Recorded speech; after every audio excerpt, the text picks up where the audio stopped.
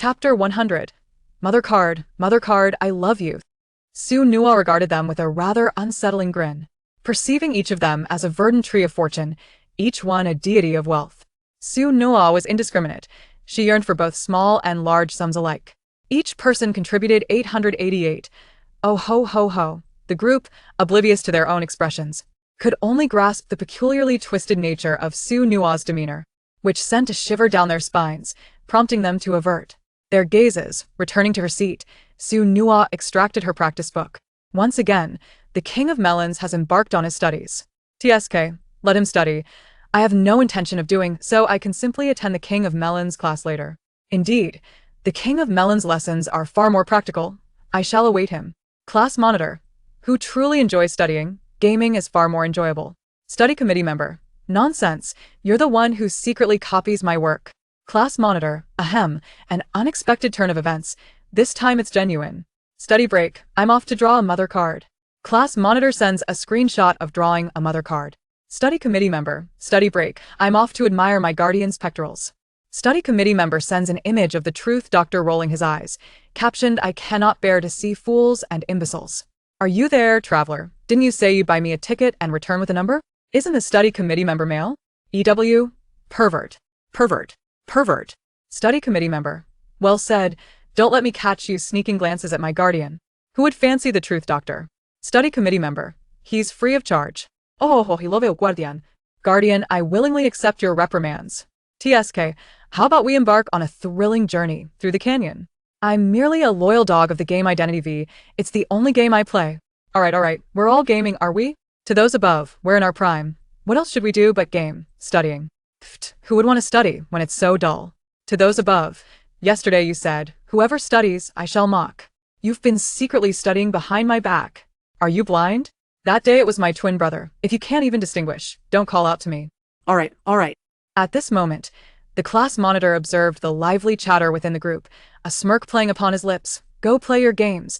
It suffices for me to swim through the sea of knowledge alone. I apologize, mother card. Surely you wish for me to excel academically. He quietly retrieved the unfinished exercises from yesterday, stealthily outpacing everyone. He had matured, learning to surpass all, aspiring to become a future scholar of diligence. Meanwhile, the study committee member discreetly closed the truth doctor's page, contemplating. Forgive me, guardian. I must first navigate the ocean of knowledge. The guardian once stated that he cannot abide fools and imbeciles. With diligence, he would no longer find him bothersome. A qualified admirer must learn to exercise self-restraint. He was not studying. He was striving for his guardian's affection. Some had already surreptitiously concocted excuses to outpace others, while others, upon merely retrieving their exercise books, were caught. Well, you must be the twin brother you mentioned. Ahem, what do you know? I am now the triplet brother. The one speaking in the group was my younger brother using my account at home. Do you think anyone would believe that?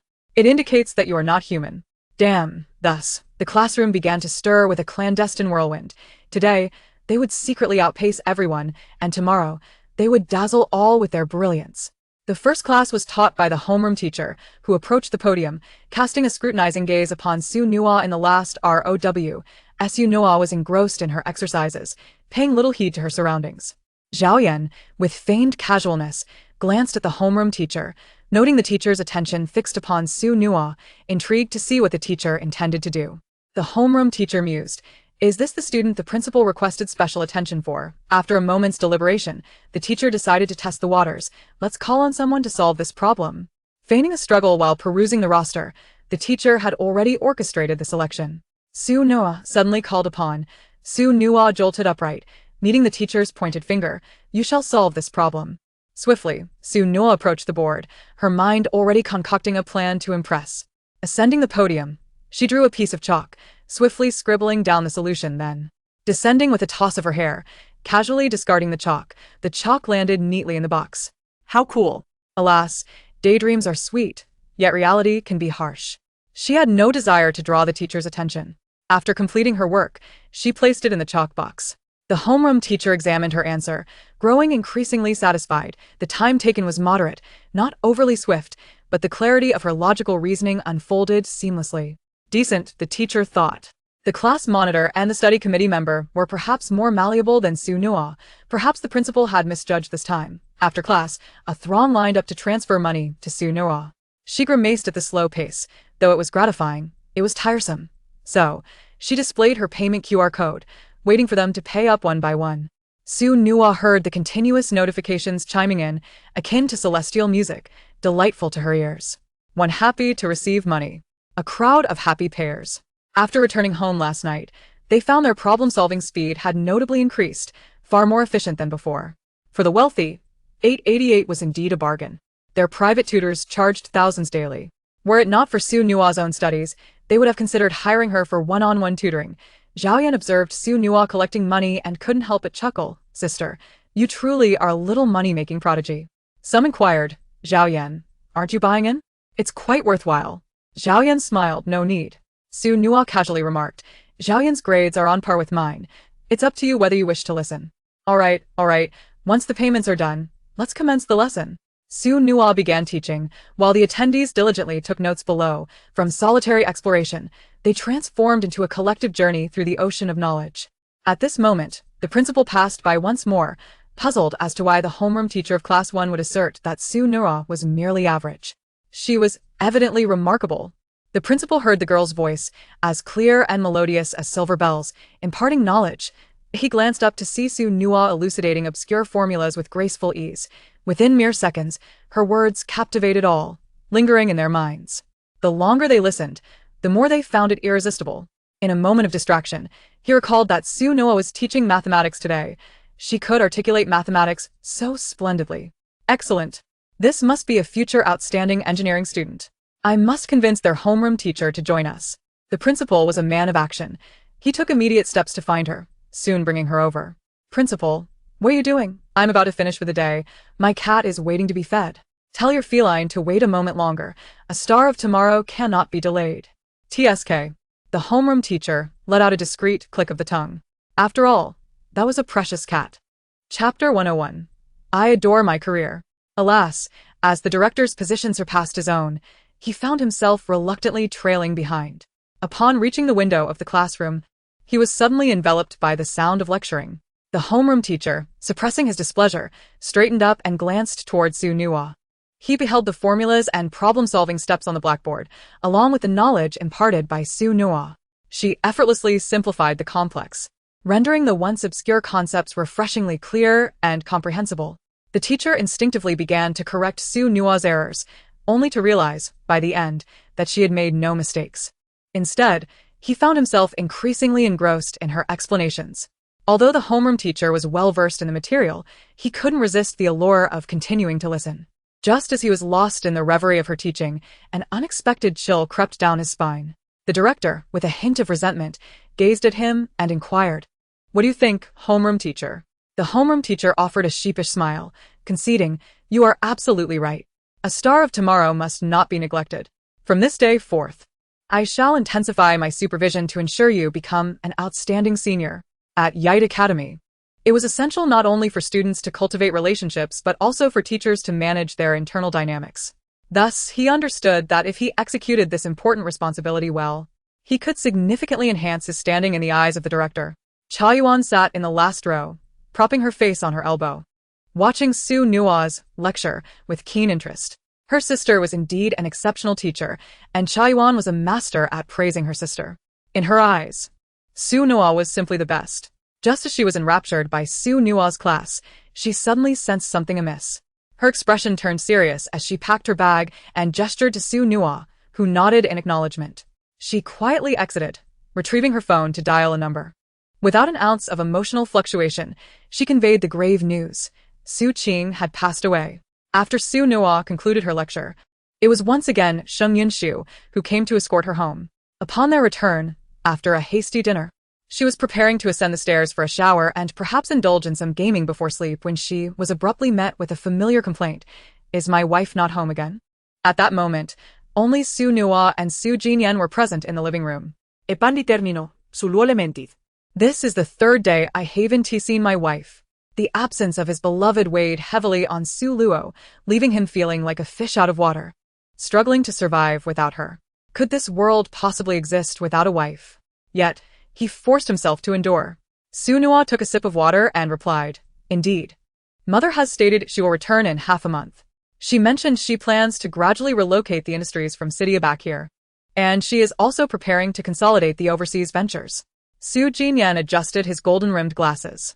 "Regrettably, Mr. Su Luo, you shall not see your cherished wife for another half-month," Su Nua teased mischievously. "By the way, where are Yun Shu and Mingxi? Why aren't they here?" Su Nua replied one by one, "Sister had to step out for something. Brother is upstairs, busy with who knows what, and hasn't he come down?" "Very well then." Su Luo sighed, feeling both helpless and reluctant to impose restrictions on these two free-spirited children. "And what of your grandparents? They are asleep." Su Luo pondered, seeking a topic to discuss. Noa, the monthly exam is tomorrow. Do you feel confident?" "Yes." Just then, a wail erupted from the doorway, interrupting their conversation. "Ah." "He truly poisoned me. What a vile man." The voice trembled as it rose in pitch. Hearing this, Su Nua turned to see Su Ziqian, disheveled and panicked. Stumbling into the room, Su Luo, taken aback by Su Ziqian's disarray, scolded, "How did you end up like this?" "Yet." He couldn't help but feel a pang of sympathy. "You should go wash up first."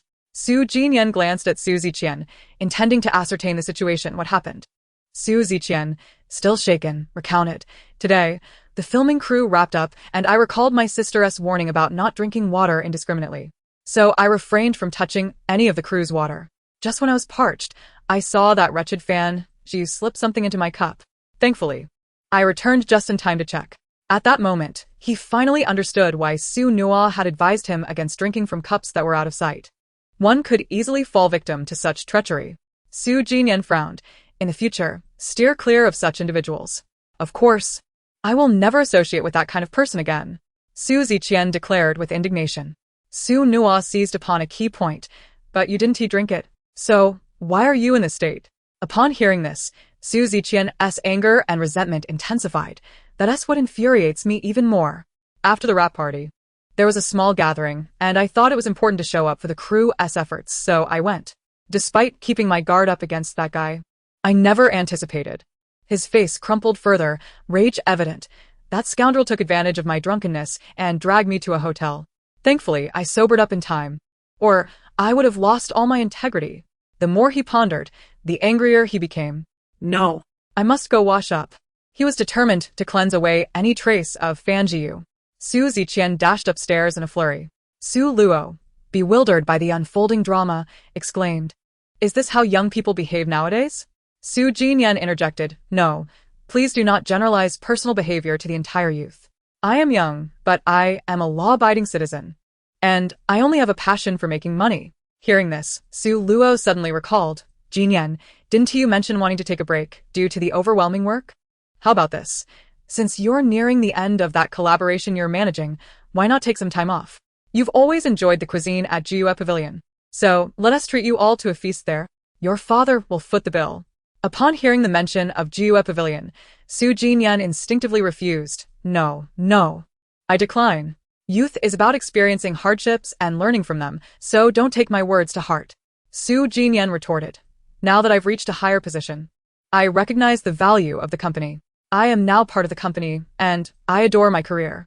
This workload can hardly wear me down. We can skip Jiue Pavilion. Home-cooked meals by our aunt are more than sufficient." Su Jinyan set aside his computer. "Let us call it a night. Health is paramount." He now adhered to medical advice and was reluctant to engage in any behavior that might harm his stomach. He picked up his health kettle and departed. Seeing that Su Jinyan had left, Su Nua hurried upstairs, eager to uncover what Su Ziqian had just endured, bidding farewell. "Good night, Dad." The living room was left with only Su Luo, who was thoroughly perplexed. What is wrong with the youth nowadays? I can hardly comprehend them. "Suna lay in bed." Flipping through the plot. "Never mind, I'll just watch a video." She opened a video. The wrap party was set in a restaurant. The director raised his glass, toasting to everyone. "Thank you all for your companionship. Tonight, the bill is on me." The crowd erupted in cheers. "Hooray!" Su Ziqian deliberately seated himself opposite Fanjiu, ensuring that the latter could not draw near. Chapter 102. Let us join forces. Fanjiu, observing his beloved seated far from him, felt a flicker of gloom wash over his features. He was thoroughly dissatisfied with the situation. despite having previously gained Su Ziqian's trust. He could not pinpoint the moment that led to Su Ziqian's unintentional distancing from him. Su Ziqian was even hesitant to pick at the dishes or eat, instead opting to consume the mineral water he had purchased and kept in his coat pocket. Some questioned, "Teacher Su, aren't you going to eat? It's delicious." Su Ziqian shook his head. "I'm on a diet. I don't eat after noon, so I'll pass." "You all enjoy." "Oh," the others responded, understanding his reasoning. It was not uncommon for stars to forego meals for their careers. After a while, the director approached and clapped Su Ziqian on the shoulder. "Ziqian, it's fine if you don't want to eat, but how about just sipping a few drinks to show goodwill?" Su Ziqian grasped the implication. Couldn't he possibly attend a rap party without partaking in a drink or two to save face? Being someone who easily succumbed to intoxication, he took a few sips, soon feeling lightheaded. Noticing Su Ziqian's inebriation, Fan Jiu's previously discontent demeanor began to soften, gradually transforming into one of delight. "It appears that Teacher Su has indulged a bit too much in drink. Allow me to escort him home." After a moment of contemplation, the others agreed. Recognizing that these two were relatively familiar with each other, and both being young men, there was no cause for concern regarding personal safety. Thus, they chorused, "Let us go. Let us go. Thank you, Teacher Fan." With an arm around Su Ziqian, Fan Jiu helped him depart. Su Ziqian, in a daze, queried, "Where are we going?" Leaning in closer, Fan Jiu lowered his voice, whispering in a tone reminiscent of a devil's seduction, "I will take you home, Ziqian." In that fleeting moment, an atmosphere of ambiguous intimacy enveloped the two. As Su Ziqian heard his voice, his mind still clouded. A sudden thought struck him. He mumbled, "What did she say?" "Who?" Fan Jiu coaxed him to voice it. "She said." Su Ziqian hastily repeated. The image of Su Nua grew clearer in his mind, her familiar voice uttering words that sent shivers down his spine. "Because Fan Jiu played too fervently with ropes and whips, my brother has kicked the bucket." Startled, Su Ziqian sprang to his feet. "What the hell?" Fan Jiu. Taken aback by his sudden outburst, Fan Jiu quickly regained his composure and patiently asked, "What's wrong with me?" The moment Fan Jiu acknowledged it, Su Ziqian bolted away with the fervor of a 100-meter dash. Initially stunned, Fan Jiu soon called out, "Ziqian?" Due to the effects of alcohol, Su Ziqian's sense of balance was compromised, and he stumbled just 100 meters into his flight.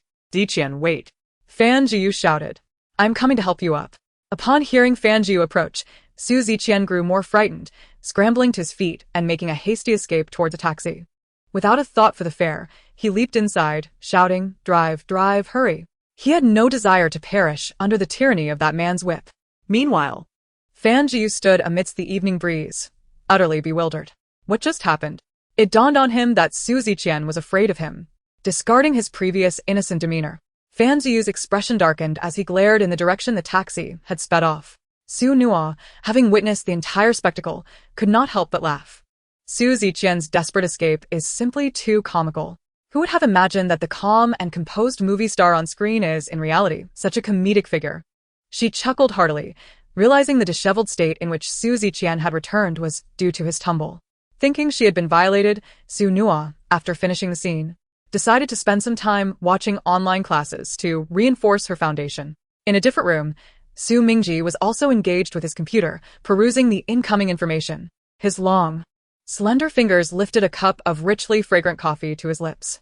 As he gazed at the notes before him, his expression grew increasingly solemn. He typed a message to his collaborator, waiting a long time for response, which finally read, "The internal core has been replaced." Staring at the message, Su Mingji, though aware of his collaborator's taciturn nature, found himself momentarily bewildered by its implications. After some contemplation, he finally grasped its meaning. Later that night, Sheng Yinshu quietly returned after finishing her affairs, wishing to avoid disturbing anyone. As she ascended the stairs and reached for her door, she heard someone call her name. Yinshu. Turning around, she saw Su Mingji waiting for her. Her hand froze on the doorknob as she withdrew it and looked at him. "What is it?" Su Mingji approached her, his smile widening, though his words carried a less amiable tone. "Yinshu, you have reincarnated Haven to you?" At the sound of his voice, Shang Yinshu's body stiffened momentarily before she quickly composed herself, meeting his gaze. "I have often wondered how the sunlit you could transform into a reserved and composed individual in this life." Sheng Yinshu regarded him, her eyes as calm as a still pond, unruffled by the currents of emotion. "I once believed my return inadvertently triggered a butterfly effect. I also questioned whether Su Qingqing's premature return had influenced the Su family. Upon seeing her, I was assured she had not yet returned. With each speculation she voiced, the smile on Su Mingji's lips grew more pronounced. Your recent remark has convinced me that you too have reincarnated, have you not, fourth brother? A rare smile graced Sheng Yunshu's face. Su Mingji's inquiry confirmed his acceptance of his own reincarnation. Indeed, my dear sister. His expression shifted to one of resignation as he continued. In our previous life, you were both timid and courageous, considerate and gentle. Yunshu, you have changed. At his words, Sheng Yunshu's demeanor chilled. The former version of herself was no more. I only wish to protect those I love. Just as she was about to push the door open to leave, she heard him say, Su Qingqing is dead. Did you receive the news? I did. But isn't that good news? Sheng Yunshu was indifferent to Su Qingqing's fate. If it were good news, that would be one thing, but unfortunately, it is bad news. Sheng Yunshu halted, catching the essence of his words. What do you mean? Su Mingji, however, shifted the topic, suggesting, Yunshu, let us join forces. She scrutinized Su Mingji's face for a long moment, deliberating before finally agreeing. Very well. Chapter 103. Chicken leg, delicious chicken leg. Unless there is something else. I shall take my leave to rest. Tomorrow brings the monthly exam. Sheng Yunshu retreated to her room, slamming the door shut to prevent him from uttering another word. Su Mingji lingered at her door for a while before departing, returning to his room where the full-length window reflected the silhouette of the bright moon. He gazed up at the silvery moonlight, silently pondering. There was more than one troubled soul that night, as Su Nua, who had been in her room, faced a peculiar notification on her laptop accompanied by the words, I am delighted. We shall soon meet. Upon reading this message, the levity that usually characterized Su Nua's demeanor dissipated, replaced by a solemnity that hinted at her unease. Rose, who had been observing her, froze in shock, her hand ceasing its rhythmic fanning. Her eyes clouded with uncertainty, lost in thought. The storm returns. Su Nua closed her laptop, unwilling to dwell on such concerns, resolving instead to confront whatever came her way. With the enemy lurking in the shadows, she thought it best to rest soundly. After all, one never knows when a benevolent soul might come to her aid. Life demands bold dreams and aspirations. Who knows what surprises may lie ahead? With fewer worries, life could be twice as joyful. Upon waking, Su Nua accompanied her brother and sister to school. Su Mingji opened the car door for them and closed it once they had all exited. As they entered the school grounds, they caused quite a stir. A throng of girls clamoring around Su Mingji. Su Nua remarked, no wonder he's the long-standing heartthrob of the school. This is quite the scene. Just as she stepped away, a girl tugged at her friend, exclaiming, Yueshi, look. It's the heartthrob. Lin Yueshi, clutching her books, dismissed it with a haughty. So what if he is a heartthrob? Let us hurry, we'll be late. Su Nua recognized Lin Yueshi from somewhere, prompting her to check the novel she was reading. I see. She is the destined heroine of my brother's life story, the sweetheart of Su Xiao. At that moment, she found herself at a loss for words. Even the book's cover depicting youthful romance with flowery font seemed to mock her. Su Mingji not far from Su Nua. Overheard the title and found it equally difficult to respond. Su Mingji had long noticed Lin Yueshi, yet he felt no interest in her. Due to the assistance of a collaborator, he found himself devoid of any emotional connection with her. In this new life, he reflected on why he had once been drawn to her incessant nagging, often exclaiming in frustration, who cares about your money? Can you affluent heirs use your wealth to belittle others? You shall not tarnish my dignity. Back then, he had even mused, woman, you have successfully captured my attention. That insufferably sweet woman, with her intoxicating scent, was unlike any other girl who doused herself in perfume. Each time he recalled such juvenile thoughts, he would shake his head in disbelief, admonishing himself to broaden his horizons and not dwell on trivialities. Fragrance was merely a matter of personal choice. Commissioning a custom scent or applying perfume was simply a means of self-pleasure, devoid of any hierarchy. Rubbing his temples, Su Mingji hoped never to become entangled with Lin Yueshi again. As he walked forward, a sudden scream pierced the air and a figure stumbled toward him. He recognized the familiar fragrance in the air and quickly discerned the identity of the shadowy figure. Without a moment's thought, he instinctively evaded her, unwilling to let Lin Yueshi approach. In a previous life, she had accidentally fallen into him one day, and though he could not recall the exact moment, he resolved to remain vigilant. He had no desire to reenact a forced romantic narrative with a so-called heroine. Now, as a rational individual, he could only think, please, Spare me your antics. Without his support, Lin Yueshi fell to the ground, clutching her backside, exclaiming, "That hurts." Hey. It's you. Aren't you going to help me? Su Mingji was disinclined to engage in conversation with such a headstrong girl. He hastily departed from the scene, eager to avoid further conflict. Su Noa, observing from the sidelines, was puzzled. How strange. He should have caught her, shouldn't he? Sheng Yinshu, with minimal contemplation, quickly grasped the reason for Su Mingji's evasion. She tugged at Su Noa, urging her to move along. "Let us go." All right, fine. Meanwhile, Lin Yueshi, still on the ground, was met with the ire of Su Mingji's fan club leader. "Who do you think you are? How dare you speak to our idol like that? Sister, she is obviously a shameless vixen trying to seduce him." Lin Yueshi, reddening with indignation, retorted, "Just because you're rich, does that give you the right to insult anyone? I, Lin Yueshi, am upright and dignified. On what grounds do you slander me?" Soon enough, she found herself besieged by their accusations. Su Nua had already made her way to a new classroom, awaiting the examination. The monthly assessments were conducted in shuffled order and different classrooms to prevent cheating among acquaintances. Fortunately, she did not wait long, and the exam commenced promptly. Yite Academy did not impose strict time constraints. Students could leave early upon completion, as there were teachers monitoring outside and cameras in place, ensuring no student could sneakily transmit answers. Su Noa worked diligently, finishing her exam in less than 20 minutes. Seeing she had ample time left, she pulled out a sheet of draft paper. One side outlined the structure of her essay, while the other remained pristine for her sketches. The supervising teacher for her class happened to be the language arts instructor, who recalled the principal's directive to keep a close eye on Su Nua. Curiosity piqued. She wandered over to observe Su Nua's paper. The draft paper was sprawling, occupying the entirety of the exam sheet. Initially, the language teacher was taken aback by Su Nua's artistic talent, but soon shook her head, dismissing the utility of such skills. What good is being an artist? She is likely to be a slacker, unable to produce anything worthwhile. The teacher sighed as she departed, thinking that the prodigy the principal spoke of was indeed a stark contrast to the reality before her. As the second subject commenced, Su Nua reverted to her artistic endeavors. The supervising teacher, still the same language instructor, noted her continued sketching with increasing skepticism. However, Su Nua had no intention of leaving early. She was simply enjoying her time. The cafeteria had yet to commence selling fried chicken legs, so there was no rush. After the exams concluded, Su Nua dashed outside to seize a chicken leg, with Luli unable to call out to her in time. The typical examination period spanned 3 days, but Yite Academy had condensed it to 2, extending into the evening.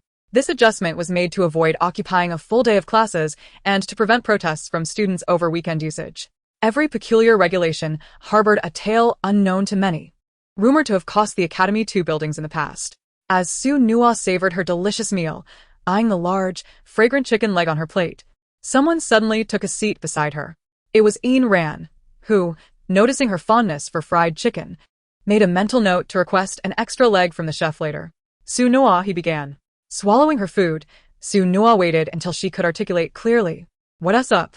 Previously, my father took you as his goddaughter and always asked me to bring you breakfast. Now you've switched seats. So, what about breakfast going forward?" Su Nua pondered for a moment, adhering to the principle of reaping benefits to the fullest. "Sure, I do appreciate it. Thank you, dear brother." Ain Ran found the address a bit awkward. As he poked at his meal, he recalled how his entire class had mistakenly branded him as a love-struck fool. He felt both frustrated and regretful, realizing he should not have taken others' words at face value without thoroughly investigating the matter. "I'm not a love-struck fool," he mumbled, attempting to mount a final defense.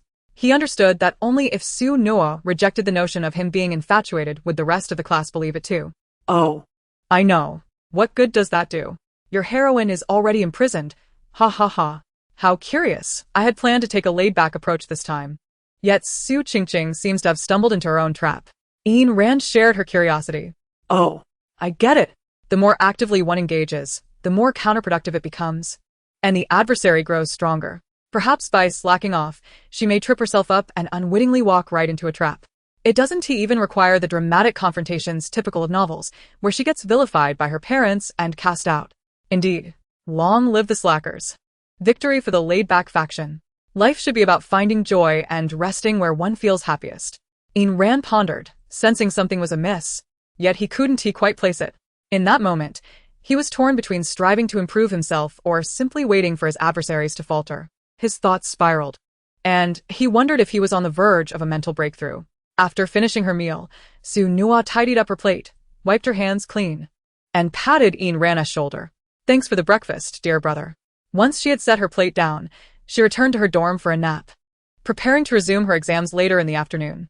Honestly, 5 subjects in one day, doesn't that seem exhausting? The system, Muyu quipped, why not try and find out? Trying might just lead to my demise. In the afternoon, the familiar language teacher returned as the invigilator. During the exam, seeing Su Nua still engaged in her drawings, the teacher felt an overwhelming sense of disbelief. Internally, she mused, is she truly not afraid of being expelled from the class? But ultimately, that was not her concern. The language teacher ambled back to the podium, nearly yawning. The monthly assessments were a trial not only for students, but also for the invigilators, who would be working late into the night. The gap between the second and third subjects was 2 hours, allowing students time to eat before returning to their classrooms for the next exam. Some students grumbled, "This is so tiring. Why does the school design it this way?" A nearby student exclaimed in astonishment, "You didn't know? The monthly exams used to take 3 days, encroaching on Saturdays and Sundays." However, some students were dissatisfied and caused quite a commotion. To draw the attention of the school, they resorted to blowing up the laboratory, thankfully without any injuries. Sunwa.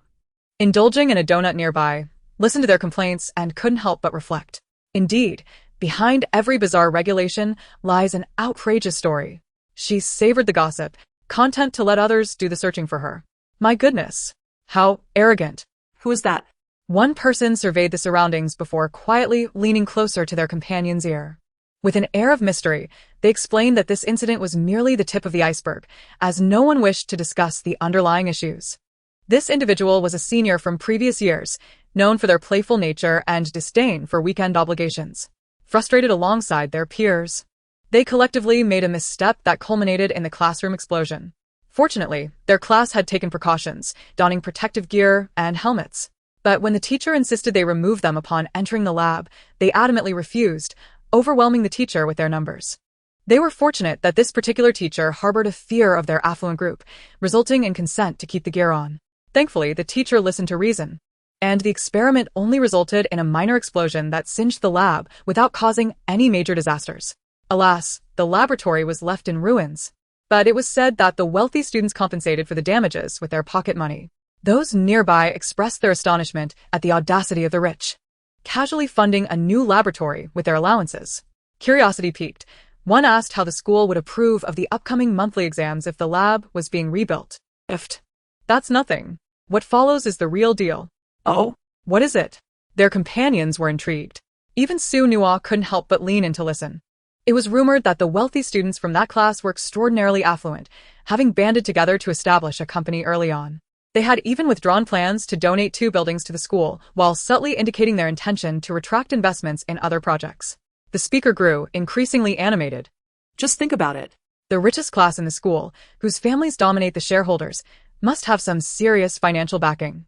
They further hired individuals to persuade the ordinary students, warning them that without their investments, the school would lack the funds to support those less fortunate in continuing their education. Can you believe it? At Yait, tuition and fees alone amount to 50 to 60,000 a year. If they withdraw, not only the school but even the exemplary students would struggle to afford their education. In the eyes of both the school administration and the ordinary students, they were victorious. Goodness gracious! Exclaimed their companion in shock. Su Nua was equally taken aback. Was this truly how audacious they were? Had they lost their minds, or was the world simply mad? Was it really necessary to go to such lengths for a monthly exam? Their companion articulated the very doubt reverberating in Su Nua's mind. But is it truly worth it for a monthly exam? Ah. You simply do not understand. Back in the day, the monthly exams not only consumed weekends, but also encroached upon any holidays during the month. Even during the 7-day National Day break, they would shamelessly require students to come in for exams. Is Yite really that insane? Exactly. Hence, their actions ultimately benefit us. Many choose not to discuss this and quietly enjoy the rare privilege bestowed upon us. Furthermore, it was said that discussing this topic was ill-advised, as the leader of that class had already risen to stardom. Revealing too much could adversely affect their reputation. Really? Which star are we talking about? Do I know them? Sue Noah was indifferent to the identity of the gossip subject. She merely wished to enjoy the news. Rising from her seat in the lounge, she overheard someone cautioning. That class possesses considerable influence, so be careful not to spread rumors outside. The individual in question is Su Ziqian. Chapter 105. That familiar her. Upon hearing the name Su Ziqian, Su Noah nearly slipped, caught off guard by her surprise. Second brother? The comedic guy? Would he actually do something like this? Had she misheard, or was this world truly a collection of oddities? Why did it seem as though the world was filled with peculiar characters? Perhaps it was a haven for eccentrics, intertwining narratives from various novels. Su Noah mused as she returned her plate. As evening fell, the biology exam commenced. The invigilator was still the language teacher, who observed the students fervently scribbling away. 15 minutes later, Su Noah raised her hand to submit her paper. The language teacher, incredulous, glanced at the clock. Surely, if one has no desire to write, they might at least pretend? This was absurd. Su Noah, who usually drew, had abandoned all pretense. Even the school bully next to her had not left early. With a look of disappointment, the language teacher approached to collect Su Noah's paper, allowing her to exit only after submission. As Su Noah departed, all eyes turned to her, pondering how time had flown. Is it time to collect papers already? Upon glancing up, they realized only a short while had passed since the exam began, and they couldn't help but wonder if she was the legendary student who submitted her papers early. However, they quickly dismissed the notion. If she were truly a genius, she would have been able to leave early from every subject, not just this one. Perhaps she simply could not endure it any longer? The language teacher shook their head while collecting the papers, and Wei Yu, seated next to Su Noah, noticed the teacher's gesture and mused that indeed it was a case of a poor student unable to cope. Wei Yu subscribed to the theory of innate talent. He did not believe in the idea that the early bird catches the worm. He had always been intelligent, learning quickly. His removal from the top class only indicated that the person replacing him possessed even greater talent. As for someone like Su Noah, who would leave without attempting, he could only look down upon her, considering her lack of talent and effort as mere pretentiousness, probably seeking attention. However, he only held this disdain for a fleeting moment before returning to his paper, unwilling to waste time on someone like her. Upon exiting the school gates, Su Noah preferred to watch videos on her phone in the car rather than engage in drawing.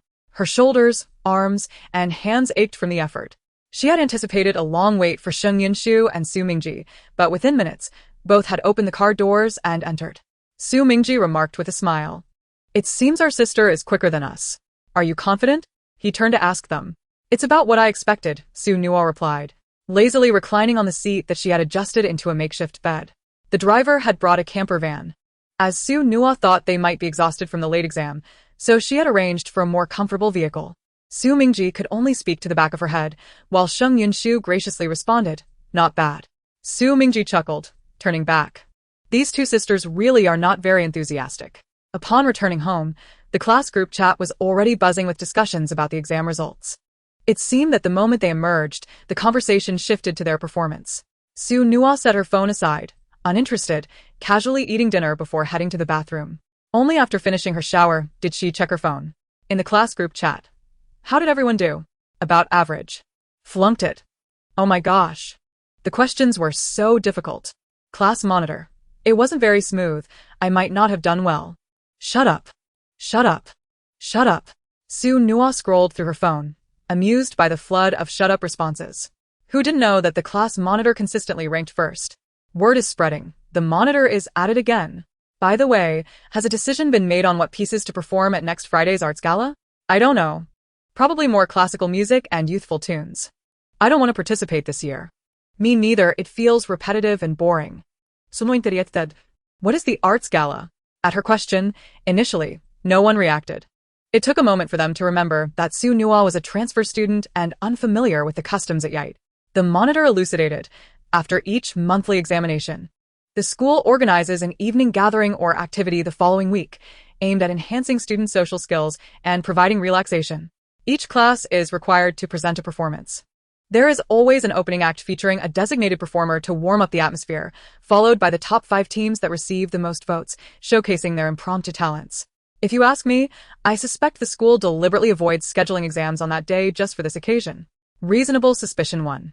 Reasonable suspicion 2. Reasonable suspicion 3. Su Noah remarked, The essence of humanity is akin to that of a recording machine. Trangs to sunod. Her remark successfully quelled the laughter. The monitor responded, "It's always the same group of us voting, which becomes rather tedious." Su Nua quipped, "Every year? Haven T, we just entered our first year of high school?" Luli chimed in, "You're new here and don't quite understand. Most of us have transitioned from elementary to middle school and now to high school, rotating in and out. Our class is primarily maintained by this group." The monitor added, "Although Song Ling has just entered our class, she has spent considerable time here previously and has participated in the voting." The monitor proposed, "Why don't we let the two newcomers who have never participated decide this year?" "Oh yes. It's all about the thrill and excitement." "How intriguing." Zhao Yin stated, "I have no objections. Let Sister Su Nua choose." Isunogere. Is Su Nua present? Tia monitor patet sunod. Only to receive a playful kick from her father. The monitor laughed. "Haha, what a delightful kick from Su Nua." I never anticipated the monitor would face such a peculiar embarrassment. Su Nua interrupted their laughter. "Are you certain you want me to choose?" The monitor asked. "Does anyone else have any objections?" Soon, the chat group was filled with affirmations of disagreement. During this time, they had been thoroughly entertained by the melodrama of Su Nua, rendering them indifferent to such trivial matters. The monitor cautioned, "Don't rush. Suggestions can be made until next Monday." Su Nua fell silent, pondering intently. Su Nua declared, "I've thought of something." The monitor replied, "So soon?" Su Nua affirmed, "Of course, I am a professional. Do not doubt me on this." The monitor inquired, "What did you think of?" Su Nua replied, "A band you truly deserve." Su Nua continued, "We're still in the examination phase, so let us discuss it after the tests, ensuring we do not waste anyone else's time." The next day, Su Nua arrived at school early, with Su Mingji opening the door for them. Upon disembarking, a throng of individuals rushed towards Su Mingji, encircling him. As usual, Su Mingji smiled politely at the adoring crowd and continued walking forward. Just a few steps later, a figure rushed toward him, seemingly about to collapse in his direction. By the angle, it appeared destined to fall into Su Mingji's embrace. Upon detecting the familiar scent in the air, he sighed, recognizing that infuriatingly familiar fragrance. Chapter 106. Unable to think of a title. Su Mingji swiftly dodged, only to hear the familiar sound of someone hitting the ground, stirring up a thin layer of dust that drew the attention of onlookers. Su Mingji sidestepped and chose to ignore the clumsy protagonist who had fallen in the same spot twice. Lin Yueshi landed squarely on the ground, nearly injuring herself. And as she clutched her backside, she noticed that Su Mingji not only failed to assist her, but also walked away without a word. She believed that assisting someone in need was a traditional virtue, and his blatant disregard was exceedingly rude. Seething, she managed to stand without needing to lean on the ground. "Hey, that's incredibly rude of you. I just fell, and you couldn't care less."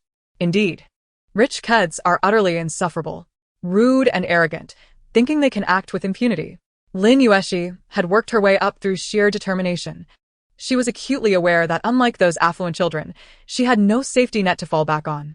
However, she firmly believed that money did not equate to everything. Integrity held paramount importance.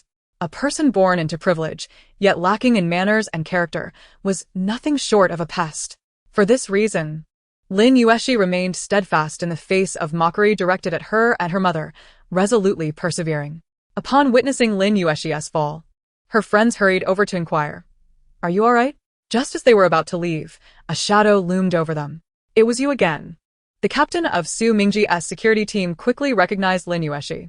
"It's always you who pretends to trip here. It seems you truly enjoy punishment. Sisters, shouldn't we teach her a lesson?" The captain's gaze turned menacing. Lin Yueshi's friends trembled in fear, asking, "What are you going to do?" "Oh, another bumpkin? Sisters, how should we properly punish them to make them understand their place?" Su Nua observed the gathering crowd.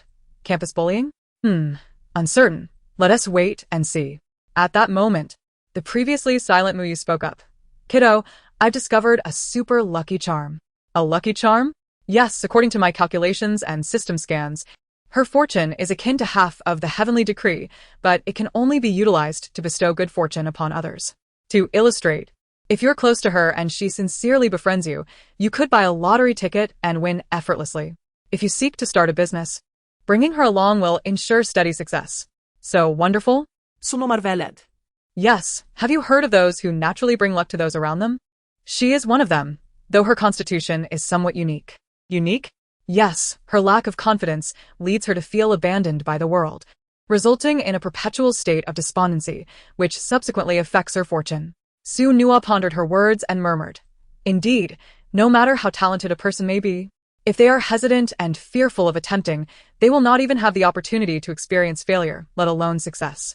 Perhaps her fortune is concealed by her lack of confidence. By the way, Muyu, as someone who doesn't belong to this world, will I still be influenced by her? You will. The system provided a definitive answer. Excellent. I'm coming for my fortune. Suno declared. Heading straight for her lucky tree. Meanwhile, Lin Yueshi remained undaunted by the encroaching attacks and threats from the crowd, instead displaying resilience as she shielded her friends. She feared not the retribution from these girls, for she understood that it would not be long before a gentle second male lead would come to her aid. All she needed to do was showcase her indomitable spirit in front of him. Hey. What are you doing? Lin Yueshi vaguely heard a voice, her heart leaping with joy. They come. Although the voice sounded somewhat effeminate, she brushed it off. After all, he was merely the second male lead, while her destined partner was the main lead. The surrounding crowd turned upon hearing the voice, recognizing Su Noa. They quickly acknowledged her as Su Mingji's sister and, considering her connection to the idol, afforded her some respect. We're just having a chat with these two classmates, right? The captain of the security team shot Lin Yueshi a warning glare. Lin Yueshi, seeing Su Noa, felt a fleeting disappointment. Why did it have to be a girl? Nonetheless, it was better than nothing. Lin Yueshi spoke up first. No. They are bullying us. The others, fearing their actions might affect their standing in Su Nua's eyes and, in turn, impact their perception in Su Mingji's, hurriedly protested. Su Shuejia. Don't listen to this vile girl's nonsense. We haven't laid a finger on anyone. How could there be bullying? Su Nua was well aware that they had not bullied Lin Yueshi. To openly strike someone at the school gate would be foolishly inviting others to report them. These privileged girls were merely spoiled, not unintelligent. They shot Lin Yueshi a fierce glare, and just as she was about to retort, Su Nua interrupted. I'm taking the senior with me. I trust no one has any objections? Su Nua's smile radiated like sunlight, and her face, reminiscent of Su Mingji, evoked memories of a once bright youth in middle school, causing their hearts to skip a beat as they involuntarily agreed. Regardless, their target is Lin Yueshi. Su Nua desires others, and they merely wish to teach a lesson to an unfortunate pawn caught in the crossfire. As long as that pawn does not recklessly approach, all will be well. Su Nua led the girl away, leaving Lin Yueshi in a state of utter bewilderment. She thought to herself, why take that rustic girl? Shouldn't you be taking me instead? Su Nua firmly grasped the girl's hand, and the girl followed her in silence, dutiful and compliant. It was only upon reaching the teaching building that Su Nua finally released her grip. The girl dared not meet Su Nua's eyes, stammering, "Thank you. Why did you only help me?" Without a moment's hesitation, Su Nua replied, "Because you are the only one who spoke kindly of my brother. I dislike those who blame others for their own misfortunes. Moreover, I am fiercely protective of my kin, and I cannot abide those who speak ill of my family." Su Nua admitted this freely. However, the girl recalled something, her gaze rising to meet Su Nua's starry, radiant eyes, so pure that just one glance ignited a fierce blush across her cheeks, prompting her to avert her gaze once more. All she could manage was, "Please try not to oppose Lin Yueshi." Why? The girl shook her head vehemently. "I don't know. Please don't ask me. You shouldn't have saved only me." Su Nua sensed an aura of panic emanating from the girl. Despite having no prior acquaintance, the girl questioned why she had been rescued. "Thank you for that." Oh, that? Su Nua understood her implication. "Do not overthink it. My motives for saving you are purely self-serving." Upon hearing Su Nua's unvarnished thoughts, the girl abruptly looked up at her, filled with suspicion. How could someone so candidly reveal their ulterior motives? The girl did not comprehend, yet she respected it. "My name is Wan Tiantian. Thank you for your assistance today. I'm going to be late. Goodbye." The heavy bangs obscured Wan Tiantian's face, making it difficult to discern her emotions. After Wan Tiantian departed, Su Nua refrained from lingering, believing that there would be ample opportunities to encounter her again. Returning to the classroom to await the teacher's arrival with the test papers, Su Nua noted that today's instructor was not the Chinese teacher but a stranger. The new teacher, youthful and diminutive, appeared to be a recent graduate, with eyes still sparkling with untainted clarity, mingled with a hint of naivete from just stepping into society. As was her custom, Su Nua began to draw once she completed the exercises, and the new teacher paused to observe her artwork. Feeling the intensity of the gaze, Su Nua looked up to find the teacher staring at her. The invigilator, realizing she had been discovered, hastily retreated, musing to herself, "Her drawings are truly beautiful. This must be what they refer to as artistic talent." As she wandered around, the invigilator suddenly recalled who Su Nua was, thinking, "Isn't she the sister of Qianga? That lucky one?" She even used Su Nua's avatar to pull the desired card and became a fan. Had it not been for Su Ziqian's disapproval, she would have rushed to Su Nua's home seeking a photo, playing the role of a devoted fan, regarding the little idol's choice to draw rather than take the test. Her sharp critique was, this little idol must have some deeper intention behind her actions. Ultimately, when the last subject concluded, Su Nua triumphantly submitted her paper early and made her escape. In the car, Su Nua reclined, awaiting Sheng Yunshu and Su Mingji. Once they boarded, she inquired, "Brother, sister, are you aware of the evening gala at Yite Academy?" Su Mingji responded, "The artistic gala? Yes. What do you wish to ask?" "Each class must perform a program. Are there any restrictions on the style of the performances?" "None at all." Satisfied with the answer, Su Nua felt a sense of calm wash over her. Su Mingji then posed a question to Sheng Yunshu. "Yunshu, did you participate in your class's performance?" Sheng Yunshu, engrossed in her phone, replied casually, "No." Su Mingji seemed to be formulating a thought. In the group chat, a sense of liberation permeated the air. "I shared an exam room with the king of melons, who always exits the last subject early. What's the big deal? The class monitor and the academic committee member do the same." No, you don't understand. The king of melons submits his paper within the first 20 minutes. Shocking. Astounding. Unbelievable. The king of melons was right. The essence of humanity is that of a mere recorder. Forget it. I must admit, I performed exceptionally well in math and physics this time. So did I. It felt much smoother than before, especially since 2 questions were of the same type the king of melons discussed. I suspect the king of melons might be able to predict exam questions and subtly switch up the types for us. No way. I reviewed that set of questions, and the ones the king of melons mentioned. He only spoke about them because someone raised those specific questions. I get it. The king of melons can alter the future. Gradually absurd? Class monitor, I don't believe it. There's no way it's that mystical. It must be a coincidence. Academic committee member, I don't believe it either. Group leader, I don't believe it. Your gossip is less credible than mine. This is slander. Having finished her shower early, Su Nua settled on the sofa, savoring a strawberry cake. Just then, the class monitor sent a message, prompting Su Nua to open the notification. Su Nua. I wish to ask if you believe there are key areas in this semester that require extra focus? Rest assured, it's a paid inquiry. All right. Su Nua sent her electronic notes to the class monitor. Upon transferring to the school and receiving the textbooks, Su Nua immediately self-studied the Yite curriculum, pinpointed key topics, and calculated their likelihood of appearing on exams, which she could now conveniently share with the class monitor. The class monitor kept his promise and transferred the payment to her. Meanwhile, at the class monitor's home, he lay in bed, examining the freshly prepared materials, his eyes crinkling with delight. He had matured, now cunningly seeking out resources on his own, ready to astound everyone when the time came. Despite his skepticism, he still sought help, much like those who do not believe in Buddha but still worship the god of wealth. The class monitor might not trust her ability to change the future, but he was confident that her notes would surely aid his progress. At the Su household, Su Nua lounged on the sofa, unreservedly accepting the transfer, her eyes widening at the amount. The class monitor is quite generous, starting with 88,000. Do rich kids really spend money like this? Confused, yet hopeful that wealth would shower upon her, she felt no shame in her material desires. Forgive her for being a mere mortal. Loving money was simply in her nature. Is this nature a flaw?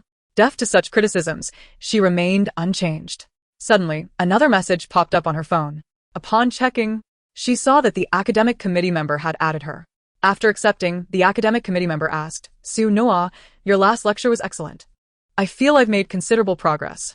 May I borrow your key points or notes? Rest assured, it will be compensated. Sure. Su Nua shared her electronic notes with the academic committee member, who was equally straightforward, promptly transferring the funds. The delightful sound of the transfer notification filled the air. Before long, another person added her. Su Nua quickly accepted the request. Su Nua, do you have any notes or the like? I will pay. I'm quite wealthy. Of course. Su Nua promptly retrieved the chat window of the academic committee member and forwarded the notes.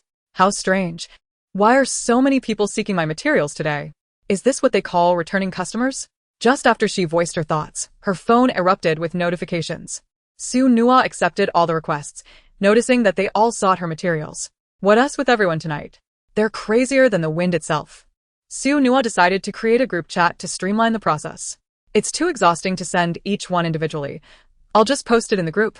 And you can take it yourselves. Remember to pay. At the class monitor's home, he felt an ominous premonition upon being added to the group. Especially since Su Nua was the group leader.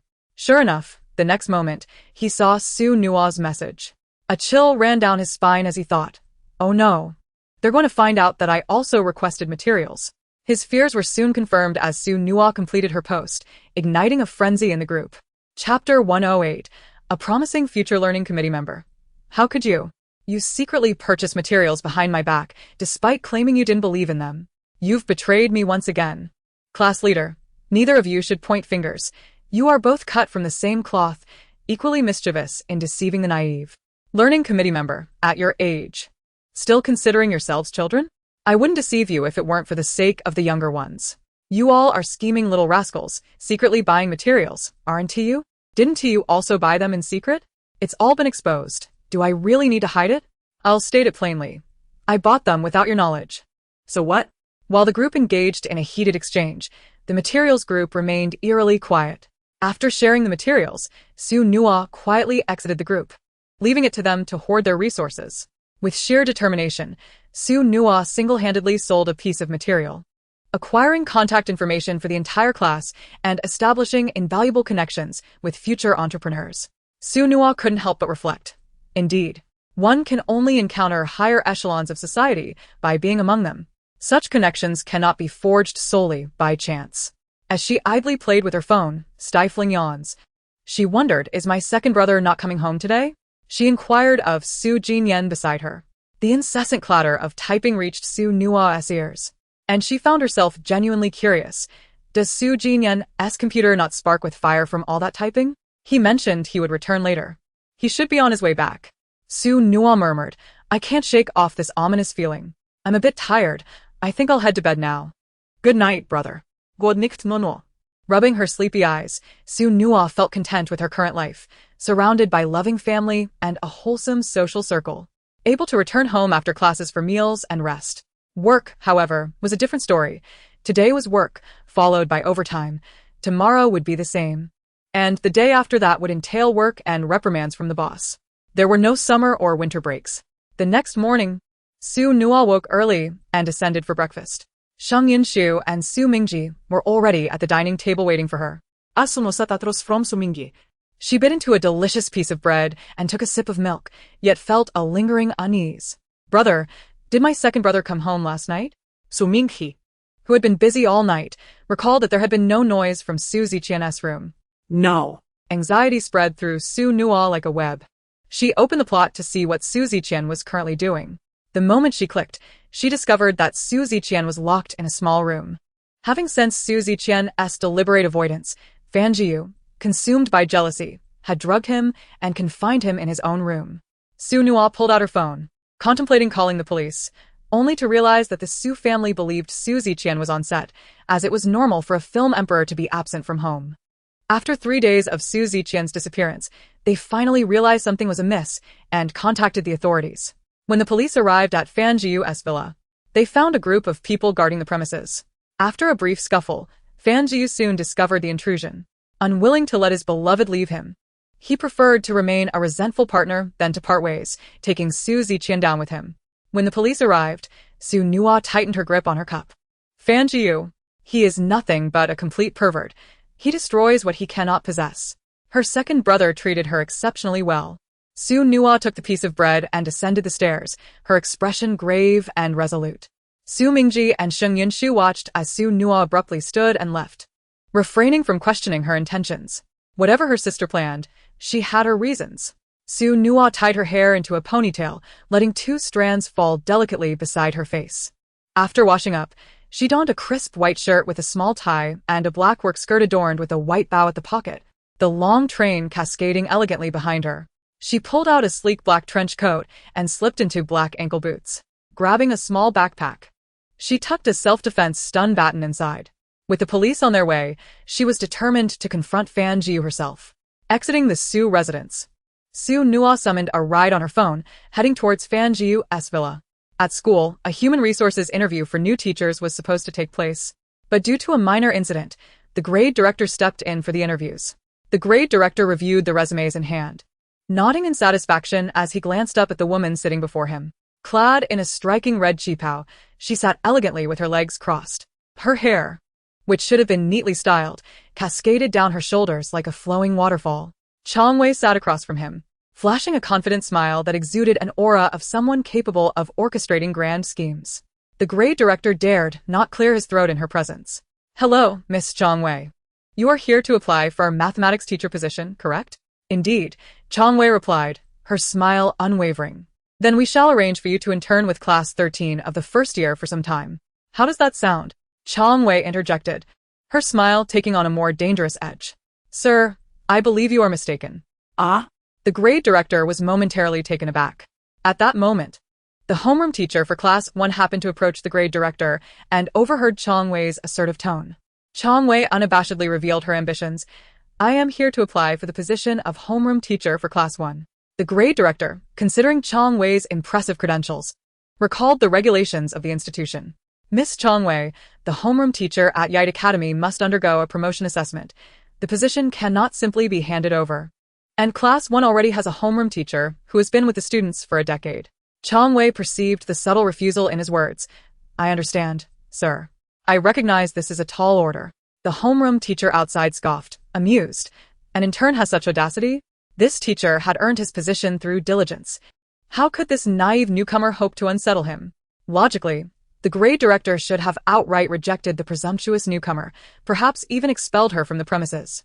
Yet, he found Chang Wei's credentials too compelling to dismiss. Chang Wei then launched a bold assertion. "Sir, I assure you, under my guidance, class 1 will see significant improvement in a short period." The director hesitated, contemplating the potential for an entire class to elevate their scores by 10 points within a month.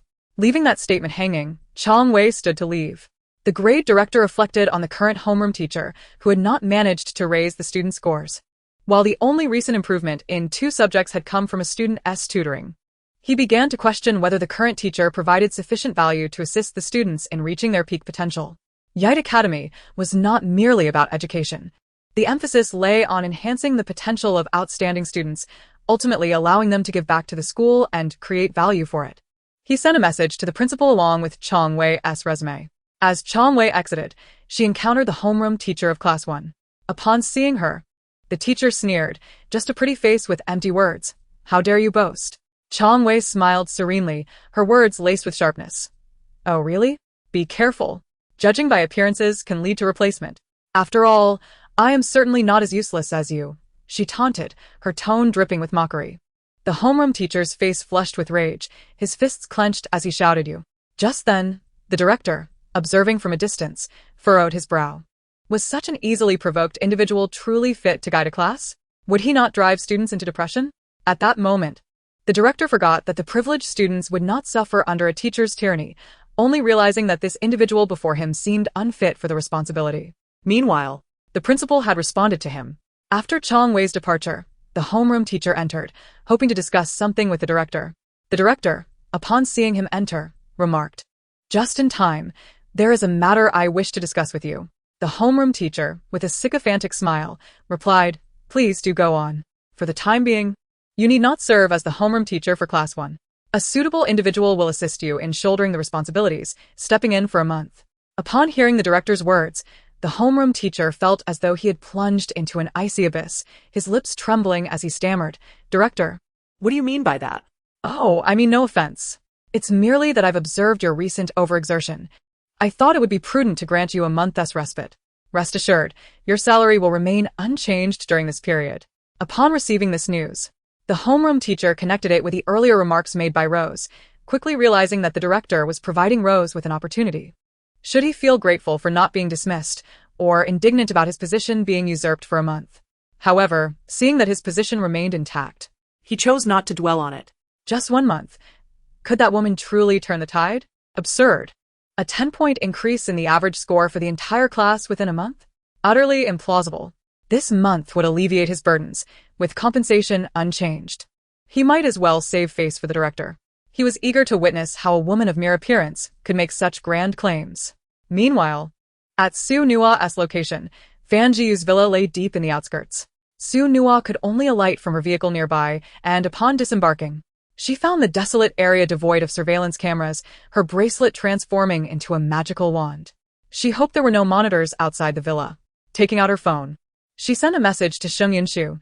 Sister, if I do not message you within 3 hours, please come looking for me and call the police. After sending the message, she promptly forwarded an address, the Sheng Corporation. Sheng Yinshu, donning a mask and glasses to obscure her identity, stood before a massive projection screen displaying a PowerPoint presentation. A financial report in hand. She slammed the document onto the table, exclaiming, "To lose even a single point? You ought to reflect on whether your intellect matches your salaries. If not, you should take your leave." Suddenly, her phone rang. Sheng Yinshu glanced at the screen. Aware that some work-related communications were too crucial to miss even during a meeting, hence she kept her phone on ring rather than silent. A fleeting glance revealed a message from Su Nua. Villa. As Su Nua approached the villa, she discreetly retrieved a self-defense stun baton from her backpack, hoping to sneak inside. Circling the villa, she found, as anticipated, that there were no guards stationed outside. She located a window but discovered it was too high.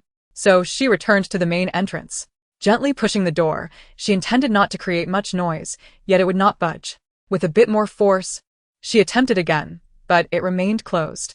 Frustrated, she resolved that it was merely a door, and her brother could reimburse her later.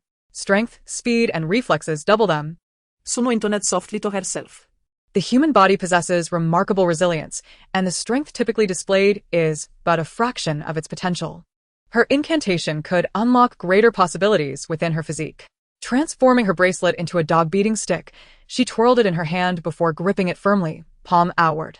With a swing reminiscent of a baseball bat, she struck, producing a resounding crack as the door splintered.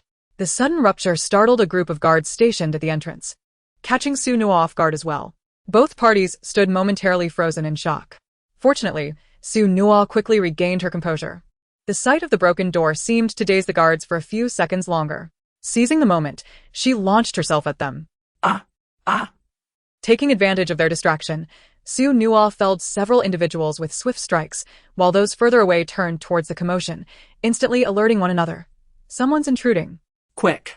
Su Nua dashed forward, delivering a powerful blow to the one who had been speaking, sending him flying like a feather. Finally, one guard reacted, drawing a knife and advancing menacingly towards her. Su Nua deftly sidestepped, utilizing her core strength to pivot and deliver a kick to his abdomen. She had specifically chosen low-heeled boots for this very purpose, enhancing the impact of her strike. The blow inflicted severe damage, nearly shattering his composure. And as he cradled his stomach in agony, she swiftly rendered him unconscious with a jolt from her baton.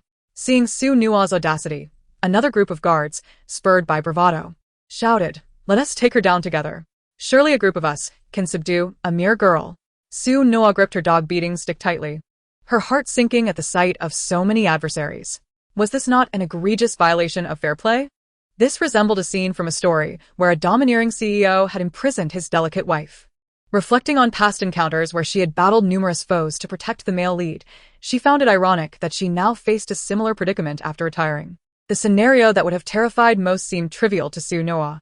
With a swift motion, she charged forward, her strikes landing with precision, gliding effortlessly among them without sustaining a scratch, while they faltered in their attempts to retaliate. After dispatching the guards on the first floor, she sprinted towards the second, recalling that Fan Jiyu's room was located on the fourth floor. Reaching the fourth floor, she found Fan Jiyu admiring the bound Su Ziqian, whose face radiated fury as he glared at his captor. "You scoundrel! Once I find an opportunity to escape, you're finished." Fan Jiyu chuckled lightly, gazing at him with affection as though he were a rare treasure. "Be a good boy, and I shall untie you. With my love for you. Why can't you perceive my intentions?" Fan Jiyu feigned heartbreak. "Bah. "I'd like to see you endure being locked up by a psychopath." Su Ziqian was a man of reason, deeply repulsed by the notion of being bound and forcibly held against his will. Chapter 110. Two beloved sisters are quite charming. Upon hearing Su Ziqian's accusations, Fan Jiyu felt a suffocating grip around his heart, as if invisible hands were constricting it. With a wounded expression, he implored, Ziqian, how could you think such a thing? I am not a monster. Ziqian, why can't you appreciate the kindness I have shown you? Fan Jiyu knelt before him, gazing reverently at the face that captivated his every thought. He reached out, attempting to touch Su Ziqian's face. Here, it's just us. No one will disturb us. Get away from me, you creep. Su Ziqian spat defiantly. In this moment of desperation, he cared little for appearances, thrashing wildly to evade Fan Jiyu's touch. Stop struggling. No one is coming to save you. With a resounding crash, Su Nua kicked open the door, witnessing Fan Jiyu crouching before Su Ziqian, clearly intent on nefarious deeds. Seizing the moment while Fan Jiyu was still unaware, she lunged forward, administering a flurry of blows with her baton, akin to a baseball player at bat. Fan Jiyu was sent sprawling, akin to a ball hit out of the park, with no regard for rules or decorum. Who said no one would come to rescue my brother? Here comes the cavalry. Su Nua dashed to Fan Jiyu, and as he remained dazed, she delivered a powerful punch to his face, followed by a swift chop, sending him into a deep slumber. Su Ziqian, initially taken aback, finally exclaimed, Wow, sister, you're amazing. With a pang of emotion, I nearly shed tears as I glanced at Su Nua. Oh, how fortunate I am to have a sister. Otherwise, my innocence would be in jeopardy. Bound and unable to escape, Su Ziqian feigned indifference about his fear. Yet being abducted by a deranged individual instilled a profound sense of dread within him. Sumosliftli untiet ropes binding suzioyan. Let us flee, she urged, gripping his hand as they dashed out of the room. Su Ziqian understood the necessity of silence, suppressing his multitude of questions until they were safely outside. Upon witnessing a horde of bodyguards sprawled on the ground on the first floor, his jaw dropped in astonishment, nearly unable to close. Sister, did you do all this? Indeed. Su Nua candidly admitted. My goodness! Exclaimed Su Ziqian, filled with pride. My sister is extraordinary. Although I may have been useless in this matter, it is fortunate that my sister is not. He unabashedly reveled in his admiration for her prowess, unlike Su Yi, who is stubbornly reticent. What did the comment section say again? A capable sister and her inept brother. Su Nua, momentarily perplexed by what Su Ziqian was boasting about, would have found it absurd had she not been accustomed to his whimsical nature. The dashing and elegant film star, who appeared graceful and gentle in public, was, in reality, a comical fellow. She speculated whether the group of men would still be enamored with her brother had they known his true character. After a moment's contemplation, she mused that perhaps they would. It was not beyond the realm of possibility that her brother had fallen in love, concealing his true self. After all, was that not the archetype of the charming young wife next door, who endured humiliation to marry the male protagonist and transformed into a considerate and virtuous partner, only to revert to her true nature after divorce? As Su Nua and Su Ziqian stepped outside, they were confronted by a throng of people encircling the villa. Bai Kei stood before the crowd, furiously pointing at the villa, her face a mask of indignation. Surround it. The boss has ordered that we leave the young girl inside unharmed. Everyone else is to be apprehended. Bai Kei's voice resonated with an intimidating authority, sending chills down the spines of those present. Yes. The gang responded in unison, their voices echoing ominously as they brandished their weapons and charged inside. Onward. For the boss. Just as they approached the entrance, they halted abruptly upon seeing a young girl blocking their way. Boss, there's a girl preventing our entry. What do we do? They were caught in a dilemma. The boss's explicit instructions were to protect a young girl. With Su Nua standing at the threshold, they feared that any reckless advance might inadvertently harm the very person the boss wished to protect. What? Let me take a look. Bai Kei squeezed through the crowd, moving closer to see Su Nua and Su Ziqian standing at the door. Su Nua maintained a serene expression, while Su Ziqian stood there, jaw agape, nearly convinced he had committed some heinous offense. Bai Kei, instinctively calm, remarked, Oh, that must be the girl the boss wants. Ha! Sister Nua. Bai Kei swiftly approached, grasping Su Nua's arm. Is everything all right? I'm fine, Sister Bai Kei, Su Nua replied with a sweet smile, appearing utterly innocent, as if she had not just vanquished a group of hulking men. That's a relief. The crowd behind her murmured, What about us? They found themselves awkwardly caught in the middle. Does this mean we can clock out early? Some whispered. Perhaps. Su Nua inquired, curious about Bai Kei's presence. Miss Shin couldn't make it, so we, being nearby, came first. Since I was close to you, I took the liberty of coming over. With such a fateful connection. When you faced danger, I was compelled to assist, Bai Kei explained with a smile. At this moment, Su Nua could truly be considered a savior to her sisters. Had it not been for the crucial information she provided, they might have met a grim fate. Bai Kei meticulously examined Su Nua, ensuring she was genuinely unharmed before finally relaxing. Su Nua felt deeply moved by Sheng Yunshu's swift actions, while she merely sent a message for future assurance. Sheng Yunshu had chosen to dispatch help immediately. Su Nua quickly checked her phone, noting that less than an hour had passed, indicating that Sheng Yunshu had indeed called for assistance right away, which further touched her heart. Oh, my sister is the best in the world. I must quickly inform my sister that I am safe. After hearing this, Su Ziqian pieced together Bai Kei's earlier mention of Miss Sheng and finally grasped the situation. It turned out that another sister had sent assistance. How fortunate he was to have rid himself of a false sister, only to be blessed with two genuine sisters who cared for him. Su Nua messaged Sheng Yunshu, who promptly acknowledged her message, but did not reply further, appearing cold yet concealing her concern and affection for Su Nua through her actions. Bai Kei, reassured that Su Nua was indeed unharmed, cast a casual glance at Su Ziqian and quickly recognized his resemblance to Sheng Yunshu. All right, since everyone is safe, let us depart. The others, sensing that the situation had resolved, sheathed their weapons and headed home. Wait. Su Nua interjected just in time. Chapter 111. Life is tough. No sigas. Bai Kei instinctively asked, what troubles you, Sister Nua? There are still some unconscious individuals inside, as well as a criminal who abducted innocent civilians. Su Nua pointed towards the interior. Bai Kei, understanding her implication, replied, I will go check it out. After a few minutes, Bai Kei returned, her expression solemn as she leaned in to inquire earnestly, Sister Noah, did you handle that group of people just now?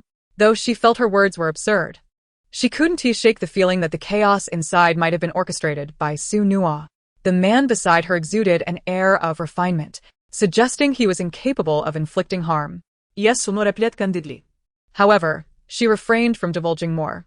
It was hardly credible to claim that she possessed a powerful weapon capable of dispatching a grown man with a single blow.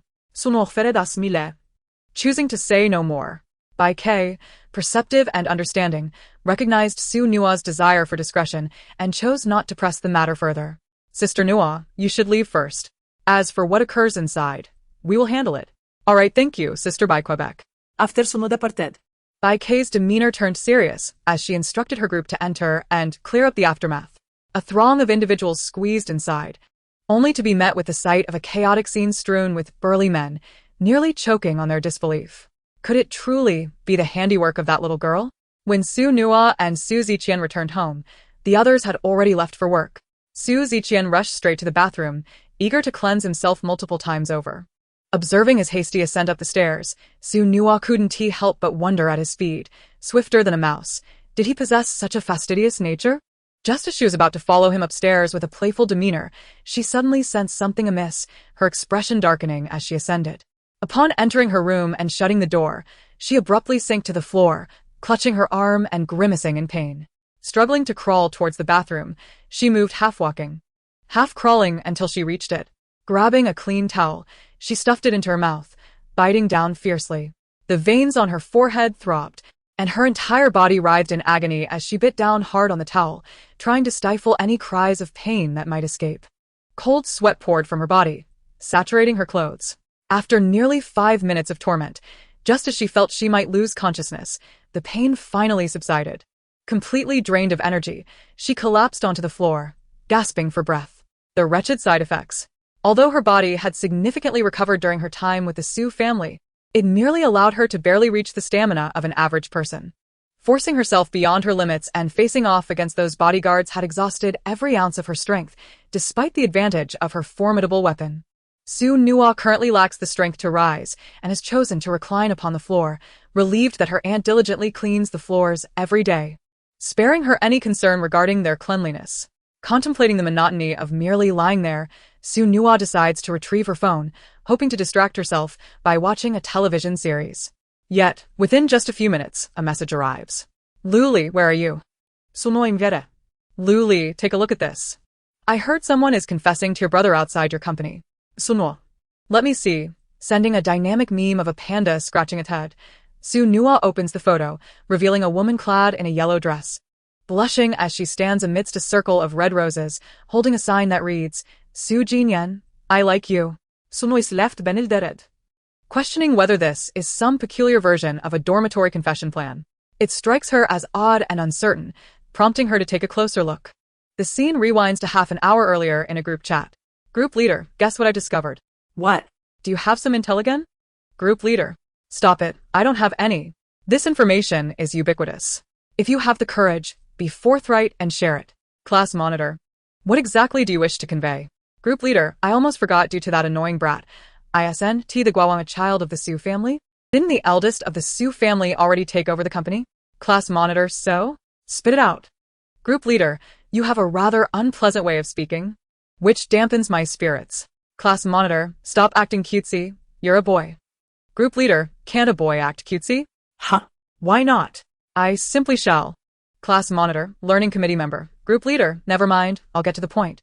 Su Nua's brother has an ardent admirer who boldly confessed at their company today. Luli, what?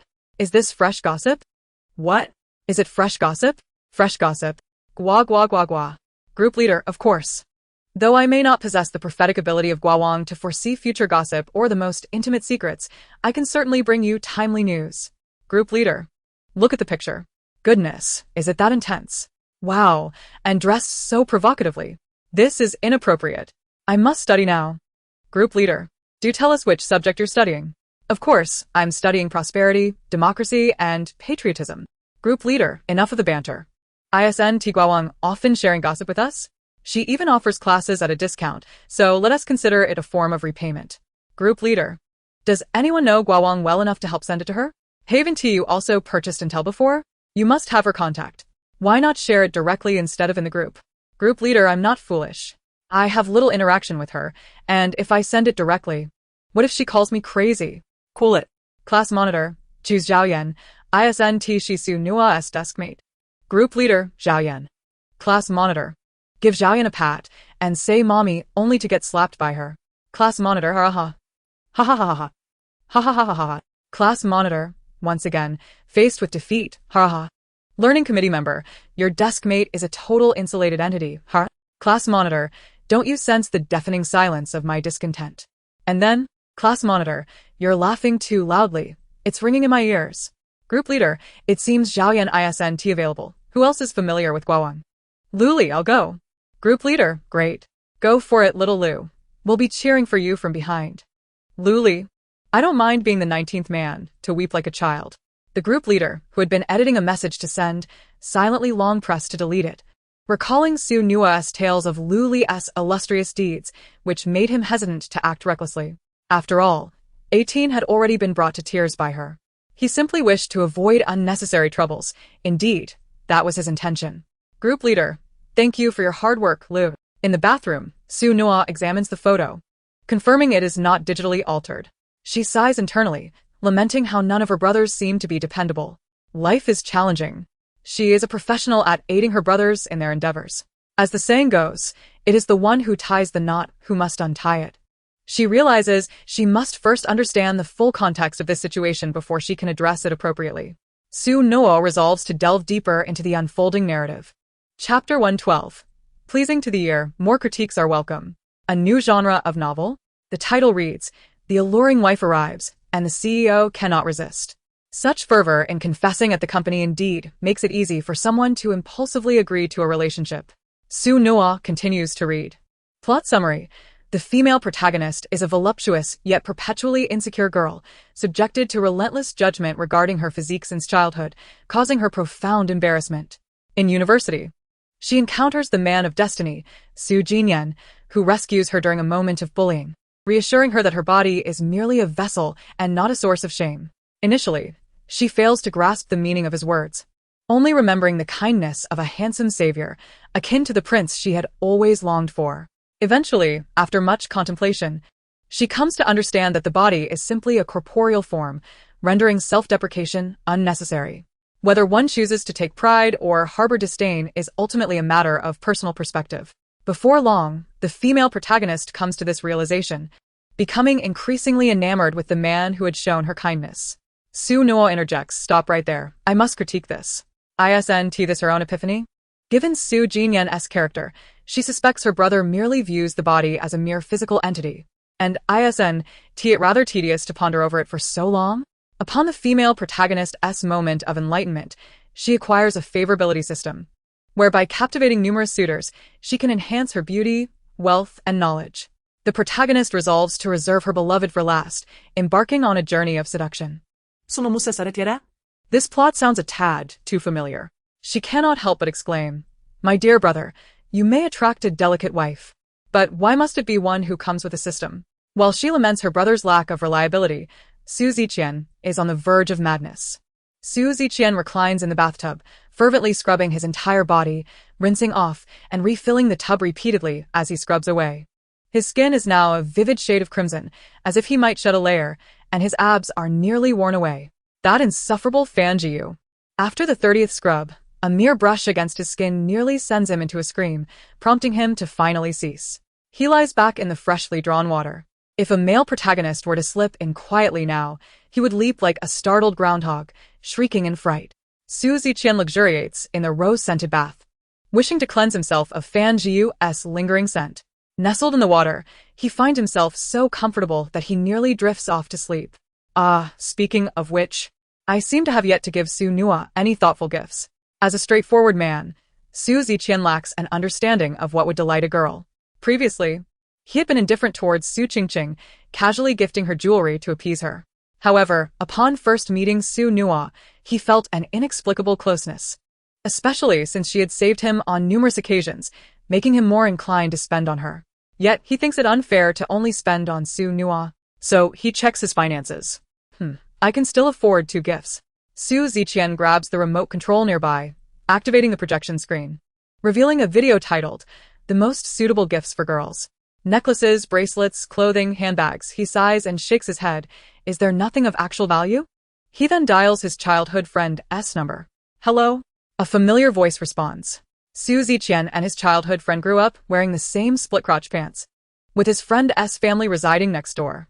Su Nuo once remarked that he was the male protagonist of 3 novels, all of which he had already encountered. Surely, this one could not be the same? Thus, he felt reassured. "The son is mine." Get lost. Came the furious voice from the other end of the line. "Son, if you're this fierce, you better be careful, or no girl will marry you. If you have something to say, spit it out. If you don't hurry, I'll come over tomorrow with a stick and turn you upside down." All right, my dear sister is back, right? I haven't even thought of a good gift for them. What do you think I should send? A gift?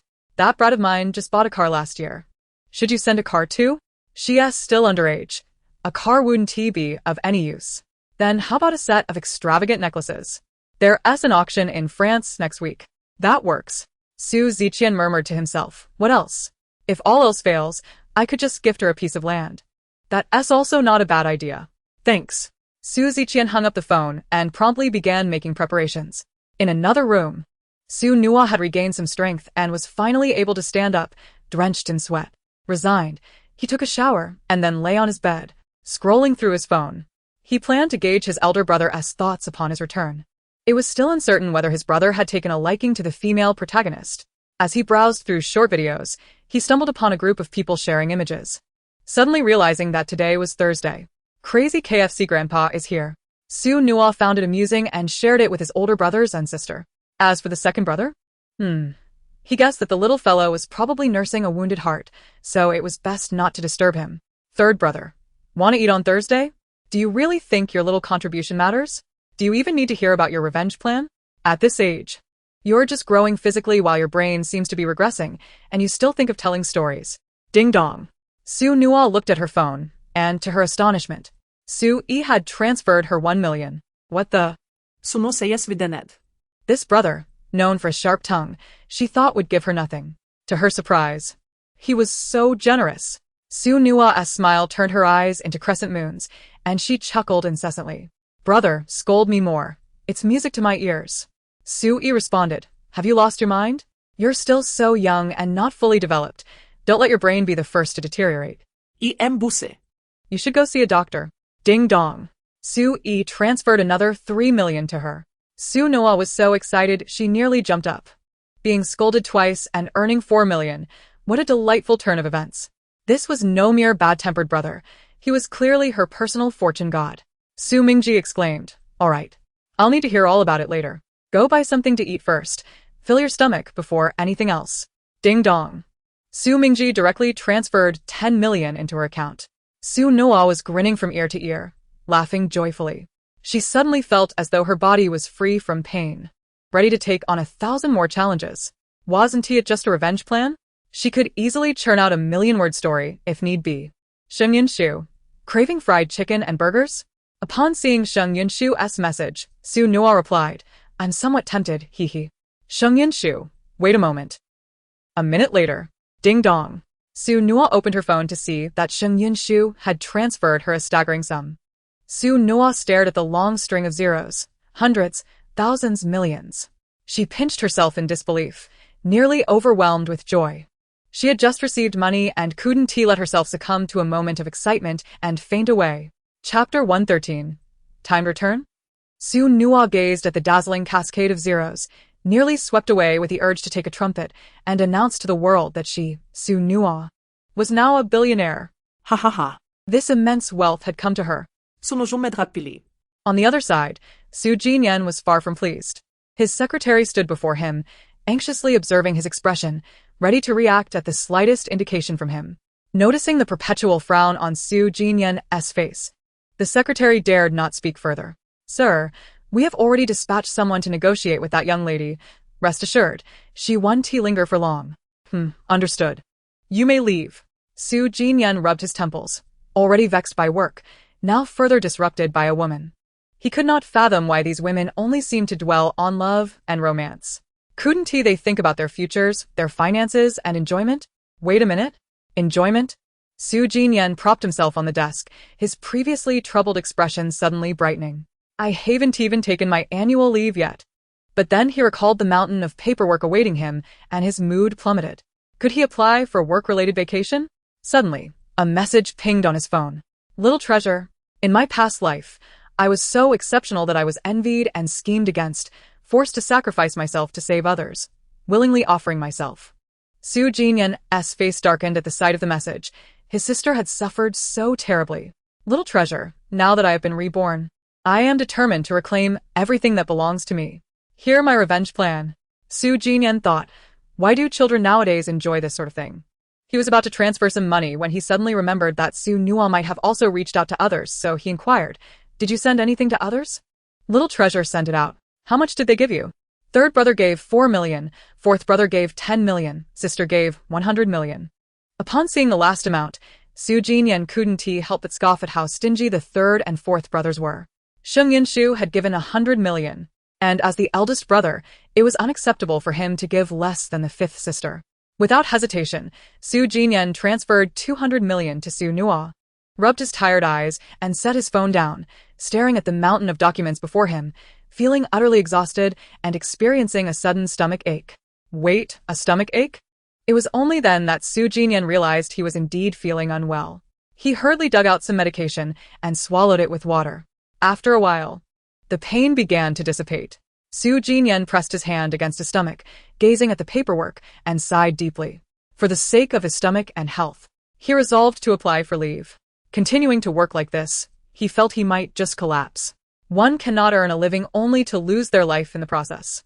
At the Su household, upon seeing the 200 million transferred by Su Jinyan, Su Noa immediately decided to help her brother. 200 million to work for her? What a lucrative deal. Wait a minute. Her brother wasn't a slave. She genuinely wanted to help. Su Noa dialed Chao Yan's number. "Hello? What's up, sister?" Chao Yan's voice came through the receiver. "Yener, I need a favor." Monday. Su Noa woke up late, hastily grabbing a couple of bites before rushing out to the car, where the other two were already waiting for her.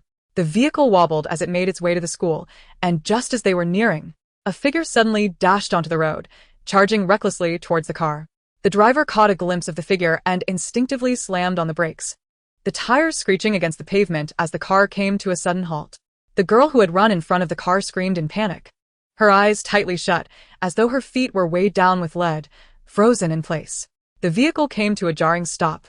and the force of inertia caused the 3 passengers in the back seat to lurch forward. Fortunately, they were all buckled up. Otherwise, their heads would have collided with the front seats. Su Mingji seemed to have anticipated this incident, asking the driver if there was someone in front. The driver stammered, "Why, yes. There's a girl blocking the way. Should we get out and check?" He nervously inquired. Su Mingji asked, "Did we hit her?" "No. We were still a distance away from her." The driver was proceeding normally when suddenly a girl dashed out in front of the car. Without a moment's hesitation, Su Mingji coldly instructed the driver to maneuver around her. The driver, obedient to the command, responded promptly, "Understood, young master." As a mere employee, he was accustomed to following the whims of his employer without question. He released the brake and continued forward. Lin Yueshi, who had placed herself in front of the vehicle, observed as the car came to an abrupt halt. A look of disbelief washed over the driver's face, and she felt a surge of triumph. Her gamble had paid off. Determined to attract the male protagonist's attention, she had risked everything to block the car. She stealthily twisted her thigh, applying pressure to elicit tears. The pain was intense, and her brows softened into a look of vulnerability, resembling a frightened yet resilient heroine from a novel, desperately holding back her tears. Wiping away half of her tears, she gazed stubbornly ahead, questioning whether the young master was truly as formidable as everyone claimed. Just as the thought crossed her mind, the car roared back to life, skirting around her and leaving her in a cloud of dust as the tires crushed the asphalt beneath them. Lin Yueshi stared in astonishment at the vehicle speeding away, momentarily at a loss for words. It dawned on her that logically, he should have stopped and asked if she was all right. If she could just muster a little more anger, perhaps he would finally notice her. Where had she gone wrong? Lin Yueshi muttered to herself, unaware that her close friend, Wan Tian, was watching from the sidelines, anxiously fiddling with the hem of her dress. In class, Su Nua had just entered when she noticed a group of classmates casting eager, animated glances in her direction. As she settled into her seat, Luli rushed over and plopped down in front of her. With her desk still unoccupied, Luli took advantage of the empty chair. Noah, you've made the rankings." "Rankings? What rankings?" Sono influired, heartwarming in confusion. "Look," Luli exclaimed, pulling out her phone to reveal a webpage. Su Nua took the device, her eyes widening at the headline, "The Returning Ordinary Person You Want." To commemorate the upcoming National Day and to express gratitude to the audience for their support, the production team had unanimously decided to add an extra episode during the holiday. An old friend would make a limited-time return, and the audience could vote to elect the next ordinary person. The selected individual would enjoy a delightful and entertaining National Day celebration. It was emphasized that the wishes of the chosen friend would be fully respected. Should they decline the invitation, the opportunity would pass to the next in line. As Su Nua scanned the rankings, she was taken aback to discover her name at the very top. Huh? Su Nua stared blankly at the screen, bewildered. She had no prior knowledge of such voting, nor had her older brother or the director mentioned anything to her about it. Luli fell silent, realizing that Su Nua's ignorance was perhaps quite normal. "Well, originally, your name wasn't on the list. Once the rankings were announced, many of your little fans insisted that without you, the show would lack spirit.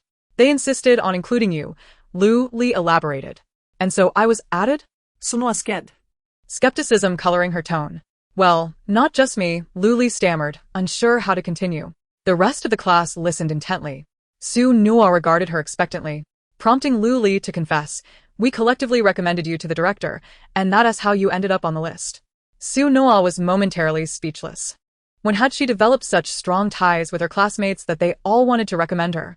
Luli scratched her head awkwardly, unsure how to explain the situation, casting a pleading glance towards their peers. The class, sensing Su Nua's unspoken thoughts, silently turned away, unwilling to admit their ulterior motives for recommending her. Luli cleared her throat, attempting to ease the tension. "It's just that everyone has good intentions. We couldn't bear to see our classmate overlooked by the production team." Su Nua regarded Luli with a blank expression, as if to say, "Do you think I believe that?" Luli felt uneasy under Su Nua's gaze, stammering and struggling to formulate a defense. Seeing Luli's evident inability to articulate a response, Su Nua decided to take control of the conversation. "Now tell me, what do you all want to achieve with this? You can be honest. It says here that participation is voluntary. Just because you elected me doesn't mean I have to go." She crossed her arms, awaiting their justifications. The class monitor, sensing the escalating awkwardness, stepped forward to mediate. Su Noa, we genuinely want to help you. Speak plainly, Su Noa interjected, not wanting to use any persuasive tactics against her classmates. The monitor chuckled nervously. We watched your episode and thought it was quite entertaining. We just want to join in on the fun. The monitor's voice trailed off as Su Noa realized she had been overthinking the situation. They were just kids, after all, and wanting to have fun was natural. They had only recently transitioned into high school. Understanding their intentions, Su Noa replied, but I might not even get selected. The monitor quickly reassured her. That's all right. It's worth a shot. But if I do get chosen, the director might not agree. Don't worry. I have plenty of financial resources. The others seized the opportunity, raising their hands in excitement. I have resources too. Me too. Having exhausted their options abroad, they expressed a desire to partake in the variety show without entering the entertainment industry. One overly enthusiastic student blurted out their true motivation. Sumodrog. Jealousy is as effortless as breathing. She could easily infer the extent of their financial prowess. All right, I concede. She finally relented. If the director agrees, I'll take you all along for the ride. Yay. The events began to unfold 2 days prior in a gossip group chat. Luli, did you know Nua Nua participated in a variety show? Yes, it's that life experience show. What about it? Luli, that show is hosting a return for ordinary participants. And guess what? What? Can't guess? Just tell us already. I'm a big spender. While others give you a penny, I offer you a fortune. Hurry and spill the beans. System has transferred Luli $1. Luli, you miser. $1 is a fortune, okay? 1 in 100 million. Today you scoff at 1. Tomorrow you won't be able to reach 100 million. System. Luli has accepted. Luli, you've got some nerve. Your words are so vicious that I have no choice but to accept. Nua Nua once had a group of gaming fans who, upon seeing her excluded, collectively protested to the official blog. That has nothing to do with us. No. Think about it. During the National Day holiday, there are only so many activities to choose from. Why not join Su Nua in the variety show? Is that really appropriate? Learning committee member, this is fantastic. If we go on the show, can't we just invest ourselves? Luli, you don't understand the value of being a gossip queen. The entertainment industry plus gossip queen, those in the know understand. I get it. Got it 1. Got it 10086. Back in a classroom, Luli rubbed her nose, hesitant to admit that this ill-fated idea originated from her. Su Nua pulled out her phone to ask her older brother. Brother, are you aware of the special variety show where participants experience different lifestyles? Of course. Why? I made the list. Brother? How could I not know? Let me inquire. Shortly thereafter, Su Ziqian presented a WeChat contact card to Su Nua. This is Xielin's WeChat. Please add him and ask about it. I was kidnapped previously and was unaware of what transpired at that time. I'm quite busy right now, dear. Please handle it yourself, and I'll join you both for dinner later. Understood, Su Nua replied. Upon reading this, Su Nua comprehended Su Ziqian's decision not to inform her. After all, during that crisis, Su Ziqian was preoccupied with her own safety, let alone receiving any updates. Su Nua added Xielin, who seemed to have been forewarned, as he quickly accepted her request. Hello, Su Nua, my dear sister.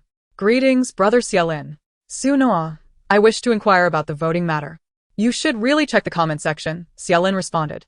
Su Nua, upon reading Xielin's message, exited the chat interface and located the voting link, clicking it open. The first hot comment caught her eye.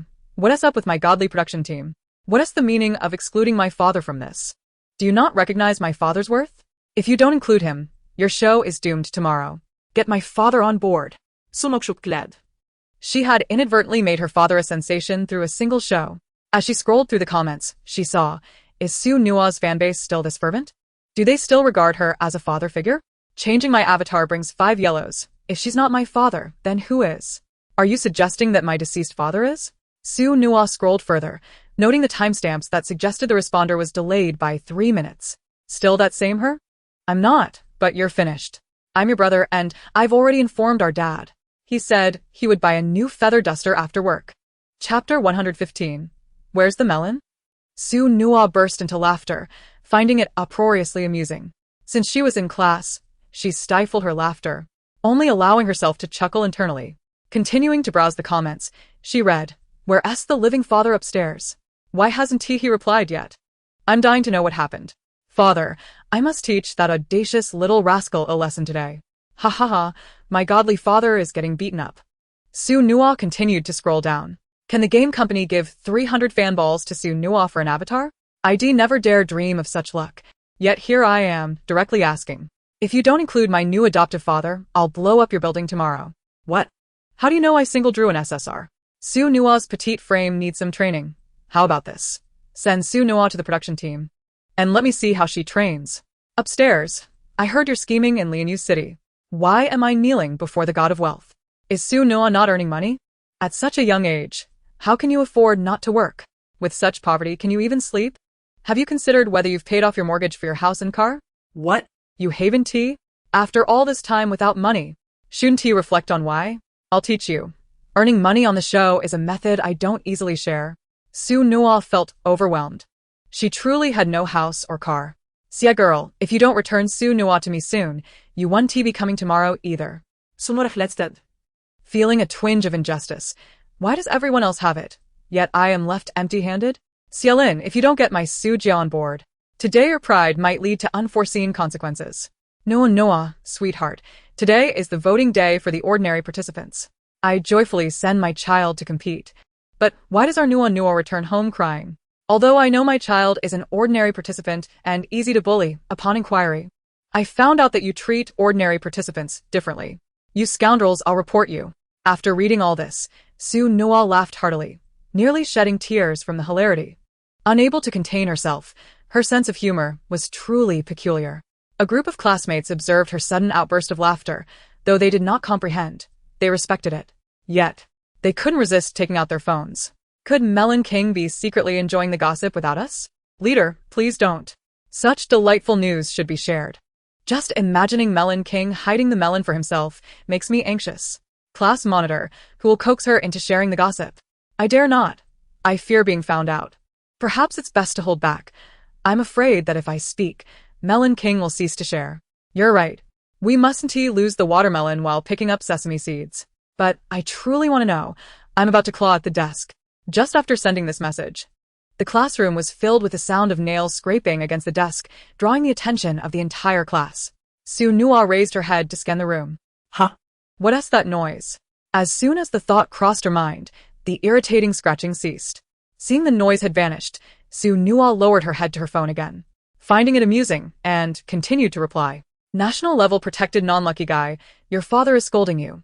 Your living father's bottom is all red and fiery. Are we brothers now? Su Nua scrolled further down. National level protected non-lucky guy, what? Someone is calling me adoptive father? Uncertain. Let me listen closely. What? Someone is truly calling me adoptive father. Let me whisper in your ear, son, you only have 3 fanballs. National level protected non-lucky guy. I'll throw a punch at you. Let us go home. National level protected non-lucky guy. Enough. I'm overwhelmed. God of wealth, take me along. In the world of earning and losing gold, I choose to worship wealth. I'm a believer. May the heavens shower me with good fortune. Su Nua was eager to respond to those amusing comments when she suddenly heard Muyu asking, why did you choose that name? Su Nua silently opened the game. Star Rail, logging into the lottery page, just in time for her card mom's draw. On the lottery page, a seductive and charming woman with a gentle and approachable demeanor graced the screen, clad in form-fitting attire that subtly enhanced her appeal. Her gaze, cool yet alluring, held an essence of teasing warmth. The slight curve of her lips as she watched you seemed to convey, I find you intriguing. Card mom, I adore you. Allow me to show you what it means to be a nationally protected non-lucky guy. Su Nua pressed the 10 draw button furiously. Nothing happened. She pressed the second 10 draw. Still nothing. On the 90 draw, the legendary guaranteed 5-star appeared. Muyu noticed the golden light and glanced at Su Nua. Aren't you happy? Su Nua responded coldly. Am I really that predictable? 5 stars flashed by, revealing that familiar figure, a bespectacled man. Guess who it is? Card mom. Muyu remarked, this game has a guarantee mechanism. After a certain number of draws, a 5-star character will appear. Card mom is a 5-star. However, it also has small and large guarantees. The small guarantee has a 50% chance of yielding other characters. The large guarantee has a 100% certainty. Card Ka is female, clearly indicating a misdraw. Su Nua pressed the 10 draw once more. Nothing happened. On the 180 draw, a second golden light finally appeared. It yielded one card mom. A mother who consumed all the draws. Can you guess why I hold on to that lucky card and refuse to spend it? You guessed it. This isn't mere bad luck, it's utterly hopeless.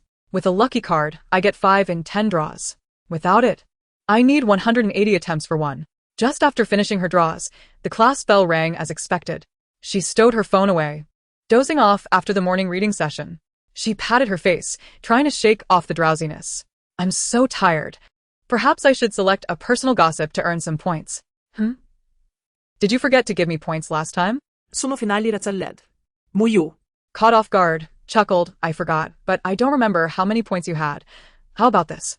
I'll gift you a package worth 5,000 points. Sounds great. Please, that's worth 5,000 points. Mother, as always, is an extravagant heiress. Soon, a gift package materialized in her mind. The classmates, eagerly awaiting their share, cried out, "Where's the melon? Where's the melon? Melon!" The coveted melon they anticipated was held in suspense, causing them great distress. Su Nua opened the package, and it burst forth with golden radiance, igniting a glimmer of hope in her eyes. Oh my, I can actually manifest golden light once more. How incredulous is your disbelief in your own fortune. Alas, I have no idea what I did. Since the last world, misfortune has dogged my every step. If I weren't unfortunate, I wouldn't have been struck by a vehicle. Muyu discerned the situation. Yet here, you're not unfortunate. Well, that's true. Who knows? Whatever. Let me see what treasures await. A spark of inspiration flashed through Su Noa, and suddenly, 10 question marks appeared. Chapter 116. A user specializing in slapping faces. Su Noa clicked on the first one. Stamina tripled for 5 hours. The second, strength increased tenfold for a day. The third, designate someone to experience misfortune for a day. The fourth, a madness potion, aimed at creating chaos among all. Su Noa pointed at the madness potion and inquired, what does this do? When used on a person, they will go completely bonkers. Can it be used on non-humans? Muyu can. So, can Su Noa go mad like a human? Muyu cannot, but she would engage in irrational behavior. Sono. I don't understand. Su Noa proceeded to click on the next item. The fifth, summon lightning. Can this summon lightning to strike a designated person? Indeed. This is something I recently acquired after visiting my brother. Hihi. Su Nua felt an unsettling sensation about this greeting. A simple hee-hee conjured images of her brother's dark existence. The sixth item, a show-off card, allowing one person a chance to boast, but the boasting is random, promising unexpected delight. The seventh, an invisibility card. Oh. There's an invisibility card. Yes. The eighth, beauty potion. The ninth, a ghost-catching card. What is this ghost-catching card for? Oh. That's a prop from the neighboring horror novel. This package can yield anything. Well, it's of no use.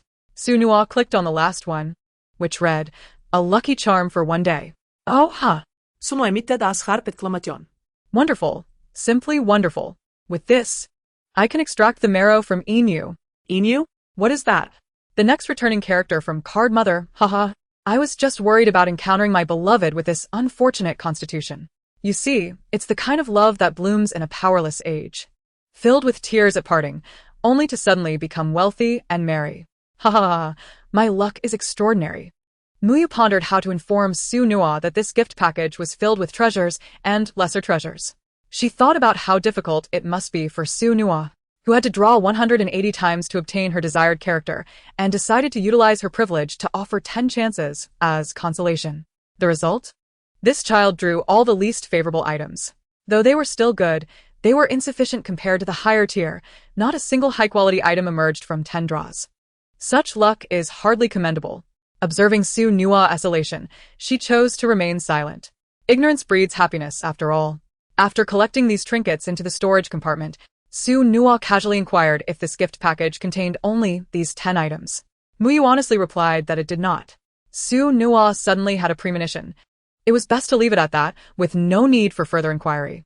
She trusted her intuition, thus closing her mouth. She was elated, while her classmates were disheartened. The long-awaited melon fell into the final chapter as the class bell rang. The first lesson was physics, and upon seeing the physics teacher, everyone's eyes sparkled. Su Nua frequently shared melons during physics class, and this first class happened to be physics. Let us go. They were well prepared to face the storm of melons. However, upon hearing, "Oh, class has begun," The group felt a wave of disappointment wash over them. It seemed the long-awaited moment had finally arrived. It's been ages since I earnestly attended a physics class. Let us see what we can glean today. A crack sounded as the collective hearts of the class shattered. Even hearing the sound of their deskmate's heartbreaking. The physics teacher diligently imparted knowledge, filling the blackboard with a dense array of formulas and derivations. Seeing Su Nua so engrossed, the group reluctantly abandoned their hopes. After class, someone in the group remarked, "It's remarkable. Su Nua is actually paying attention in physics class." Perhaps the group leader is preparing for a competition? Competition? What competition? I previously caught wind of a rumor. The math competition director intends to select from the Melon King and class monitor next month. Isn't it usually from the class monitor and the study committee? Don't ask me, ask the school. The study committee member glanced at their phone, their lowered eyelashes concealing the disappointment in their eyes. Reading that sentence, a medley of emotions stirred within. As the deskmate, the class monitor noticed their companion's silence and lowered head, feeling inexplicably affected. I almost forgot. I came here to enjoy the melons. Upon hearing this, the study committee member's head shot up, the previous sorrowful atmosphere vanishing. The class monitor. Let me see whom to choose today. The class monitor has been approaching me frequently, so I'll choose him. Class monitor? Class monitor. Class monitor. This is disastrous. I should have submitted my deskmate's resume yesterday to avert calamity. What a blunder. Let me see. Oh my. The class monitor is also a male lead? The entire class was stunned into retreat. What? There's truly a male lead in this world? The male lead is actually by my side. In the Melon group, it dawned on them. So I was merely an NPC. I'm utterly sick of this NPC existence. What? Finally realizing I'm just here to fill numbers. Study committee. What male lead? It can't be the male lead I'm thinking of from online fiction, right? Oh, I didn't expect you to be like this behind the scenes, deskmate. A beast in human clothing. A beast in human clothing. A beast in human clothing. A beast in human clothing. Am I the only one who thinks we're in danger? Don't you read novels?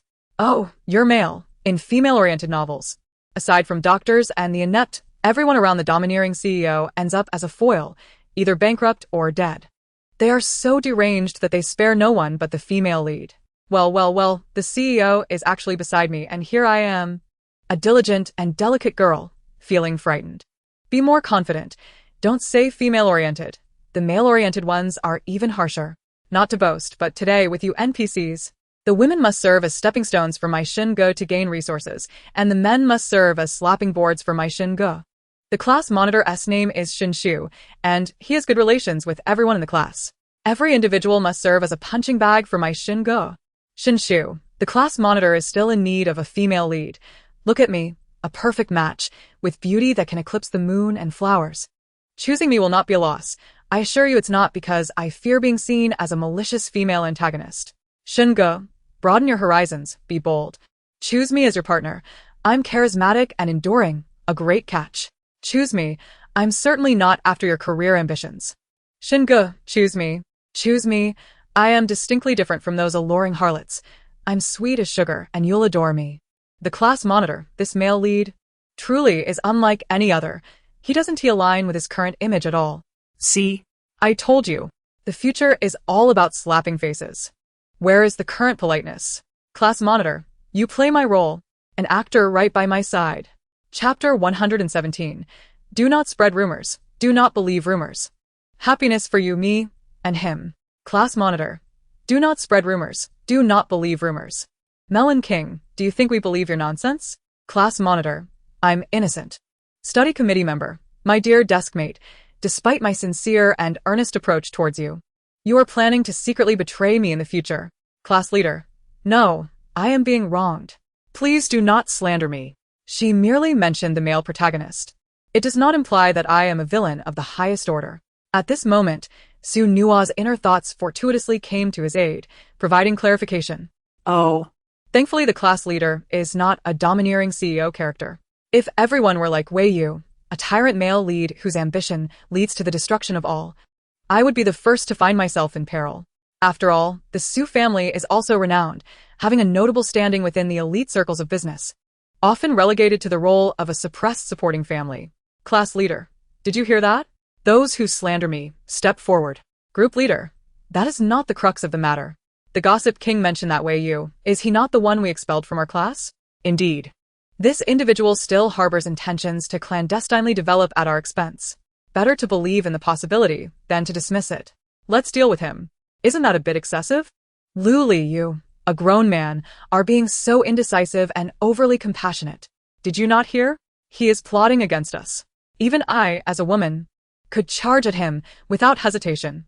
I declare right now, anyone who dares to threaten my billion-dollar enterprise will face my wrath. Smiley face. Let us deal with him. Lu Li, Songling, are you not joining us? Lu Li and Songling have been neighbors since childhood, their relationship blossoming into a deep friendship, indicating she knows of Songling's capabilities. Songling. No, I have no interest. Songling adjusted her glasses while gazing at her phone, treating it as a performance to observe. Mu Yu inquired. Speaking of which, had you not mentioned Wei Yu, I would have almost forgotten about him. Without Su Qingqing as support, he should be unable to stir any trouble, right? Mu Yu only possesses the narrative of the domineering CEO falls for the pure fake young lady, and her uncle's machinations left her with only half the book. Although now that it has shifted to her younger brother, she could retrieve that half, or even the entire narrative.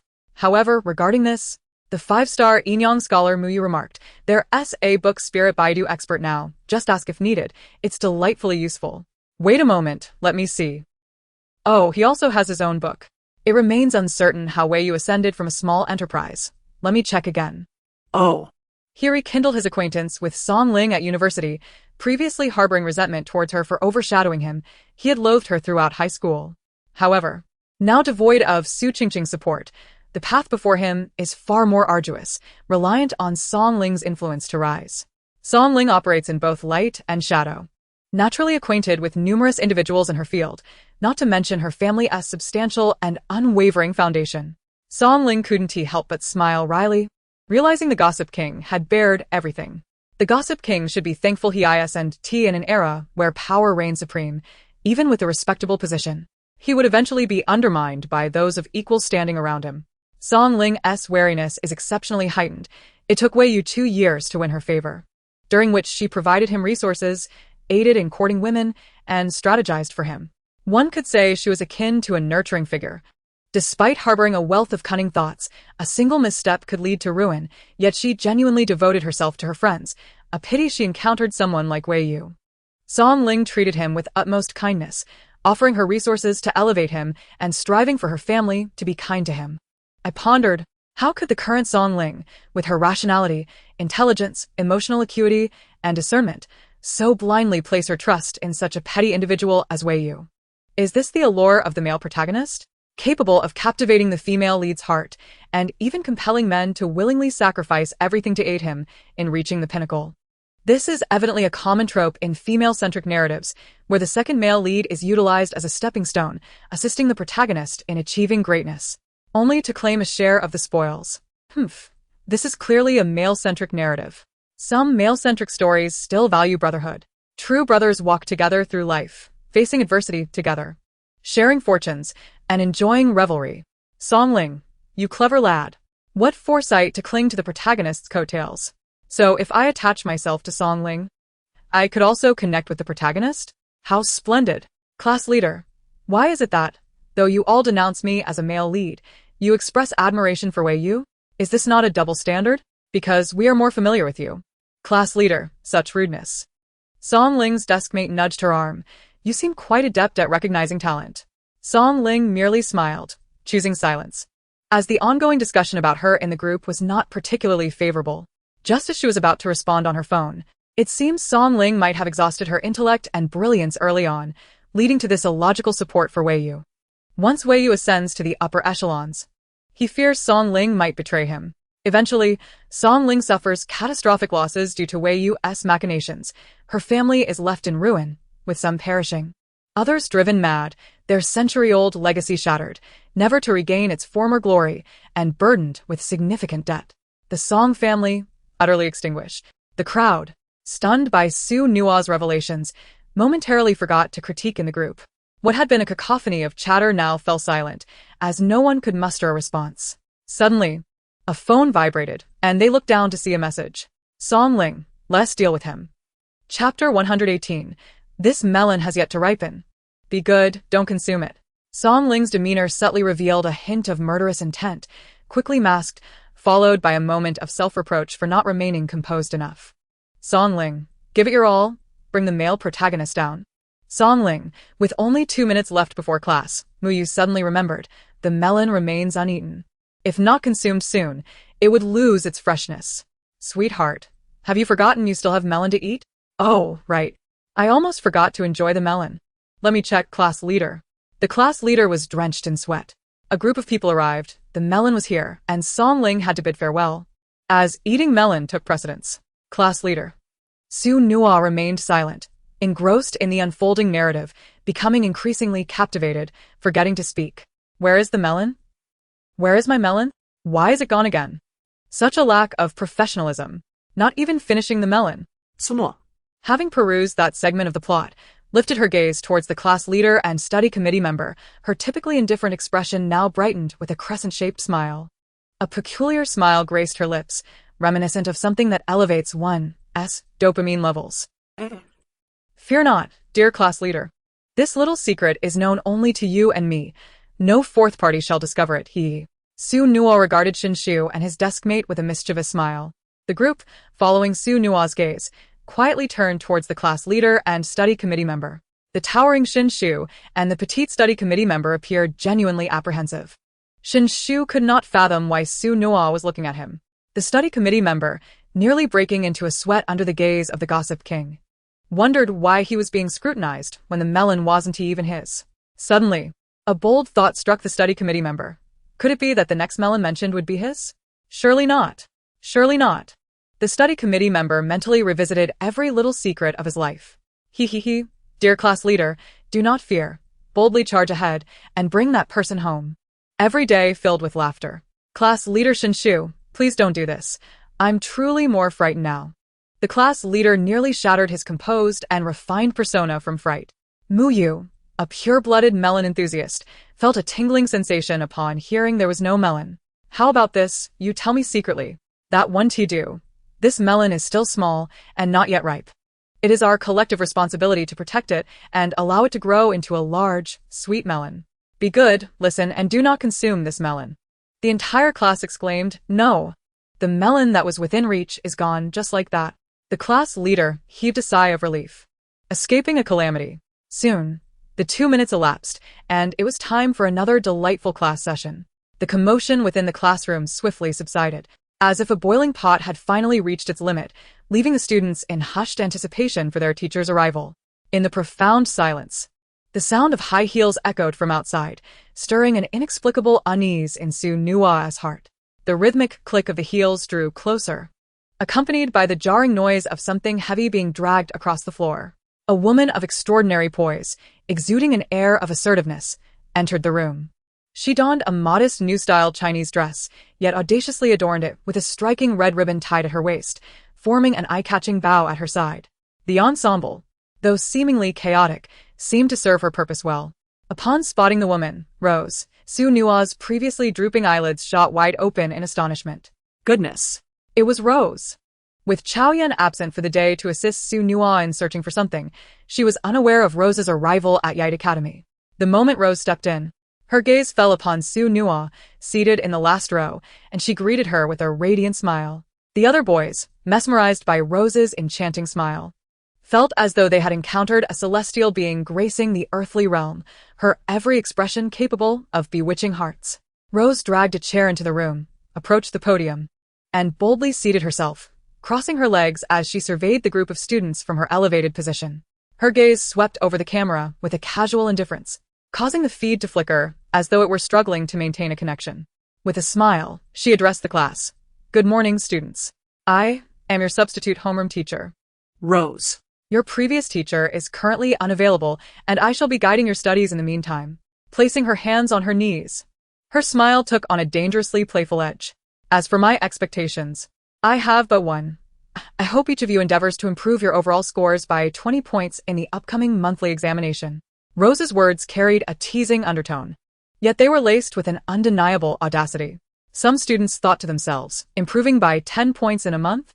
This beauty certainly has the audacity to make such demands. You all live too comfortably. Yite Academy is a prestigious institution nationally recognized for its academic excellence, and you find yourselves in the finest class of this esteemed academy. It is a narrow-minded view to think that competing against the wealthy elite of this class suffices. Rose spoke with a knowing smile, raising questions in the minds of her listeners. Isn't that the truth?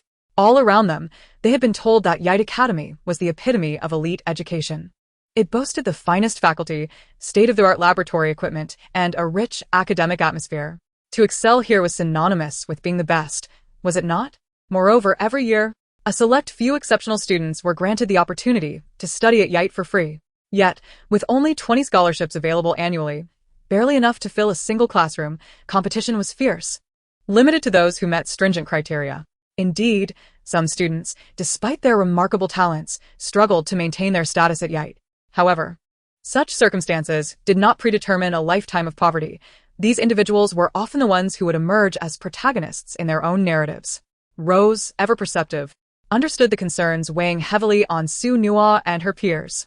Do your current connections and knowledge truly suffice to sustain your family's legacy? She challenged. Those who ascend to this class have labored tirelessly, intent on inheriting their family's fortunes. They recognized that Rose's words were merely a cynical form of wisdom, yet they could not deny their truth. Previously, they had believed in a harsh survival system where a substantial family fortune guaranteed stability. But now, they grasped the reality.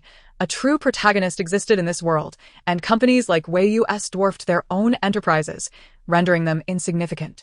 Yet, the offspring of such seemingly inconsequential businesses could easily enchant and manipulate the likes of Song Ling, obliterating his family's legacy with startling ease. The rumors circulating among their group were often reliable, though this particular tale had yet to weather the test of time. Having been raised in families steeped in caution and prudence, they were now compelled to reflect on how to maintain their positions without becoming stepping stones for others. Observing their contemplative expressions, Rose fanned the flames of their introspection. Broaden your horizons. Do not confine yourselves to Class 1. Everyone remembers the first place, but few recall the second. The class representative, startled, realized the truth in her words. In Class 1, familiarity bred a sense of complacency, where everyone recognized their rank as second, forever vying with Shin Shu for that position. Yet his mother only acknowledged first place, forever oblivious to his own achievements. Rarely defiant, Shin Shu interjected, "No. Teacher, I will always remember who the second place is, even decades from now. Everyone's memory is limited. What does first place signify? In time, it will inevitably be forgotten. Only if someone remembers the second will that person hold true significance. First place is not everything. It is merely a transient state. Sooner or later, the second will surpass the first, becoming celebrated in its own right." The class representative, upon hearing these words, felt a flicker of determination ignite within him. He had been nursing his wounds from a recent physics competition and Rose's scorn, which had left a mark on his heart. Yet Shin Shu's assertion offered him newfound resolve, evoking a warmth that blossomed into something akin to admiration for the class leader. Surely, this must be a moment of inspiration, he thought, buoyed by the affirmation. Rose, noticing the subtle shift in the class representative's demeanor, recognized the progress made. With a sigh, she mused, in this day and age, it seems one must embrace a villainous role to truly facilitate growth. As the lesson continued, the atmosphere shifted with Rose's playful demeanor, and Shin Shu realized he had become the subject of her teasing. Stealing a glance at his desk mate, who appeared unfazed, he found solace in their shared experience. Before long, a clandestine group chat emerged, aptly named F the protagonist. The savvy group administrator quickly created the chat, including everyone except for the class leader and the class representative. "Why do I feel something is amiss?" Someone typed. "Lu Li, you've hit the nail on the head." Another responded. "Wait for me, I'm reporting this." "Good Samaritan Award, here I come." Came another reply. "Liu Li, get lost." Rose observed the students beneath their half-concealed smiles, choosing not to reprimand them but instead to cast a playful glance at Su Nua, who had become the focus of her affections. Su Nua, engrossed in her phone, was startled when her name was called. "What?" She instinctively leaped up, her muscles taut, as if the reaction had been etched into her very being. "Sit down, you needn't stand," Rose smiled, prompting Su Nua to exhale in relief and gradually take her seat. At that moment, Rose's eyes twinkled as she posed a question. "If it were you, would you remember who placed second back in the day?" Su Nua replied, "Do you think I wouldn't know? Am I not standing right in front of you?" How much do I resemble the second place? How could I not know? I was always the one in second place. Su Nua shot back, her gaze piercing like a blade directed at Rose. When the first place asked the second if they remember who they were, should I laugh or flip the table? The room fell into stunned silence as the students realized that the new teacher was not only an acquaintance of Su Nua but also someone of greater prowess. Although grades had yet to be disclosed, Su Nua's previous lessons and notes had already earned their admiration. The Rose, though silent and smiling, suddenly stood up, her gaze turning icy. I have already informed your parents that for the next month, you shall undergo rigorous training. Rest assured, they have given their consent. All you need to do is obediently await your trials. Some, imbued with the arrogance of affluent heirs, could not accept this. One stood defiantly, exclaiming, "Why should we be subject to your authority?" The Rose retorted sharply, "Silence." The formidable aura she emanated left all in awe, causing the dissenting voice to shudder and fall back into submission. Oh, I knew it. With Sister Rose in charge, there are no easy days ahead. I remember enduring training sessions that left me with fractured ribs 32 times, and even concussions, only to recover and return for more punishment. A wave of trepidation washed over the group upon hearing this. But Sister Rose truly is extraordinary.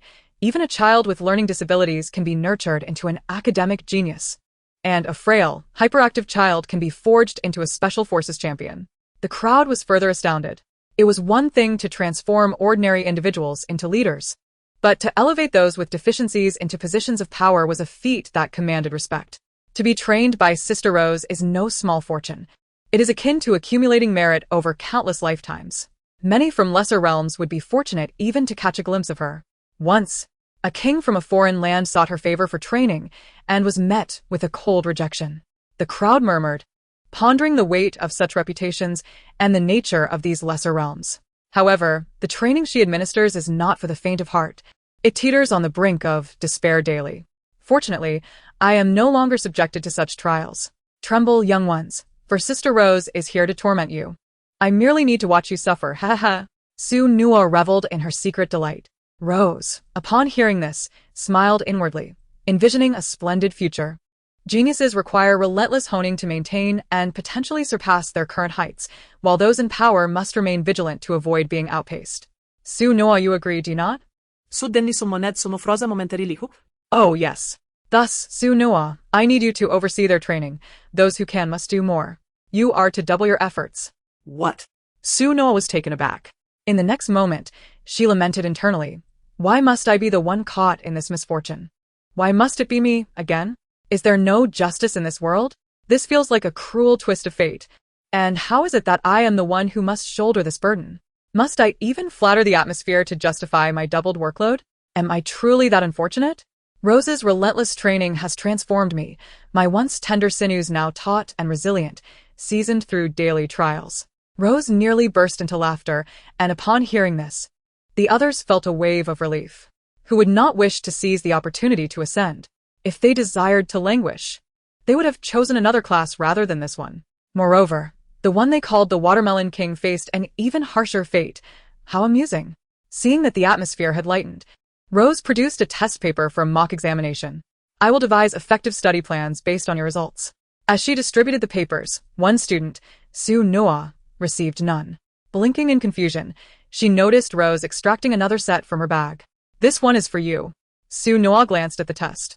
Question 1. 11? 0, 5 points. My silence was deafening. For the others, this was no mere doubling, it was a boon. Rose raised an eyebrow, urging her to continue. Question 2. 12. 0, 5 points. The others cried out in protest. Unfair. Why is it so easy for her? Question 3. The Riemann hypothesis. The crowd gasped. Question 4. Solve the Poincare conjecture. The crowd was in disbelief. Question 5. Is it possible to prove NP problems in polynomial time? They retreated in panic, exclaiming, "What madness is this?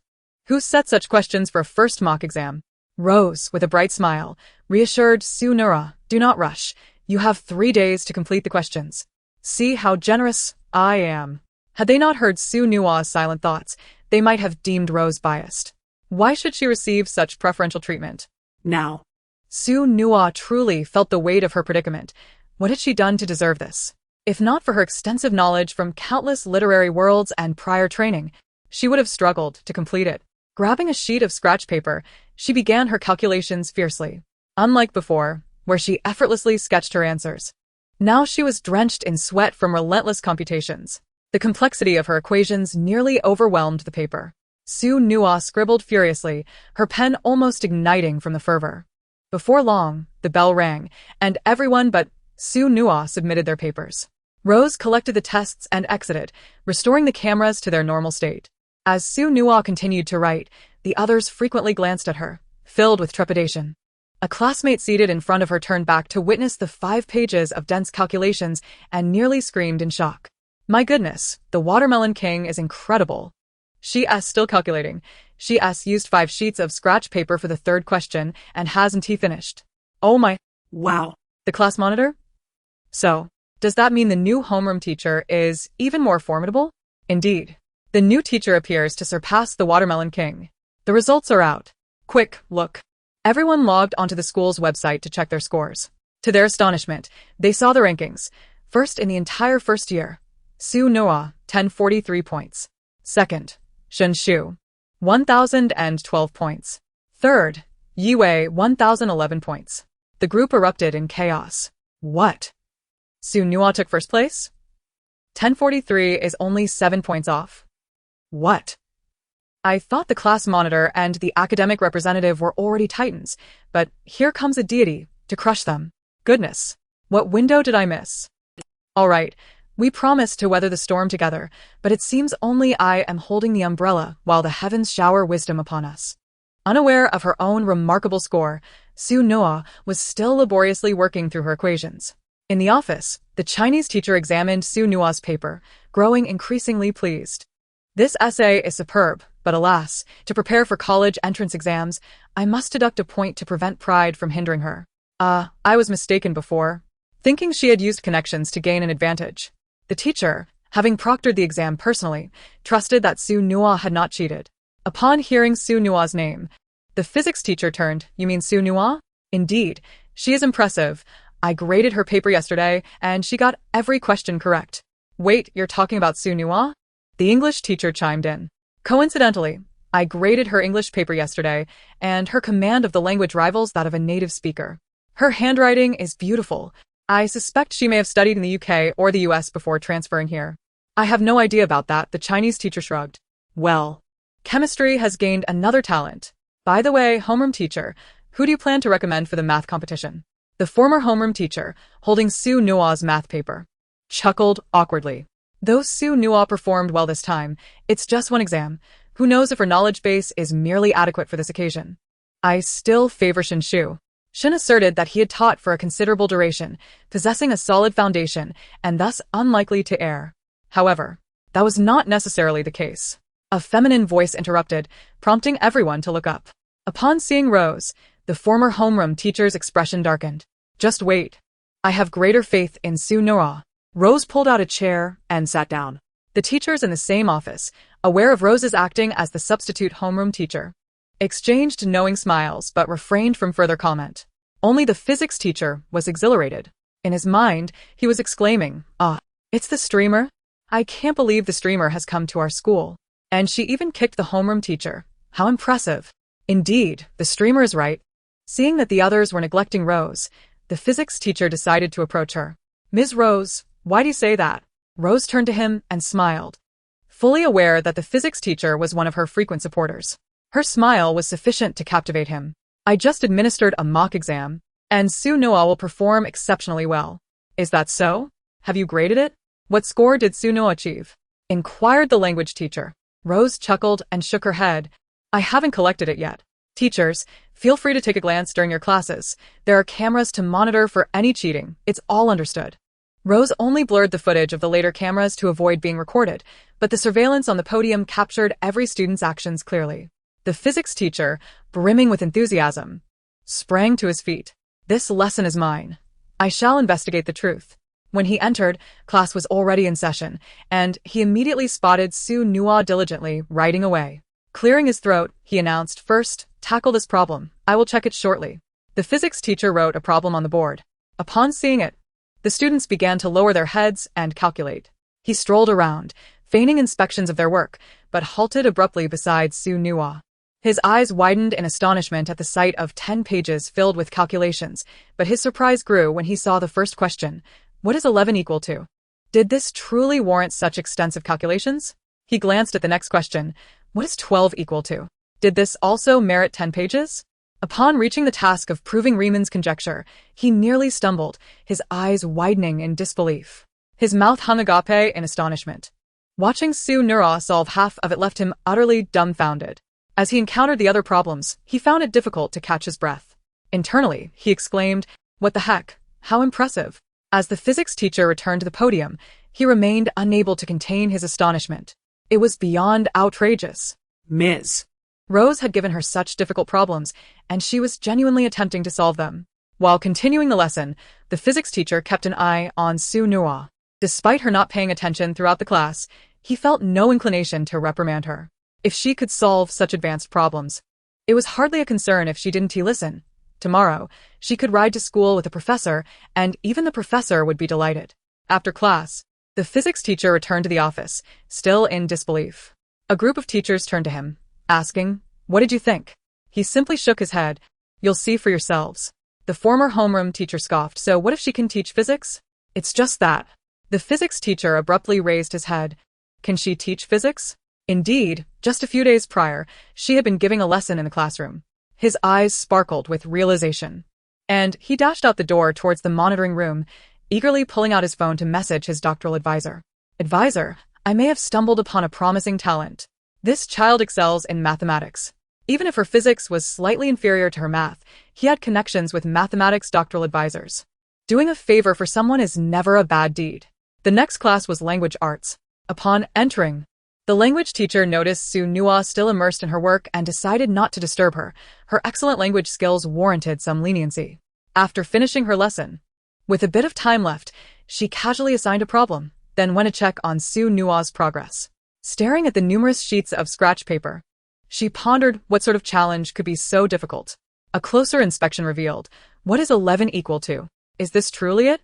When she saw the question for 12, she was even more speechless. It wasn't until she reached the third question that she was momentarily stumped, as if she had choked on a mouthful of food. Her initial thoughts of dismissing it were abruptly silenced. Who assigns such difficult problems?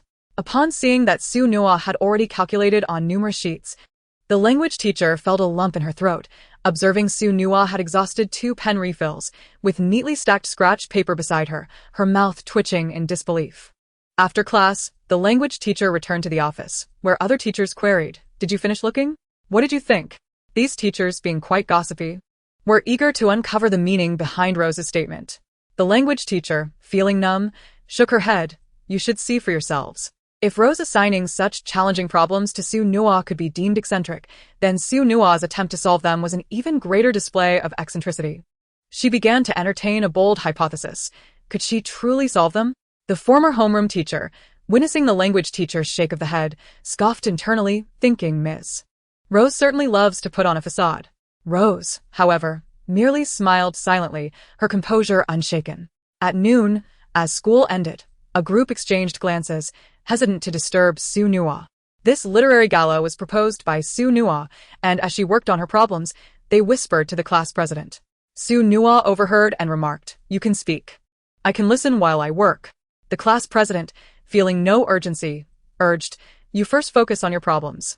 "No worries, I can do both," Su Nua replied. The group marveled, "Isn't this bizarre?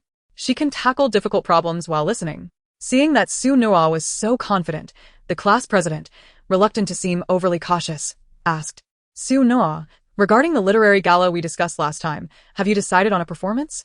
"Yes, a band. It'll be fun," Su Nua replied, sharing her plan. The group was left momentarily speechless, some murmuring, "Will this really not be embarrassing?" Yet it did sound rather enjoyable. "Is it really fun?" The class president, holding the sign-up sheet, inquired, "Is there anyone who disagrees?" "No," came the unanimous response. "I'm fine with it, as long as you enjoy yourselves." Seeing their lackluster enthusiasm, the class president sighed, realizing it would be challenging to assemble a band. He added his name to the list, hoping to support the new students. After writing his name, he routinely posed the question, even knowing it was unlikely anyone would join. Who wants to participate in the band? After all, who wishes to suffer social embarrassment? I, me. Luli stepped onto a chair, declaring, I'll go first. The study committee member raised their hand. Classmate, let me in first. Hearing the study committee member, those nearby jostled them. Look at you, trying to cut in. Almost the entire class raised their hands.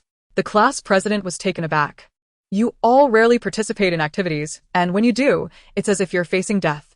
Why the sudden enthusiasm today? This is different. It's interesting. The class president tentatively asked, Aren't you worried about being mocked? My dad is the director. Aren't you afraid of embarrassing yourself alongside him? A rebellious spirit emerged. If I embarrass myself, so be it. He is old, and will have to face it. All right then. The class president added their name, Xia Chongza. Who else wishes to risk embarrassment? The class president envisioned a future of potential embarrassment and began to regret signing his own name. I've been raising my hand forever. Luli exclaimed, shaking her hand. Fine. The class president added her name. Classmate, quickly let me join. The class president silently wrote down her request. Suddenly, Luli raised Songling's hand. Class president, Songling wants to join too. The class monitor awkwardly replied, We're at full capacity. It's me, Xiao Lu-er, Xiao Xie, and Yizi. Ever since Su Nua playfully nicknamed Lu Li as Xiao Lu-er, everyone has adopted the same moniker for him. Lu Li counted on his fingers. There's still one spot available. The monitor's gaze drifted towards Su Nua. It was proposed by classmate Su Nua herself. We cannot leave her out, can we? It would be beneficial for the new student to experience this as well. Upon hearing that the slots were filled, a collective sigh escaped from the rest of the class. Alas, no chance for us. Su Nua set her pen down. Not entirely so. It just depends on whether you are willing. 5 minutes later, a rush ensued. Quick. Add the monitor and me. Count me in. Except for Songling, the entire class had signed up. Songling appeared quite embarrassed. It's just me left. Su Nua pondered for a moment. Given Songling's personality, persuading him to participate in such activities seemed rather implausible. How about this? You can wave a flag, and make sure to shake it vigorously. After all discussions were concluded, the monitor took notes and proceeded to register with the student council. It was the first time the entire class was mobilized, and the monitor felt a sense of nostalgia. In the monitoring room, the best camera utilized by Ite was capable of capturing sound. The physics teacher, observing the camera while listening to Su Nua's lecture, grew increasingly solemn. The monitoring officer next to him cast anxious glances at the physics teacher, fearing he might have overlooked something, reflecting on past events. There had been no theft or brawls during his watch. If such incidents had indeed occurred, he would surely face dismissal. The physics teacher only relaxed his brow after viewing the final moments. Very good. He backed up the surveillance video and exited the monitoring room. He was the youngest doctoral student accepted by his advisor. Now, everything was falling into place. He had been recruited by Ite at a handsome salary, and within less than 2 months of his appointment, he had discovered promising talent. While others might merely perceive Su Nua's teaching as simple and practical, he, as a physics doctoral candidate, understood the intricacies involved. He opened his phone to find a message. I just spoke with Lao Lai. Where is that mathematical genius you mentioned? You should arrange a meeting with that little student. The physics teacher thought to himself, oh no, I spoke too soon. He and his mentor were practically siblings. Yet he could hardly afford to respect his professor at this moment. What nonsense! Before he could finish his thought, another message arrived in rapid succession. You've got some nerve. How dare you speak to your teacher like that? I'll be telling your father tomorrow. The physics teacher retorted. I haven't even finished my next sentence. Wrong. Sis, let us keep this personal. Don't bring the student-teacher hierarchy into this. I wasn't joking. You absolutely cannot tell Lao Lai. This child possesses exceptional talent in physics. With proper guidance, he is bound to yield significant results. The physics teacher sent the video to her. Damn. You should have mentioned this earlier. I already informed Lao Lai. Damn it. Now you tell me? Having you as a brother is truly infuriating. Here's the deal. I'll be back from my business trip this weekend. You find a way to intercept him. I'll be back in a flash. Don't let Lao Lai snatch him away. If that little genius disappears, I'll be the first to hold you accountable.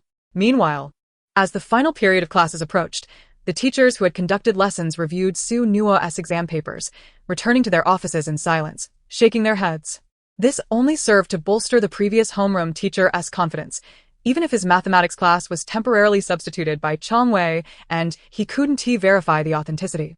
What difference would it make? Chapter 123. Os. The sight of the teachers shaking their heads only further validated his views, didn't it? Once Chong Wei stepped down, he would engage in token efforts to nurture Su Nua, ensuring he left a good impression on the director by the time they reached senior year. At that moment, Chong Wei had just exited the monitoring room, having backed up the surveillance footage from Class 1 and sent it to the principal and the director. In the final period, she invited them to observe Class 1. The principal, with a flattering smile, inquired, "Miss Chong Wei, have you summoned us for a reason?" The director, walking behind Chong Wei and the principal, felt a twinge of anxiety, relieved that he had refrained from disrespecting Chong Wei due to his appreciation of talent. No need to rush. The principal was certainly willing to follow her lead. Upon reaching Class 1, the political teacher, who had intended to let students work on exercises, broke into a cold sweat upon seeing the principal and director outside, quickly flipping through pages to continue the lesson. "Principal, look. The student in the last row completing the exam is Su Nua." The principal pondered for a moment. "Is she the student who just transferred from the Su family?" "Indeed," Chong Wei replied with a smile. The director, his eagerness to protect talent rearing its head again, momentarily forgot his position, exclaiming to the principal that Su Nua. "I mentioned her to you. Her talent is not to be underestimated." Is that so? "But Ite is hardly lacking in outstanding students," the principal chuckled. With a minute left until class ended, Chong Wei signaled. After a minute had passed and the students cleared out, the director realized that the principal, inundated with responsibilities, would hardly be inclined to waste time waiting for Chong Wei. A bold hypothesis began to stir within him. Soon, only Su Nua remained in the classroom, diligently working on her problems. Chong Wei led the principal and director inside, and upon observing Su Nua's concentration, they couldn't help but wonder, what could she possibly be writing with such focus? A stack of draft papers piled up beside her, towering nearly to her head. The top sheet was densely covered with numbers and equations. The first question, 1-1. The two men fell silent. "Is this it? Is this really taking so long to calculate?" Glancing at the second question, 1-2. The principal nearly lost his words. He was summoned here for such trivial matters? But then, they noticed the Riemann hypothesis and nearly dropped their glasses. Ah? What is this? That's one of the most challenging mathematical problems in the world.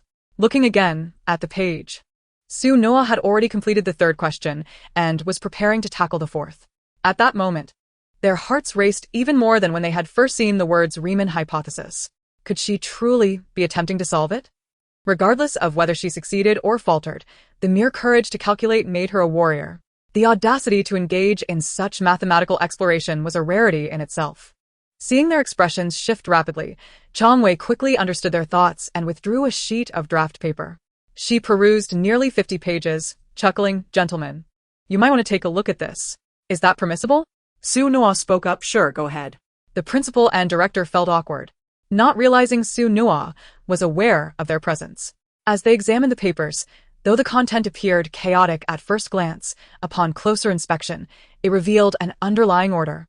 The principal's expression transformed from admiration to gravity. The director felt anxious for Su Nua, holding high hopes for the young girl. The principal's demeanor shifted again, from seriousness to astonishment, and then to a relaxed joy.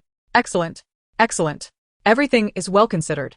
If this could indeed be successfully implemented, there was real potential." The principal slapped his thigh, instinctively wanting to laugh heartily but refraining, fearing it might disturb the genius's concentration. In that moment, the principal felt as if he had uncovered a hidden gem. He pulled out his phone, finding a contact with just one word. "Lie. Little lie. Are you free these days?" As the principal of a prestigious school, his network was extensive. He planned to invite the child of an old acquaintance, rumored to have recently become a professor at a prestigious New York institution. Surely, he would recognize this child as talent. The director stood by, taking the draft papers and absorbing their content, feeling increasingly shocked. "Miss Chong Wei, may I take these draft papers with me?" The principal, maintaining a composed demeanor, humbly made a request to her. Rose feigned reluctance, questioning, "Is this really appropriate? You're taking away the draft paper. What if some teachers or students suspect Su Nua of cheating?" "Fear not. I can vouch for her integrity. With my presence, I shall ensure that Mingzhu remains untainted," the principal assured her. Yet, Rose remained steadfast. What if you misplace it? Others might accuse you of shielding Su Noah. At this point, the principal began to grasp Rose's intentions. Upon further reflection, she realized Rose's assertion was indeed valid. It would be utterly unjust to let a prodigy suffer due to the removal of a mere draft. All right.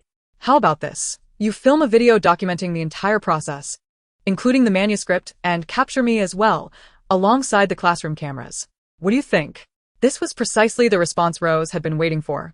Well-versed in the tropes of storytelling, she knew how to secure a safe passage for Su Noah, preempting any malicious attempts to tarnish her reputation. Excellent. Thank you, Principal. Rose swiftly recorded the video, and as she tucked her phone away, she turned to Su Noah and announced, Noah, let us go. Or sono replied. Gathering her exam papers while preparing her backpack, she understood that once she ceased writing, regardless of the outcome, she would have to hand everything over to Rose. Serving as a safeguard against any allegations of cheating, the principal, momentarily bewildered, shifted her gaze between Su Noah and Rose, and asked in surprise, Do you two know each other? Indeed. Noah is my protege. How adorable is she? Rose replied with a smile, her eyes brimming with pride.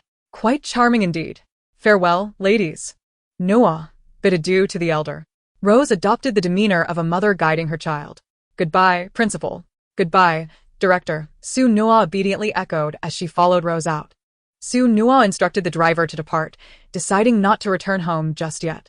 She understood that Rose's intention was to take her to her residence, to continue their studies. The principal remained momentarily stunned. A protege? Splendid. I certainly did not misjudge her. Su Noah being Miss Rose's protege serves as further testament to Miss Rose's prowess. Splendid.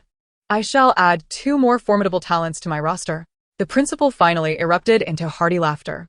Director, you have done well this time. Thankfully, you recommended that child. Sono. We almost buried a gem. Unbeknownst to Su Noah, Rose's arrival had completely obliterated her chances of slacking off. As they approached the school gate, a helicopter descended from the sky. Chapter 124. The high-profile display of wealth is my style. Due to Su Noah and Rose's delayed departure, the school had already emptied considerably, and the return journey coincided with peak traffic hours. The whirring of the rotating blades crescendoed, piercing the air as the helicopter descended slowly at the school entrance. Rose led Su Noah towards the helicopter, just as their former homeroom teacher happened to pass by with a water cup, witnessing the two boarding the aircraft. A mixture of jealousy and derision filled the teacher's heart, realizing that Rose was indeed striving to curry favor with Su Noah, likely in pursuit of higher social standing. Seated in the back of the helicopter, Su Noah fastened her seatbelt and donned her headphones. She dared not question Rose's wealth, as Rose had confidently stated. A mere helicopter was trivial for her, capable of acquiring dozens more for leisure. Rose was not merely affluent in a small world, she was genuinely wealthy. As the sun set, casting a warm glow, they soared towards a magnificent garden estate. The helicopter landed on a distant helipad, accompanied by 4 other helicopters. Rose disembarked first, and once Su Noah followed suit, she remained still as a Bugatti approached. The impeccably dressed driver opened the door and respectfully bowed. Miss, esteemed guests, please. Rose gestured for Su Noah to enter first before following. Once they were settled, the driver closed the door and took his place in the driver's seat, driving at a steady pace towards the estate. After approximately 5 or 6 minutes, they arrived at the entrance, where an archway adorned with an electronic gate awaited them. Upon recognizing the license plate, the gate slowly opened, granting them entry. Upon entering, the vehicle rolled over a pebble path, progressing leisurely forward, flanked by marble lion statues standing sentinel. Further ahead, rose petals lined the pathway, welcoming their return. In the distance, a picturesque bridge arched over a gently flowing stream, adorned with fresh blooms, while beneath it, a small lake teemed with hundreds of koi fish. The central feature of the lake, a faux mountain, cascaded with a constant flow of water, while greenery along the banks provided shade, protecting the koi from the harsh sun. The vehicle passed by several quaint villas before arriving at the main residence, a distinguished Chinese courtyard that, though only 5 stories high, exuded grandeur. Rose permitted only her close associates to reside in the main house, while guests were accommodated in a guest house that offered an array of luxurious amenities, including a gym, ballroom, small bar, and art studio, surpassing even some of the homes of affluent second-generation heirs. As the vehicle came to a halt outside the main house, Rose and Su Noah alighted, greeted promptly by the butler, who approached to open the door. clad in a black suit and white gloves, with meticulously groomed hair. The middle-aged butler bowed slightly and smiled. "Miss, young miss, I have prepared dinner for you. Would you like to dine soon?" Upon seeing Uncle Chun, Su Nua's previously stern expression blossomed into a radiant smile. "Uncle Chun, it's been ages." During her formative years, before she blossomed into an independent spirit, it was Uncle Chun who nurtured both her and Rose. Rose had been like an older sister, while Uncle Chun embodied the warmth of a caring uncle. Uncle Chun had been Rose's butler, and Su Nura was the child Rose had rescued from a dumpster. "Indeed, it has been quite some time, young miss," Uncle Chun replied with a warm smile. "I heard the young miss would be residing here for an extended period, and with you and Miss Rose both in this world, I felt compelled to come. Coincidentally, my son is now capable of managing the old residence, allowing me to accompany you both and hopefully see you, young Mississippi young miss. It has been 5 years since we last met. I have missed you dearly." Uncle Chun reminisced, recalling the days when the young miss had bedwetting incidents. Su Nua felt a wave of embarrassment wash over her, prompting her to cough lightly. "Let us not dwell on those matters." Ha! Rose laughed unabashedly. Uncle Chun seized the moment. "I still vividly remember how the young miss cried inconsolably during those times." Rose retorted, "Ugh. Now I can't laugh. This time." Sumaburstinto un controllable. The truth proved that smiles do not vanish. They merely transfer to another's face. After a momentary blush, Rose playfully punched Su Nua on the head. "What's so funny?" Su Nua, cradling her aching head, blinked back tears as Uncle Chun stood by, smiling gently. Upon entering the house, 2 rows of maids bowed in unison. "Welcome home, miss." Sumonelli un pedin surpresa. "Sister Rose, when did you adopt such an ostentatious style?" Even the old residents, 1,000 times more lavish, lacked such brazen displays of wealth. "Humph, your sister has plenty of money. Why should I remain low-key when living outside?" Su Nua observed. "It's evident that this sister has been repressing herself for too long." Though Su Nua had witnessed numerous opulent estates, her experiences in various realms had mostly been in impoverished conditions, adjusting to the modest luxury of the Su family. Now, confronted with Rose's extravagant display of wealth, she found herself momentarily unsettled. Who understands? Being poor to the point of not affording a coffin. As they entered the dining room, a wall entirely dedicated to an extensive wine collection caught their eye, with a wine cabinet exuding a gentle haze of chilled vapor. As soon as he sat down, Uncle Chun inquired, "Miss, which wine would you like to sample today?" Having been acquainted with Rose for many years, he could instantly discern her desire for a drink. The most expensive bottle, of course. Nua was returning home for the first time today and deserved something exquisite. Understanding this, Uncle Chun did not head towards the concealed wine cabinet, but instead turned to the wine cellar, where an entire room in the main building was dedicated to storing even more extravagant wines. He retrieved a limited edition Isabella whiskey worth 10 million. Its bottle adorned with thousands of tiny diamonds, while the edges of the base were embedded with hundreds of rubies. The mere bottle itself was worth a fortune. After decanting the whiskey, he selected an exquisite glass, which was also encrusted with diamonds, and prepared it with hand-carved ice spheres awaiting the whiskey's pour. This whiskey was not chilled, and if they desired it cold, the ice spheres would need to be added. Rose smiled at Uncle Chun and said, "Come dine with us." "Uncle Chun?" "No, Mississippi. This first reunion dinner after such a long time is best enjoyed by you two," he replied with a smile before taking his leave. Chapter 125. You are finished. I shall inform father. Pairing a drink worth hundreds of thousands, if not millions, with Chinese cuisine was a challenge. They simply adored Chinese food. Chinese dishes could indeed complement fine wines, not solely Western cuisine. The table was laden with over a dozen sumptuous dishes, each generously portioned, drawing the attention of passers-by who marveled at the quantity consumed by the 2 girls. Both Rose and Uncle Chun were well aware of Su Nua's formidable appetite. Upon seeing the multitude of dishes, Su Nua chuckled. "So much delicious food. I might not even finish it all. My appetite has shrunk a bit lately." "No worries. Just eat," Rose encouraged. Su Nua delicately picked up a translucent slice of shrimp, savoring its flavor, though it barely filled her teeth. Today, in moderation to accompany the fine wine, she would merely sample the seafood, avoiding any risk of gout.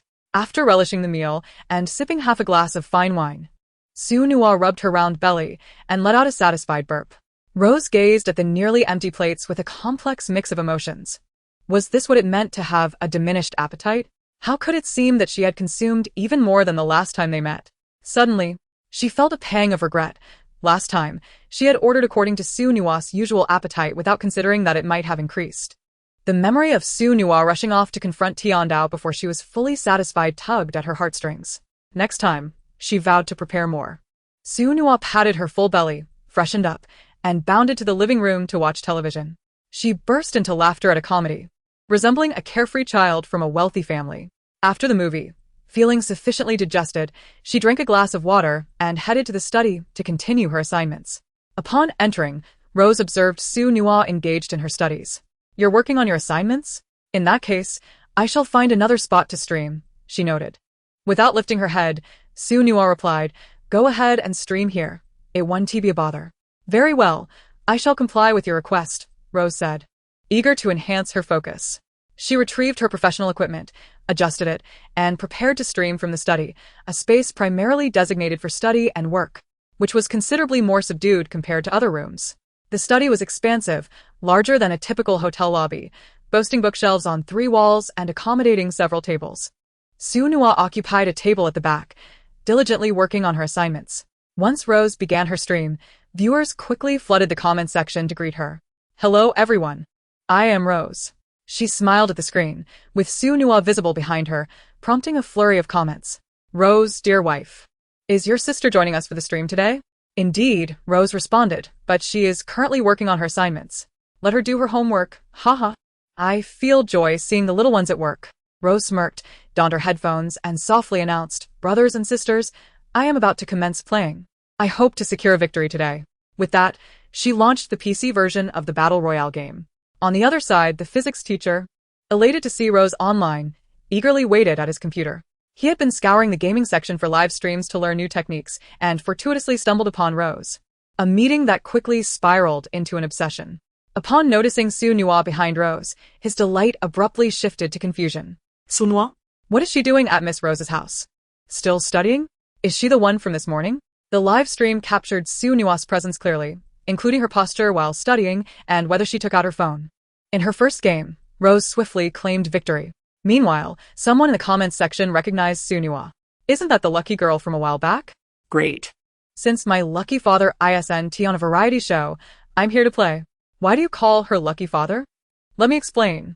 Recently, she became famous for her luck in a variety show, winning countless prizes and earning the nickname Lucky Father from her fans. Information spread rapidly across the internet, and soon, a wave of new viewers flooded into Rose's stream. "I heard Lucky Father is here. I'm here to capture a screenshot. Lucky Father, it's been a while. I missed you. I thought you were buried under 3 meters of grass. Lucky Father, my revered one, your loyal child has arrived." Wow, quick with the comments, are we? "Are you feeling alright? What pain? I'm tough as nails. Taking a beating is nothing if it means honoring my noble father. I don't believe it. I don't believe it. I don't believe it one. I'm the brother. You're finished. I'm telling father. Lucky Father is my revered one. You're just talking nonsense. Your IP indicates you're not my brother." Haha, scared the kids so much he went to check. "I'm the real brother. I told father, and he said he would come home and beat you up. Lucky Father is my revered one." Using the same trick again, one T work. Stealing a glance, Rose smiled knowingly, recognizing her sister's popularity. "Lucky Father is my revered one? Of course. That's my noble father. Well, look who it is. I knew I'd catch you here. You're quite resilient, I see. Fine, I'll go tell father. Lucky Father is my revered one." After a while, "Lucky Father is my revered one" ceased to respond, and the new batch of viewers erupted into laughter. Ha ha ha, he got beaten again. Ha ha ha. This is hilarious. I'm rolling on the floor. Pure bystander. Utterly confused. Why is everyone laughing? Let me explain. Soon, the screen was filled with laughter. Su Nua remained oblivious to the commotion, focused intently on her assignments until she completed her 4th problem and stretched her sore arms. By this time, Rose had already ended her stream and poured a cup of coffee for Su Nua. "Do you want to take a break?" "No, I need to finish these problems first. I still have to compose music. The arts gala is in just 4 days, and I must complete it today.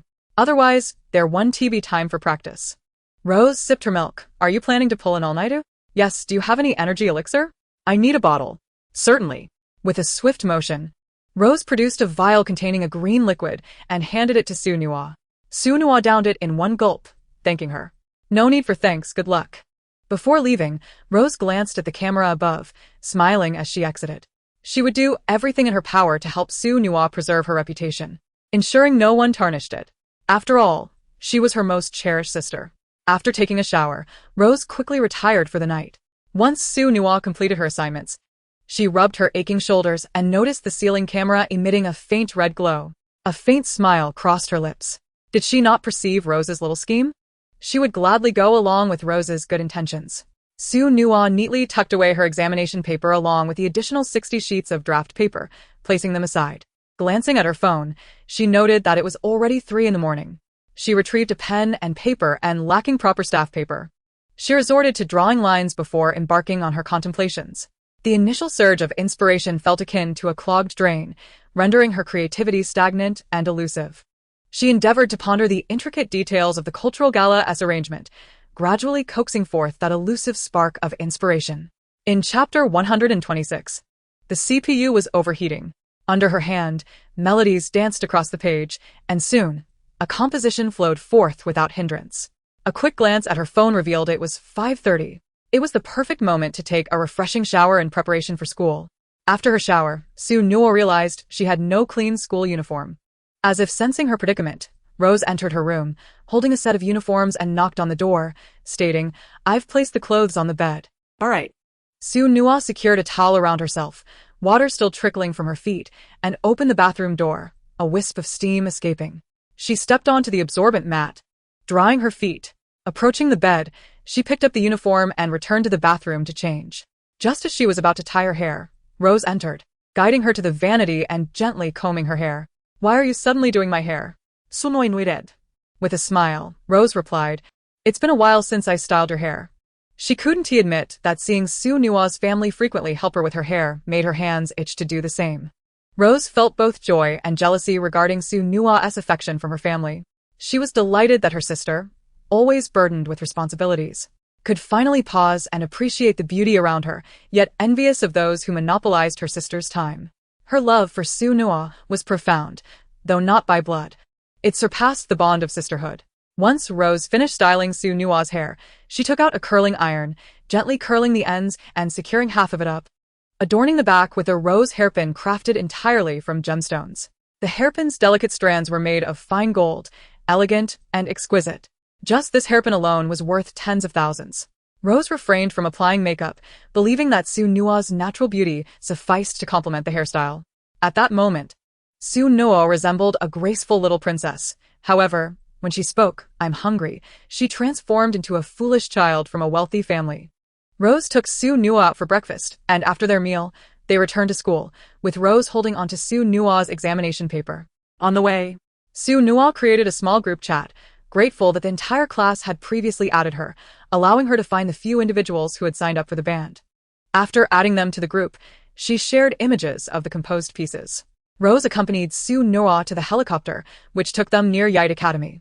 Upon landing, they walked to the school. Arriving early, the campus was relatively deserted, and only a handful of students occupied their class. Upon spotting Su Nua, the class monitor approached her. "Su Nua, we reviewed the scores you shared. They aren't too difficult and should be manageable." Great. "Shall we practice at my house after school?" she suggested, struggling to think of a more suitable venue. "No need. I've already reserved a practice room, and we can head there right after school." "A practice room?" Su Nua was puzzled. Yite possessed dozens of training rooms for any extracurricular interests, requiring merely an hour's notice for reservation. "I just booked one online," he explained. With his clarification, Su Nua felt enlightened. "Thank you, class monitor. You're so reliable." "Just fulfilling my duties," he smiled, returning to his seat. As Su Nua settled down at her desk, a stream of students began to flood into the classroom. Resting her chin on her hand, she mused, "How boring. I might as well gather some points and choose someone to gossip about." As the casually wandering students overheard her words, they quickly darted to their seats. Egger for sunus gossip. Let us pick someone." A group of students swallowed nervously, their hearts racing. Torn between fleeing to avoid being exposed and the allure of gossip, they remained glued to their seats, awaiting Su Nua's revelations. All right. "I choose the third desk in the second row." "Let me think. Her name seems to be Liea." Li Wayua. akin to a hungry cub in a melon patch, was eagerly awaiting gossip when she suddenly heard her name, nearly fainting from shock. Goodness. All she wanted was to hear about others' gossip, not her own. Oh dear, poor Liea. Recently, Liea has started dating a diligent sophomore from the neighboring school. The group immediately turned their attention to Liea, astonished that she dared to engage in a romantic relationship. Liea met their gazes with a sheepish smile, thinking, "It's just a boyfriend. It shouldn't he stir any waves, right?" Initially, Liea was merely attracted to his appearance, and he was aware of this. The boy employed every charm in his arsenal to make Liea more infatuated, ultimately leading her to bring him home after graduating from senior year. Liea gasped in disbelief. Thinking she was merely experiencing a fleeting crush, with her selfish nature, she believed she wouldn't fall for emotional manipulation or financial entanglements. Thus, she followed her playful inclinations and began dating him. The absurdity lies in Liea bringing her boyfriend home. At that moment, more students entered the classroom, and upon hearing this statement, they widened their eyes in astonishment, lowering their footsteps to avoid disturbing the unfolding drama. It felt as though they had arrived late to a movie, missing the initial exposition, yet compelled to continue watching despite their confusion. Coincidentally, Liea's father, who rarely returned home, happened to be there. Upon seeing her boyfriend, he assumed he was there for him and scolded. "What are you doing here? Leave." Li wayua. Thinking her father disapproved of her boyfriend, retorted, "If he leaves, I will too." Her father had no choice but to relent, only to later discover the truth, that this was Liea's boyfriend. Meanwhile, her mother, uncle, and aunt had also returned home. Upon seeing Liea's boyfriend, her mother insisted he stay for dinner and to spend the night. Liea believed her mother had taken a liking to him, feeling quite pleased. Excusing herself under the pretense of taking a shower, she secretly planned to fetch a gift for her boyfriend. Just as she departed, the door to the boyfriend's room burst open, revealing Liea's father. He embraced the boy, expressing concern while reproaching him. "Haven't I treated you well? With me around, you still seek a girlfriend? Even if she is my daughter, I can't help but feel jealous." The audience was left in utter disbelief. Moments after the embrace, a knock echoed at the door. Assuming it was Liea, her father hurriedly concealed himself in the wardrobe, enlisting the boy's help to cover up. As the boy opened the door, it was not Liea, but her mother. After closing the door, she wrapped her arms around the boy from behind, reminiscing about their past and questioning why he was still dating Liea. The crowd was left with their CPUs overloaded to the brink of malfunction. Another knock sounded at the door, prompting Liea's mother to hastily hide in the wardrobe, where she stumbled upon Liea's father. Furious, she intended to scold him for his unfaithfulness, but with the incessant knocking, she could only retreat to the bathroom. The boy opened the door once more, revealing Liea's uncle, who enveloped him in a hug, exclaiming, "I've missed you so much.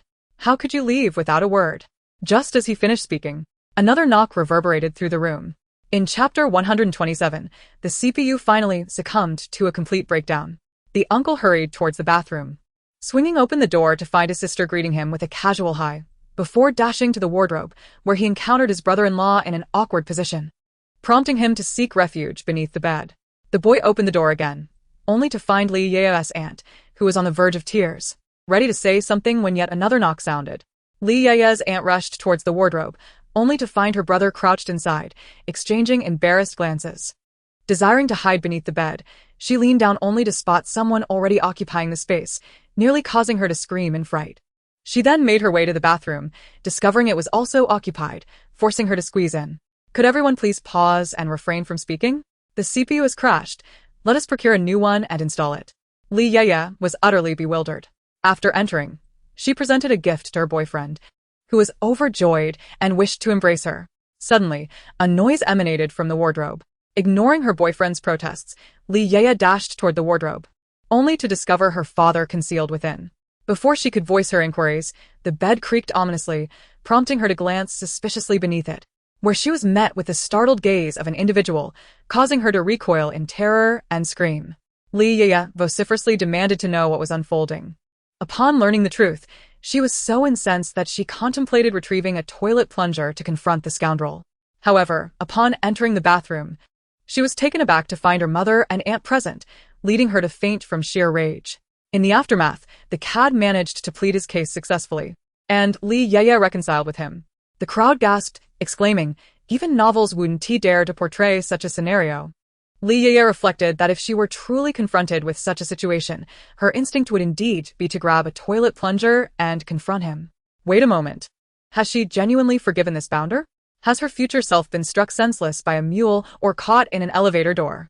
How could she possibly pardon this unscrupulous individual who juggles multiple relationships?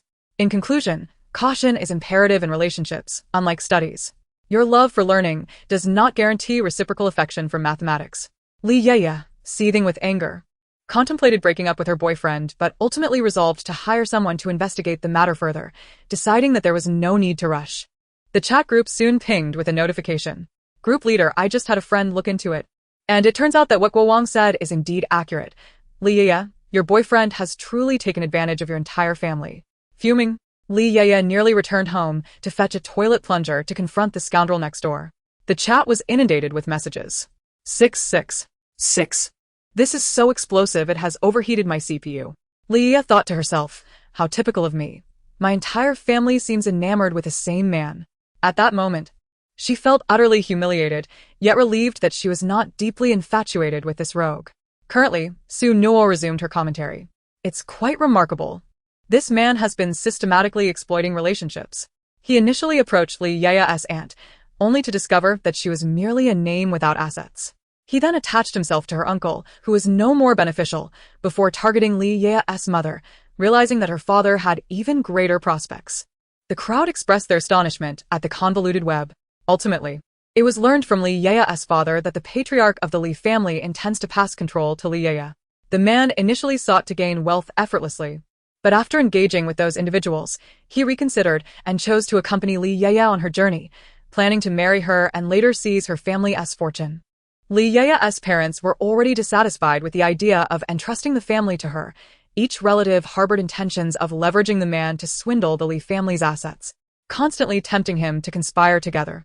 This situation appeared as though the man was deceiving everyone, yet in reality, multiple parties were scheming to win him over, leaving only Li Yaya to bear the emotional scars. Li Yaya, upon hearing this, felt as though she might explode with fury. Her own family had colluded with the scoundrel to swindle her out of her wealth.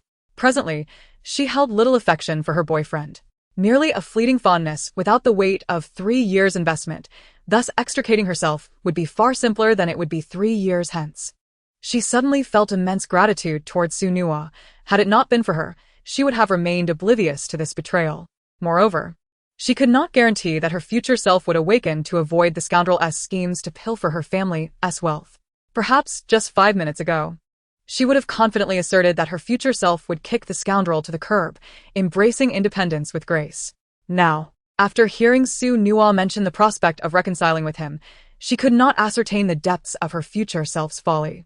Just as Li Yaya was engulfed in her turmoil, the school bell rang. Su Nuo retrieved her workbook to solve problems, and as she took a sip of water, she chanced to gaze at the teacher at the podium, who bore a surprisingly amiable expression. Was she imagining things? She rubbed her eyes and, upon reopening them, saw the teacher had returned to normal. It must have been an illusion. The aftermath of an all-nighter was evidently taking its toll. Su Nuo resolved to nap after class. When the bell rang, she collapsed into slumber, eliciting envy from her fellow students. Upon awakening, she found herself in the midst of the second class, rubbing her sleepy eyes and noticing the physics teacher gazing at her with a kind, almost grandfatherly demeanor, asking, "Have you had enough rest, child? If not, feel free to sleep some more." Su Nuo shook her head vigorously, convinced she must have misinterpreted the situation. This continued until the penultimate class of the afternoon. Su Nuo had endured an entire day of benevolent gazes, prompting her to wonder, is the aftereffect of an all-nighter truly this potent? The final class was taught by Chong Wei. She distributed a stack of examination papers without announcing grades, instead stating, "I have a general understanding of your abilities and will devise a personalized plan for each of you." From that day forth, 2 additional hours of intensive training would be implemented after school, though this week it would be shortened by 1 hour due to their weekend performance, restoring the full 2 hours the following week. A collective groan erupted. Chong Wei remained unfazed by any potential rebellion. She had already discussed this matter with all the parents of her students, who not only consented but also promised to remind their children to heed their teacher's guidance. Chong Wei's philosophy was clear.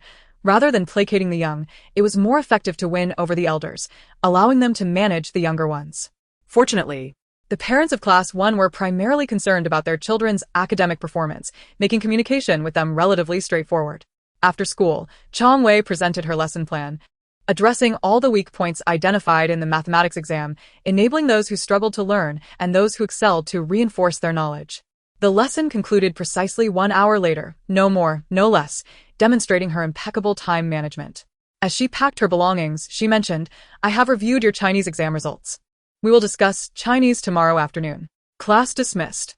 After Chong Wei departed, many students lingered, reflecting on the lesson. Some, in a daze, remarked, "It felt as if knowledge was flooding into my mind." It was just as enjoyable as the class with Guisu Noah. They found themselves craving more. Unlike the usual tedious experience, they simply wanted to keep listening. Chong Wei had just mentioned that she would also teach Chinese. Could she possibly be proficient in that subject as well? Chong Wei is impressive, excelling in not just 9 subjects, but also in music, chess, calligraphy, computer science, finance, gemology, dance, and robotics. Chapter 128.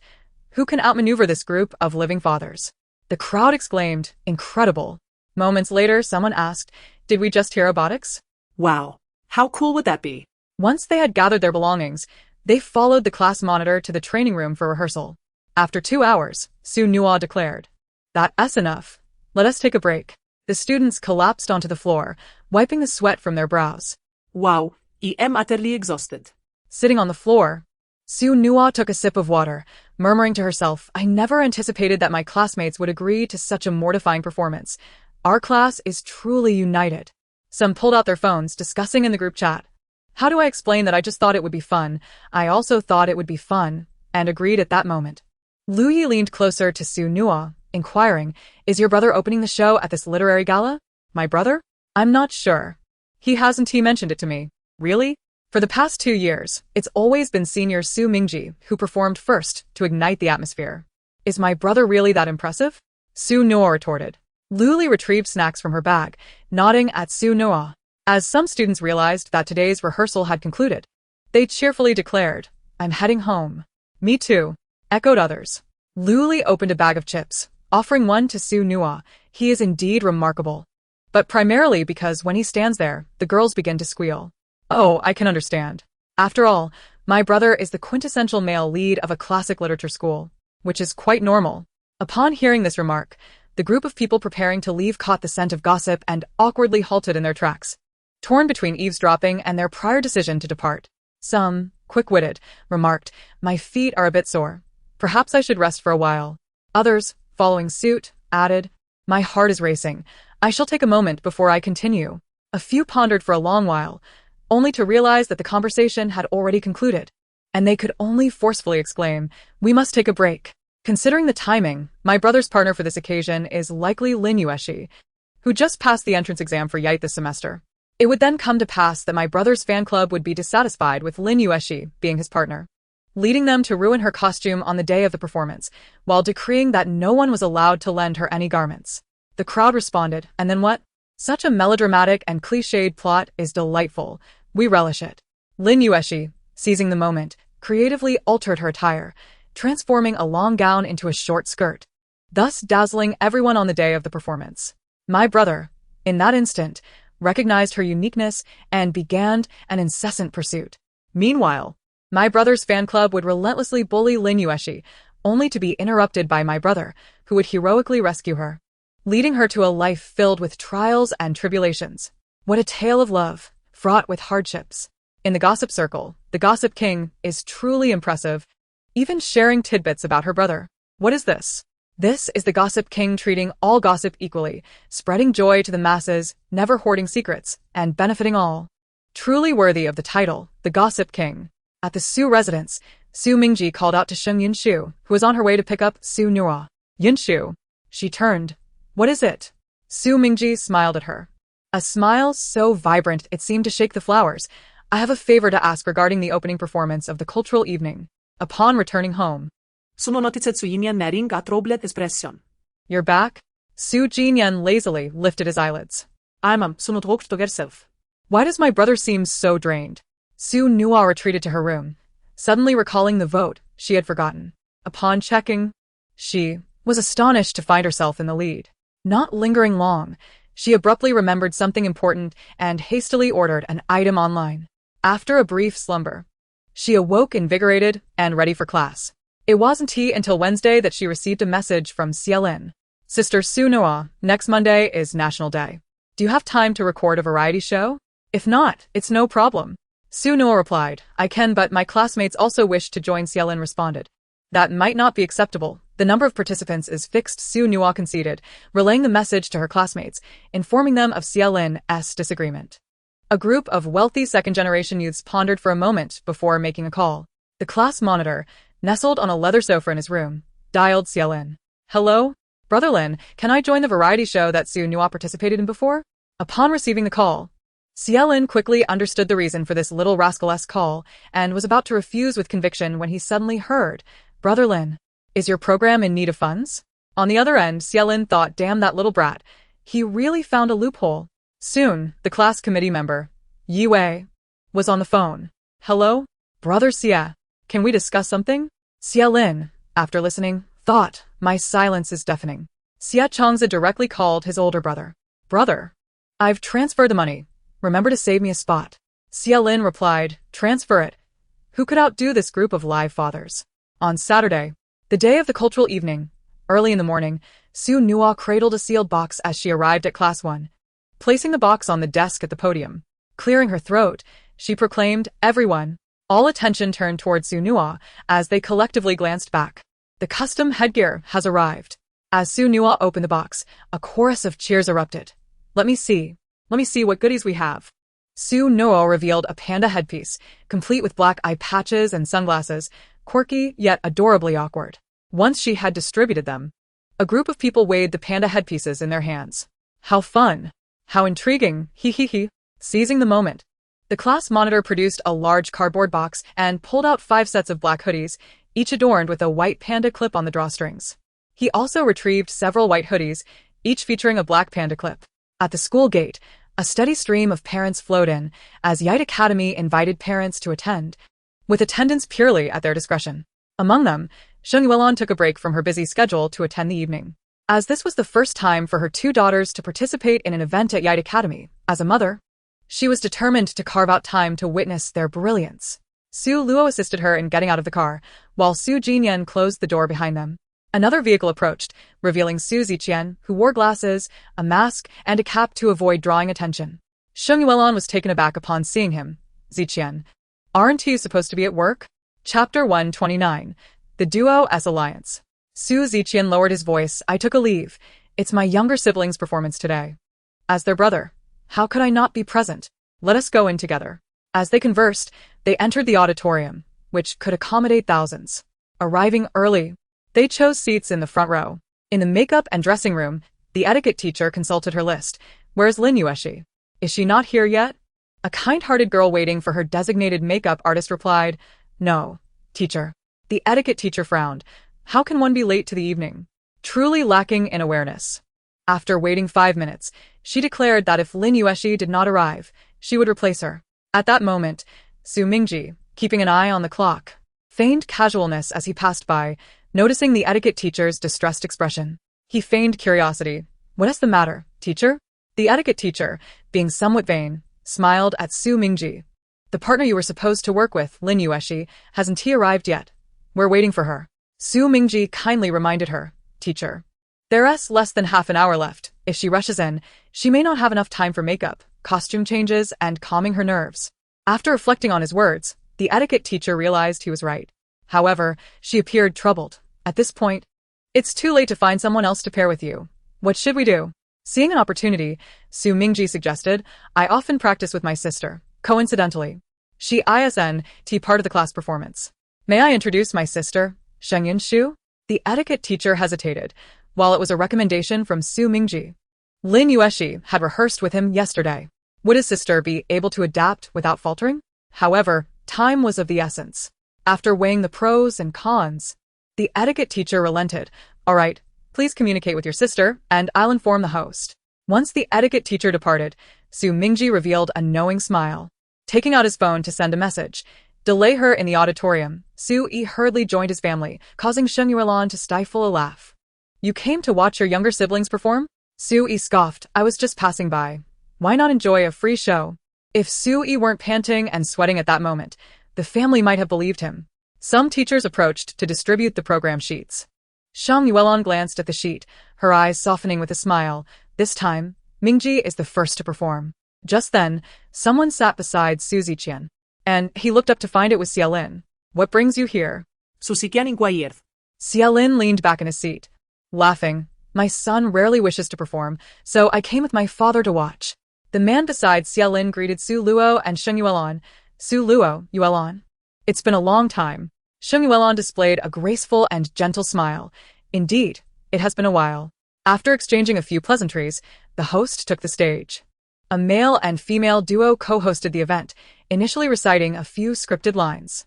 Soon, the male host confidently declared, the originally scheduled first performance was to be by students Su Mingji and Lin Yueshi. However, due to personal reasons, Lin Yueshi cannot be present. To ensure the show proceeds smoothly, we will have a last-minute replacement. The first performance, titled Wishing You Happiness, would be presented by Su Mingji and Sheng Yunshu. The hosts retreated to the background. Upon hearing the names, Su Luo grasped Sheng Yuelon's hand, her face brimming with pride. It's Yunshu. Indeed. I wonder if Yunshu will be nervous going up first. Behind the scenes, Su Mingji, clad in a pristine white suit that accentuated his tall figure, stood as upright as a pine tree, his delicate fingers fidgeting with his tie. His already handsome visage appeared even more exquisite after makeup. Su Mingji teased. Are you nervous?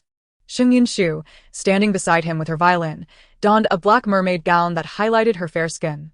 Her hair, elegantly pinned up, shone under the stage lights, while her finely sculpted cheeks, enhanced by makeup, conveyed an air of aloofness, reminiscent of a goddess standing atop a snow-capped peak, unwavering and resolute. No. All right, let's go. Su Mingji ascended to the stage, seated himself on the piano stool, adjusted its height, and took a deep breath, stealing his emotions. Sheng Yunshu followed closely, standing not far from him, inhaling deeply before resting her violin on her shoulder and closing her eyes, preparing to begin. Su Mingji's fingers danced slowly across the piano keys, the instrument responding with a melodious flow. Sheng Yunshu drew the bow across the violin strings, their sounds entwining and swirling together. However, the beauty of their music, though pleasant, lacked the intensity to resonate with the audience. Suddenly, they paused, opening their eyes to reveal an unmistakable determination and resolve. Sheng Yunshu gripped the strings with her left hand, and with a swift motion of her bow, she accelerated her pace and intensity, as if to unleash all her pent-up frustration and passion. Akin to a survivor struggling in a swamp, yearning for a glimmer of light. Su Mingji, unwilling to be outdone, followed suit, his fingers racing over the keys, pouring forth a torrent of music, each note growing more forceful, his head swaying to the rhythm, his gaze fiercely pursuing his hands as they danced upon the keys. His fingers erupted with unrestrained fury, a lament against the injustices of fate. Their music became a fierce duel, the flames of their anger escalating and engulfing the entire venue. The once bored audience was now captivated by their performance, involuntarily sinking into the depths of their melodies, stirred by a whirlwind of emotions. As they concluded their final notes, their tempo gradually softened, laced with an undercurrent of despair, an expression of their struggle against the futility of fate and the endless cycle of regret, leaving the audience in a state of melancholy. Just when it seemed they were about to finish, Sheng Yunshu suddenly opened her eyes, her hands moving faster than ever. Her gaze fixed on the violin with a fierce determination. Sweat trickled down her forehead, cascading down her neck, and as droplets fell from her elbows, she quickened her tempo, seemingly striving to shatter the constraints and seize the light she so desperately sought, to rebel against fate and sing its praises. Her entire being shifted as she drew the bow, her body swaying in harmony with the melody, fiercely resisting the so-called destiny, all for the person she cherished, to claim the happiness that was rightfully hers. Su Mingji's fingers flew over the piano keys with a speed that left behind mere shadows, each note resonating with his unwavering obsession. He would risk everything for this conviction, sparing no effort. Though their performance appeared as a frenzied battle of piano and violin, beneath the surface, their music melded into an undeniable force. Ultimately, it culminated in a serene simplicity, a tranquility that seemed to be their ultimate pursuit, happiness. As the performance drew to a close, the audience remained entranced in the lingering echoes of their duet, unable to shake off the experience. Some were the first to react. applauding tentatively, their scattered claps slowly building into a fervent ovation. Everyone was irresistibly drawn into their music, finding common ground in its beauty. Cheers erupted. Ah, Su Mingji, my idol, you are the best.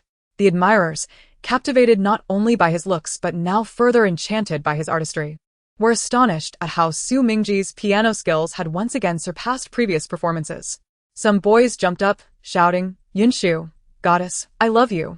A mother seated beside one of the boys awkwardly pulled him down, surprised by her son's uncharacteristic outburst of such crude admiration in the usually decorous setting. Following a bow of gratitude, the two exited the stage. Xielin's father turned to Su Luo, his face glowing with admiration. Your children are all exceptional. Su Luo smiled in response. Thank you for your kind words. I too believe my children are remarkable.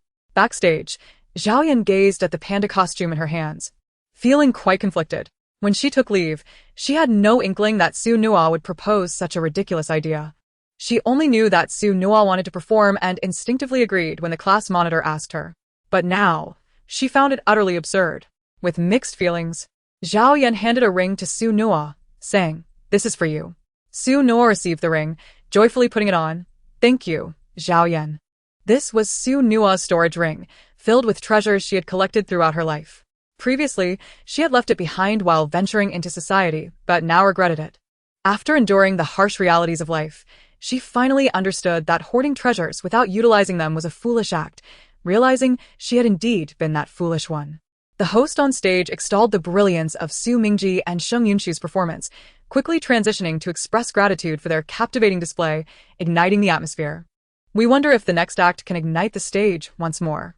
The female host maintained her smile, smoothly announcing the next performers. The entire class, one of the first year. Sheng Yuan beamed upon hearing this, dear. Did you hear? It's everyone. And Nua Noa will also perform. Yes, I heard. Our daughter is truly talented. She can take the stage. The parents of Class 1 eagerly awaited their children's performance. At that moment, a boy clad in a white hoodie and a panda headpiece rushed onto the stage, brandishing a flag that read Class 1. Go. He waved the large banner, which fluttered in the air-conditioning breeze. The audience was bewildered. Just as the flag waved, the red curtain fell, and all the students of Class 1 seized the opportunity to rush onto the stage, taking their positions. As the lights suddenly dimmed, a wave of confusion swept over the parents. The red curtain parted, revealing Su Nua seated on a stool in her black hoodie and panda headpiece, waiting for the others to begin. Luli pressed the keys of the electronic keyboard in the darkness, a slow and monotonous melody emanating from the instrument. Having practiced since childhood, Luli's fingers instinctively found their place. Responding to the cue, Xia Changza strummed his guitar, while Yue picked up the bass. The class monitor stood before them, poised behind the microphone, yet remained still. They played a simple tune, but soon fell silent. As everyone pondered the identity of the musician in the darkness, Su Nua opened her eyes, raised the drumsticks in her hands, and struck the drum with a resounding thud that captured the attention of all. With a bang, the lights illuminated the stage, revealing a group clad in hoodies.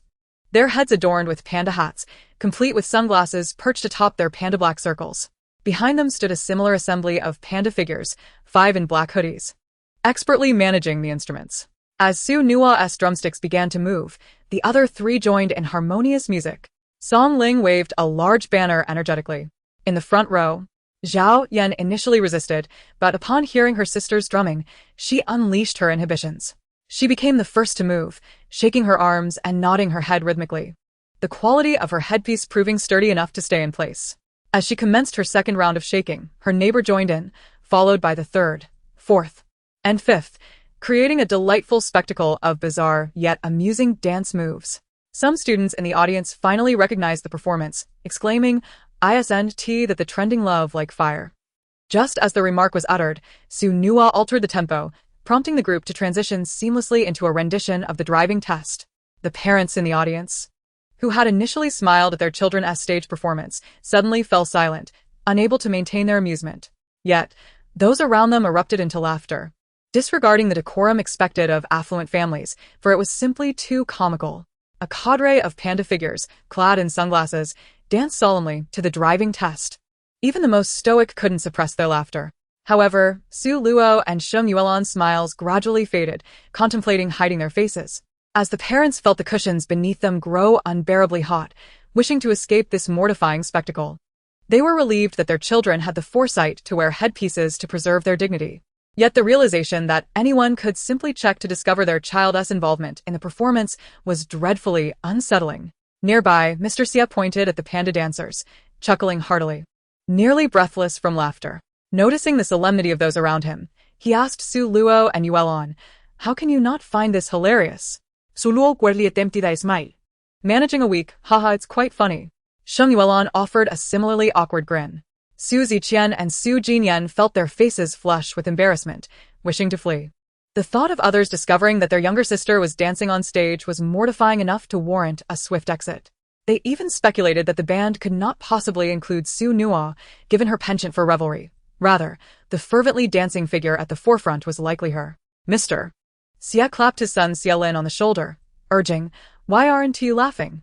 This is too funny." Xia Lin, feeling the weight of awkwardness, managed to reply, "Dad. The second one is in the first year of high school." Mr. Xia's laughter froze, his gaze fixed on the dancing pandas. And he suddenly found himself unable to laugh any longer. In the midst of the uproarious laughter, Su Nua slowed the rhythm, playfully tapping the drum, causing the dancers to halt. Upon the third strike, a sudden intensity ignited in her eyes. She raised her drumsticks high and struck the drum forcefully, then struck the cymbals with vigor, unleashing a rhythm that awakened everyone on stage. Her body swayed with the drumming, as if to express all her fervor and zeal to the world, inviting all to partake in this exuberant celebration. The bassist quickened the tempo, and the other musicians matched his energy. The class monitor, who had been a mere background presence, seized the microphone, belting out notes with fervent passion.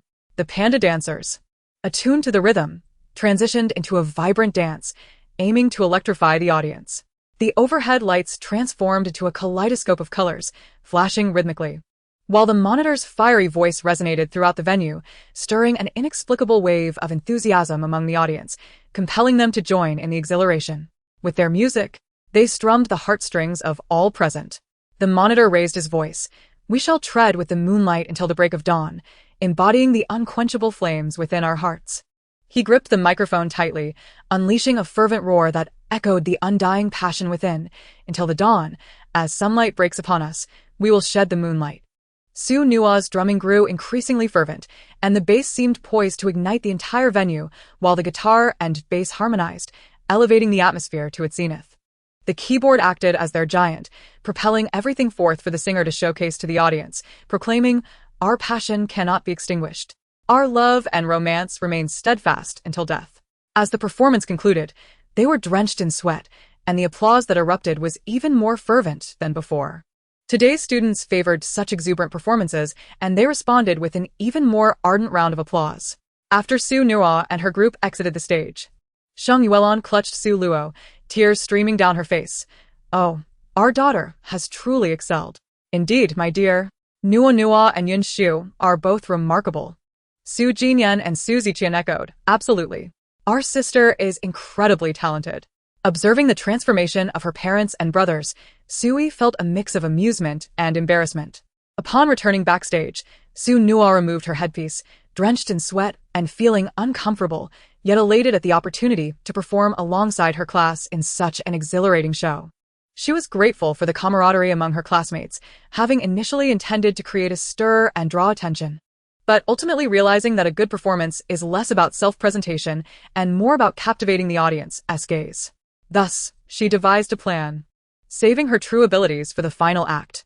The class monitor, having removed his headpiece, took deep breaths, acknowledging the discomfort of singing while wearing it, yet reveling in the joy of the performance. Xia Changza suggested, "Since we're all in headpieces, it's likely no one knows our faces, and they certainly won't vote for us. Why don't we go out for a meal?" He referred to the final voting round, where the top 5 performances would select 5 individuals for the last showcase. Typically, such votes favor those with striking appearances. After some contemplation, the group agreed with Xia Changza's proposal. "Yes. Let us go eat." "Where to?" The monitor, recalling that this performance was Su Nua's idea, thought it best to let her choose.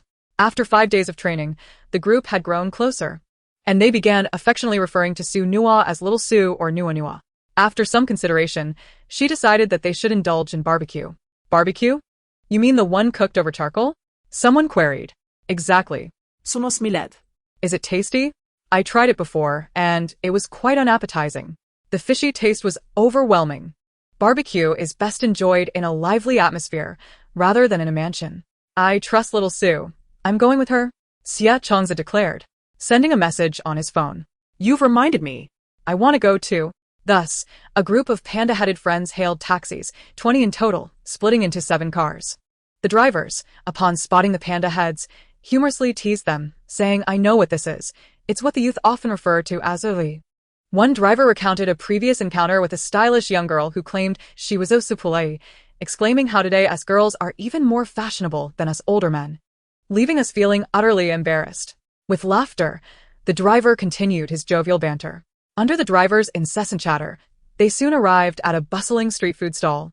20 panda heads ambled towards the establishment, nearly stunning the diners outside into speechlessness. It was still afternoon, yet Su Nua inexplicably craved barbecued delicacies.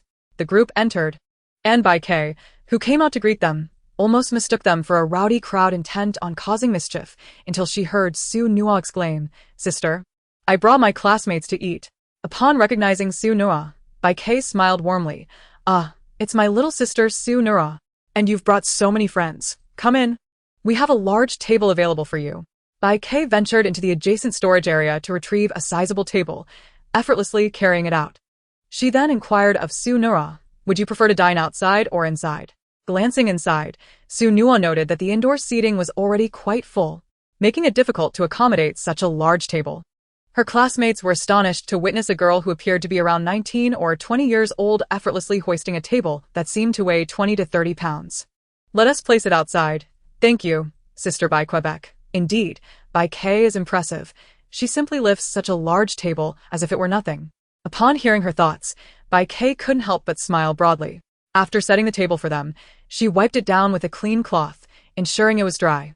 She then presented the menu, saying, Take a look at the menu. Call me when you're ready. The group surveyed the overall cleanliness of the food stall, though the surrounding streets seemed less pristine, leading them to wonder if such a shabby dining environment was truly suitable for a meal. Chapter 132. The performance doesn't compare to the feast. Observing Su Nua's calm demeanor as she sat down to order, their doubts faded, and they settled in to dine. They had previously agreed to follow Su Nua's lead, as leaving abruptly would not reflect their collective character. Once seated, Su Nua had completed her order and passed the menu to her classmates, who hesitated, pushing it around amongst themselves. You order. I'm unsure of what to eat. You can decide. Go ahead, you choose. They intended to order lightly, saving room for additional dining later.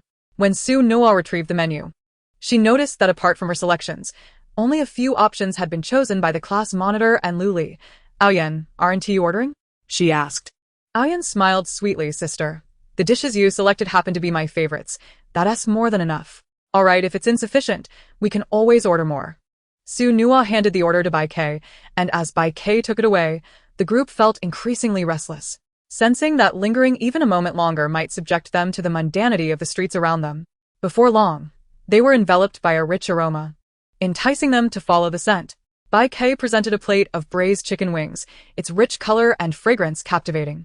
Engaged in activities like playing musical instruments or dancing, the group of youngsters had long been hungry, their stomachs grumbling, yet they hesitated to partake in the food. Su Nua, however, boldly grabbed a wing and savored it joyfully, her indulgent expression prompting the others to swallow hard, eager to join in. Seeing Su Nua enjoying her meal, Xia Changza also dove in, nearly swallowing his tongue in delight at the flavor. Delicious. With Su Nua and Xia Changza eating, the group finally picked up their chopsticks, discarding their reservations. For what harm could come from a hearty meal? Fortunately, Bai Kei had prepared ample portions, ensuring that everyone received at least one chicken wing. As they relished the wings, praises of "so good" echoed around the table. Bai Kei then brought out sweet and sour fish, her face beaming, as long as it's delicious. Su Nua picked up a piece of fish, prompting the others to follow suit. Bai Kei soon returned with braised beef brisket. Upon lifting the lid of the pot, an intoxicating aroma wafted through the air, a rich blend of spices and flavors that tempted them to eat without a second thought. Bai Kei then presented a spicy hot pot, the vibrant red broth adorned with peppercorns, its appearance suggesting extreme heat. Su Nua raised her hand. Sister Bai Kei, could we have a bottle of beer? The group's eyes widened with excitement at the prospect. Just then, Luo Ling emerged, playfully tapping Su Nua on the head, exclaiming, "What are you kids doing drinking beer? Minors aren't allowed to drink." This comment instantly deflated the spirits of everyone, including Su Nua. However, Bai Kei chimed in, "But I'll concoct some delightful drinks for you." "Hooray! What kind of drinks?" The others wondered.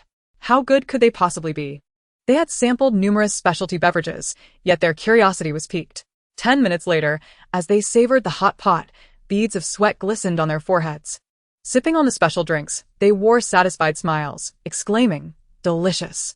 The shift in mood was as swift as a tornado. "Sister, may I have the menu again? I want to order more." "Sister, I'd like a menu too." "Sister, thank you for the menu." The group of students clamored for the menu, eager to order more food.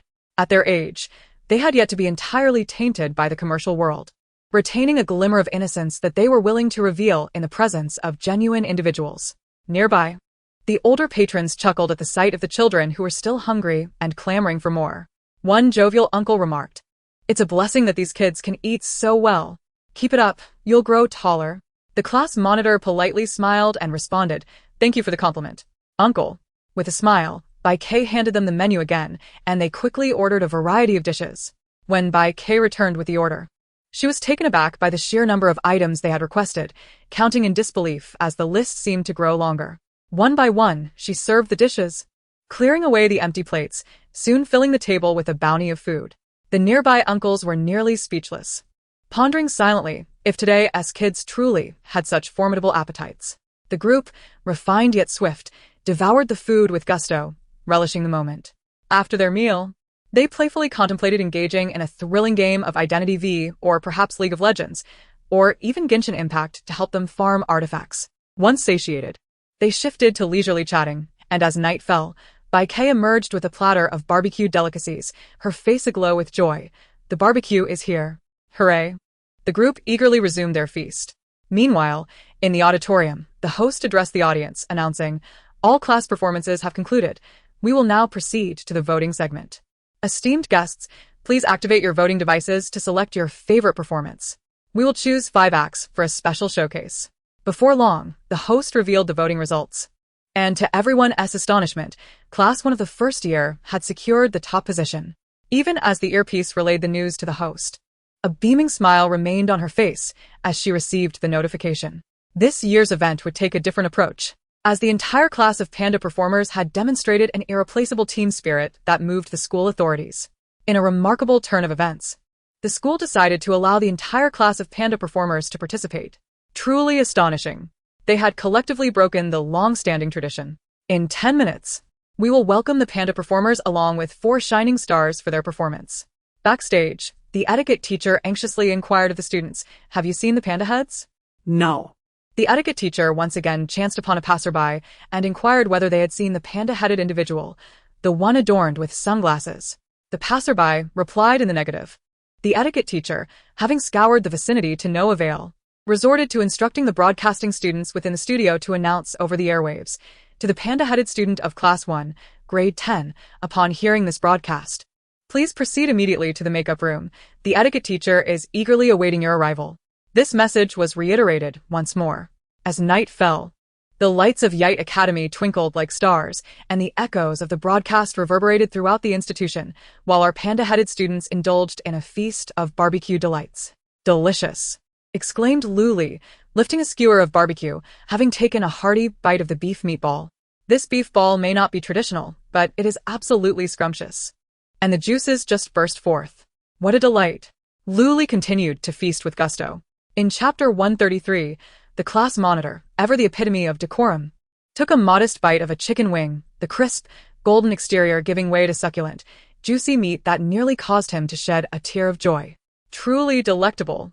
The restaurant recommended by Xiao Su is splendid. Xiao Nu, standing tall and proud, declared, "When it comes to feasting, I am the expert." While they reveled in their culinary delights, the etiquette teacher was frantically searching the entire school. After satiating their appetites, they hailed a cab to return home, waving goodbye to one another, oblivious to the fact that their parents were waiting in the school auditorium to witness their performance. Had their parents known, They would surely have praised them as exemplary offspring. The following day, upon awakening, Xiao Nu learned of the previous night's events.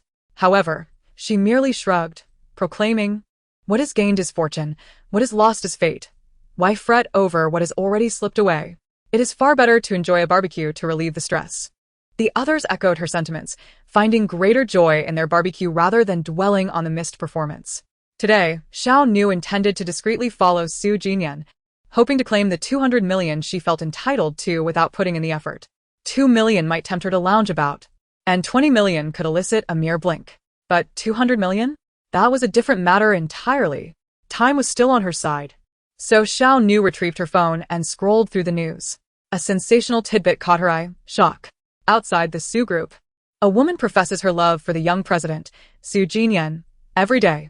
The Su group issued a statement expressing that their young president was currently focused on family and career, with no interest in romance, having previously conveyed his sentiments to the young lady in question. Despite this, she remained ardently devoted to her declarations.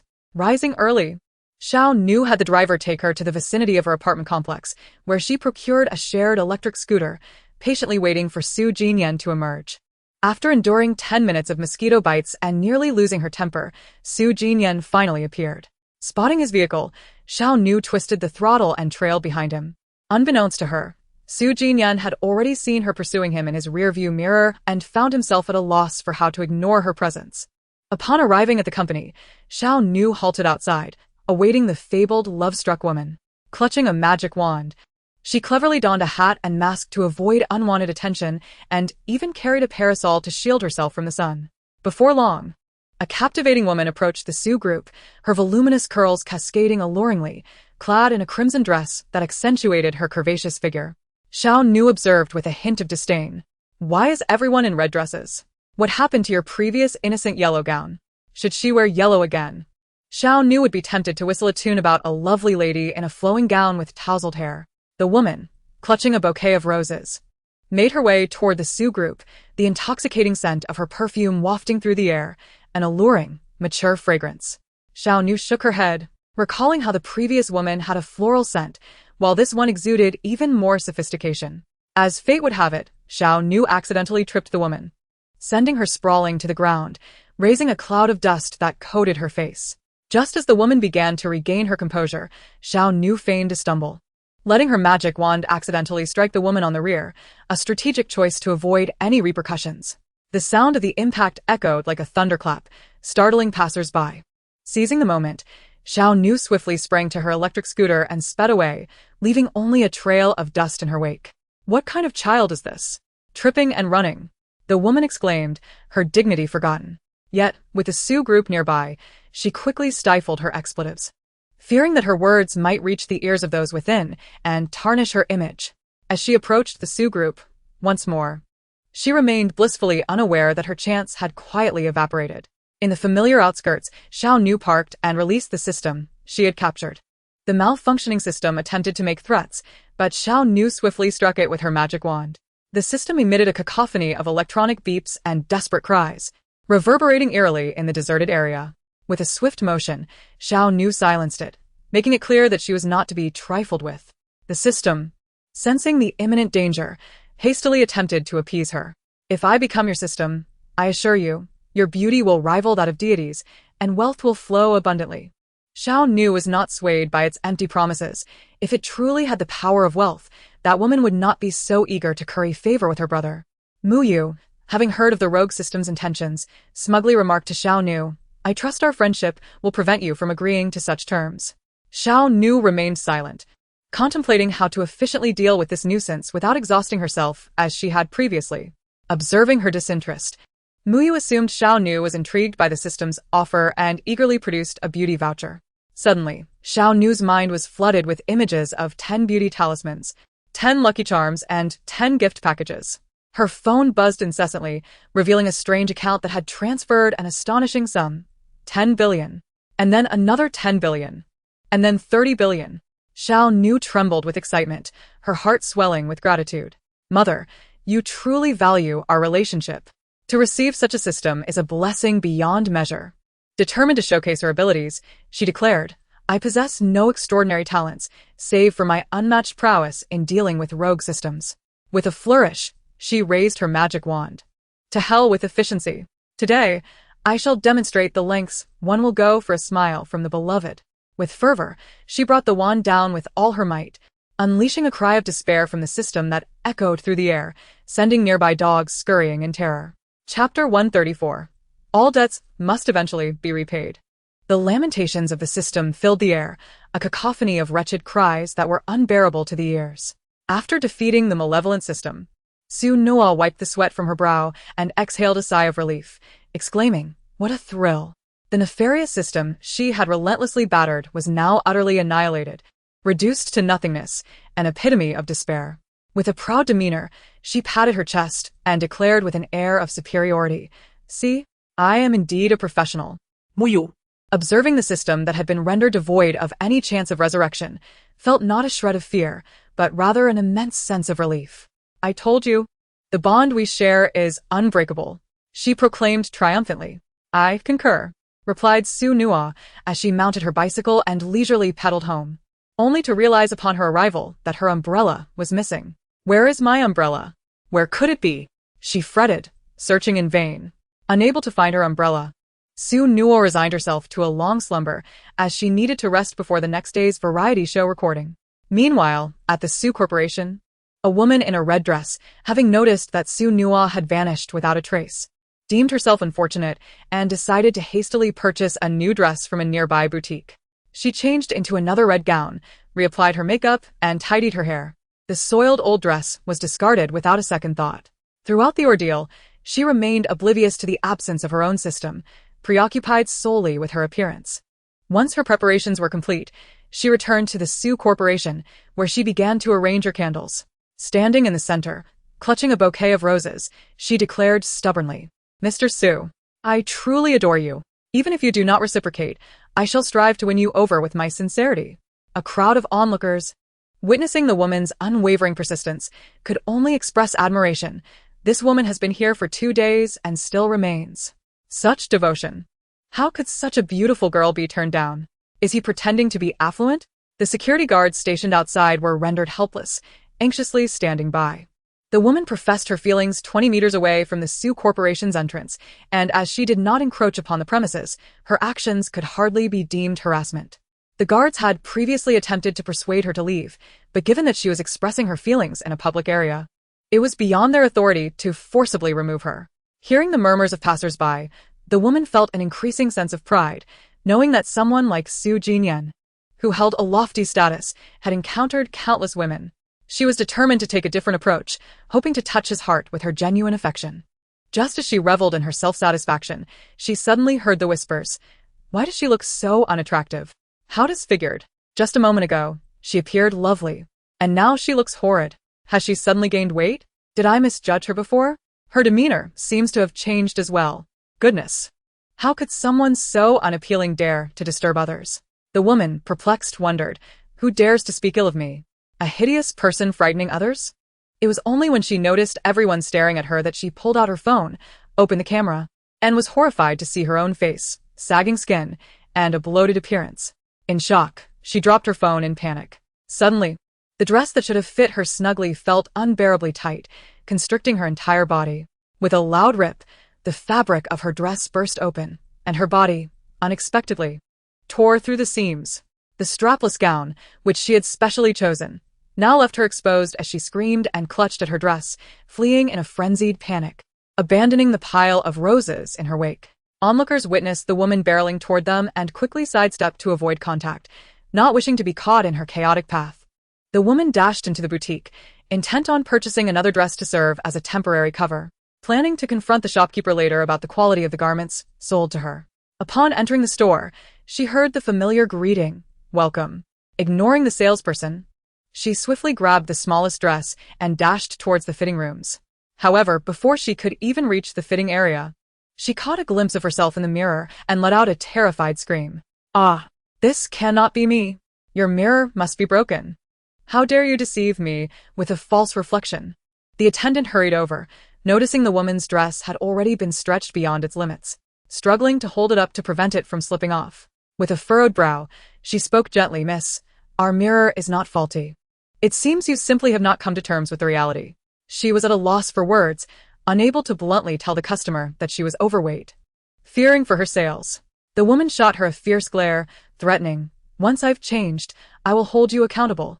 The bewildered attendant, taken aback by the encounter, could only watch as the woman stormed into the fitting room. The attendant thought to herself, these peculiar customers seemed to be multiplying. As the woman changed clothes, she caught sight of her belly bulge and the flabby arms that had once been sources of pride. Overwhelmed by despair, she screamed once more. Internally, she raged, "System, come out. What is happening? I was promised that by winning over a man, I would attain everything." Desperation coursed through her as she called out for the system that had always appeared promptly, but this time, it remained silent, leaving her utterly distressed. A dreadful thought crept into her mind. The system had abandoned her. Kneeling on the ground, she cradled her head in her hands, weeping profusely. After a lengthy period of lamentation, a realization struck her. She still possessed wealth. With money, she could undergo cosmetic surgery, take weight loss injections, or receive hydrating treatments. It was merely a matter of making a comeback.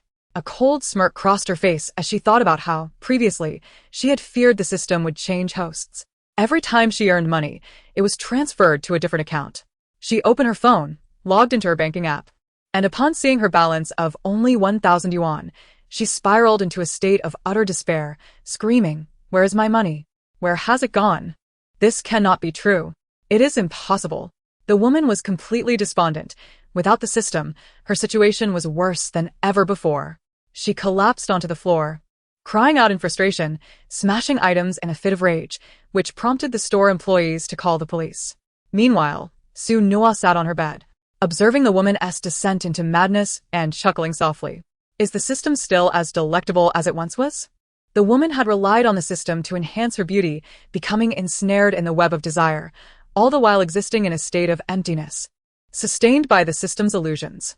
She had traded in points for her physique, living without fear, indulging in late-night feasts and a lifestyle devoid of routine. While she appeared glamorous on the surface, inside, she was crumbling. Wealth acquired through the system would eventually require repayment. Then a thought struck Su Nua. Wait a moment. Isn't my fortune also illusory? Chapter 135. Flattery is indeed useful. Muya scoffed at this notion, insisting, "Do not conflate my situation with those lowly systems. My wealth is tangible. Before engaging with any system, I was a legitimate investor. The returns on my investments are traceable, rest assured." Chewing on chocolate, Su Nua mumbled, "Isn't it odd for an investor to become a system? My uncle says I am too ambitious, that our family has always thrived thanks to the system, and I should return to the grassroots and work hard." Su Nua, unfazed, interjected, "So why is your brother the main system?" Muya replied, "I've always thought he is a bit delusional. He believes he is quite dashing, a great hero." Sumunod at isa. Even within systems, flattery cannot be avoided. The following morning, Su Nua was roused from her slumber by the knocks of Su Ziqian, who had hurried home the previous night to rest.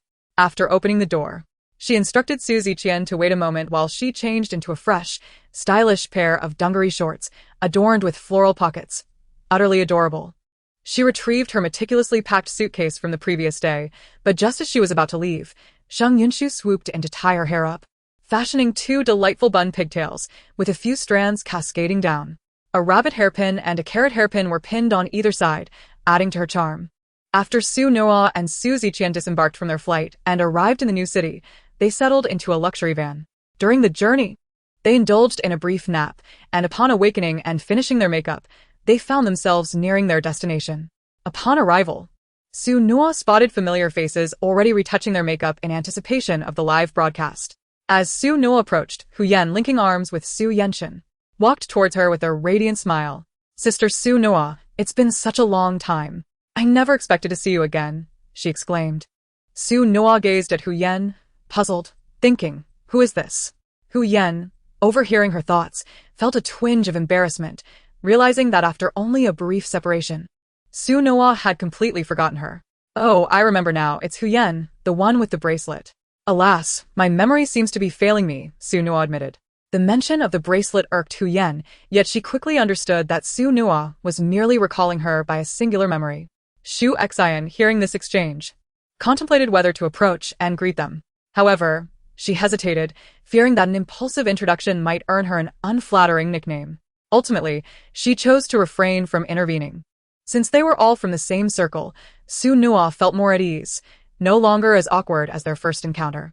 As Xiaolin observed that everyone was nearly prepared, he called out, "Teachers, please make final adjustments to your attire. The live broadcast is about to commence. Kindly prepare yourselves." The assistants, having tidied up their respective artists, discreetly retreated to the back, out of the camera's view. Once Xiaolin deemed everyone ready, he opened the live stream. As the broadcast began, Xiaolin smoothly greeted the audience. "Good afternoon, everyone. Welcome to the National Day special episode of Experience a Different Life. This special edition will adopt a different mechanism from before, introducing a greater degree of unexpected randomness." He explained that the episode would not involve voting on lifestyle choices as in the past. Instead, the teachers would explore life for themselves, celebrating a truly unique national day. After a brief introduction, Xiaolin slipped back behind the camera. Xiaolin's appearance was as striking as that of any heartthrob, and shortly after his entrance, comments praising his good looks flooded the screen. Following tradition, they needed to engage in some lighthearted banter to ease any potential awkwardness. Just as Su Nua finished speaking, the thunderous roar of a supercar echoed across the area, tearing through the air and piercing the eardrums of everyone present. The sleek black supercar came to a halt near the production team, prompting an astute cameraman to redirect his lens towards it. As the door of the driver's seat slowly swung open, a man in a suit emerged, exhibiting a demeanor of utmost respect as he walked around to the passenger side. As the door opened, a youthful figure stepped out, clad in expensive black tailored pants and inconspicuous, but presumably high-end sneakers. It was Yue, embodying an aura of exceptional wealth and charisma. Dressed in a relaxed, oversized faux two-piece shirt paired with black cargo pants, adorned with chains on his wrists, Yue radiated an air of rebellious charm. Initially, he believed he would prefer to distance himself from Su Nua due to her high scores. However, after joining the band, he realized that Su Nua's personality resonated with him profoundly. When they were not familiar with each other, they exchanged polite smiles, but when they played together, the camaraderie flowed effortlessly, and he developed a fondness for her.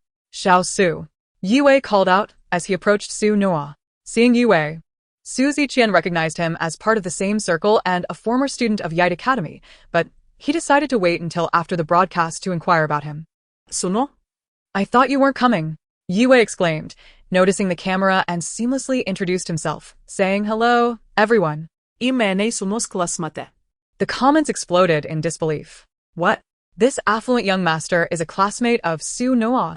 Young master, are you still looking for classmates? Isn't Su Nua just an ordinary person? How does she know such a wealthy second-generation heir? Surely there's more to this. Careful, or you'll receive a lawyer's warning. Another comment warned, prompting laughter from the viewers. Meanwhile, Bai Kei squatted in front of the live stream, reporting to Daojia. Miss Xing said to keep an eye on the comments. She warned that anyone who mentions Su Nua might receive a lawyer's letter. "Let them send it," Luo Ling replied, wielding a spatula. "All right then." In the midst of the entertainment, Xiaolin was about to clarify when the sound of another car interrupted him. A Ferrari approached, its presence commanding attention. Another luxury vehicle. This one looks incredibly expensive. I've seen this model before. It's in the same price range as the previous one. The driver of the Ferrari stepped out to open the door for the back seat, and a young man in a light shirt emerged. It was the class monitor, Shin Shu. He approached Su Nua with composure, greeting, "Xiao Su. Yizi. Am I late? Has it started?" As the newcomers recognized Su Nua, the comments surged again. What kind of luck does Su Nua have to know yet another wealthy heir? I see. Knowing one rich heir means knowing a whole circle of them. Just as Xiaolin was preparing to introduce the next guest, the sound of yet another car filled the air. A Porsche roared to life, shattering the silence and interrupting Xiaolin's attempt to speak. The driver exited, waiting for the door to open and greet their employer. Liulia Marja. Dressed casually yet subtly elegant, a testament to bespoke design. Striding confidently tomar suno se kalladot heinono. I'm not too late, am I? Seeing the live broadcast already in progress, she confidently introduced herself. "Hello, everyone. I'm Lu Li, Su Nua's classmate." The comments were relentless. How does Su Nua know so many wealthy individuals? Teach me your ways. Didn't you hear? They're classmates. Why don't you try joining their class? Before long, the sound of more cars filled the air. Xiaolin had given up on trying to explain. Song Ling and Xie Changze emerged from their respective vehicles, exuding an air of undeniable affluence. In no time, a cacophony of engines roared as a dozen cars arrived simultaneously, their drivers rushing to open the doors for their young masters and mistresses. Spotting Su Noa, her classmates called out, "Xiao Su, we're here. You're not late, are you?" One exuberant individual accidentally blurted out, "Watermelon King." Hearing this, Su Noa pondered, who is this Watermelon King? Is there really a Watermelon King in our class?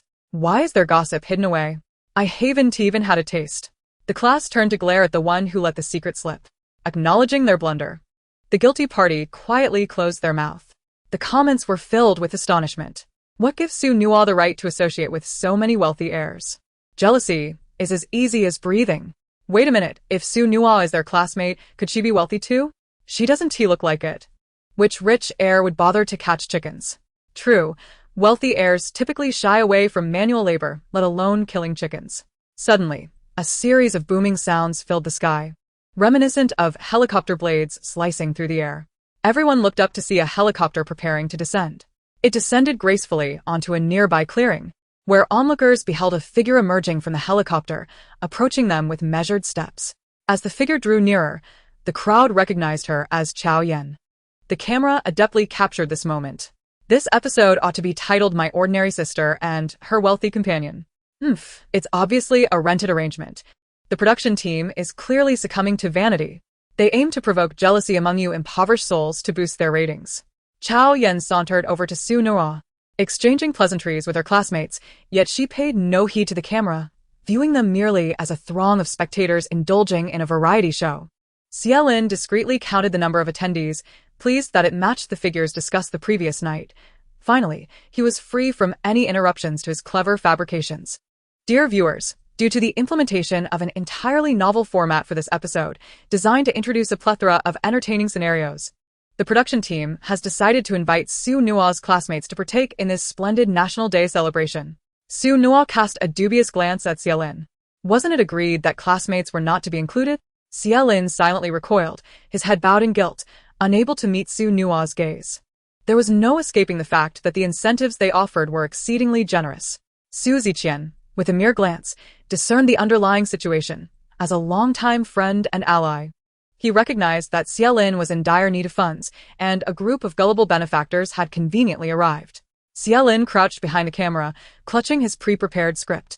Esteemed teachers and classmates, he began. Why does it feel somewhat off? He brushed aside the unsettling sensation and continued, Today, you will need to find your own accommodation. The production team will not be providing housing. You may stay in your own homes, utilize your own finances, and borrow from no one. But you are free to employ any means necessary to secure lodging. Su Yenshin seized upon the loophole. Can we seek assistance from friends? Indeed, Xie Lin replied. Falling silent thereafter, Su Yenshin offered a reassuring smile to Hu Yen, gently stroking her hair. As luck would have it, I know someone who resides nearby. It should be feasible to stay with them for a few days. Xu Xin had already made a call to inquire. Shin Shu turned to his classmates, remarking that this quaint town was rather remote, and none of them had acquaintances who owned property here. The others searched their phones, only to shake their heads in resignation. Most had purchased homes overseas, rarely investing domestically. Listen to them, flaunting their wealth. These youngsters can merely boast.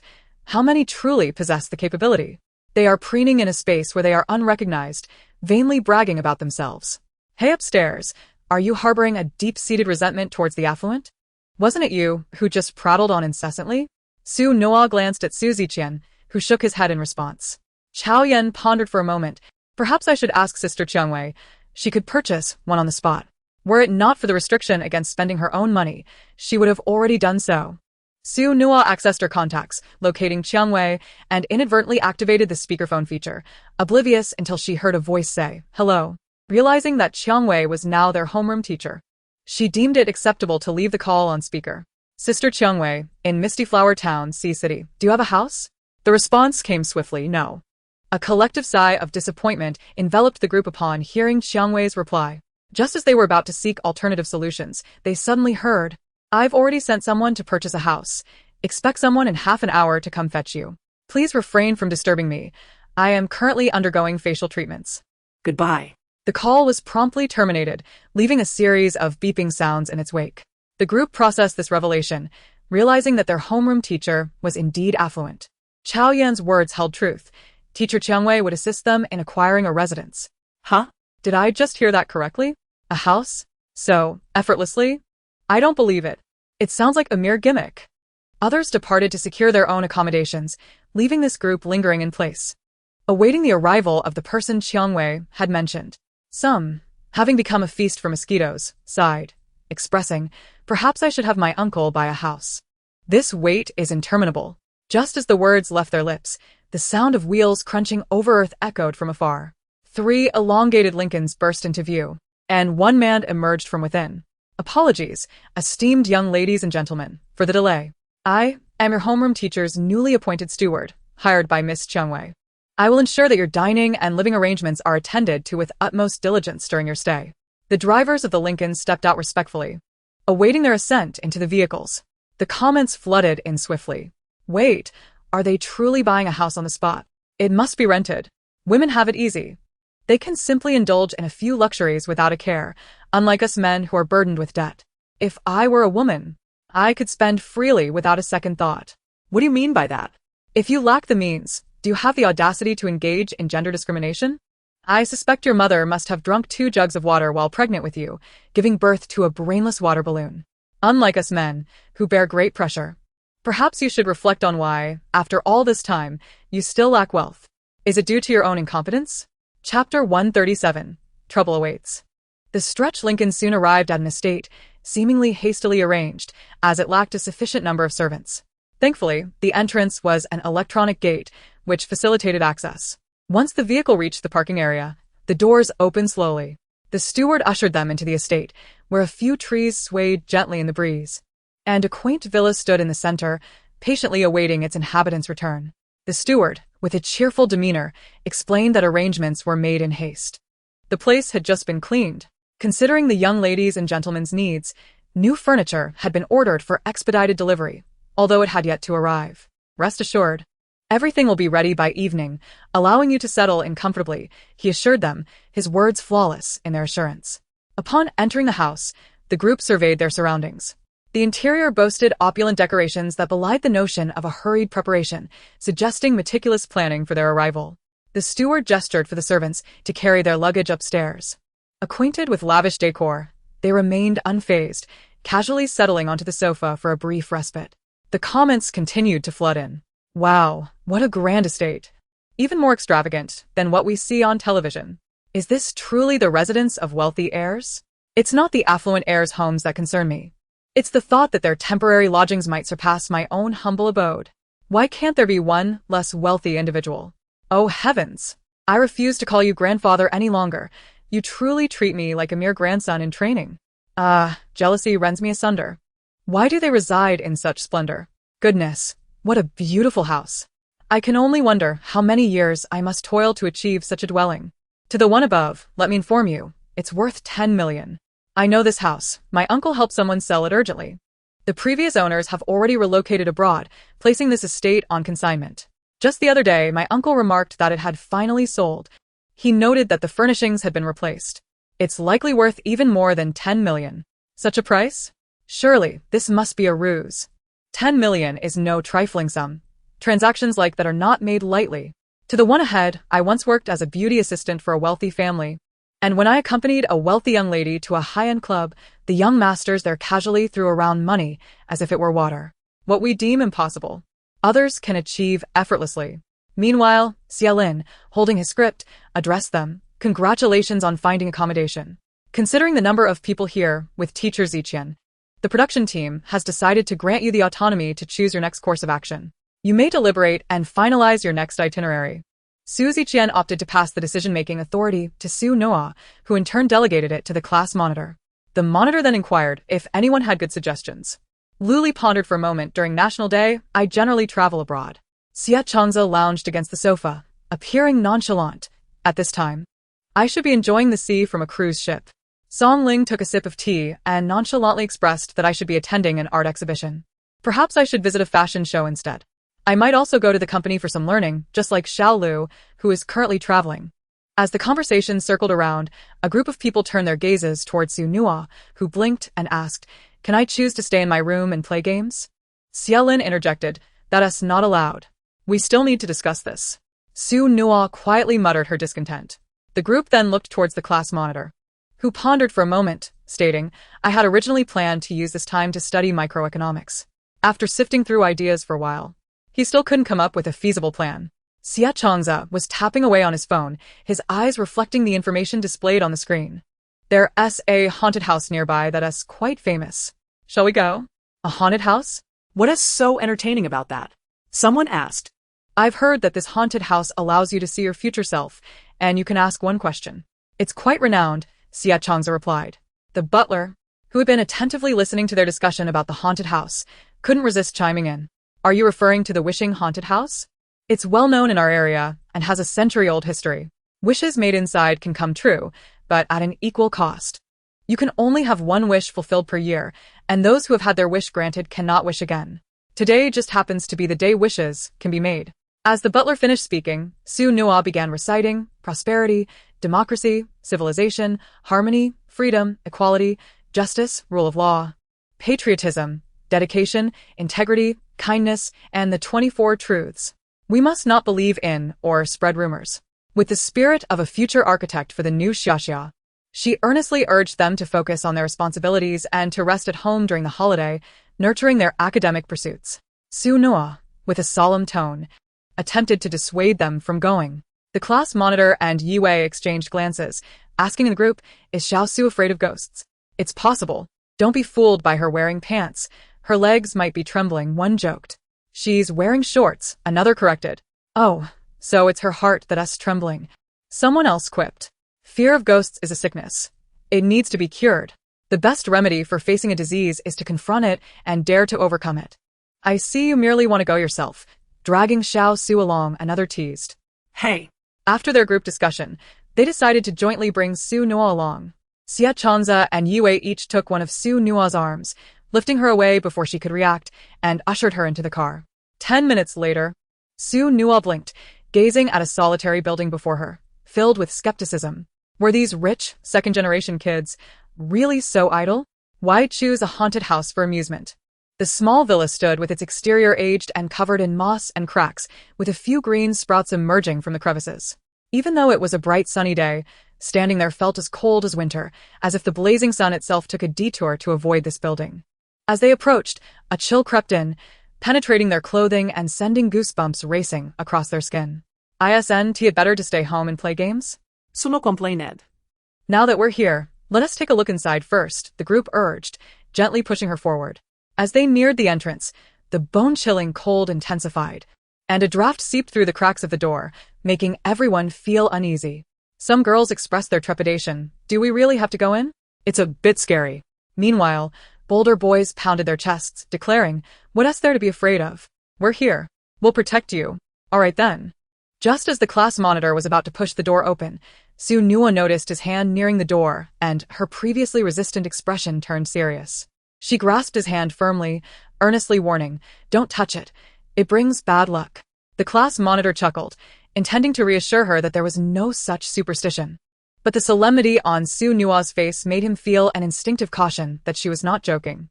I'll do it, Su Nua declared, shoving the class monitor behind her as she aimed a kick at the door. Chapter 138. How can I possibly do this? Su Nua kicked the door with indifference. Instantly, the atmosphere fell silent, as if everyone was struck dumb in awe. The class monitor patted Su Nua's shoulder, saying, let me open it. I have more strength. But Su Nua firmly held onto his hand, her usual nonchalance replaced by a fierce determination in her eyes. Women cannot concede. It's fine. You're a girl. The class monitor protested. No way. She intimidated him, making him shrink back slightly. All right, you do it. In the group chat, laughter erupted. Ha ha ha. The class monitor was intimidated by Su Nua. Class monitor, is it so wrong to retreat? Don't shout at me. Ha ha ha.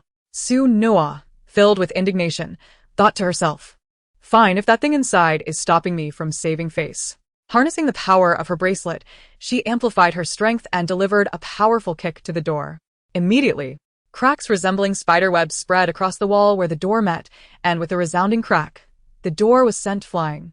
The group instinctively covered their ears as they heard the thunderous noise, only to look ahead and witness Su Noa kicking the door away. It was truly kicked away. Astonished, their eyes widened in disbelief, their pupils shaking as they watched the door tumble to the ground with a dull thud. Wow. The class monitor felt a shiver run down his spine, relieved that he hadn't forcibly stopped Su Noa from kicking the door. Or else he would have been the one to suffer along with the door. Su Noa strolled inside nonchalantly, as if nothing had happened. Upon stepping in, the cold air instantly raised the hairs on her body. The crowd rushed in after her, shivering as they entered. Is it a bit cold? Be confident. Let us drop the a bit. It's freezing. They found themselves in the lobby on the first floor, which was sparsely furnished, with tables having decayed and collapsed into heaps of debris. The floor felt unsteady, as if they might fall through at any moment. Yet for some inexplicable reason, they felt as though they were walking on a glass bridge that could shatter at any moment, enveloped by an ominous sense of foreboding. As Su Noa led them deeper inside, a sudden gust of wind rustled through, carrying with it splinters of wood and an eerie sensation. The comments in the chat reflected their apprehension. This haunted house is so realistic. The production team must have gone to great lengths. It's terrifying. It feels like we're truly immersed in it, making us uneasy. Oh, dear gods, please protect us. We did not mean to intrude or watch. Don't let anything happen to me or my family. Amen. I know this haunted house. It's genuinely that scary, without any special effects. Suddenly, they faintly heard a distant, ethereal voice calling to them, laced with an icy undertone. Come play with us, let us play together. A chilling wind swept by, brushing against their ears as if whispering, causing them to jump as if startled like little hamsters. Su Noa caught sight of the ghost swaying before them, and she lunged forward to grasp it, but missed.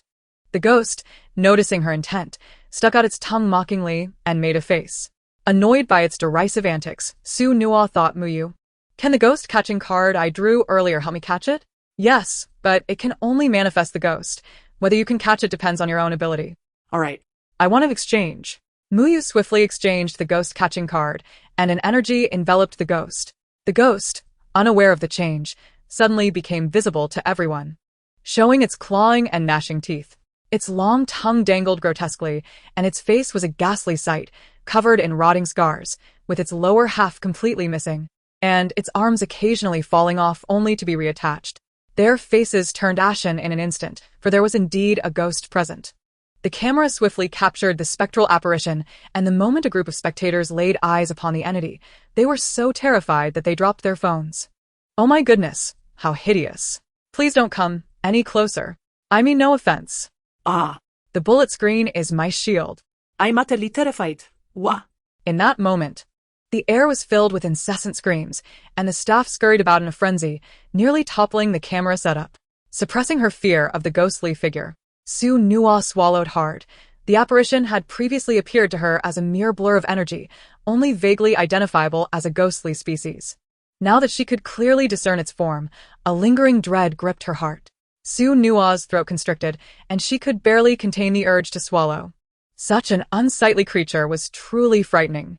The ghost seemed to sense her trepidation, mockingly taunting, Are you scared? You are definitely scared. Ha ha ha. With a swift motion, Su Noa delivered a powerful punch that sent the ghost flying against the wall with a resounding thud, the impact echoing throughout the room. A shiver of fear coursed through her mind as she thought, that was close. I almost revealed my true nature. The notion of a spirit fearing the ghosts of the book world would prompt laughter from anyone who heard. She dared not imagine what sort of ridicule would ensue. The ghost, now stunned on the ground, could hardly believe it had been struck down by a human. This was inconceivable.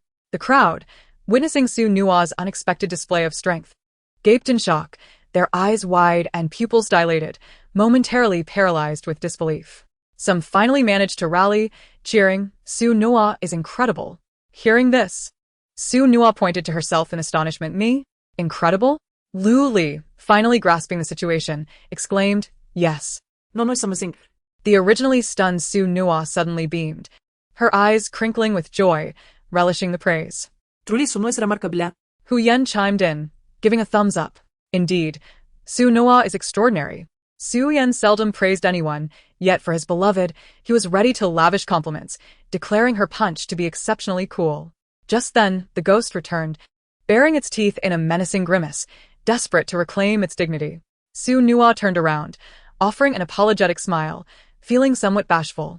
As the ghost lunged at her from behind, the audience was about to shout a warning when, without even turning, Su Nua's hand instinctively grasped the specter. With a beaming smile, she raised the ghost effortlessly and brought it crashing down again. How could I let my dear siblings praise me any less? With another swift motion, she slammed the ghost down once more, causing it to stagger and reel, disoriented and in agony. Wow. Su Nua is amazing, able to lift a ghost with one hand. Someone exclaimed. Encouraged by the compliments, Su Nua exerted even more effort, her arms swinging with relentless force, creating a series of resounding thuds that reverberated throughout the room. Is that so? I too think I'm impressive. Thank you for the kind words. As the staff member praised her in a soft, sweet voice, Su Nua increased her determination to subdue the ghost. Song Ling adjusted his glasses and remarked, Su Nua, you're incredibly skilled at dealing with ghosts. With renewed vigor, Su Nua replied, thank you for the compliment. The cacophony of her strikes intensified, the ghost's wails of despair rising to a fever pitch. Ah! Help! Someone is attacking me. Old hag, if I escape, you will rue the day. I shall haunt your dreams, terrifying you until you perish. Is that all you've got? You think you can threaten me in my dreams? Su Nua retorted, releasing the ghost and cracking her knuckles, the sound echoing ominously. I may not possess many talents, but I am quite adept at dispatching ghosts. Today, allow me to treat you all to this ghost-busting spectacle. The ghost, now acutely aware of its folly, gazed at Su Nua with dread as she approached, desperate to flee yet finding itself utterly immobilized. It feigned bravado, attempting to mask its fear. What do you intend to do? I warn you, if you harm me, my powerful allies will not spare you. Sunom fazed. Delivered an uppercut that sent the ghost crashing into the ceiling, the impact resonating throughout the space. The crowd, hearing the resounding crash, couldn't help but stifle their laughter, instinctively taking a step back, fearing the ghost's blood might splatter upon them. As the ghost fell to the ground, Su Nua proclaimed, uppercut. The creature, terrified, guarded its chin, even as its battered hands trembled. Yet, Su Nua, relishing the moment, purposefully struck the left side of its face. The spectral being was sent soaring, colliding violently with the wall, creating a terrifying noise. The onlookers instinctively closed their eyes for a moment, bracing for impact. The ghost, having just landed, was yanked back towards Su Nua, who gleefully announced, eat my second left hook. The ghost, sluggishly complying, shielded its left side, still oblivious to the impending danger. With another swift motion, Su Nua delivered a punch to the right, sending the ghost crashing into the wall like a deflated kite. Realization dawned upon the ghost. This human was toying with it. Now, receive my third right hook. The ghost, panicking, shielded its head, realizing it had yet to be struck there. Su Nua landed a punch to its face, followed by another to its left, and yet another to its chin, relentlessly pummeling it from all angles in a flurry of blows. The final punch sent the ghost plummeting to its doom, disappearing into the abyss, utterly vanquished. The audience, entranced, only stirred when they witnessed the specter dissipate into nothingness. Good heavens, that was astonishing. So powerful. Lu Li pondered. It seems my fundamentals are lacking. I forgot to counterattack out of fear. I must practice more. The bullet screen erupted with comments. Oh my, watching this ghost busting is exhilarating, but is it real? No way it's real. If it were, it would have been shut down long ago. Clearly, it's just cheap effects. You know, those cheap effects are surprisingly entertaining. Su Nua clapped her hands, declaring, all done. Let us move on. She took a few steps forward, and only then did the others catch up, following her to the second floor, where the floorboards creaked ominously with each step, as if threatening to crack. A chill wind seeped through the walls, creeping beneath their clothing and chilling their very bones. The walls were riddled with countless cracks, peeling paint falling away, while drops of water leaked from the ceiling, their rhythmic dripping testing everyone's nerves. It was an atmosphere laden with dread. They moved forward, continuing their journey for several minutes before realizing the corridor had no end. Su Ziqian stole a glance at Su Nua's expression. Seeing no trace of fear on her face, he felt a wave of relief wash over him. For some reason, he was convinced that Su Nua's lack of fear indicated that there was no significant danger. After all, his sister was exceptionally formidable. While he himself may not possess such qualities, he had the advantage of having a capable sister. Just as their emotions were on the brink of collapse, they finally reached the end and beheld a staircase. Yet, inexplicably, they hesitated to descend to the first floor and instead felt an urge to ascend to the third floor. Before Su Nua could make a move, several individuals, as if compelled by an unseen force, proceeded toward the staircase and ascended to the third floor. Observing more and more people heading upstairs, Su Nua pondered for a moment but chose not to voice any objections. Once the last person had ascended, she followed, positioning herself behind them, ready to intervene should any danger arise. Upon reaching the third floor, they were astonished to find it was not in disrepair like the other levels. Instead, it resembled an ordinary family home, with furniture intact, neither old nor new. The walls and ceiling were unblemished, free of cracks or leaks, and everything seemed commonplace, as if they were in a typical house devoid of peril. The change in environment helped to ease their apprehensions. Some crew members suggested, "Didn't we come here to make wishes? I've heard that wishing comes at a cost. Let us wait and see what that cost is. I might as well try making a wish."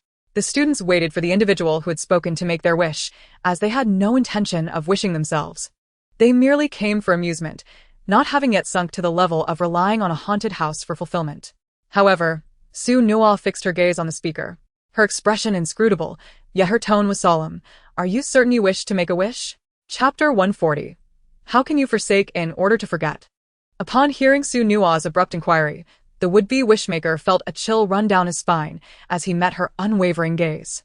It seemed as though making a wish might lead to some dreadful consequence, silencing him instantly. Yet, Su Nua soon broke into a radiant smile, her tone lighthearted, as if she were merely engaging in casual conversation. "Go ahead, it's just a wish." Her swift change in demeanor left everyone feeling unsettled, rendering them hesitant to speak further. Su Nua hummed a tune as she walked ahead, while those behind exchanged bewildered glances, uncertain of her intentions, and quietly inquired of Su Ziqian, "Brother Ziqian, what do you think little Su means by this?" Ziqian shook his head in confusion. "I have no idea. Perhaps she has her own deeper motives." Having taken no more than 10 steps, Su Nua suddenly halted, prompting the group behind her to ask why she had stopped. She merely shook her head, indicating they had arrived. In the corner, a large object was draped in a white cloth, dust accumulating on its surface. Su Nua seized the cloth and with a swift motion, tore it away, revealing an enormous mirror. The ancient bronze mirror reflected the figures of everyone present, though their faces remained obscured, allowing only a vague outline. Inscribed upon the mirror were words, "Make a wish before the mirror, and you shall obtain all that you desire." What is this? Xia Changza shot a disdainful glance at them, mocking, "Can't you tell? It states that it can fulfill wishes. This must be our objective, right, little Su?" However, Su Nua did not respond.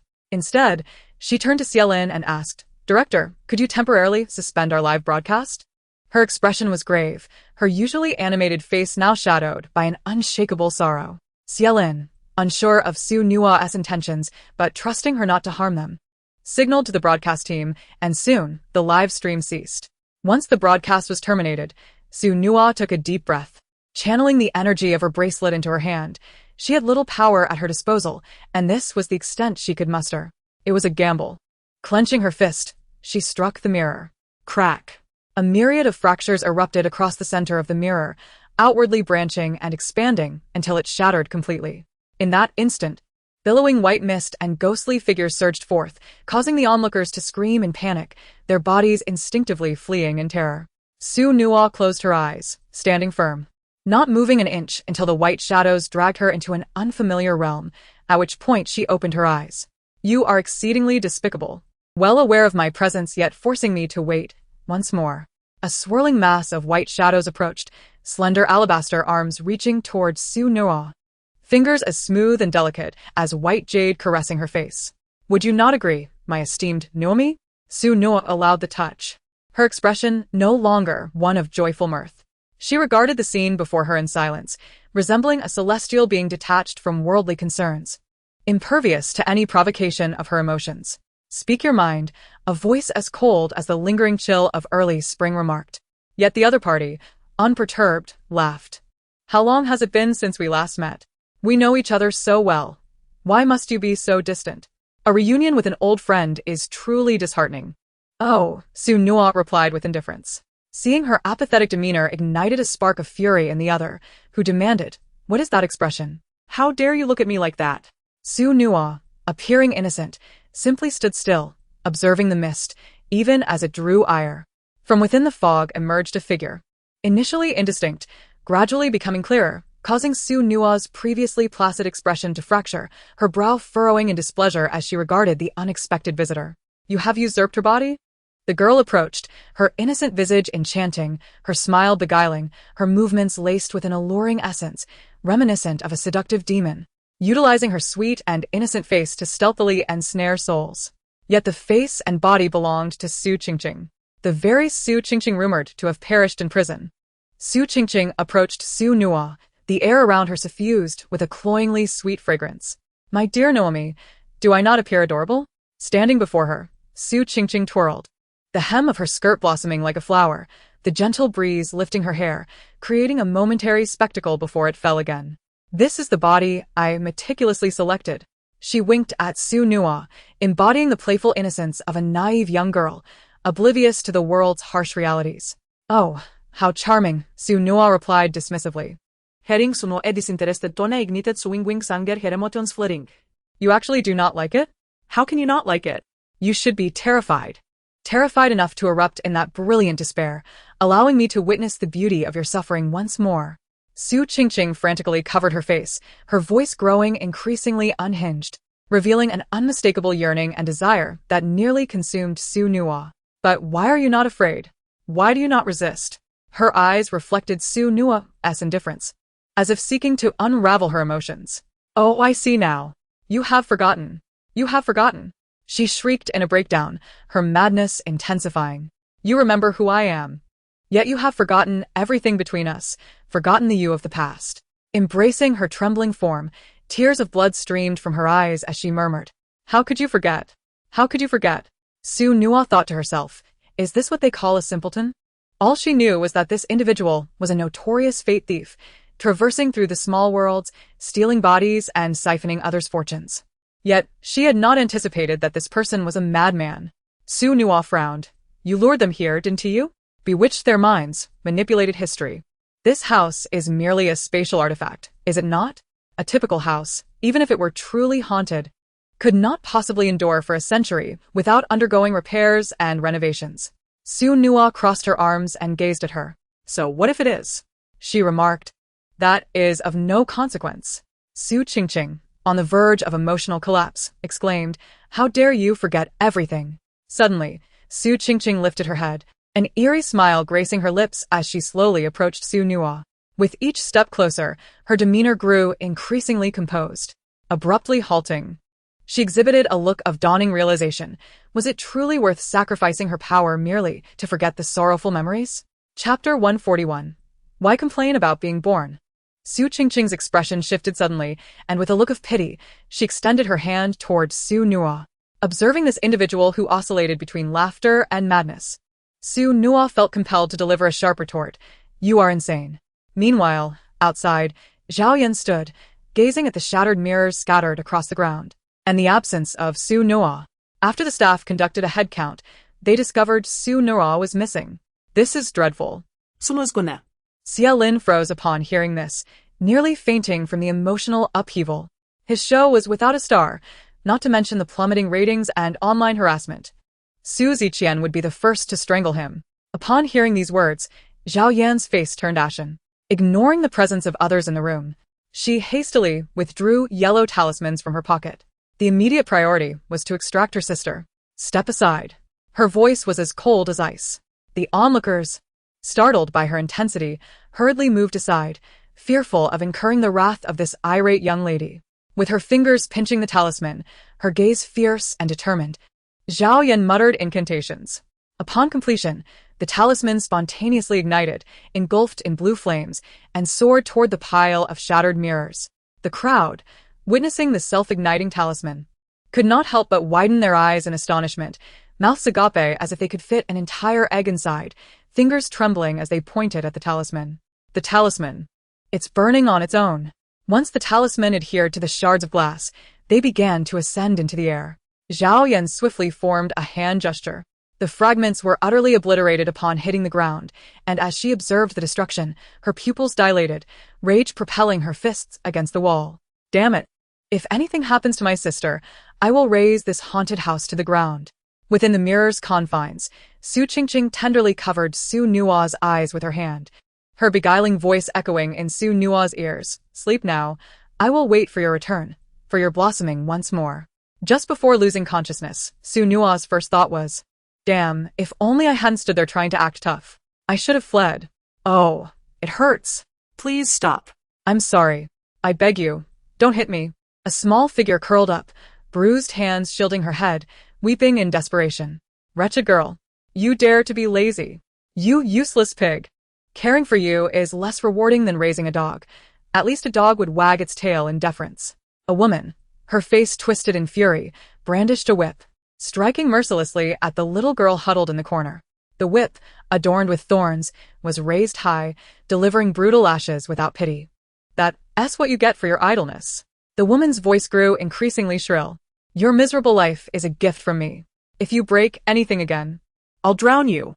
Her expression became more deranged, her mouth foaming as she spat. Bah! The woman spat at the child, who, at 5 years old, clutched her body, the thorns of the whip having pierced her skin, blood seeping through. Cowering in the corner, she dared not utter a cry. She understood that while she could weep when struck, she must not shed tears afterward. Crying would only irritate her mother further, leading to more blows. Silently, she sobbed, clutching her battered body. She wiped her tears, dragging her tattered form to the basin, seizing a rag as she wept and washed the dishes. Winter winds howled with a bone-chilling cold, yet the child wore only a thin undergarment, her entire body turning red from the frost. Yet she continued to wash dishes in the icy water. Only after completing the dishes could she begrudgingly boil water for a bath.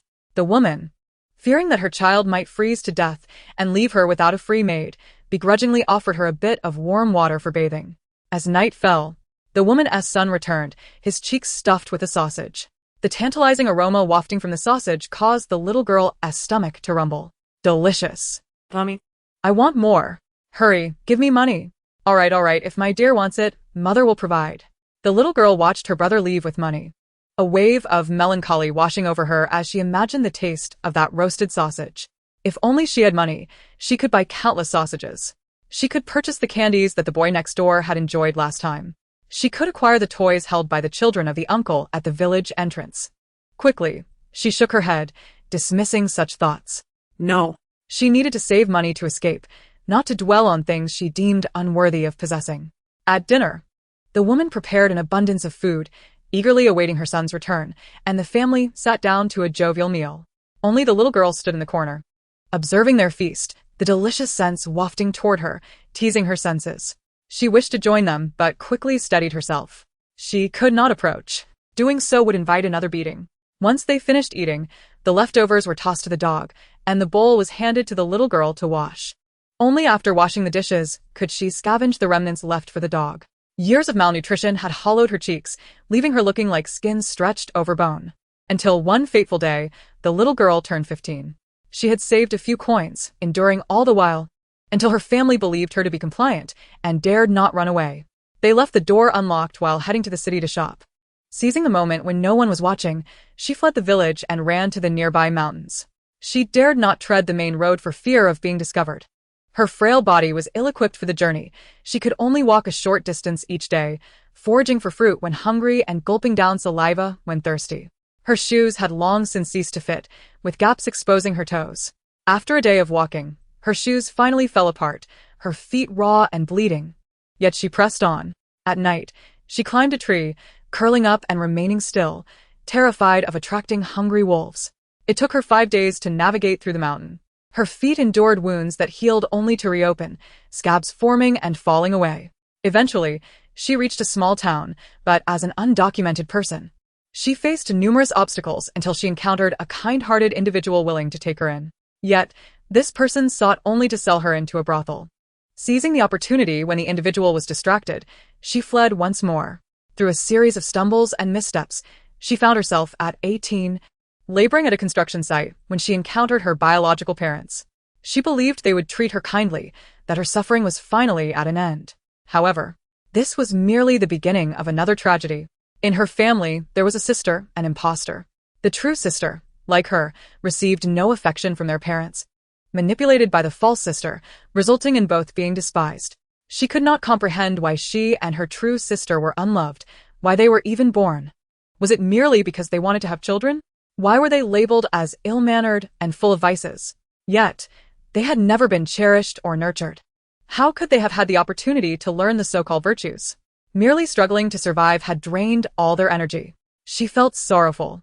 Her sister felt sorrowful too. Together, they slept in a storage room, puzzled as to why, despite the abundance of rooms, they were confined to such a small, filthy space. Was it because they were unworthy of this world, intruding upon it and bringing shame to their parents? Were their parents punishing them? Chapter 142. The memories of the deceased assail her. Thankfully, her sister loved her. Perhaps it was the bond of shared suffering, or perhaps their long-standing reliance on one another. But the friendship between them was unparalleled. Every morning, the elder sister would braid her hair, and after school, she would hold her hand as they ventured out to work together, returning home to their cramped, dimly lit abode. That tiny storage room was the sanctuary upon which they relied for survival. Yet, she could not comprehend the situation fully. She had an older brother, the fourth in line, who suffered from mental illness. His condition seemed quite severe. They mentioned terms like bipolar disorder, which she could not grasp, yet it was evident he was in distress, often isolating himself in his room. Their parents also distanced themselves from him, favoring the false sister instead. She pondered why one would bring a child into the world if they did not cherish them. They would often proclaim, "I brought you into this world, so you ought to be grateful." However, they never inquired if she wished to exist in this realm. Nevertheless, even if they had asked, she would have responded affirmatively. For she had a sister who loved her dearly, and that was enough to sustain her spirit. The fourth brother appeared fierce, yet within him lay a gentle heart. The elder sister, too, was profoundly kind. They would patiently listen to her and tenderly call her sister. Frequently, when their parents and the family doctor were oblivious, she would sneak away to play with her brother, where she would be treated to small cookies and snacks. Although she could also enjoy treats at home, the false sister would regard her with a condescending gaze, making her prefer the snacks from her brother. Every day, she toiled at her job, and the meager earnings she accrued were saved for little gifts for her sister, moments she eagerly anticipated when payday arrived. When her brother was unwell, he would harm himself with a knife, an act of evident pain. Her foster brother had once described candy as sweet, prompting her to buy a bag for 5 yuan. It was expensive, yet the joy it brought her brother was worth it. She vowed that when she grew up, she would earn ample money to take her sister on adventures and lavish her brother with sweets. Yet, tragically, just as she began to mature, her life was abruptly extinguished. The false sister slandered her, accusing her of hiring someone to harm her. She had done no such thing. She had conveyed to her parents that she lacked funds to hire an assassin, yet the false sister claimed she had stolen from them. Disappointed, her parents cast her out. The false sister later whispered to her that she was the true child of the family and that she was merely an outsider, undeserving of their resources. Conflicted, she remembered her sister's words. It was only natural for family members to share their wealth. Trusting her sister, she diligently saved the 500 yuan allowance she received monthly. When her brother gifted her pocket money, he reassured her that she was part of the Su family, encouraging her to accept it without fear. She had been mistaken. She had been utterly misguided. There was no profound bond of blood. There was merely love and indifference. After being expelled from her home, her sister left with her, and she thought that as long as she had her sister, she would possess the courage to endure. Yet the false sister relentlessly pursued her, inciting hired killers to end her life. Ultimately, she succumbed to their hands. Perhaps the heavens could not bear witness to her tragic demise, granting her a rebirth at the age of 15. This time, she resolved to return early, to rescue her sister and liberate her from that loathsome household. However, fate was cruel. Perhaps it merely sought amusement at her expense, allowing the false sister to be reborn as well. The false sister had her foster mother eliminate her before she could truly begin anew, and so she perished, filled with resentment. In her third life, she barely opened her eyes before meeting her end once more. In her fourth reincarnation, she evaded her foster mother and returned to the Su family, believing she could rescue her sister, only to witness her sister's tragic demise at the hands of the false sister. She yearned for vengeance, yet she was too feeble. Rebirth came again. Armed with no power, no strength, no wealth, how could she defeat an enemy she had never conquered in her previous life? In her fifth life, she found herself in an alley where she did not immediately reincarnate. Instead, her soul drifted, witnessing her sister suffer yet again. She thought she should surrender. No matter how much she loathed, she could not selfishly drag her sister into yet another cycle of death. In her sixth life, her spirit wandered aimlessly for an extended period until exhaustion rendered her immobile, ultimately leading her to fall into a garbage bin. Struggling amidst the filth, she yearned to bloom without shame, only to be plucked and discarded. She remained in the garbage for 3 days, grateful that her soul was impervious to the stench. At last, she could no longer muster the strength to move. Perhaps it was better to fade away completely. She had battled through 5 lives. She was not intentionally giving up, nor was she the coward others described her to be. She was simply weary, longing for a peaceful slumber, even if it was fraught with nightmares. Just a chance to rest, as long as in her dreams, those she loved did not suffer, and only she bore the pain. However, amidst the haze, she heard a voice. Why is there a child here? Finally, someone had found her and intended to take her home for a wash. She opened her weary eyes to see a regal young lady holding a black umbrella, gazing at her not with pity, but with a gentle, serene expression. She thought to herself, this sister is truly kind, at least she does not deem me pitiful. The young lady, unperturbed by the dirt, handed her umbrella to a man behind her, clearing away the refuse that surrounded her and cradling her away. She could still hear the words, Miss, allow me. I will soil your skirt, which you cherish so much. It matters not, my soul is pure. Meanwhile, in a haunted house, a group of individuals stood in despair, contemplating summoning the authorities when suddenly, the door burst open. They turned to see the indignant Rosie accompanied by a cadre of men in black. When Zhao Yan spotted Rosie, she exclaimed anxiously, Rosie, it's all right, I understand. Rosie produced a card from her pocket, adorned with the image of a beautiful woman. Poppy. Tear apart the fabric of space. A beam of light surged from the card, striking the invisible door before them, causing it to warp and shift. Rosie stepped into the distorted realm, finding the unconscious Su Nua amidst the void. Her previously stern expression softened, revealing her deep concern as she approached to lift Su Nua into her arms. My sister, I beg you, do not remember. I will take you home. Let that wretched memory remain forgotten, all right? You need only to love your family anew. Being enveloped in love is sufficient. In a cafe, Su Mingji inquired of the masked youth before him. So, does that mean Su Qingqing will cause trouble for Nonua? Indeed. Suddenly, the jade pendant hanging from the youth's waist shattered. He grasped the fragment, quickly comprehending the situation, his fingers trembling uncontrollably. She remembers. Chapter 143. I shan't look, you may. Su Nua's dreams had yet to awaken. After being rescued by the young lady, her father acknowledged her as his goddaughter. And she and her sister became like sisters in every sense. The new sister taught her self-defense, how to inflict pain, how to earn money, and how to vie for the position of the book spirit. The old book spirit, naive to the world, allowed events to unfold at will, enabling a group of celestial beings to wreak havoc. The young lady urged her to defeat the old book spirit and become the new one. In the past, she would have felt inferior and hesitant to engage in such audacious endeavors. Yet now, with Rosie standing behind her, encouragement from her godfather, and guidance from the butler, she had genuinely matured.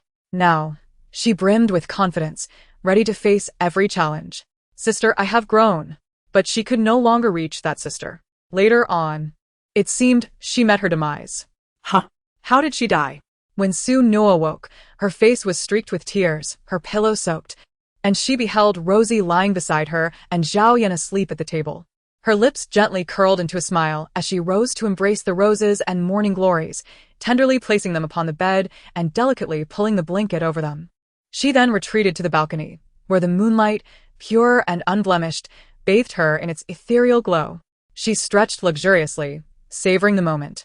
The details of her own demise eluded her memory, yet she harbored a premonition that if Su Qingqing persisted in her pursuit, the truth would inevitably resurface. However, the foremost dilemma she faced was how to confront her parents in the present. Stripped of her memories, she could comfortably accept their concern, but now, she was the Su Nua who had endured misunderstanding, resentment, and harsh words from her parents. Even though they treated her kindly now, a lingering sense of estrangement resided in her heart, making it difficult to forget past grievances and fully embrace this newfound affection. Su No approached the railing, leaning against it. If she had not become a book spirit, had not traversed perilous paths to gain her powers, had not acquired the strength to defy the control of fate, would her parents still love her? A self-deprecating smile flickered across Su Nua's face. Wasn't the answer already glaringly obvious? 5 times. Wasn't that enough to provide her with clarity? No wonder she always felt uneasy receiving money from others, apart from the red envelopes from her 4th brother and sister. It felt as if she ought to do something in return. The following day, a group of individuals surrounded Su Nua, bowing their heads in apology. Little Su, we are truly sorry. We should not have taken you to the haunted house without your consent. Su Nua gazed at these second-generation affluent youths, their sincere attitudes striking her. It was unexpected that the rich kids in this world were rather pleasant, unlike the tyrants in neighboring stories, who never acknowledged their wrongdoings amidst their chaos and destruction. Su Nua chuckled lightly. All right. I accept your apologies. Children of this age often act impulsively without much thought.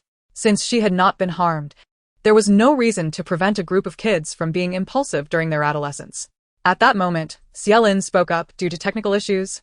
The broadcast was temporarily halted yesterday, but it has now been urgently repaired and is back on air. The delightful first day has concluded, and today the production team will announce your tasks. Considering that Su Nua's classmates are somewhat unfamiliar with each other, you'll form a group. Is that acceptable? The classmates nodded in agreement. Xiaolin produced a drawing box and presented it to them. Come, draw your tasks. A crowd of students jostled Su Nua forward to draw a task. You go. Su Nua responded with silence. Are you certain you want me to draw? Of course. You are our lucky star. Su Nua felt a wave of resignation. You truly want me to go? Yes, yes. The classmates eagerly awaited Su Nua's performance. With a steely resolve, she approached the drawing box and rifled through the slips of paper, selecting one she deemed favorable. She handed the slip to the class monitor. The monitor questioned, "Why are you giving it to him?" Su Nua's expression spoke volumes. She was reluctant to face the slip of paper. The monitor slowly opened it, and the group leaned in, eager for the reading. Upon glancing at the paper, the monitor silently passed it to Yue, who, puzzled yet compliant, accepted it. The crowd's attention shifted to him. Yue, in turn, handed it to Song Ling, prompting the group's eyes to follow. Finally, Song Ling, maintaining a stoic expression, passed it to Lu Li. The collective thought was, surely, Lu Li would read it out loud. It wasn't until everyone had read it that it was Su Nua's turn to look. Chaoyan handed the slip to Su Nua. As she opened it, she read, "Be a panda's poop scooper for a day." Su Nua exclaimed, all right. So, I'm directly tasked with cleaning up after them. Knowing her luck was poor, she hadn't anticipated it would be this dire. The group fell into silence. Xiaolin inquired, "What did you draw? Why is no one speaking?" Su Nua, taken aback, finally revealed, "I'm to scoop panda poop." The barrage of comments erupted. Ha. I just saw that Shushin's group got the task of feeding them. I thought Bai Shun's tour guide was exhausting, but Su Nua's poop scooping is even more intense. Haha. This is truly hilarious. Scooping poop, ha. Didn't they say Su Nua was a lucky star? This doesn't seem very lucky, does it? I don't understand. But it's amusing. Drawing was fate, and after a brief moment of sorrow, they quickly rallied their spirits and headed to the zoo. Upon arriving at the zoo, the elderly weather director had been waiting for them. As they approached, he greeted them with a smile. "Hello, children. I've heard you're here to volunteer and help us out. We are immensely grateful." Su Ziqian, the adult among them, stepped forward to converse with the director. "Greetings, Director. We are here as volunteers to assist with the daily waste management of the panda babies." The director, initially smiling in welcome, suddenly paused at the mention of panda babies, his expression shifting to one of complexity as he glanced at the producer, muttering, "Mr. Xia, didn't you inform them?" Su Ziqian seized the moment. "Inform us of what?" The director hesitated, finally sighing, "Words can't compare to a glance. Please follow me." The director led them away towards the panda enclosure. The group followed, looking around curiously. Though they had been to zoos before, each visit was always filled with wonder. They excitedly touched and explored, devoid of any aversion to becoming panda caretakers. Instead, they grew more intrigued, eagerly anticipating a meeting with the adorable panda babies. The little pandas were utterly charming. They had previously wanted to hold one but never found the opportunity. "Haven't you used your money abilities?" "I've touched them. I even held one. It was so comfortable. Mom and Dad said we shouldn't waste money, so I didn't spend any, just watched from outside." Until they arrived at the open panda area, they stood frozen, eyes wide in astonishment. What on earth? In the panda house, several plump, hefty pandas were clumsily breaking bamboo. They stood at half an adult's height, rotund and stout. Su Ziqian, upon seeing them, broke into a sweat. At first glance, they indeed resembled pandas, but were they not a bit too robust? The director cleared his throat. Children are still growing. They do eat quite a bit. Sunwa. Unable to contain herself, quipped, "Is that so? They look like they weigh at least 200 pounds. The director replied, "Children, they actually weigh around 300 pounds. The crowd gasped, 300 pounds. The director continued, "Well, it's not too bad. It might be a bit tiring during cleanup since they do have frequent bowel movements. I appreciate your help. How much can they possibly produce? I can finish it in no time." Xia Chang'e scoffed dismissively. "It's just a few chubby creatures. How much can they excrete?" As they donned their work attire and rubber boots, adjusting their clothing, they stealthily ventured into the inner enclosure. "Do you think the pandas will rush over to us inside?" Luli mused excitedly, wondering how he would embrace a panda. The caregiver at the front chuckled, "Not likely. Don't worry, the panda Rue is already outside." "Oh, well," Luli's voice hinted at a touch of disappointment. He had hoped for a chance to cuddle a giant panda, just like in the videos. Upon entering, Su Nuo was taken aback by the sight of bamboo remnants scattered across the ground, fragrant clumps and fragments of bamboo leaves littering the area, rendering the space nearly impassable. "Goodness gracious, they certainly have an insatiable appetite," Xia Chang'e exclaimed, his disbelief palpable as he retracted his earlier statement. The caretaker offered an apologetic smile, acknowledging that Rue indeed had a robust appetite, and requested their assistance in tidying up as he needed to feed the animals. After the caretaker departed, a group of individuals began dragging large red buckets, initially puzzled by the necessity of such sizable containers, comparable in capacity to trash bins. Now, however, they were questioning whether these buckets would suffice to contain the mess. As they cleaned, they marveled at Rue's voraciousness. To be able to eat is a blessing. "It's better than going hungry," Luli mused, sweeping up the remnants. Li Yeye, perplexed, remarked, "Aren't pandas national treasures? How could they possibly go without food?" Sono interjected. "They are indeed treasures of our nation." Upon hearing her words, the group fell silent, lowering their heads in contemplation as they continued sweeping. The remnants exuded an unexpected pleasant aroma. In an effort to shift the conversation, one person picked up a clump and displayed it for others to see. Song Ling glanced over, seemingly indifferent yet intentionally stating, "It does smell rather delightful, my friend. I wouldn't mind relinquishing this rare opportunity for you to experience this fragrance more closely." The student holding the clump quickly grasped the underlying meaning and retorted, "Scram." Song Ling chose not to respond but continued sweeping. By the time they finished cleaning, they had accumulated an entire bucket of excrement. Su Nuo wiped the sweat from her brow, gazing at the overflowing bucket of remnants, pondering, "Is bamboo truly that delectable?" Others shared her curiosity. After cleaning the interior quarters, the caretaker coaxed the pandas back inside and led them outside to gather more remnants. Fortunately, the pandas' deposits were fragrant. Otherwise, this group of affluent youngsters might have playfully deposited the yellow substance atop Xielin's head. Once tidied up, the staff guided them to the employee cafeteria for a meal. During lunch, Su Nuo pinched her aching shoulders. Bending down to collect remnants was undeniably exhausting. After finishing their meal, it was time for a break. Su Nuo inquired if Muyu was present, expressing her desire to exchange for a lucky charm. After a brief wait, Muyu replied, "I'm currently applying an eye mask and can't see. How about this? I'll bring it out for you, and you can check if it's a lucky charm. Just tear it, and it's good to go." That works. Soon, a bottle appeared in Su Nuo's pocket. Upon examining it, she saw the label read fainting water. "Not this one," she protested. Muyu clicked again and Su Nuo pulled out the lucky charm, exclaiming, "All right, I've got it. Thank you, Mama. Now that I've received it, please don't disturb me. I need to put on my eye mask." "Okay." Suddenly, someone called out, "Anyone want to play mahjong? Count me in. Bring me along." Upon hearing that only one spot remained, Su Nuo eagerly raised her hand. Take me. Thus, for individuals gathered around for a game. Xia Lin quickly interjected. "You can't gamble during a live stream. Are you kidding? What about my broadcast?" Luli chuckled, pushing Xia Lin back. "Oh, come on. We're not gambling, not for money. Rest assured. We are model citizens, how could we gamble? It's just a game. We certainly won't speak of gambling in jest. Fine, I'll keep an eye on you all." Before long, they were immersed in the game. Eat. Who? I've won. Please help me sweep a larger area later. Darn it. I've already accumulated 4 areas. Xia Changza lamented. 20 minutes later, Xia Changza was left to clean the areas of the class leader, Lu Li and Su Nua, exclaiming in despair, "Ah! My terrible luck never should have allowed me to play." Lu Li, meanwhile, was idly relaxing, blowing a kiss to Xia Changza. "Go, Xiaozha." Song Ling observed silently, moving closer to Lu Li, guiding him away from Xia Changza.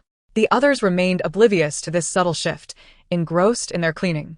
The class leader assisted Yue in tidying his area, while only Su Nua, the true slacker, watched the two, quietly smiling with mischievous eyes, as if she had uncovered a delightful secret.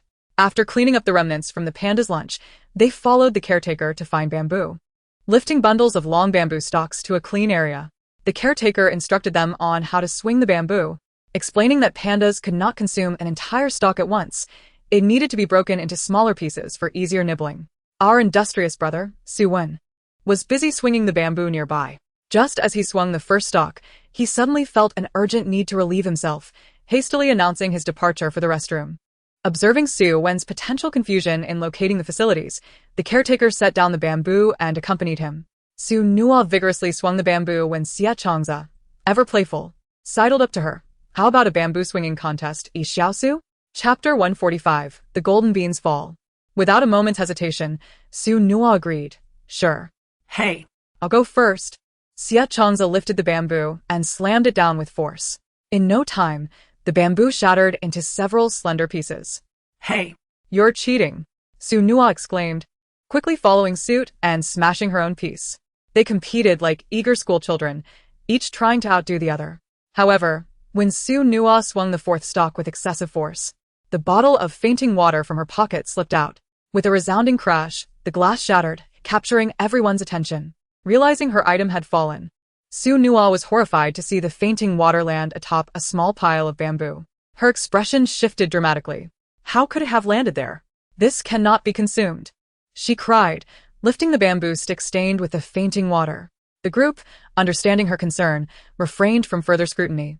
Su Nua searched for a trash bin to dispose of the contaminated bamboo, but after a fruitless search, she set it aside, planning to discard it later. She recalled the caretaker mentioning that after swinging the bamboo, the next task would be washing the bamboo shoots. The class leader pointed to a pile of bamboo shoots. "Perfect. The bamboo shoots are right here. Let us wash them." The group responded in unison, "All right." They gathered the shoots and headed to a small water basin, rinsing them thoroughly. Meanwhile, Su Wen expressed his gratitude to the caretaker. "Thank you for taking me to the restroom." "Not at all. It was my duty," the caretaker replied. As they walked, Su Wen noticed a pile of bamboo sticks by the roadside. "Look, there are bamboo sticks here." The caretaker approached and picked them up. "Odd.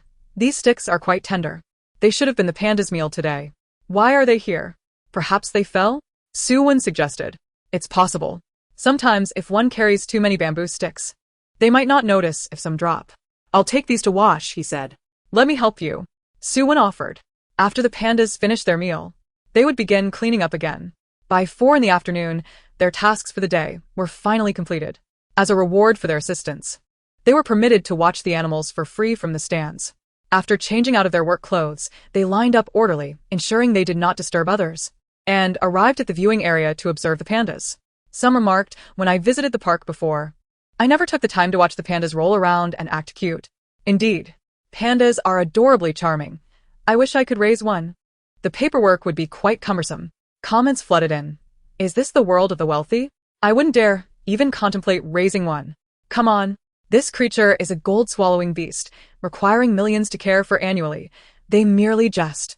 Lu Li, having removed his backpack from his back, placed it on the railing to retrieve his phone for a photo. Just as he pulled out his phone, the backpack slipped. "My bag," Liu Li exclaimed. Nearly rushing to retrieve it, Song Ling grabbed him. "Careful. It's just a bag. Don't let it fall." "All right, I suppose I do have plenty of bags." Comments rolled in. "Goodness. I have only just recognized this handbag.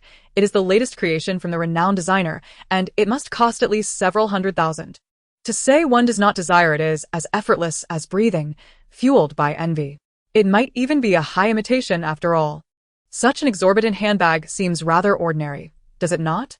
At that moment, a panda caught sight of something that had fallen, scampering eagerly with its rotund body and small, inquisitive black eyes filled with curiosity. Tentatively, it extended a paw to poke at Lu Li's handbag, and upon discovering no danger, it plopped down, wrapping its paws around the bag and rummaging through it, eventually unearthing a pile of mahjong tiles. After putting them back, it dragged the handbag to an open space, standing upright and bleating insistently. Hearing its call, several other pandas waddled over. The trio approached the calling panda, engaging in a vocal exchange for a while before settling down together. Subsequently, the panda pulled out the mahjong tiles from the handbag and, with its plump paws, began to arrange them patiently in the center, creating a delightful mess. To everyone's astonishment, the group of pandas started to play with the mahjong tiles, arranging them one by one and discussing their strategies incessantly. Eventually, one panda placed a tile in the center, leaving the onlookers utterly flabbergasted. Tourists gasped, "Am I dreaming? I can't believe I'm witnessing pandas playing mahjong. This is unbelievable. I must capture this moment and share it online. What a surreal experience. Who would have thought pandas could engage in mahjong?" Some lamented, "Even pandas can play mahjong, yet I remain clueless about the game. How frustrating." Seeing the pandas engrossed in their game, Su Noa was suddenly struck by an unsettling premonition. Could it be that the pandas had managed to get their paws on that pile of bamboo she had discarded so far away? She hadn't seen anyone retrieve it. What on earth was happening? Su Noa pondered. Could it be that the bamboo had somehow come to life and returned on its own, eager to become a delightful snack? Muyu mused, perhaps. Lu Li took out her phone, zooming in the camera while commenting, "Wow. They aren't just playing haphazardly, they're genuinely competing to see who wins." Yue also zoomed in to capture the scene, exclaiming, "Goodness, who is secretly teaching them mahjong?" The commotion soon caught the attention of the park officials, who dispatched caretakers to confiscate the mahjong tiles. Just as they were about to retrieve them, the pandas, now seemingly enlightened, clutched their treasures. For pandas teamed up to carry off their precious tiles, and just as they finished, they dashed away. "Don't be afraid. Those things are not good for you. Come back," the caretaker cried as he desperately pursued them. The pandas scattered, evading capture. Their bleating seemed to convey, "Don't come near. Don't run away. We're getting extra treats today. Be good." Yet, the pandas continued to ignore his pleas, scampering away with all their might. As they reached the spectator area, a crowd bore witness to the sight of pandas clutching mahjong tiles while making their swift escape. Eventually, park officials mobilized a large team, but they struggled to catch the clever pandas. Realizing she had caused this chaos and would need to rectify it, Su Noa quietly slipped away, leveraging her unique abilities to locate the park director. With a serious demeanor, she declared, "I am here to assist you in capturing them." Without bothering to debate safety concerns, she activated her powers. Once granted access, she exchanged her energy for strength, feeling invigorated. Fixating on one of the pandas, she dashed over, seizing it and hoisting it onto her shoulder, strolling back leisurely. The panda, terrified, opened its mouth wide, preparing to bite her shoulder. However, her protective instincts kicked in, and it found its teeth clashing against an invisible barrier, causing it to yelp in pain. As tears began to stream down its face, they fell into its fur, absorbed before they could hit the ground. Carrying the panda inside, her classmates outside watched in shock as Su Noa effortlessly lifted a 300-pound panda. How can she carry such a heavy panda? Is she some sort of strong woman? Onlookers exclaimed in disbelief. The camera caught Su Noa in a candid moment, and soon the online buzz exploded. The delicate girl who lifted a panda. Shocking. Is there an indomitable sorceress who can lift a panda? As she stepped into the camera's blind spot, she seized a handful of the panda's soft fur, reveling in the sensation, her expression gradually shifting to one of delight. The crew managed to capture her actions on film as she playfully stroked the panda. The panda, feeling the touch, let out a frightened shriek. "Don't be scared, little panda. After all, I am a bit peculiar," Su Noa reassured it. The panda, having ingested bamboo laced with a peculiar essence, could comprehend human speech, and upon hearing her words, its expression shifted to one of horror, contorting as it cried out more desperately. In the comments, viewers reacted. "Seeing her enjoy that moment makes me want to pet one too. Ah, I wish I could touch it. It looks so soft." Meanwhile, the panda's mournful cries attracted the attention of the other three, who began to panic and flee in all directions. "Goodbye, brother. I'm out of here," one panda thought as it continued to wail. Su Noa could hear the panda's thoughts. "Let me go, you wicked human." Another panda exclaimed, "You touched me. I'm no longer clean." I'm just a pure little male panda. It continued, what do I do now that a creepy woman has touched me? Laughing, Su Noa teased it. What made you think you could steal from others? The panda protested, I didn't steal. They discarded it. My mother said humans leave things behind because they are afraid of us. They want to give us these. Your mother has a point. Su Noa replied as she returned the panda to the staff, confiscating its mahjong tiles. With a smile, she declared, I won't torment you anymore. A crying male panda. How adorable. I'll go find your friends to play with. Her friendly demeanor, however, appeared to the panda as a sinister grin, interpreted as, you are no longer valuable. I will wreak havoc on other pandas. The panda, still sobbing, called out to alert the others. Initially, the pandas had been cautiously avoiding the caretakers, but upon hearing their distressed companion, they panicked and scattered. How strange. Why are they becoming so agitated? The caretaker wondered. Be good, listen. Understanding the panda's language, Xiao Yan remarked, this is hard to watch. Meanwhile, the false Su hummed a tune, skipping joyfully, clearly in high spirits as she murmured to herself. Is Lord Nwomi awake yet? I look forward to our next duel. She gazed at the moonlight, reminiscing about Su Nua's formidable presence during their past encounters, becoming increasingly entranced. She harbored a secret obsession. She relished the challenge of battling Su Nua, whose defiant spirit delighted her twisted soul, shaped by centuries of solitude. Her affection had morphed into something monstrous. She thrived on tormenting those who climbed from the depths, yet remained resilient and pure, delighting in their struggles until they crumbled. Upon discovering that Su Noa was still alive, she immediately arrived in this world, only to find Su Noa had lost her memories. This was unacceptable. Only through fervent obsession could one gain strength, and a forgetful Su Noa was akin to a scattered heap of sand. The false Su's gaze darkened with malice as she sensed someone approaching from behind and turned her head. Upon encountering an exceptionally handsome youth, one notices a silver chain adorning his right ear.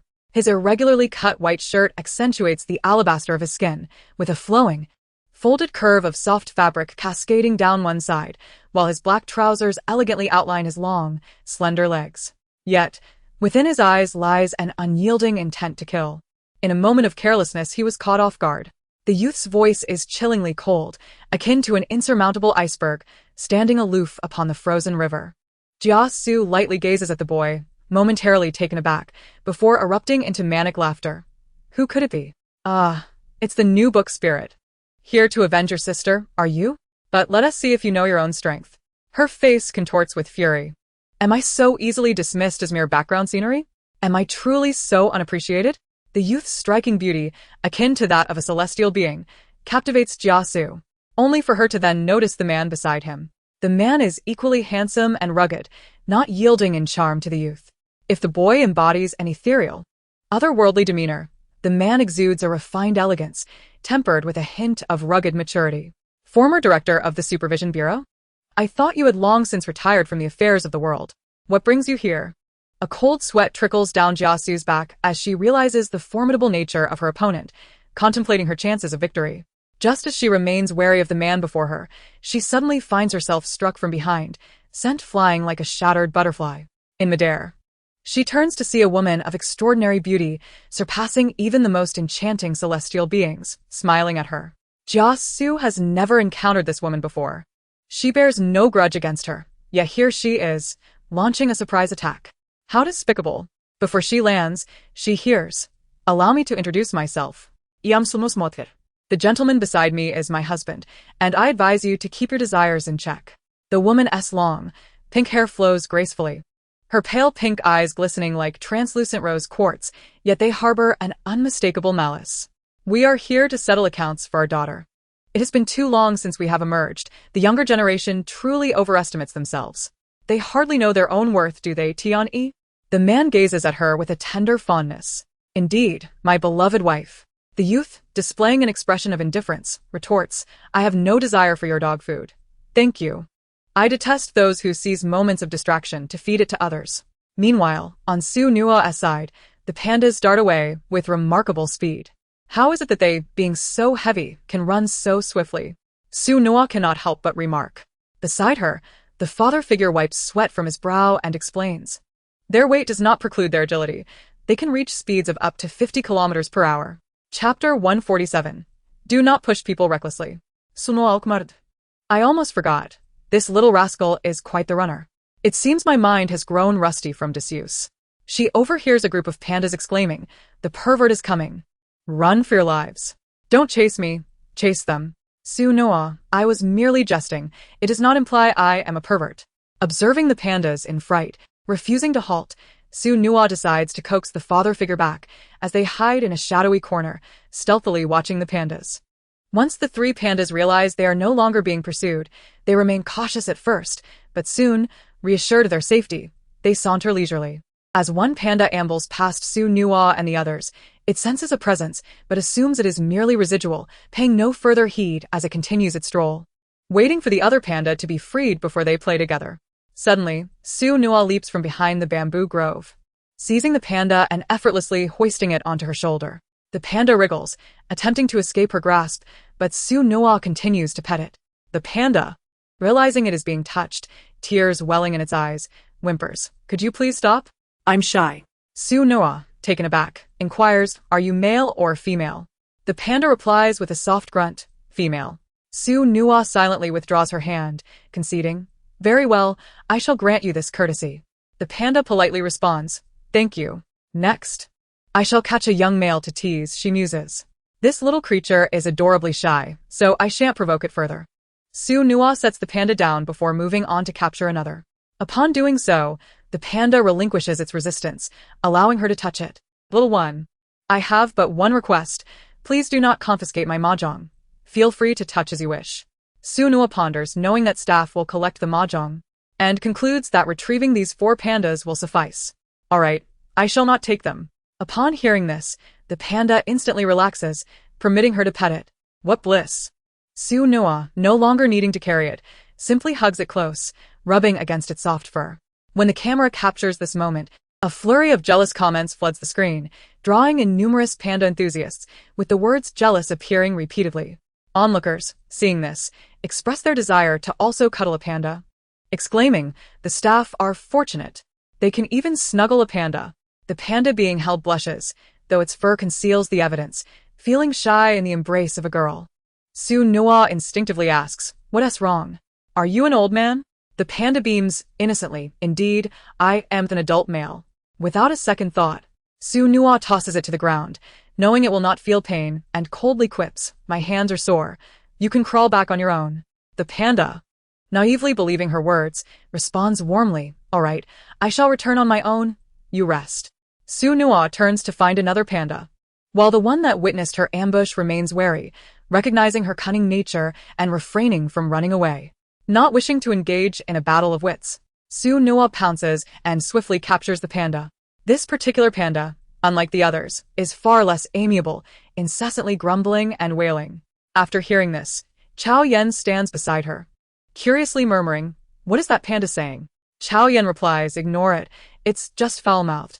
Su Noa, after hearing this, playfully pats its rear, earnestly teaching, "Girls shouldn't use such language." The panda continues to hurl profanities at her, its manners preventing it from cursing her entire family. Yet it unleashes a torrent of insults towards Su Noa. "How rude and uncouth," she thinks. "To punish you, I have decided to pet you once more." The panda gasps in shock. Su Noa, unabashed, strokes its back, chuckling incessantly. This one feels even softer than the previous three. What bliss! Upon returning with the panda, the adult panda, clutching mahjong and observing Su Noa with another panda, gazes at her with discontent, its tiny black eyes filled with sorrow, as if to say, "Betrayer." Choosing to ignore it, Su Noa places the fourth panda back, overwhelmed with joy, internally exclaiming, "What sheer delight! How wonderful! Who could possibly understand?"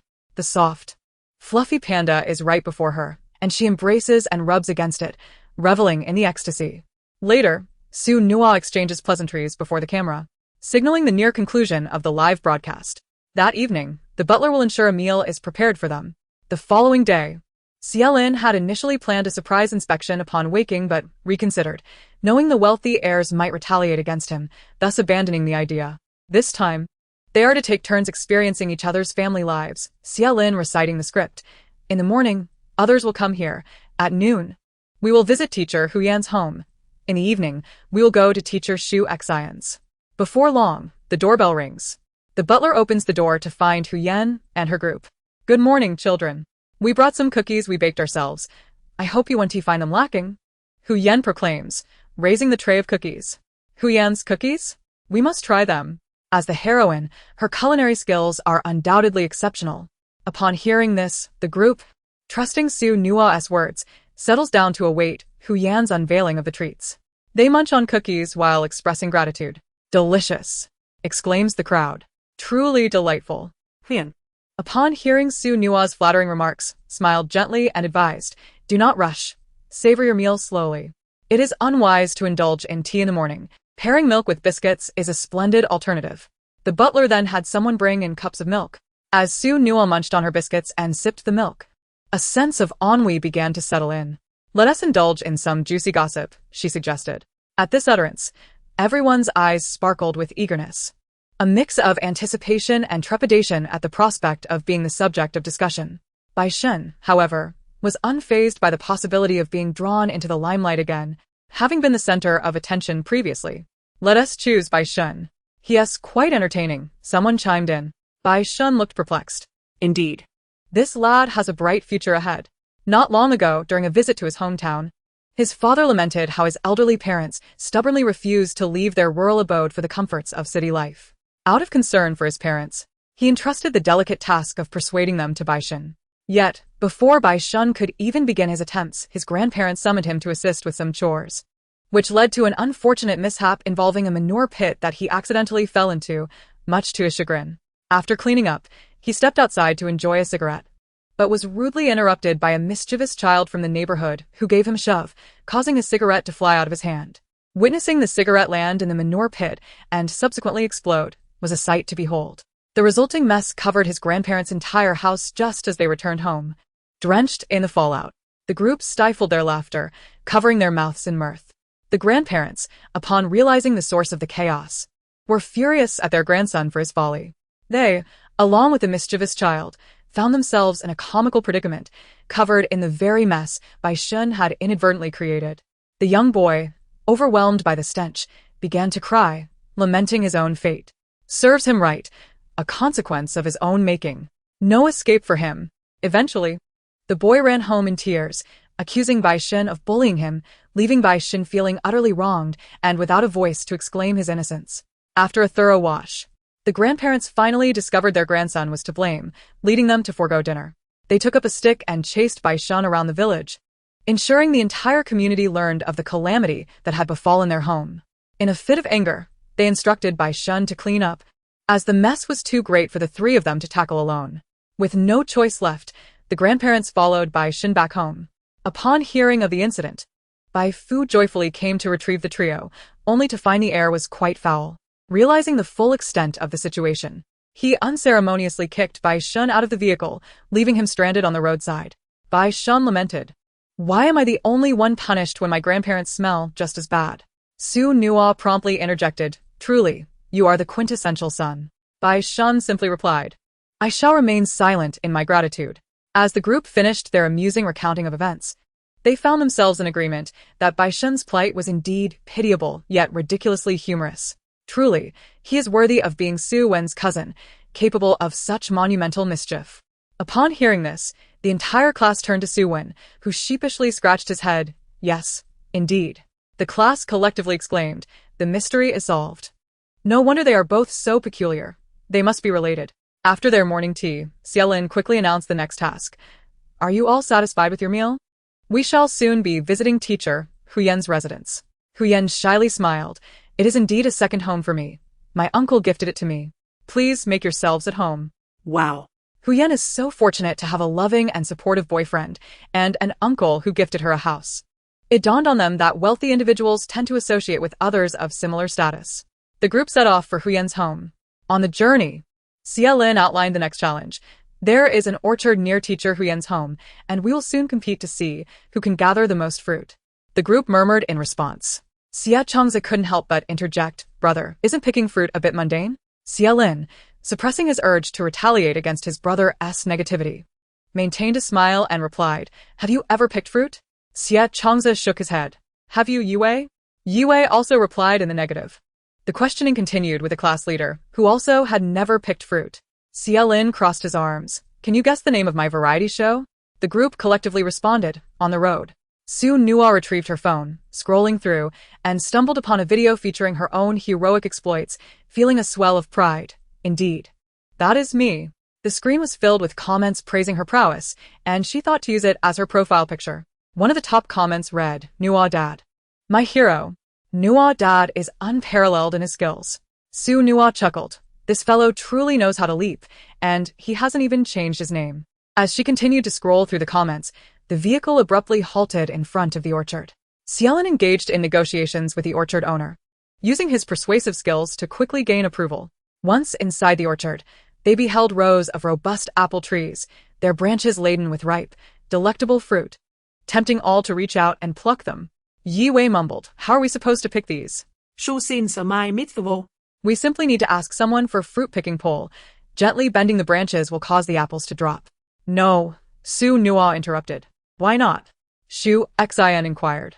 The apples might be damaged when they fall. We must climb to pick them. Climb up? How high is that? Can we even reach?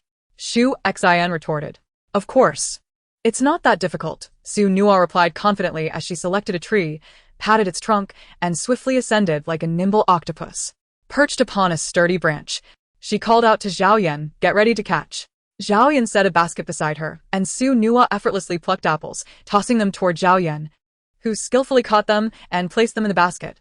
Lin pointed out, Look, can you all do this? Xia Changza, seeing his brother's infuriating expression, rolled up his sleeves and declared, as if anyone can't do this. I'll climb. Grasping the tree trunk, he attempted to ascend but slid down almost immediately. This is so slippery. Let me try again. With determination, he climbed once more, managing to scale a few centimeters before slipping again. The other students, finding amusement in his struggles, decided to try climbing themselves, only to tumble down in laughter. Luli managed to find her footing and clambered up, exclaiming, Ha! You all are such cowards. I'm faster than any of you. All this muscle isn't for nothing.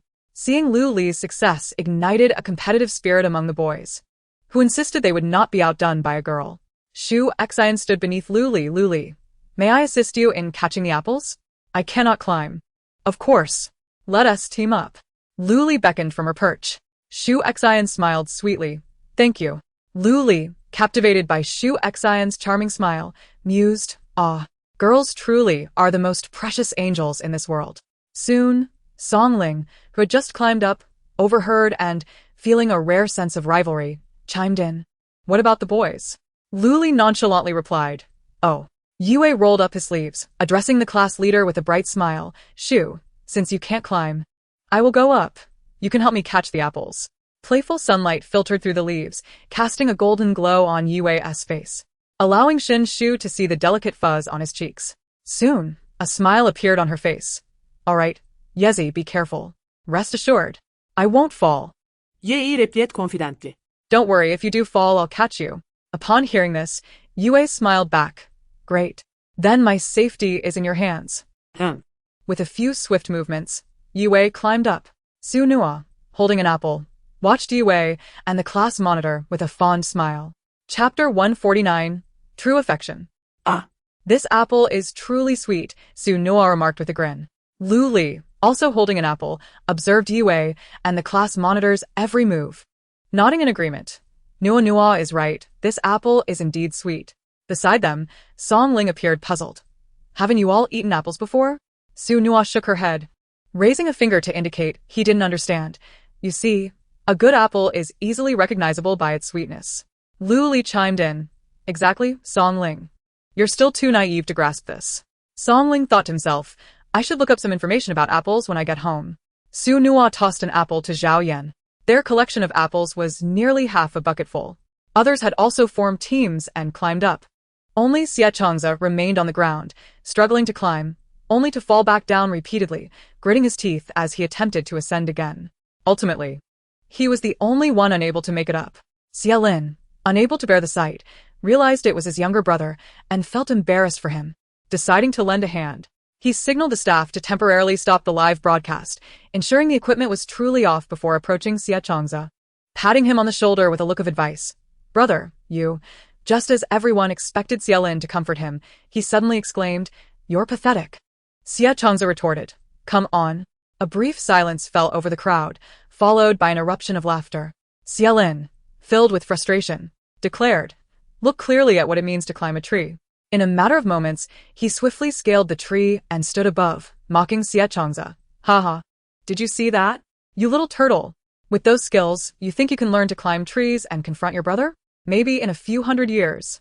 Xia Changza seethed with anger. Xia Lin. Xia Lin deliberately turned his head, cupping a hand to his ear. "Huh? Say that again? Ha ha ha. Surely no one is actually upset, right?" The group fell silent at Xia Lin's antics. Su Nua quietly asked Su Ziqian, who was nearby in the orchard, "Brother, has Xia Lin changed?" Su Ziqian replied, "Not at all. He's always been this insufferable, just putting on a show for the camera." The staff finally understood why the older brother requested the live broadcast to be stopped. He still cared about maintaining his image. Su Nua then asked, "Brother, was Xia Lin in the first class at Yite Academy?" Su Ziqian responded, "Yes." Su Nua concluded, "Mystery solved. Those who can blow up laboratories with my brother are all cut from the same cloth." In a fit of rage, Xia Changza kicked the apple tree. Just then, Xia Lin lost his balance and fell, landing squarely on Xia Changza. Xia Changza was forced to endure this unwarranted calamity. The group, who had previously been laughing, hurried over to check on the two. Fortunately, the tree Xia Lin chose wasn't very tall, so the fall wouldn't cause significant injury. Xia Changza angrily kicked his brother away. "You're so heavy. Go lose some weight." "What do you mean heavy?" Soon, the live broadcast resumed. These two amusing brothers were truly entertaining. Luli called out to Su Nua from a distance. "Noa, how about a contest?" "Sure." Su Nua quickened her pace, tossing down apples. Luli was equally determined. Before long, their progress far surpassed the others. Below, Zhao Yan and Shu Xian were nearly overwhelmed trying to catch the apples. Watching the live broadcast, Shang Yuelon felt delighted at the sight. "My daughter is truly remarkable. She can even climb trees." Indeed, Su Luo handed a skewer-stuck-in fruit to Shang Yuelon. "We've nearly picked all the fruit." Just as Su Nua was about to come down, she miscalculated her footing and accidentally slipped. The crowd instinctively screamed, "Su Nua, be careful." No. Xiao Su. As Su Nua attempted to adjust her position, Zhao Yan was poised to catch her when a cool breeze blew, easing everyone's anxiety. Su Nua felt herself being embraced, firmly held to prevent her from falling. Opening her eyes, she saw a familiar face, and tears quickly welled in her eyes. The man smiled warmly, his eyes twinkling with sincerity. "Little treasure. It's been a long time." Su Nua threw her arms around the man's neck, tears streaming down her cheeks as she cried out joyfully, "Daddy, it's been so long." The words echoed, stunning everyone.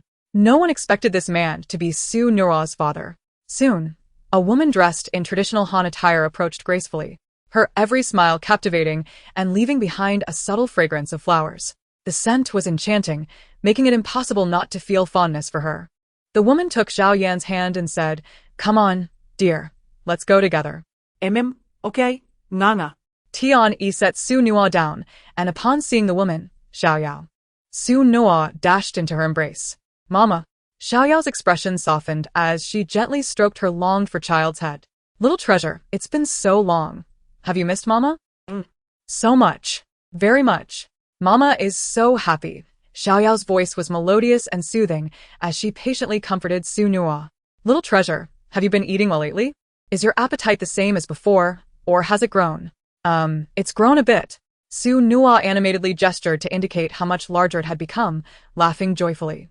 In front of Xiaoyao, she could drop all her defenses and comfortably share her thoughts. "Mama will give you extra money later. Don't be shy about spending it. And remember, both you and Xiao Guai will get your share." Little Treasure referred to as Rose, Su Nua as Little Treasure, and Zhao Yan as Xiao Guai. Xiaoyao and Tian Yi treated their three daughters with utmost care. In their eyes, their daughters were precious treasures. Zhao Yan smiled brightly. "Thank you, Mama." Xiaoyao lightly tapped Zhao Yan's forehead. "You, don't say thank you to Mama." Okay, Mama. Xia Lin watched in confusion. Wasn't Su Nua supposed to be a child of the Su family? On the other side, Shang Yuelon, watching the live broadcast, gripped Su Luo's shirt, her heart aching as she trembled. Why is Nua calling someone else Mama? Su Luo, equally perplexed, replied, I have no idea, dear.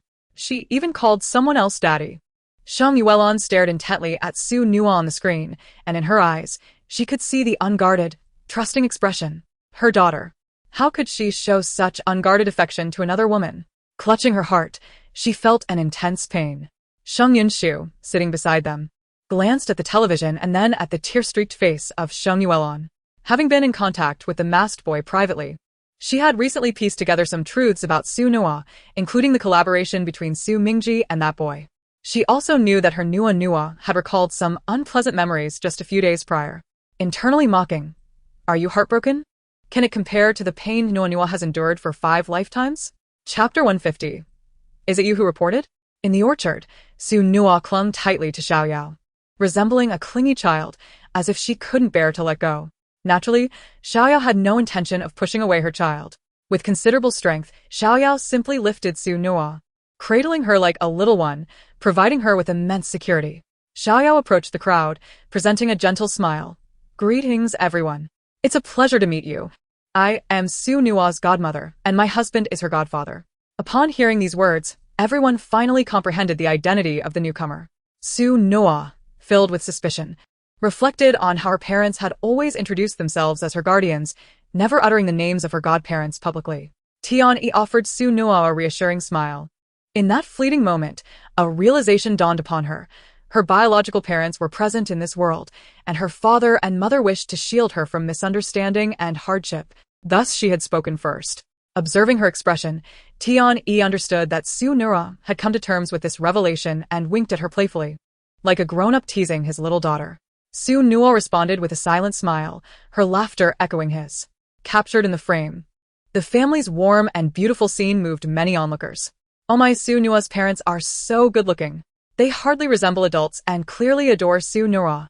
If only I had parents who loved me, I long to escape my original family. To those upstairs, you will surely break free from a detrimental family. Love yourself boldly, and strive for a brighter future. Without familial love, remember to cherish yourself. If you do not love yourself, who will? Your passion is a unique form of love. Thank you, dear sister, for your kind words. Peony smiled at everyone, expressing gratitude on behalf of Su Nua and Chao Yan for their care during this time, presenting small tokens of appreciation, hoping they would be graciously accepted. Tian-yi cleared his throat, and soon 3 bodyguards in black arrived, carrying a multitude of gift bags, distributing them to all present. Upon receiving the gifts, their faces lit up with pleasant surprise. Madam is too kind. Su Nua and Chao Yan are still young. It is only natural for us adults to look after them. We cannot accept such precious gifts. Xie Lin replied courteously with a warm smile. Xie Changze observed his typically unruly brother behaving so composedly and could not help but widen his eyes in disbelief. Was this truly his dramatic brother? Impossible. Peony, still smiling, insisted that the small gifts were not extravagant and hoped no one would refuse them. Since the lady has said so, we shall accept it graciously. Xie Lin gathered the gifts. Now that the director had spoken, the other staff members felt equally justified in accepting the packages. Peony half-squatted in front of Su Nua and Chao Yan, her demeanor gentle and her tone soft, radiating warmth. Little treasures, please be cautious while recording the program. Avoid injury, for it can be quite painful. Focus on your show. My lovely princesses look most enchanting before the camera. Mommy and Daddy, along with your sister, will be watching your live stream, awaiting your return. Please take care. Peony gently kissed Su Nua on her right cheek and Chao Yan on her left. Mommy and Daddy are heading back now. Sono radiantly alright. Goodbye, Mommy and Daddy. Chao Yan sweetly echoed. Goodbye, Mommy. Goodbye, Daddy. As they bid farewell to Tian-yi and Peony, Su Nua found herself missing her parents once more. She was, after all, a daddy's girl and a mommy's sweetheart. How could she not adore her beloved parents? After picking apples, they ventured to gather other fruits, their arms filled with the bounty of their harvest. Upon settling the payment with the orchard owner, they returned home, laden with their spoils. Only Xie Changze remained sullen, lamenting that he still had not learned to climb trees. Su Nua patted Xie Changze, reassuring him, "Don't worry. I can teach you to climb trees when we get back." Hearing this, Xie Changze suddenly perked up, as if invigorated by an energy boost, instantly shaking off his earlier gloom. "All right. It's a deal. I will definitely learn to climb trees." Arriving at Hu Yan's home, they found a cozy little apartment adorned with charming knickknacks, giving the impression of a long-established residence despite being newly moved in. Before they became stars, they were already part of the same circle, playfully teasing Hu Yan. What a warm little home you have. Hu Yan and Su Yan felt their ears flush with warmth. If not for this variety show and their encounter with Su Nua, they might never have resolved their misunderstandings and embarked on a shared journey through life. The group exchanged knowing glances, casting looks akin to those reserved for young couples. Hu Yan's cheeks blushed a deep crimson as she excused herself to the kitchen to prepare dinner. Although the classmates were unaware of the past events, they could perceive the distinct change in the dynamics between the two. Xia Changza sat on the sofa, engrossed in his phone. Lu Li casually glanced at his screen and exclaimed, "Oh, what do we have here? Nua dad is my idol? So it turns out the one being chased by your dad was you, haha." Laughter erupted from the class, teasing Xia Changza, "Haha, look at you. The #1 fan is right beside me." Su Nua, sipping her tea, heard this and curiously looked up at Xia Changza, her clear, innocent eyes reflecting his confusion. "You're the one who said Nua dad is my idol?" Xia Changza's face flushed with embarrassment as he awkwardly scratched his head, casting a glare at Lu Li, who feigned innocence. Xia Changza muttered, "Yeah." He had not anticipated having an admirer. Su Nua smiled softly, her teacup in hand. Xia Changza attempted to discreetly hide his phone, but Lu Li's wandering gaze returned to it. "Oh." Today Nua Shun climbed a tree. She was so fast, agile, and impressive. Lu Li's eyes squinted with laughter. "Little Lu, you're mischievous." Xia Changza shot her a glare. "What can you do about it?" Hee hee. Lu Li slipped behind the sofa where Su Nua was seated, pointing at Xia Changza. Nua, look." He asked, glaring at me. "You should glare back." "All right." Lu Li fiercely glared at Xia Changza. Not one to back down, Xia Changza returned the glare. Their childish antics amused everyone, leaving them in fits of laughter. Xia Changza withdrew his phone, declaring, "Not showing you anymore." Yue casually remarked, "Is that your account? Is that really Lin Go in the comments?" Xia Changza's annoyance flared at the mention, yes. Yue burst into laughter. "I can't believe Lin Go is still snitching at his age. Ha! This rascal only thinks about reporting me to my dad." The group stifled giggles as their eyes darted towards Xia Lin. Xia Lin simply replied, "Thanks for having a younger brother. My future is doomed." Chapter 151. Perhaps a decision will be reached? As evening fell, it was time for the gathering at Xu Xian's home. The house Xu Xian found was even smaller than Hu Yan's. Yet the privileged youths refrained from mocking its size, due to upbringing. Although their home was smaller than the bathroom of their own houses, uttering any derisive remarks was not something their upbringing would permit. After dinner, they strolled outside, wandering through a nearby convenience store. The affluent youths hesitated to enter, their innate cleanliness making them feel that the cluttered items and small tables were unclean. Only Su Wen, the naive one, was unbothered and joined his cousin in purchasing items. "Cousin, what is this?" "Fairy stick." "What is a fairy stick? Is it fun?" "It's fun. It looks beautiful when it burns. I want this." "All right." Bai Shun purchased the fairy stick, and they also picked up some snacks. The group gathered at Xu Xian's doorstep, under the dim night sky, illuminated by the faint moonlight. Igniting the fairy sticks, Bai Shun twirled the fairy stick in circles, the dazzling sparks bursting forth, captivating everyone's gaze. "Wow. So beautiful. I want to play too." Soon, the privileged youths grabbed the fairy sticks to join in the fun. Lu Li handed one to Su Nua. "Do you want to play?" Su Nua, unusually subdued, forced a smile. "No, you all play. I'm not really in the mood for this. When I play with this, I just think about roasting chicken." Lu Li was puzzled. "Why?" "It's a conditioned response." Su Nua unwrapped a spicy strip to eat, and Lu Li inquired, "Is this little thing tasty?" "It's delicious. But you can only have a bite." "Why?" "Those who have never had spicy strips shouldn't eat too much at once. It can upset your stomach." "Oh. Then I'll just have a tiny taste." Lu Li picked up a spicy strip, and as it touched his tongue, it was nothing short of a revelation. "Delightful. But savoring such a treat should be done in moderation," Su Nua remarked with a smile. Meanwhile, on another front, the physics teacher's sister requested her brother to send her a frontal photograph of Su Nua as she wished to discreetly pursue her interest in him. The physics teacher pondered for a moment. Where could he find a photo of Su Nua? In the end, he decided to send a video from a recent event, having saved a particularly amusing segment featuring a panda head. His sister replied, "You were asked for a photo of Su Nua, and you send me this?" The physics teacher protested, "I am innocent. Su Nua is in here somewhere." His sister retorted, Are children these days playing so wildly? The National Day holiday soon came to an end. Su Nua packed her belongings and departed from the program team with her brother, returning home. Upon saying Sunuo, Sheng Yuelon eagerly approached to assist her with the suitcase. However, the moment Su Nua laid eyes on Sheng Yuelon, memories of the latter's harsh and scathing words flooded her mind. Though Sheng Yuelon had never physically harmed her, her emotional and material cruelty had left deep scars. Her inaction served as a silent accomplice to Su Qingqing's betrayal. Su Nua had once naively believed that her mother simply struggled to express her feelings. Later, as she became a book spirit, she thought her mother was merely unable to resist the shackles of fate. It wasn't until she returned home with Qiangwei that she realized that even strangers could show kindness, willing to invest time to unlock the doors to her heart. Throughout her journey as a book spirit, she had encountered many individuals, some who defied the constraints of fate for the sake of love, and others. A passerby mother who dared to challenge destiny to save her daughter's dismal fate. There are countless excuses for not loving, yet love breeds boundless courage. Su Nua subtly tugged her suitcase back, her expression cool. No, thank you. I'm a bit tired. I'll head to my room now. With that, she ascended the stairs, dragging her suitcase behind her. Su Ziqian stood beside her, observing Sheng Yuelon's hand awkwardly suspended in the air and Su Nua's retreating figure. Feeling the palpable awkwardness of the moment, he had no choice but to offer a few words of comfort to Sheng Yuelon before seeking an excuse to leave. Mother, Nua might just be a bit tired. She probably wants to carry her things herself to be quicker. However, Sheng Yuelon, without warning, burst into tears.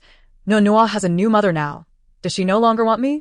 Did she consider how this affected her mother? Mother loves her. She just cannot find her, yet she has always been searching. Though absent during that time, why was Nua so cold towards her after meeting that woman?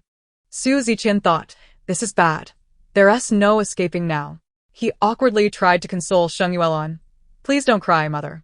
Perhaps Nua is just exhausted from the journey and needs time to adjust.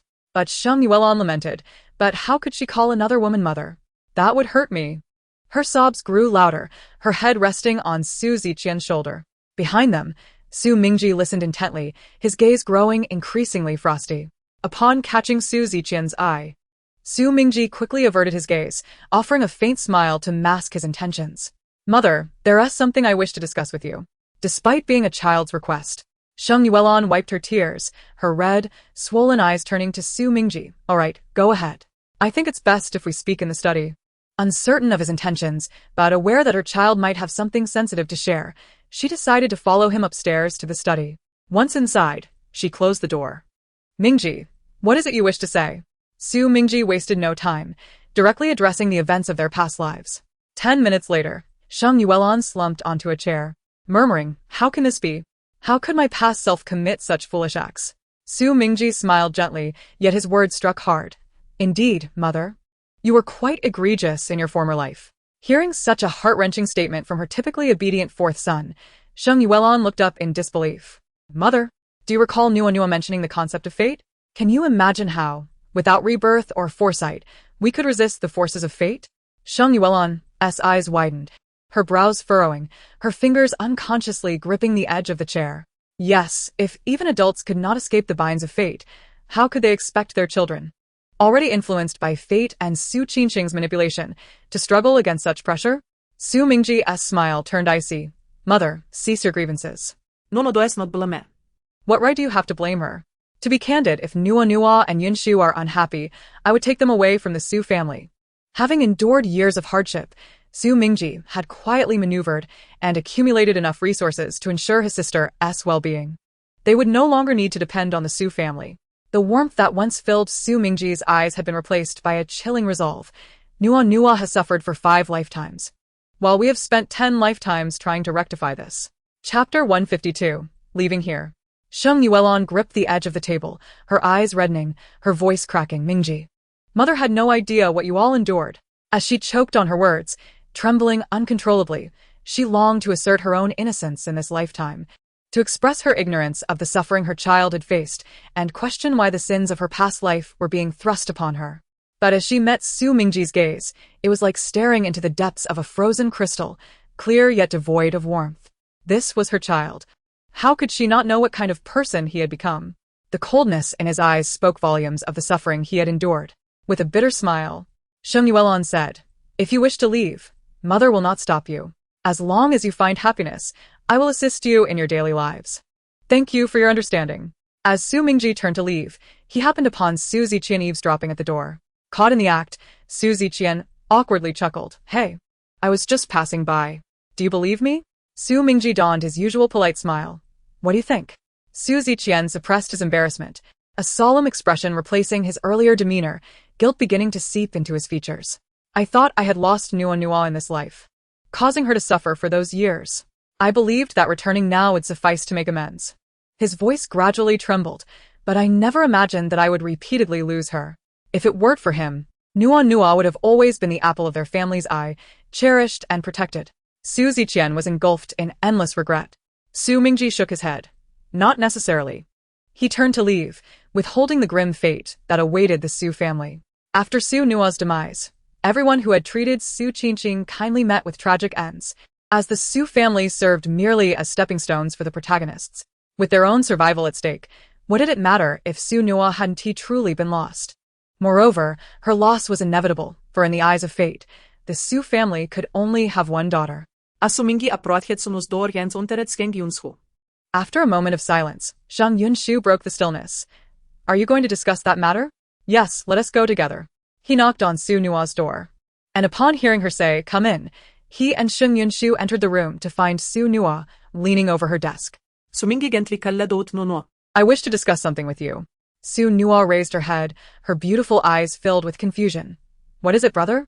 Su Mingji took a seat across from her, his expression serious as he declared, Nua, I am a reborn soul." Reborn? Su Nua's mind suddenly connected the dots. No wonder Su Mingji had always declined Lin Yueshi's advances, and his personality had changed so drastically. He was no longer the despondent and irritable person he had been in his first life. However, perhaps he has been reborn from a previous life. Even if he is not the elder brother from the first lifetime, she is determined to protect him. Su Mingji smiled gently at her, saying, "My dear sister, I have been reborn from the first life until now." Upon hearing these words, Su Nua froze in astonishment, tears welling in her eyes, glistening, and eventually cascading down her cheeks. In this world, the family she cherishes the most, her beloved siblings, are the ones from her first life. Even her later siblings cannot replace the irreplaceable existence of her first love.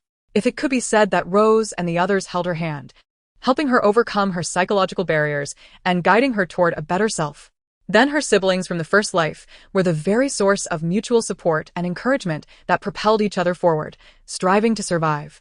They had already filled Su Nua's heart, being her most treasured and valued family. She had never anticipated that she would be fortunate enough to reunite with her elder brother from her first life. Skeng yunsu smila dat sunuo. Her voice soft. Nua, I am also from the first life." Upon hearing this, Su Nua's heart swelled with immense joy. Elder brother and sister. Su Nua choked on her words. "You must have endured so much suffering, facing that tragic and irreversible fate time and again. I'm sorry. I forgot about you and failed to help you in time." "I'm so sorry." Su Nua apologized, filled with guilt.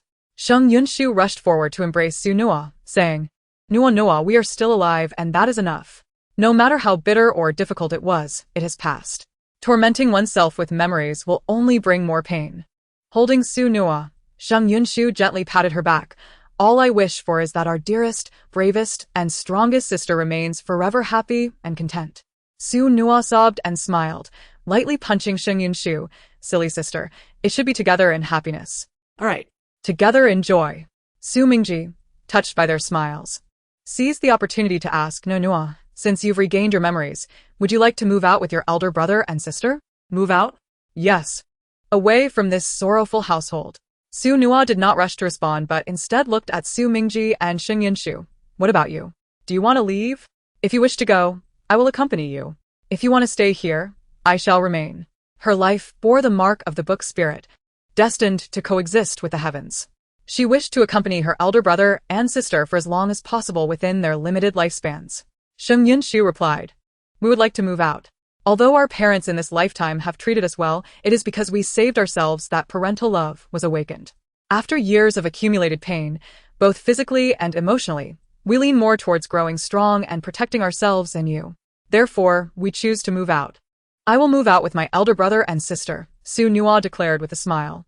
The next morning, Su Nua picked up her packed suitcase. She didn't have much. She only took the little dress her sister prepared for her, leaving behind the rest of her daily necessities, intending to buy new ones on the way. As she opened the door, she saw Sheng Yuelon hesitating outside. Upon saying sunuo skeng yuelan instinctively smiled. But when she noticed the suitcase in Su Nua's hand, she paused, quickly realizing that the children had indeed decided to move out. Sheng Yuelon forced a smile. No, Nua. I'm sorry. All I hope is that you give me a chance. Can you not refuse my help when you need me? Su No nodded. All right, mother. In this lifetime, Sheng Yuelon had not treated her poorly. In fact, she had been quite nurturing. Su Noa was willing to accept her mother's kindness, but would no longer tolerate any malice.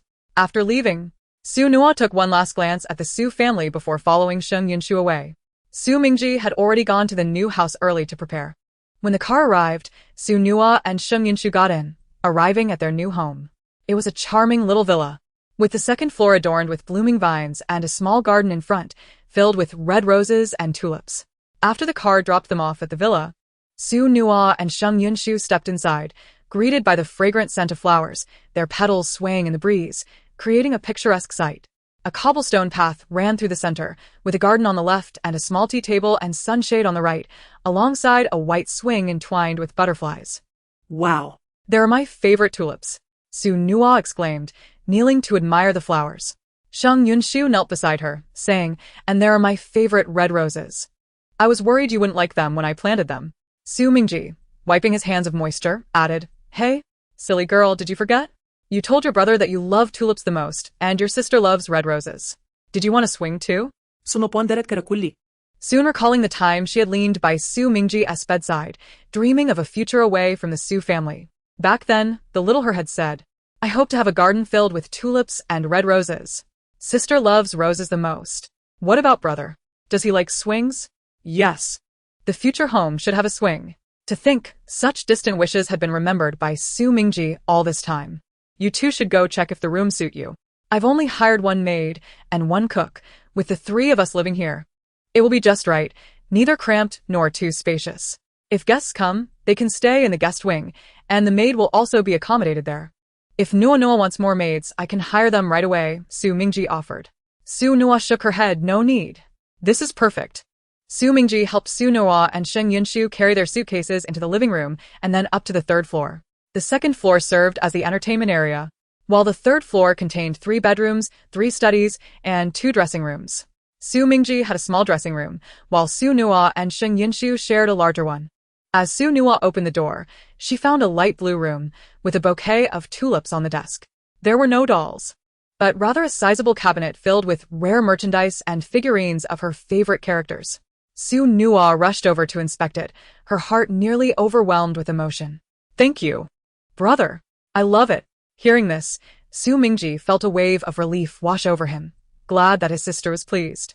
Sheng Yunshu's room was next door, and when she opened the door, she found it filled with black decor. Rather than being upset, she felt quite satisfied. Over the years, she had grown accustomed to the darkness. Compared to her daytime persona, the night offered her a sense of freedom, and thus she had come to love the color black. Su Mingji had indeed put thought into decorating their home. Their S&E sports room on the second floor, since Nua Nua loves gaming. I prepared it for you. And Yinshu, since you enjoy designing and making clothes, there's a design room for you. Su Nua turned to her brother. And what about you? I prefer reading. So, I prepared a cozy little room for myself. This is our home now. After the National Day holiday, Su Nua packed her backpack and set off to school with her elder brother and sister. Su Mingji had specifically chosen a house close to the school, allowing them to ride a small electric bike there. Sheng Yunshu rode the electric bike with Su Nua, while Su Mingji rode his own. The three of them happily hummed a tune on their way to school. In that moment, their personalities seemed to revert to those of their first lives. Obedient and docile Su Nua listened to her gentle yet warm sister, while their brother patiently stayed by their side, never leaving them. They parked the electric bikes in a public area, locked them up, and walked toward the school, chatting and laughing as they approached the gates. Just as they reached the entrance, a familiar swarm of guards rushed towards them, recognizing Su Nua and Sheng Yunshu as Su Mingji's sisters, surrounding them eagerly. Su Nua had no desire to be caught up in the whirlwind of attention, so she discreetly slipped away. The troubles of her brother were certainly his to bear. Just as Su Nua departed, she encountered Lin Yueshi, the female lead from her brother's book. Curiously, in her brother's previous 5 lives, he had met a tragic end on his deathbed. And not only had he never encountered the female lead, he hadn't even held a girl's hand. Where, then, did this female lead come from? It felt as though something was quietly shifting behind her back. Lin Yueshi was accompanied by Wan Tiantian. As Su Mingji advanced, a throng of people followed suit, and Lin Yueshi, who had been gazing in Su Mingji's direction, suddenly rushed over, seemingly by accident, and fell right in front of him. Su Mingji ignored her. While Lin Yueshi deliberately extended her hand in an attempt to trip him, hoping to halt his progress. Ultimately, Su Mingji simply stepped over her hand and continued on his way. A shriek reminiscent of a slaughtered pig echoed at the school entrance. Su Mingji pretended not to hear and left without a backward glance. The group of guards, unable to tolerate Lin Yueshi any longer, refrained from following Su Mingji and instead lingered, ready to reprimand her. Su Nua turned her attention to Wan Tiantian, noting her calm demeanor, devoid of any hint of anxiety, as if she were waiting for something. In an instant, a handsome boy emerged, pulling Lin Yueshi aside and admonishing her. Enough. Do you not feel ashamed to bully a girl in such numbers?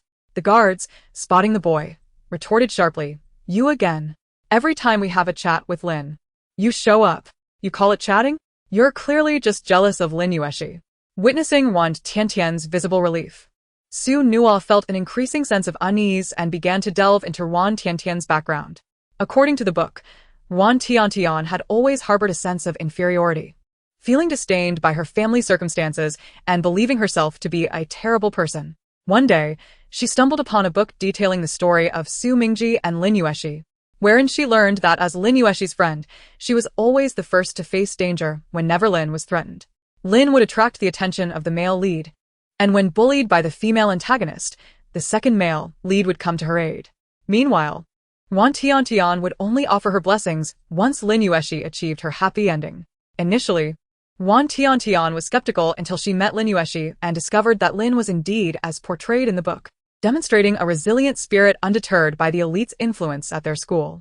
The first time she witnessed Lin being bullied by the female antagonist, she intentionally refrained from intervening, only to suffer a high fever that night, as if punished. Wan Tiantian conducted numerous experiments, ultimately realizing she could not escape her fate of shielding the female lead, which deepened her sense of despair.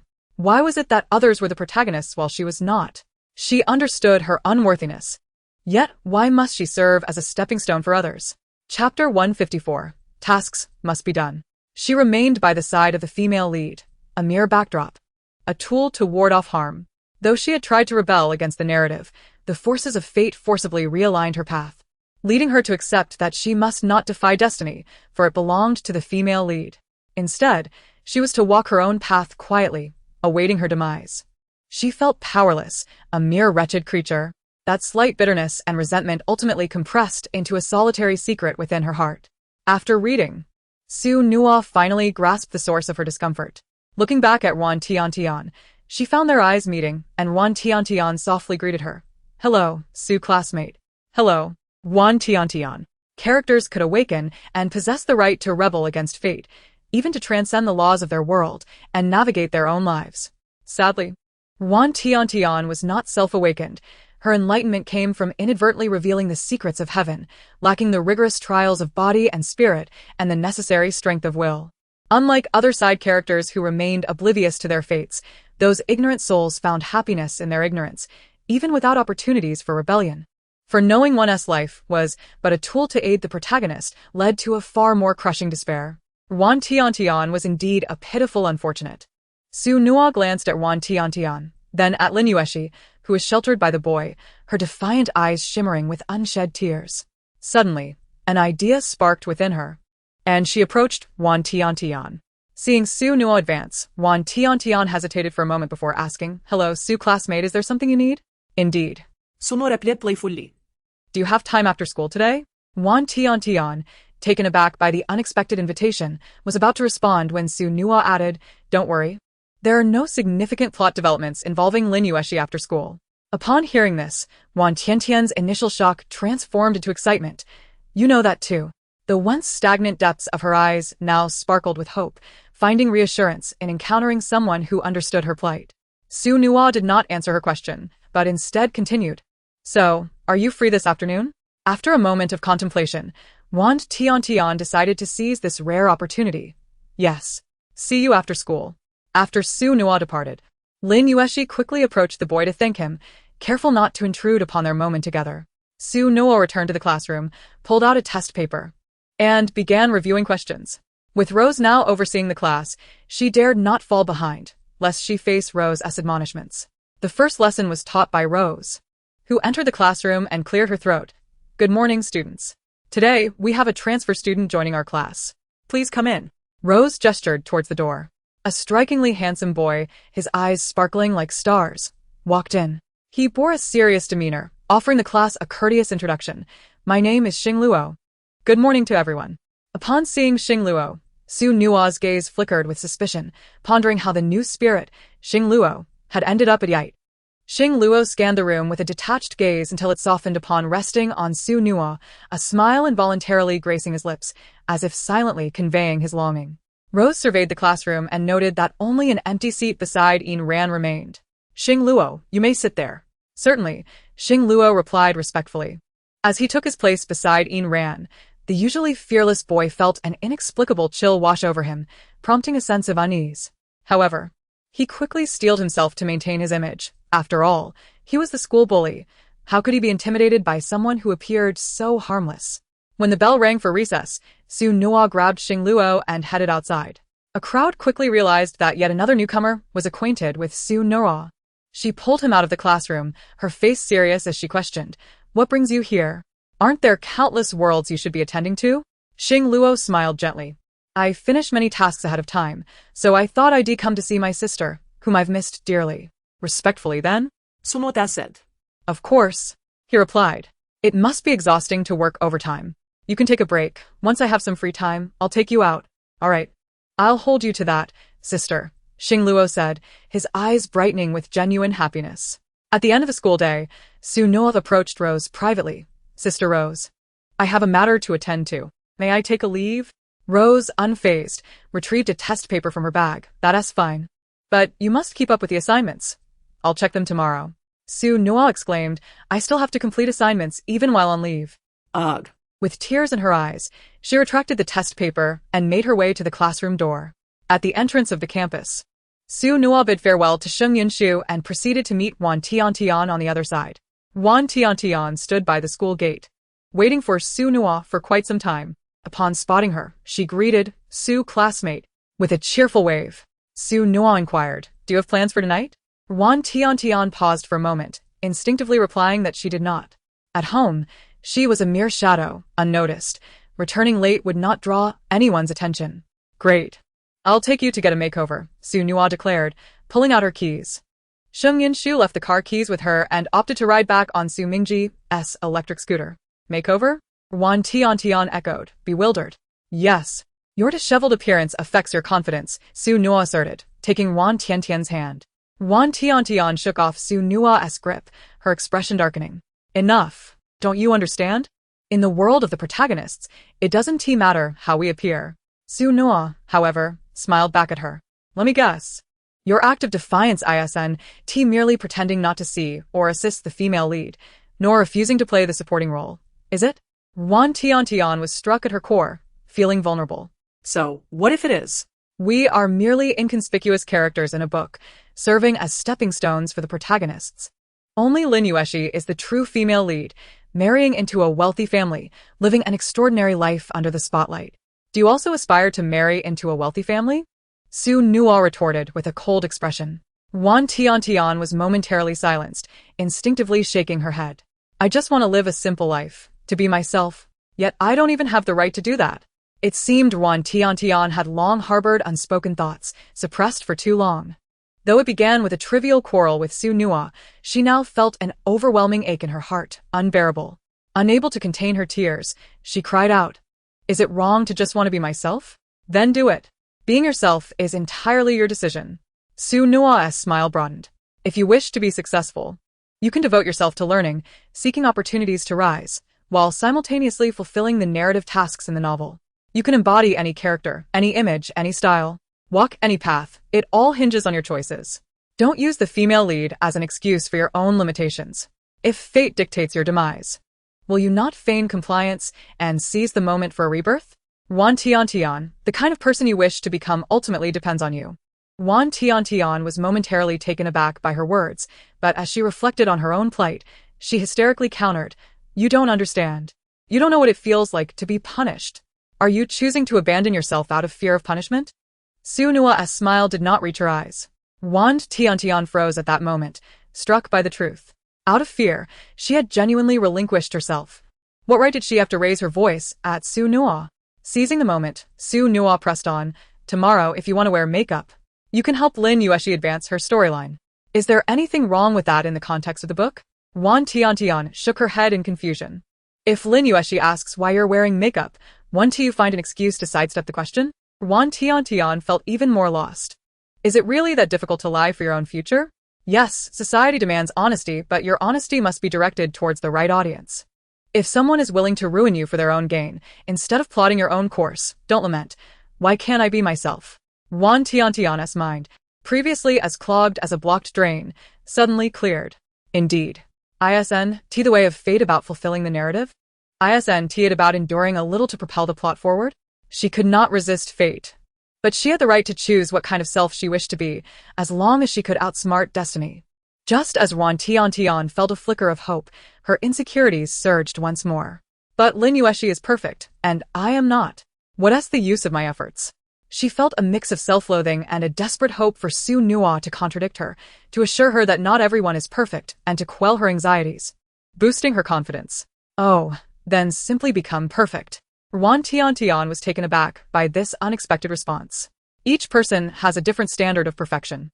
Your perception of Lin Yueshi as perfect indicates that she possesses qualities that please you.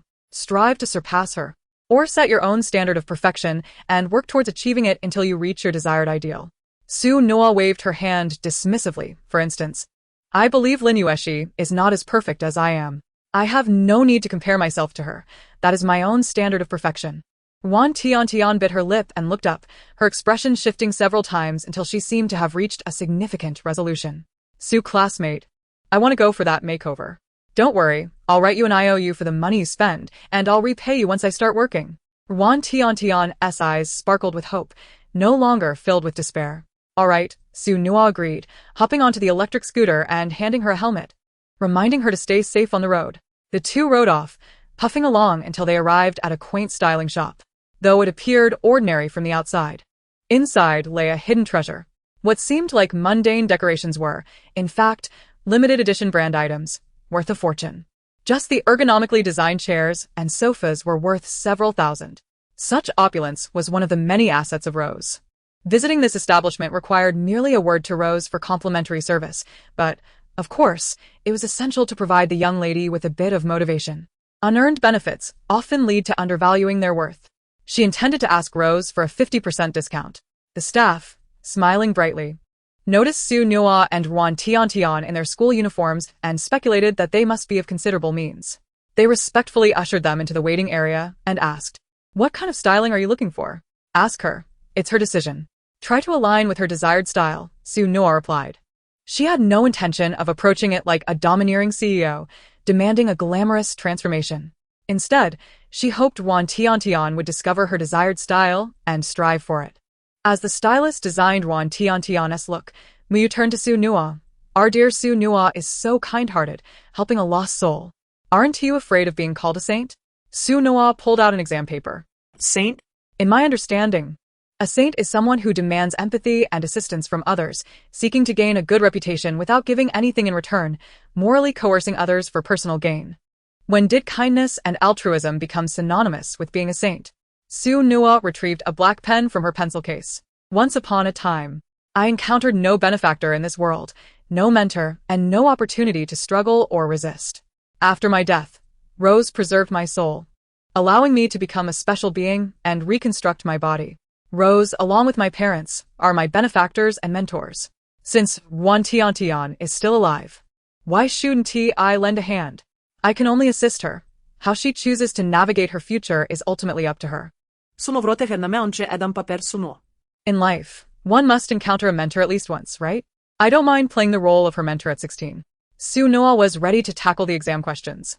Muyu chuckled. Indeed, beauty is worth sharing. Malice.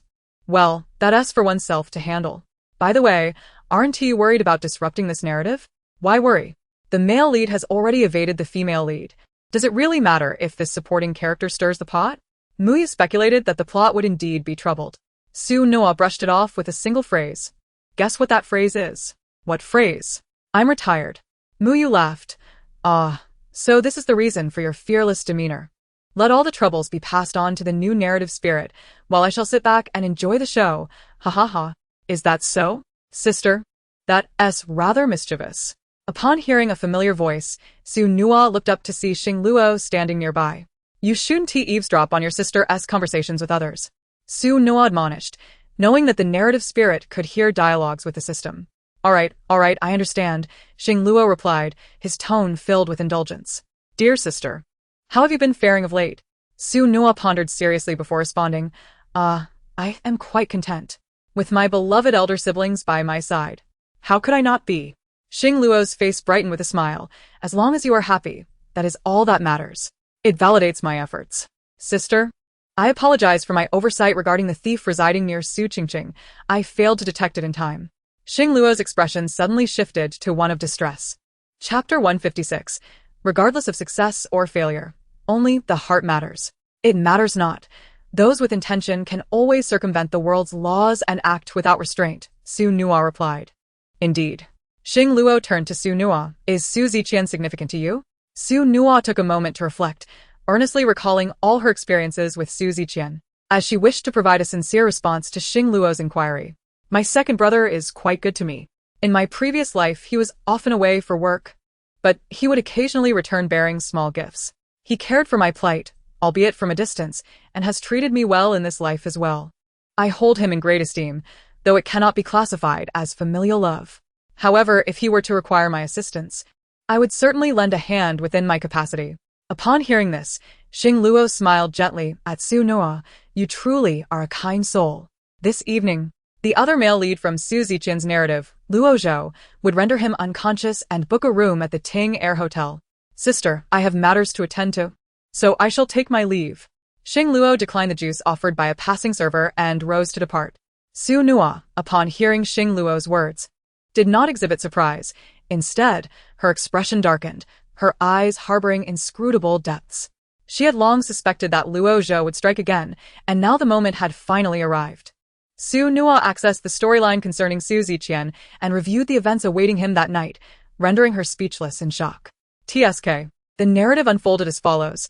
At 8 o'clock that evening, Su Ziqian struggled to awaken amidst confusion, only to discover himself bound by a peculiar and robust red cord.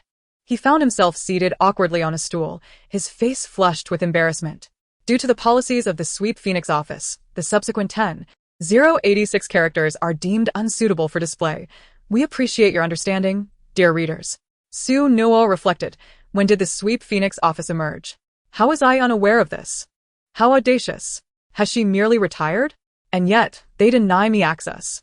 With a heavy heart, Su Noa reluctantly withdrew her exam paper and began to write, sorrowfully. After completing the paper, she turned to her phone to watch an anime. Upon finishing, Wan Tian finally emerged. Previously, Wan Tian had heavy bangs obscuring her brows.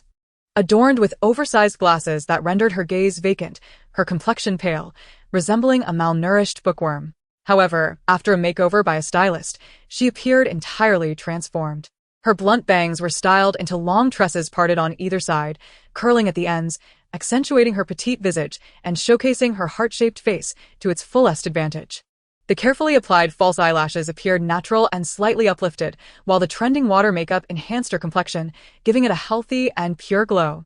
A subtle shade of lipstick adorned her lips, rendering them irresistibly alluring. The floral bud dress concealed her figure flaws while elegantly displaying her slender legs, complemented by low-heeled sandals. Contact lenses restored her beauty. The stylist remarked, "This young lady wishes to remain close to her true self, avoiding anything overly extravagant." After analyzing her facial structure, a pure yet slightly sweet look suits her current phase. If she diligently maintains her skin and physique, she may even explore a more mature style in the future. Wan Tian shyly fidgeted with her fingers. Really? Can I try different styles later? The stylist beamed. Why doubt it? My dear, rather than pondering which style suits you, contemplate the styles you adore and strive for them. A girl is not confined to stereotypes, but rather embodies infinite possibilities. One day she may embrace a lowly style, the next a mature look, or perhaps a sultry charm. Life is about continually delighting the present and future selves and striving towards that goal. Surely life should not be lived merely to appease a demanding family. The stylist leaned against the wall, appearing rather confident. Wan Tiantian seemed inspired by her words, shedding her shyness to reveal a smile. You are right. I will strive for myself. Though she may not yet conquer her insecurities, time is on her side. She had 10, 20, 30, 40, or even 50 years ahead of her. Wan Tiantian, regardless of how long it may take, must take that first step to overcome her timidity, for even if it takes half a lifetime, she should not fear the duration or the lack of immediate results. The moment she takes the step towards change, she is already becoming herself. Regardless of success or failure, only the heart matters. After settling the bill, Su Nua tucked the receipt away and said to Wan Tiantian, 10,000 yuan. Let us draft an IOU. Wan Tiantian hesitated, touching her dress and recalling the stylist's cosmetics, stammering, Isn't it more than 10,000? I recall the tag on this dress stating 100,000. Su Nua shrugged nonchalantly. I mentioned I would treat you. If you insist on repaying, then simply take 10% and ensure to repay me before you pass. Just don't let it become a matter of karma. Wan Tiantian felt a rush of gratitude. All right. Thank you. Su Nua took Wan Tiantian for a breezy walk along the seaside. As the sea breeze tousled their hair, Wan Tiantian felt her heart swell with courage and confidence. The books did not mention that Wan Tiantian could not partake in styling today or visit the seaside. She was merely a minor character within the narrative, lacking the brilliant life of the protagonists. Thus, she created her own moments of joy, and that sufficed. Why lament the injustices of life? Inequity is an eternal truth. Relinquishing oneself for its existence is laughable. As Su Nua and Wan Tiantian approached the shore, surrounded by others, Wan Tiantian shed her previous fears and boldly proclaimed to the ocean, Wan Tiantian, today you have grown up. Su Nua gazed at Wan Tiantian and was reminded of the rose that once carried her home to a household with a kindly butler and the loving presence of her parents, who would soon be there to nurture her anew. They had poured countless efforts and resources into raising the child who had now matured. Su Nua shouted towards the sea, Mom, Dad, I have grown up. Two young girls, once manipulated by fate and unable to struggle, now shared a relieved smile. No matter how arduous the journey, they would surmount it. There was no cause for concern, merely the passage of time. On their way back, Wan Tiantian wrapped her arms around Su Nua's waist and asked, May I call you No Nua? Of course. Sono replied. Then I shall call you Tiantian. Yes. No Nua, you mentioned earlier that your approach to me had a purpose. May I inquire what that purpose is? Wan Tiantian, having once feared being used by Su Nua, now found herself inexplicably drawn to trust her. Wan Tiantian attributed this feeling to a shared sense of sorrow, both aware of their fates as mere minor characters in a larger tale. As for me, I have no aversion to wealth. I simply wish to amass a great fortune, for it has been etched in my mind since childhood. My strength lies not elsewhere, but in my ability to discern the potential in others. The books I have read tell me that you possess the essence of one who will succeed through hard work. Chapter 157. The harder you work, the luckier you become. Is it true that those who work hard will succeed? Wan Tiantian inquired, curiosity piqued. For many things, effort alone may not suffice. Indeed, why would I deceive you? After graduating high school, I aspire to start a business. Would you like to join me? I have a feeling you will be an exceptional talent. Consider this a modest investment. Su Nua began to entice others. However, let me be clear. If upon graduation you remain stagnant and unwilling to invest in yourself, consider it a misjudgment on my part, and I shall not extend a second investment. Wan Tiantian hugged Su Nua tightly. Are you afraid of losing your first investment? The sea breeze danced through the hair of the two young girls, softly caressing their faces. If fear of loss prevents one from taking action, they shall never draw close to success, will they? After graduation, Wan Tiantian hopes to meet at the company. The moment has arrived. Su Nua's vehicle halts at the entrance of Wan Tiantian's home. Wan Tiantian clutches the hem of her dress, her lips parting several times, yet no words escape her. Just as Su Nua strides a few steps away on her electric bike, Wan Tian chases after her, shouting, her face flushed from the exertion. Su Nua, I believe there will be a second chance for us. Upon hearing this, Su Nua raises her hand and gives a slight wave. All right. Su Nua is now en route to the Tingy Hotel. Muyu remarks, why don't you just tell her she has the luck of the koi? If she knows, she might think all her efforts stem from that luck rather than her own hard work. Why bother? Those who strive deserve the small gifts of fate. Su Nua twists her wrist playfully. Let us just say, the harder you work, the luckier you become, shall we? Arriving at the Tingy Hotel. It is already 7:30. Su Nua enters the opulent lobby, rich with a sense of extravagance, and she heads directly to the front desk. A beautiful attendant greets her softly. Hello, young lady. You can't check in if you're underage. Su Nua shakes her head. I'm here to find my brother. He's in room 303. Could you please give me the room card? The attendant, adhering to hotel policy, cannot easily hand over the key based solely on a few words. She furrows her brow and apologizes, saying, I'm sorry, young one, but our hotel regulations prohibit such actions. We must safeguard our guests' privacy. Su Nua realizes her oversight. She cannot afford to damage another door. But I know you. You're Su Nua, right? The sister of the idol. What a pity, but I must follow hotel protocol, and I truly apologize, the attendant expresses with a regretful visage. She assumes that given Su Nua's close relationship with Su Ziqian, it would be impossible for her not to have the room card. Perhaps she has another brother, she thinks. Dismissing the thought of Su Ziqian entirely. Call your manager. A voice calls out from behind Su Nua. Turning around, she sees Zhao Yan. Though petite, Zhao Yan carries a commanding presence. The attendant is left momentarily stunned before quickly regaining her composure. Just call him.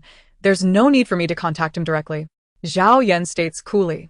The attendant, inexplicably intimidated by Zhao Yan, responds, please hold on. Shortly, the manager arrives. Initially displeased at being summoned for such a trivial matter, the manager approaches with a forced smile, fully aware of the need to maintain a pleasant demeanor. However, upon catching sight of Zhao Yan, he nearly stumbles. Vice President, he exclaims, hastily rushing over, inwardly chastising himself for his earlier delay. What if he kept the vice president waiting? It could jeopardize his position and leave a poor impression that might hinder his promotion. Vice President, I apologize for my oversight in not being here to welcome you promptly. The attendant, overhearing, is taken aback, stealing a glance at Zhao Yan. Such a young child, yet she holds the title of vice president. Room card for 303.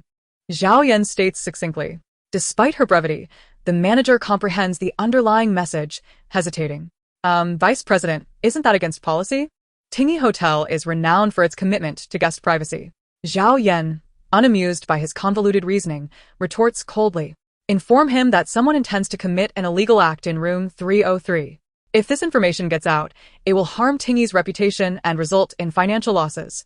I would have no qualms about placing the responsibility on you.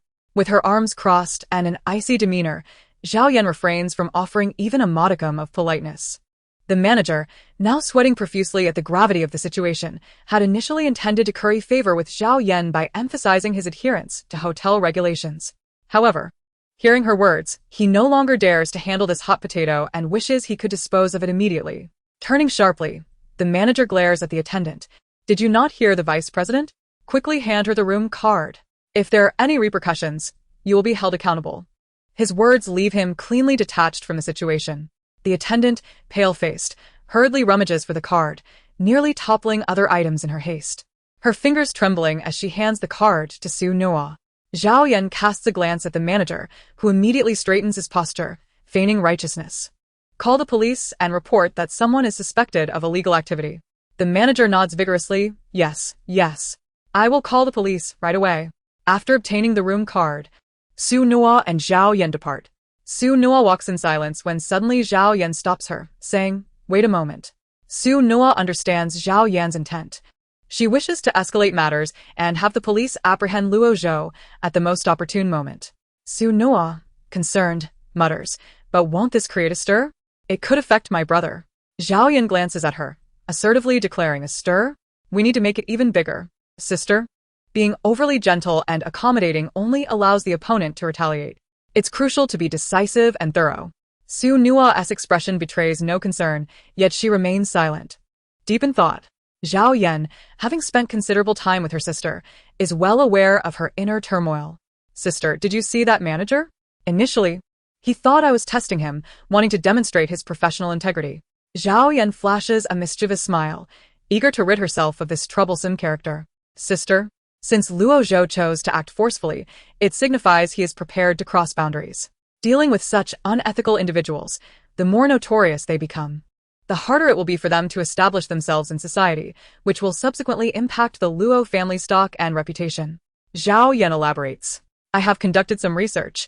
The Luo parents are traditionalists who would never condone their son's reckless behavior.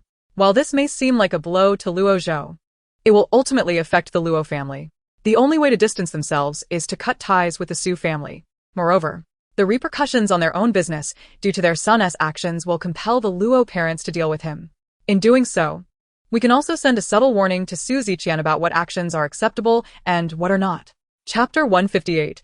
Being powerless is the norm. After digesting Zhao Yan's perspective, Su Nuo ponders for a moment. Zhao Yan gently advises her sister, I understand you do not wish to tarnish Su Ziqian's reputation. But you must realize that if it happens once, it can happen again. You can never be too cautious. Sometimes a short pain is better than a long one. Contrary to Zhao Yan's expectations, Su Nuo shakes her head, revealing a peculiar smile.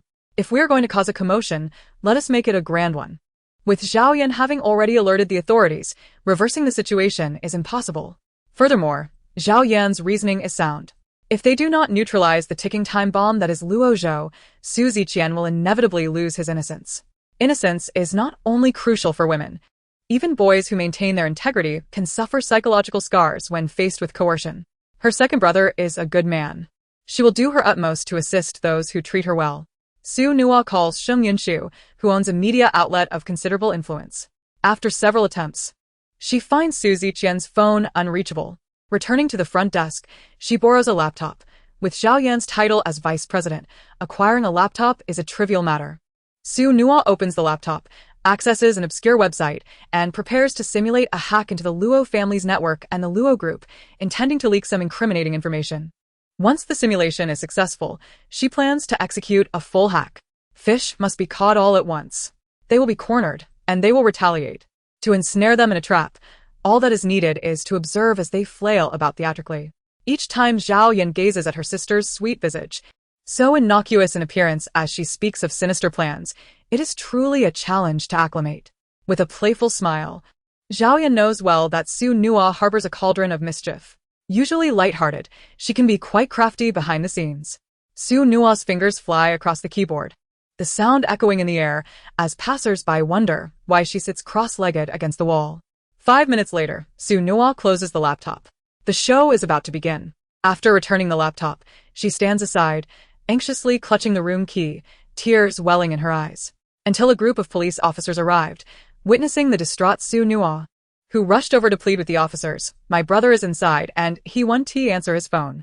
Meanwhile, a cadre of professional paparazzi stealthily approached the scene, poised to capture the unfolding drama.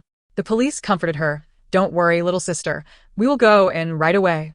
The general manager, holding a key card, bent slightly and smiled at the officers. It's right here. This young lady claims her brother is locked inside, and there are allegations of illicit activities. The general manager vaguely recounted the situation, uncertain whether someone was indeed being forcibly detained inside. However, the vice president had warned that if anything went awry, he would bear full responsibility. The general manager swiped the card to unlock the door, and the police entered quietly, adopting protective stances, ready to rescue any hostages. It was then that they beheld the sight of Luo Zhou, clad only in his skin, and beneath him lay Su Ziqian, contorted and frenzied like a grotesque worm. The officers were momentarily speechless. Bizarre incidents abound each year, and this one was particularly peculiar. Outside, the paparazzi raised their cameras, a smirk crossing their faces. Having witnessed many dramatic scenes, the police quickly barked, "Stay still." Upon noticing the strangers staring intently at him, Luo Zhou growled and yanked the blanket over himself and Su Ziqian. Taking advantage of the distraction, the police moved in to restrain Luo Zhou, separating him from Su Ziqian. Su Nuo seized the clothes on the floor and thrust them into Su Ziqian's hands, then hoisted her into the bathroom. Indeed, she lifted her onto her shoulder. much to the astonishment of the onlookers, and unceremoniously tossed Su Ziqian inside. Ouch. Su Ziqian cried out in pain. Su Nua slammed the door shut with a resounding bang. The crowd remained fixated on her, prompting Su Nua to retort, "What are you all staring at?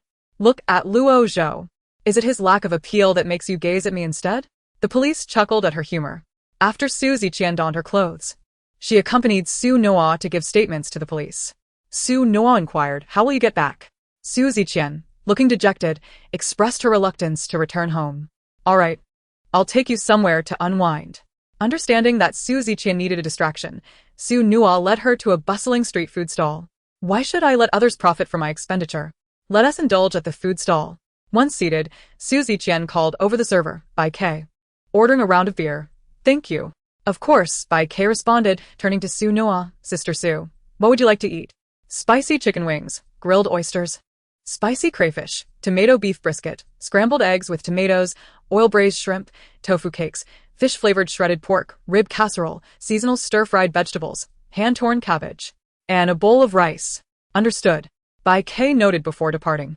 Su Ziqian had always known Su Nua had a hearty appetite, yet she was surprised by her ravenous hunger during their late-night outing. As the dishes arrived, Su Nua voraciously devoured her meal, while Su Ziqian silently drank, uttering not a word. Internally, she felt a suffocating frustration, yearning to drink herself into oblivion. Engrossed in her eating, Su Nua failed to notice that Su Ziqian had polished off a whole case of beer. It suddenly struck her as odd. Wasn't Su Ziqian usually tipsy after just a small drink? Indeed, Su Ziqian's cheeks flushed crimson, her gaze unfocused, and in a fit of rage, she slammed the table. "That despicable Luo Zhou. I treated him with the utmost sincerity, like a brother. And he dares to betray me like this." Burp. "Bai K, bring me another case." Burp. "I treated him like family, and he wanted to sleep with me. That cursed Luo Zhou. That damned novel. All I want is to live well. Why are all the people around me trying to harm me? I don't want to live my life according to this novel. I simply wish to thrive, to have a sense of accomplishment, money, a future, and independence." With a loud thud, Su Ziqian slumped onto the table. Su Nua gazed skyward, momentarily forsaking her meal, as she discreetly took a sip of beer, her tongue recoiling from the bitter taste, her nose wrinkling in distaste. How bitter. In this world, where does such satisfaction come from? Countless lives have been puppeteered by fate. Su Nua summoned Bai K, settled the bill, and hoisted the unconscious Su Ziqian onto her back, wobbling as she rode home to the Su residence.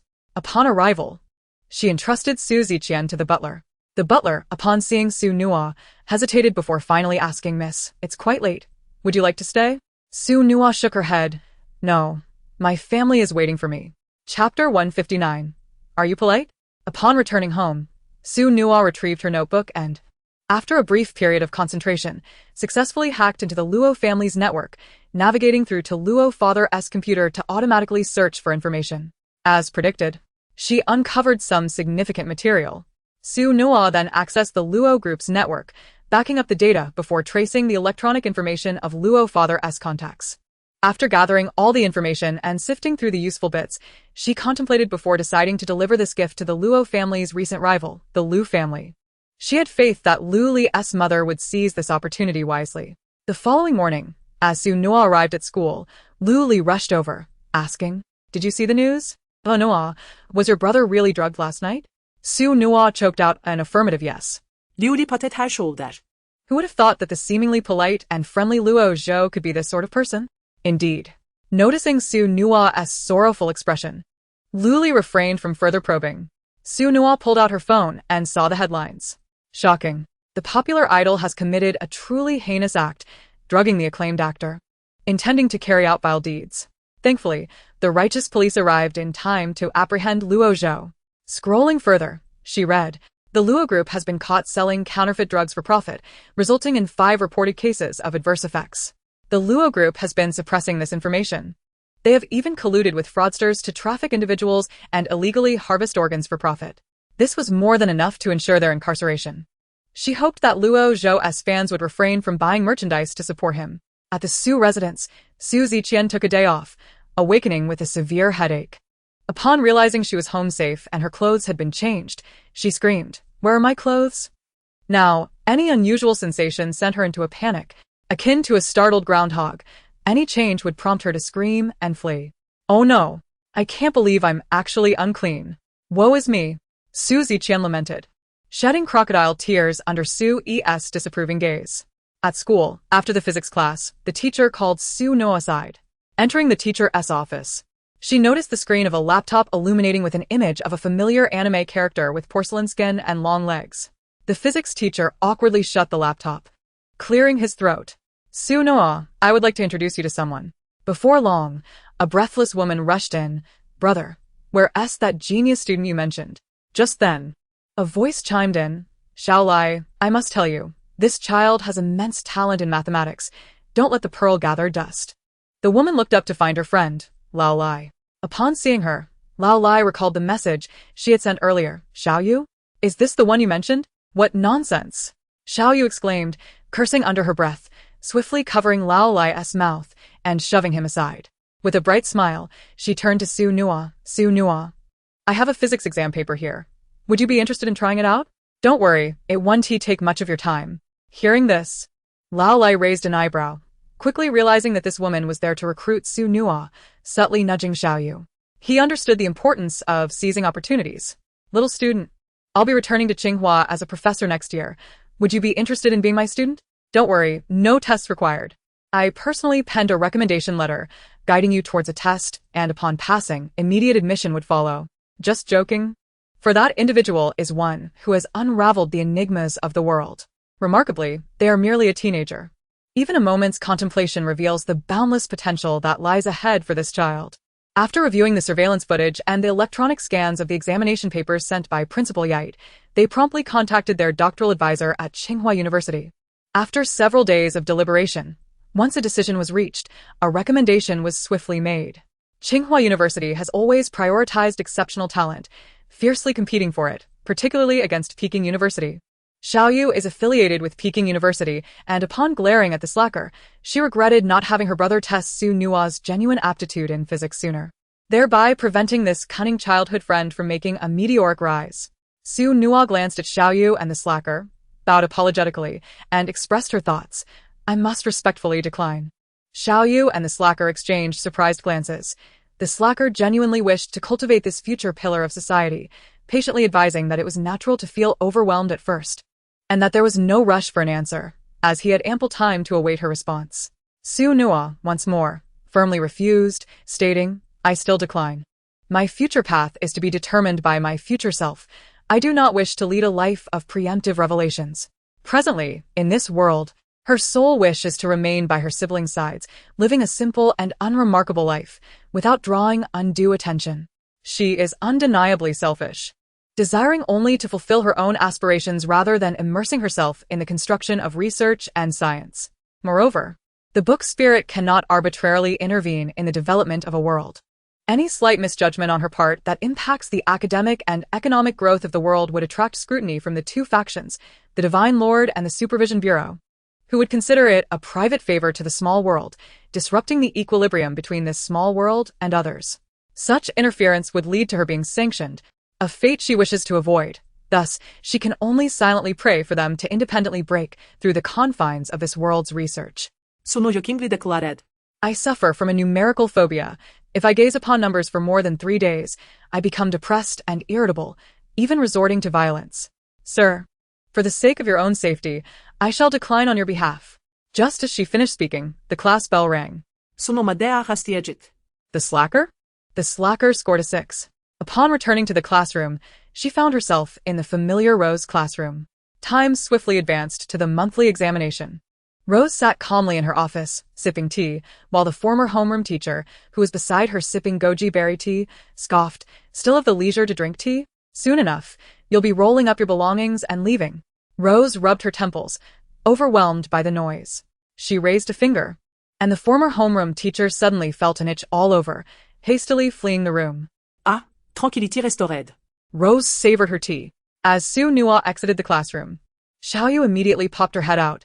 Su Nua, have you reconsidered? Trust me, if you follow me, you'll feast on delicacies. My culinary skills are no mere boast. The slacker pushed Xiao Yu aside. Su Nua, the opportunity is rare. If you agree, you can ride on my back to school without issue. Meanwhile, The slacker's doctoral advisor was leisurely sipping tea when he suddenly sneezed. Who spoke ill of me? Xiaoyu, refusing to back down, chimed in, Su Nua. If you choose to accompany me, you can ride my brother to school every day. I'll have him serve as your mount. A nearby physics teacher interjected. Am I not present? Is this polite? Chapter 160. A Peculiar Dream. Su Nua cast a sympathetic glance at the physics teacher and quickly interjected. So if I join you, can I truly ride the physics teacher? The physics teacher responded with a puzzled expression. My sister may not be human, but you are indeed a dog. Seeing an opening, Xiaoyu suppressed her excitement and grasped Su Nua's hand. Of course. You can ride however you wish. The physics teacher exclaimed, Am I not here? Can someone please consider my well-being? Meanwhile, the slacker's internal alarms blared. Oh no. He miscalculated this move. Is it too late to have the advisor come in as a teacher and have Su Nua ride him? Su Nua once again declined Xiaoyu. I cannot make a hasty decision on this matter. Just then, Rose strolled by with a cup of tea, and Su Nua pointed at her. I must consult my homeroom teacher. Rose thought to herself, oh dear, I shouldn't have passed by to watch. Seizing the moment, Su Nua slipped away once more. She found herself in Yait's artificial garden, gazing up at the sky, lost in thought. What could she be pondering? So engrossed. Hearing a voice, Su Nua turned to see her mother, dressed in a white dress with her hair tied in a high ponytail, her youthful face accentuated by her attire. Xiaoyao settled beside Su Nua, her fresh appearance and ageless beauty making her look as though she were the same age as Su Nua. Mother, I deeply wish to assist Sister Xiaoyu and Brother Lai in advancing research to contribute to this world. Even though it holds unpleasant memories, it is also my homeland. And I wish to help my homeland and my country. However, the book spirit must not intervene. Xiaoyao embraced Su Nua tightly, her voice tinged with an unspoken sorrow. My daughter, you are meant to be a cherished little princess, nurtured with care. Due to our disparate statuses, you are compelled to compete for the role of book spirit, forcing you to tread cautiously and suppress your whims. Your father, and I owe you an apology. How could that be? Without you, I would have perished long ago. I am profoundly grateful for your kindness when I was a stranger. Xiaoyao remained silent, gently patting Su Nua's back, as if soothing an infant. Su Nua had always understood why Rose insisted she train and grow stronger to vie for the position of book spirit. When Su Nua first arrived at Rose's home, Tianyi and Xiaoyao, one the head of the supervision bureau and the other the divine lord, held such high positions that a moment's carelessness could lead to enemies abducting their child as leverage against them. They wished for their child to be capable of self-protection, never facing a threat to their life. They would train their child to ascend. And Su Nua, after becoming the book spirit and arriving in the small world, trained Xiaoyan and Xinglu using the same methods, as she understood that being protected was never as genuine as protecting oneself. Little treasure, you are no longer the book spirit. Cease imposing the book spirit's expectations upon yourself. Do what you wish. Consider it your reward for diligently working for 300 years. Your mother believes you will know what is appropriate, understanding how far you need to go. Sumabemed, yes. I understand, mother. After all, I possess no real power to elevate this world to greatness. You must know, the old me was formidable. I could obliterate the entire world with a single strike. Xiaoyao initially chuckled, but her smile faltered as she lifted her gaze toward Su Nua. Sumafroza pondering, I'm strange? Why do I feel this way? Sensing the shift in atmosphere, Xiaoyao quickly changed the subject. Nuo, you have an exam this afternoon. Aren't you going to eat?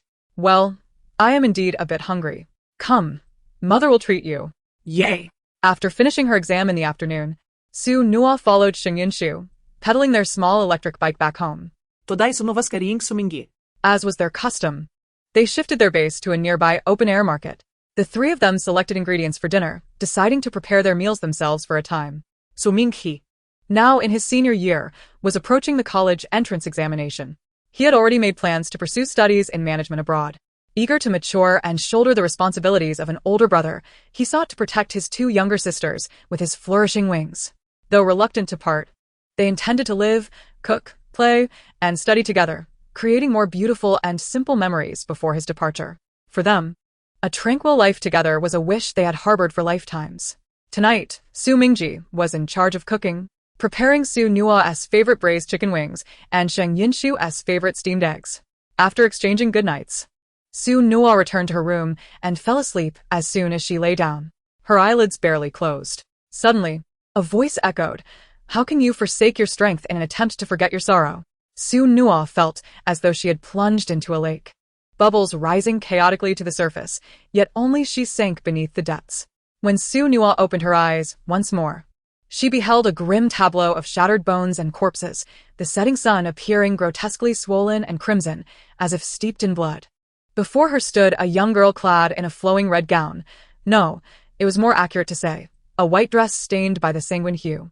The girl wielded a wand, lifting her head in haughty defiance as she regarded a woman before her, whose expression was one of beguiling allure. Asumo stepped forward. An unsettling sensation enveloped her, as if some unseen force was resonating with her heart. Approaching the girl, her gaze suddenly narrowed, disbelief etched upon her features. How could this be me? The Su Nua before her brandished a staff, her lustrous black hair cascading in the wind. This other Su Nua pointed the staff at the woman and declared, "Cunning thief, slayer of the innocent, you have seduced the foolish emperor to unleash forbidden arts, sacrificing the entire world. Such a penchant for sacrifice shall see you become the offering for those countless innocent souls." Su Nua watched in awe as this alternate version of herself clashed with the unfamiliar woman, their battle a tempest of chaos. Intertwining forces sending ripples through the air that obliterated all vestiges of verdancy. Blood mingled with the earth, struggling to conceal the remnants of the fallen. Due to the peculiarity of her soul, Su Nua could perceive the multitude of spirits swirling around the woman. Their struggle was fierce and unyielding, until at last, the other Su Nua appeared to gain the upper hand. Realizing her precarious position, the thief callously drew upon all the spirits, consuming them in a ravenous frenzy. With the resentment of the departed souls absorbed, her power surged to unprecedented heights, compensating for her earlier losses. She licked her cracked lips, a peculiar obsession gleaming in her eyes. "Come, let me witness the allure of the book spirit." The thief struck with an almost imperceptible speed, landing a heavy blow to the heart of the other Su Nua, a dull thud resonating ominously. In this moment, the alternate Su Nua seized the opportunity, grasping the thief's wrist with a fury that burned in her gaze. Their powers entwined, ultimately converging and tearing at one another's essence. The very ground beneath them trembled under the strain, quaking violently as if in the throes of an earthquake. As Su Nua observed the tumultuous clash, an inexplicable dread surged within her. Time soon validated her trepidation. The thief tightened her grip around the other Su Nua's throat, cackling maniacally, "My dear newborn book spirit, you are far too naive. You rush to demand answers from the world at the slightest disturbance, disregarding the vast disparity in our strengths. Little one, ponder why your predecessors, even unto death, could never bring me to justice." With a mocking gesture, the thief tilted Su Nua's chin, her eyes alight with derision, her smile malevolent. "Your predecessors were but trifles, hardly worthy of comparison. Your arrogance is exceedingly narrow-minded." An inferno seemed to ignite within the other Su Nua's eyes as she boldly seized the thief's hand. A radiant light erupted from her being, so intense that it threatened to consume all the filth and darkness surrounding them. The thief finally recognized the peril, struggling futilely to escape, but soon realized. "You would sacrifice all your merits and power to vanquish me?" "Indeed," Su Nua cackled maniacally, her laughter echoing in the thief's ears. "Your predecessors were too timid, while I am a madwoman, a true lunatic. You." The thief writhed, desperate to flee, but such thoughts were futile. "You madwoman. Ha! Who can remain sane amidst eons of pent-up resentment? I am not foolish. If you truly wish to sacrifice the entire world today, I would be the first to perish. Since you wish to make me your target, why not?" Su Nua leaned close to the thief's ear. "Let your target drag you down with her." The thief saw an unnameable light ignite in Su Nua's eyes, a tumultuous blend of defiance and madness. Elation. She was exhilarated by the thought of dragging herself into oblivion alongside her. "No. This is wrong." In mere moments, the thief's gaze began to swirl with an odd emotion. "Ona instille bisuno." The profound injustices of the world had long since driven her mad, suppressed by her own moral constraints, now erupting to the surface. They were enveloped in a luminous force that rent their souls asunder, shattering their perceptions. This self-destructive strategy imbued the alternate Su Nua with a sensation of liberation, while the thief, witnessing such madness for the first time, felt a surge of admiration and delight. Ah, what a beautiful madness and obsession. Her opponent, Su Nua, willing to sacrifice herself for a notion of justice, all for the sake of mutual destruction. The light that blossomed in the face of despair was dazzling. What enthralled her further was the fervor in Su Nua's eyes, a blend of self-proclaimed righteousness and the bitterness of betrayal by the world, the heavens, and her kin. Two opposing convictions entwined. Such intricate emotions seeped into the thief's very being, igniting a reluctance to embrace death, as well as a refusal to let her adversary perish. She invoked forbidden arts once more, leaving both herself and her opponent a final avenue of escape. Until they meet again, the thief vowed, next time we cross paths, I shall truly kill you. The genuine Su Nua stood silently to the side, her head bowed, lost in thought. Accompanying Su Nua into the dreamscape, Peony had sensed something amiss earlier that afternoon and discreetly infused a fraction of her spiritual energy. This was a gift from the supreme deity, any former deity. Upon encountering someone imbued with the system, could invade their consciousness. Peony had always understood that Su Nua was intertwined with Muyu. Yet she had refrained from voicing this realization until today, when Su Nua uttered that fateful phrase, revealing a quiet transformation within her child.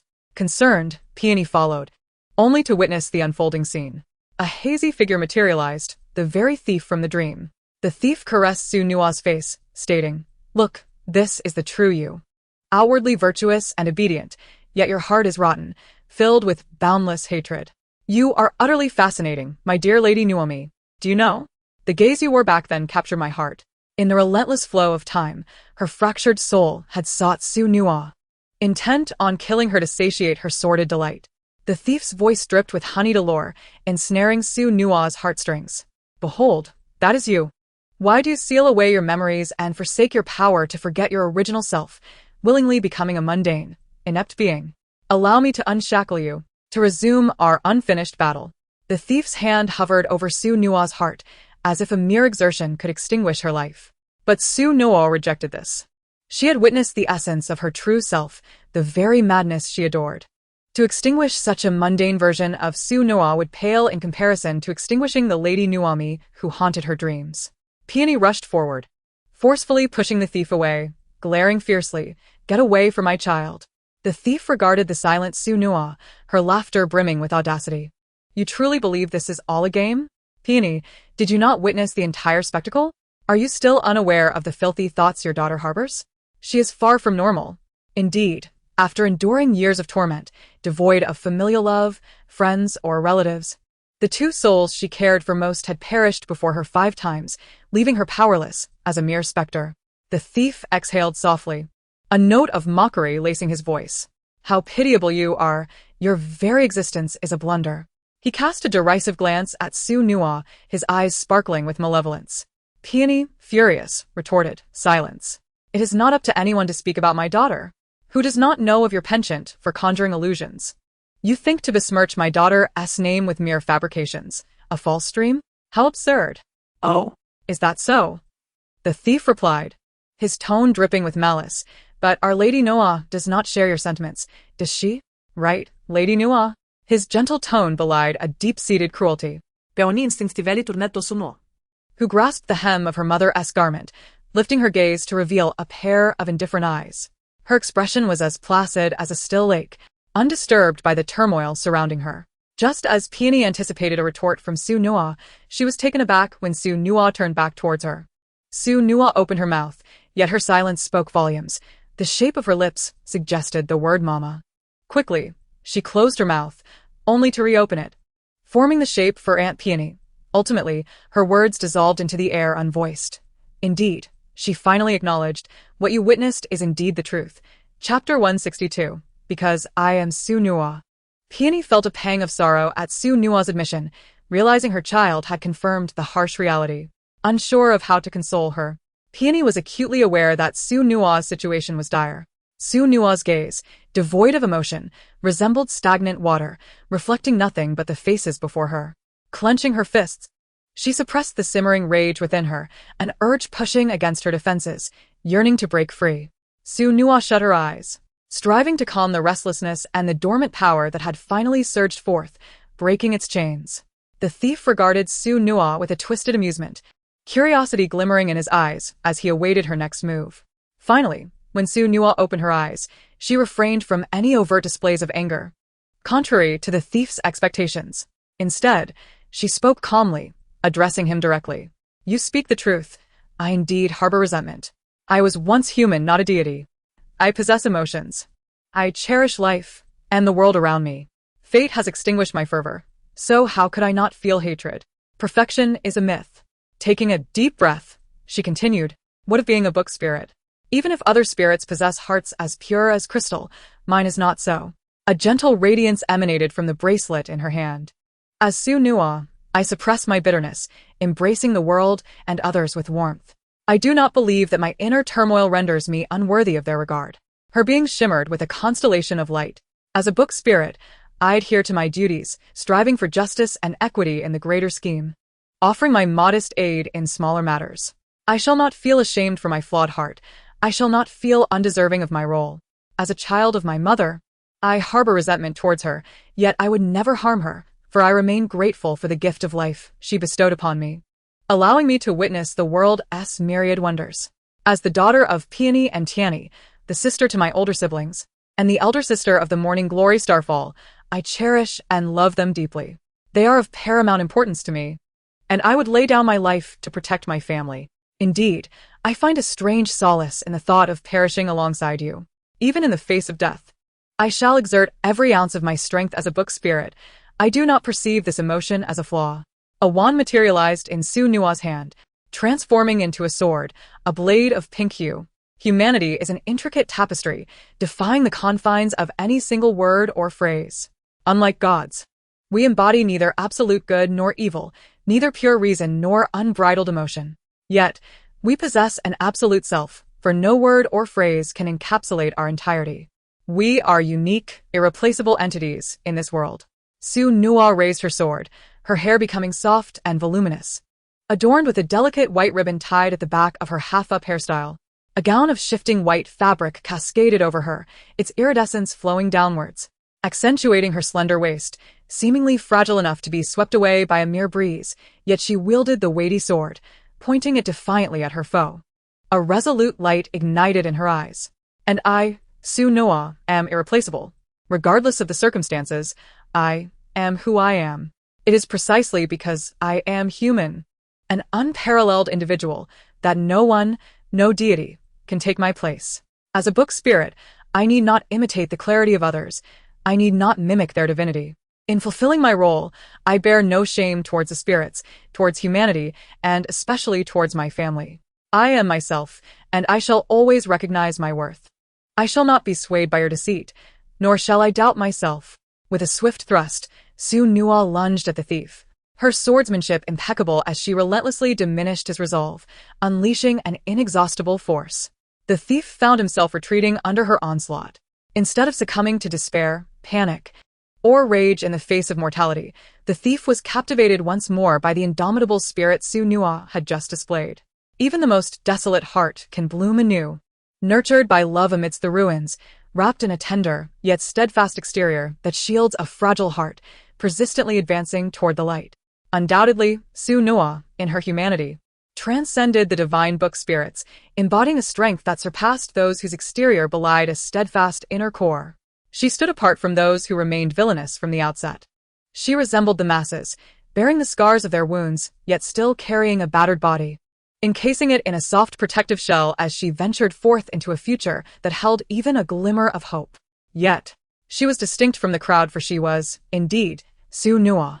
The thief found herself entranced. She relished the thought of obliterating such a resilient spirit. If only the thief bit her finger, her eyes clouded with longing. How delightful it would be to shatter such a being with her own hands. With renewed vigor, the thief charged at Su Nua, her hands darkening, exuding a chilling aura as she aimed for Su Nua's heart. She intended to drag Su Nua down to the depths of hell with her. Peony rushed forward, wishing to intervene, but she heard Su Nua declare, "Mama, I will handle this." Upon hearing her child's words, Peony halted, rooted in place. She respected her child's wishes. If Su Nua wished to confront this alone, she would not interfere, for she had faith that her daughter possessed the wisdom to seek help if needed. Su Nua and the thief battled through the night. The thief, her soul fragments still weakened, could not match Su Nua's strength and soon fell before her blade. Realizing her defeat, the thief wiped the blood from her mouth, declaring, "I have lost, but I shall not perish by your sword. I will take you down with me. How could she possibly die here? With a swift maneuver, she vanished into the realm of dreams. As the thief disappeared, Su Nua's sword clattered to the ground with a thud. Faintly, she heard a voice calling No Noa. When Su Nua woke, her body ached painfully. She rubbed her bleary eyes and rose to draw back the curtains, meeting the dawn's first light. The sky had brightened. After preparing herself, Su Nua made her way to school, completing her final exam. Stretching, she spotted Xiao Yu and Lao Lai lurking outside like sneaky thieves. And a smile blossomed on her face. Stepping outside, before either could utter the phrase that had nearly worn out her ears, she interjected, "Stop arguing. I'll go to all of them." Xiao Yu and Lao Lai were momentarily taken aback, struggling to comprehend her words until it finally dawned on them. Really? Xiao Yu exclaimed, excitement coursing through her. Wait, you'll manage both subjects? Lao Lai seized upon the key point. Su Nua smiled with ease, of course. I can handle it all. Chapter 163. Your car's gone. Xiao Yu and Lao Lai, upon hearing her declaration, were too astonished to feel anything but joy, their minds swirling with glee. Indeed, the ancients did not deceive them. Hard work indeed proves fruitful. At last, Su Nua is finally in my grasp. Splendid, splendid. Today. I am overflowing with joy. Come on. I shall treat you all to a meal. Xiao Yu affectionately drapes an arm around Su Nua. Su Nua smiles gently, declining no. I have pressing matters to attend to. Xiao Yu and Lao Lai exchange glances. Very well then. Su Nua stands outside the classroom, awaiting Xing Luo's emergence. As Xing Luo steps out, Su Nua regards him with a serious expression. I have something to discuss with you. Uncertain of Su Nua's intent, but willing to accompany her regardless, Xing Luo nods. Su Nua leads him to a secluded grove within Yite, a tranquil spot devoid of distractions.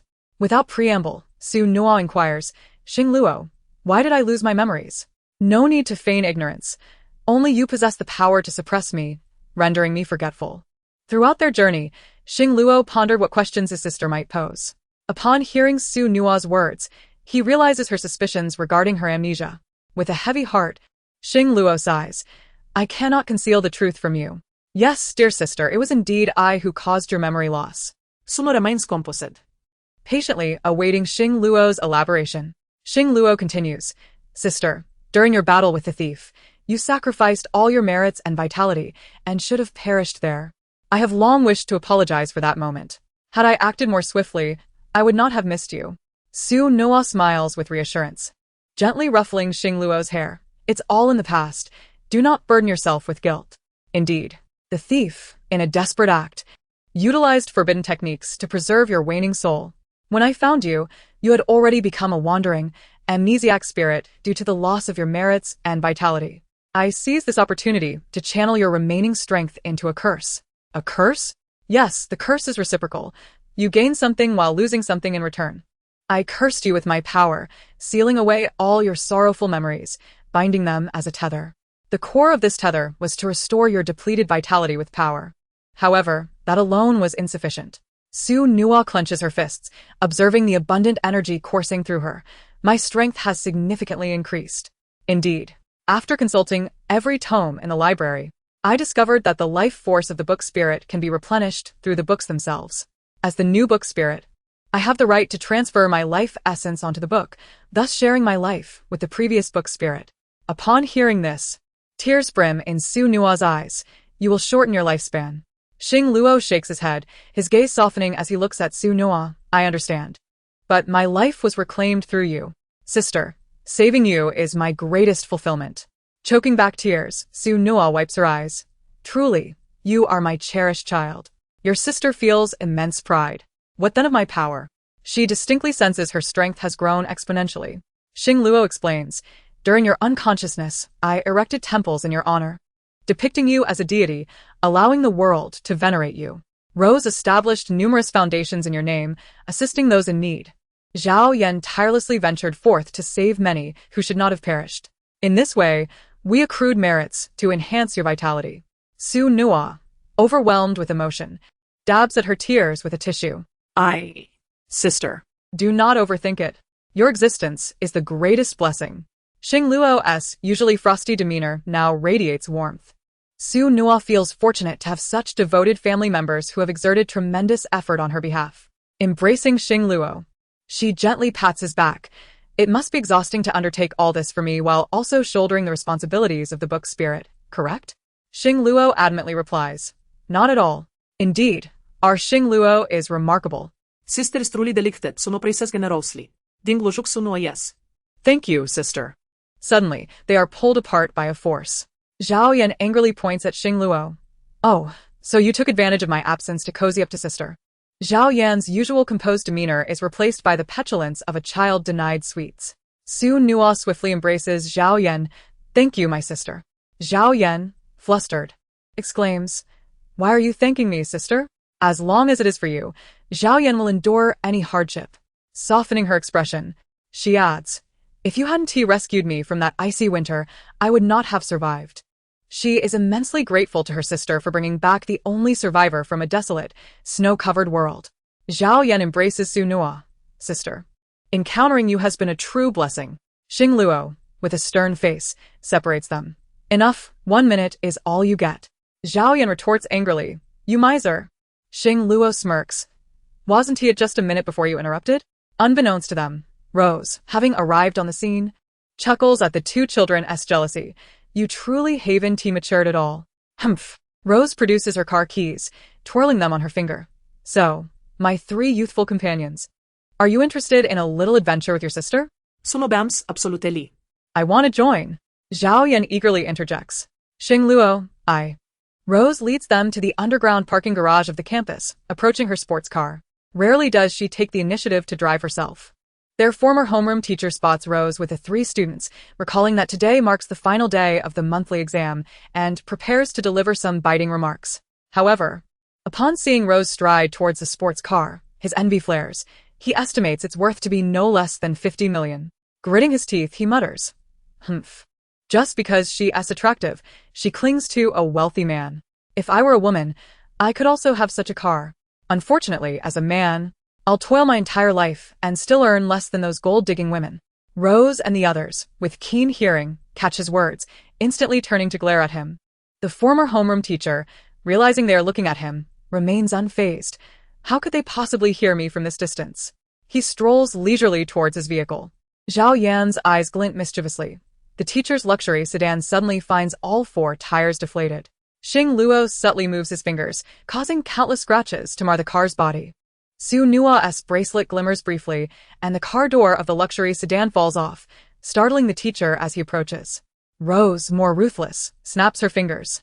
Chapter 164. You are truly hungry. As the sound of her fingers snapping resonates, the former homeroom teacher watches in disbelief as the entire roof of his luxury sedan collapses, a resounding crash echoing throughout the underground garage. The thermal cup in his hand slips from his grasp, spilling goji berry water all over the ground. His mouth agape in disbelief. My car. Rose, delighted by his shriek, revels in the moment. She holds disdain for those who tarnish others to assuage their own insecurities, using gender as a guise for their inadequacies.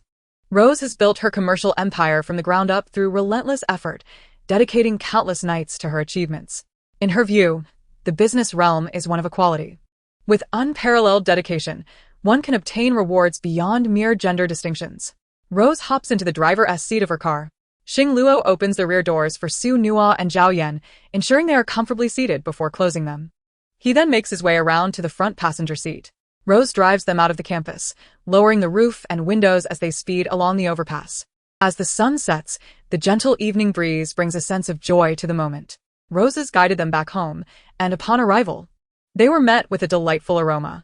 Following the scent, Su Nua made her way to the kitchen, where Xiaoyao was busily preparing delicious dishes. Adorned in an apron amidst the spacious kitchen. You're home? The baby mentioned you would return today, and I thought it had been a while since I last cooked. Xiaoyao said, as she carried out a platter of culinary delights. Come lend a hand. After washing her hands, Su Nua assisted Xiaoyao in serving the food. Xinglua and Tianyi pulled out chairs from the dining table, while Chaoyan and Roses set the table with bowls and chopsticks. The family engaged harmoniously in their respective tasks. Su Nua took a bite of the meal, savoring the taste. It's delicious. Of course, this is crafted by Chef Xiaoyao, she replied with a gentle smile. Mother's cooking has always been exquisite, Chao Yan remarked. After dinner, Su Nua decided to stay the night. Suddenly, there was a knock on her door, and she called for the visitor to enter. Xiaoyao appeared at the door, wearing a nightgown and clutching a pillow. No. Would it be all right if I slept with you tonight? She asked softly. Of course, Su Nua replied. Xiaoyao quietly closed the door and climbed into bed beside her. No, Noah, it has been so long since we've shared a bed, Xiaoyao said as she lay down. Indeed, Sumo responded. Xiaoyao gazed at the ceiling for a while, lost in thought, and Su Nua sensed her mother's unease. Mother, feel free to share what's on your mind, she encouraged. Upon hearing this, Xiaoyao smiled faintly. Noah, it is I who owe you an apology. I failed to notice your concerns. Sumo spoke vigorously. No, mother, you have done nothing wrong. There is no need for apologies. I have always confronted my own feelings. Hearing you say that you never doubt yourself brings me great comfort. Xiaoyao replied, and Su Nua smiled back at her. Thank you, mother. All I wish for is to live happily. Xiaoyao's words felt like a promise. In the days that followed, Su Nua enjoyed a serene life. She accepted an invitation from Xiao Yu and Lao Lai, occasionally visiting Xiao Yu's laboratory as an intern. Following a new teacher to learn a thing or two. Her time spent with her siblings was delightful, and she could see her younger brother and sister in class. They would occasionally share their thoughts. It's no surprise that Li Yeye always encounters scoundrels, someone remarked, eliciting shock from the group. With Ain Rand's history and past relationships with dubious characters, how could Li Yeye continue to flirt with danger? A flurry of phones emerged. Is the group leader serious? Has Ain Rand's shocking experience not made you reflect, or is the behavior of those scoundrels not enough to sadden you? Ain Rand. Haven't you forgotten about Li Yeye's explosive hairstyle? Enough, Ain Rand. I just made a momentary lapse in judgment. I am not love-struck. I don't believe you. Not a chance. I don't believe it 10086. Ain Rand overwhelmed JPG. Rumors cease with the wise. I have no desire to converse with fools, Ain Rand retorted. Li Yeye, don't say that. My new partner treats me well, doesn't he lack for money, and I've verified that he has no ties to my family. I will remain rational. I don't believe you. Not a chance. I don't believe it 10086. Li Yeye, let us just say rumors cease with the wise. Previously, Li Yeye could be described as blind in heart and mind. Now, one could say her brain has been kicked by a mule, her eyes trampled by a dog, and her intelligence submerged in water.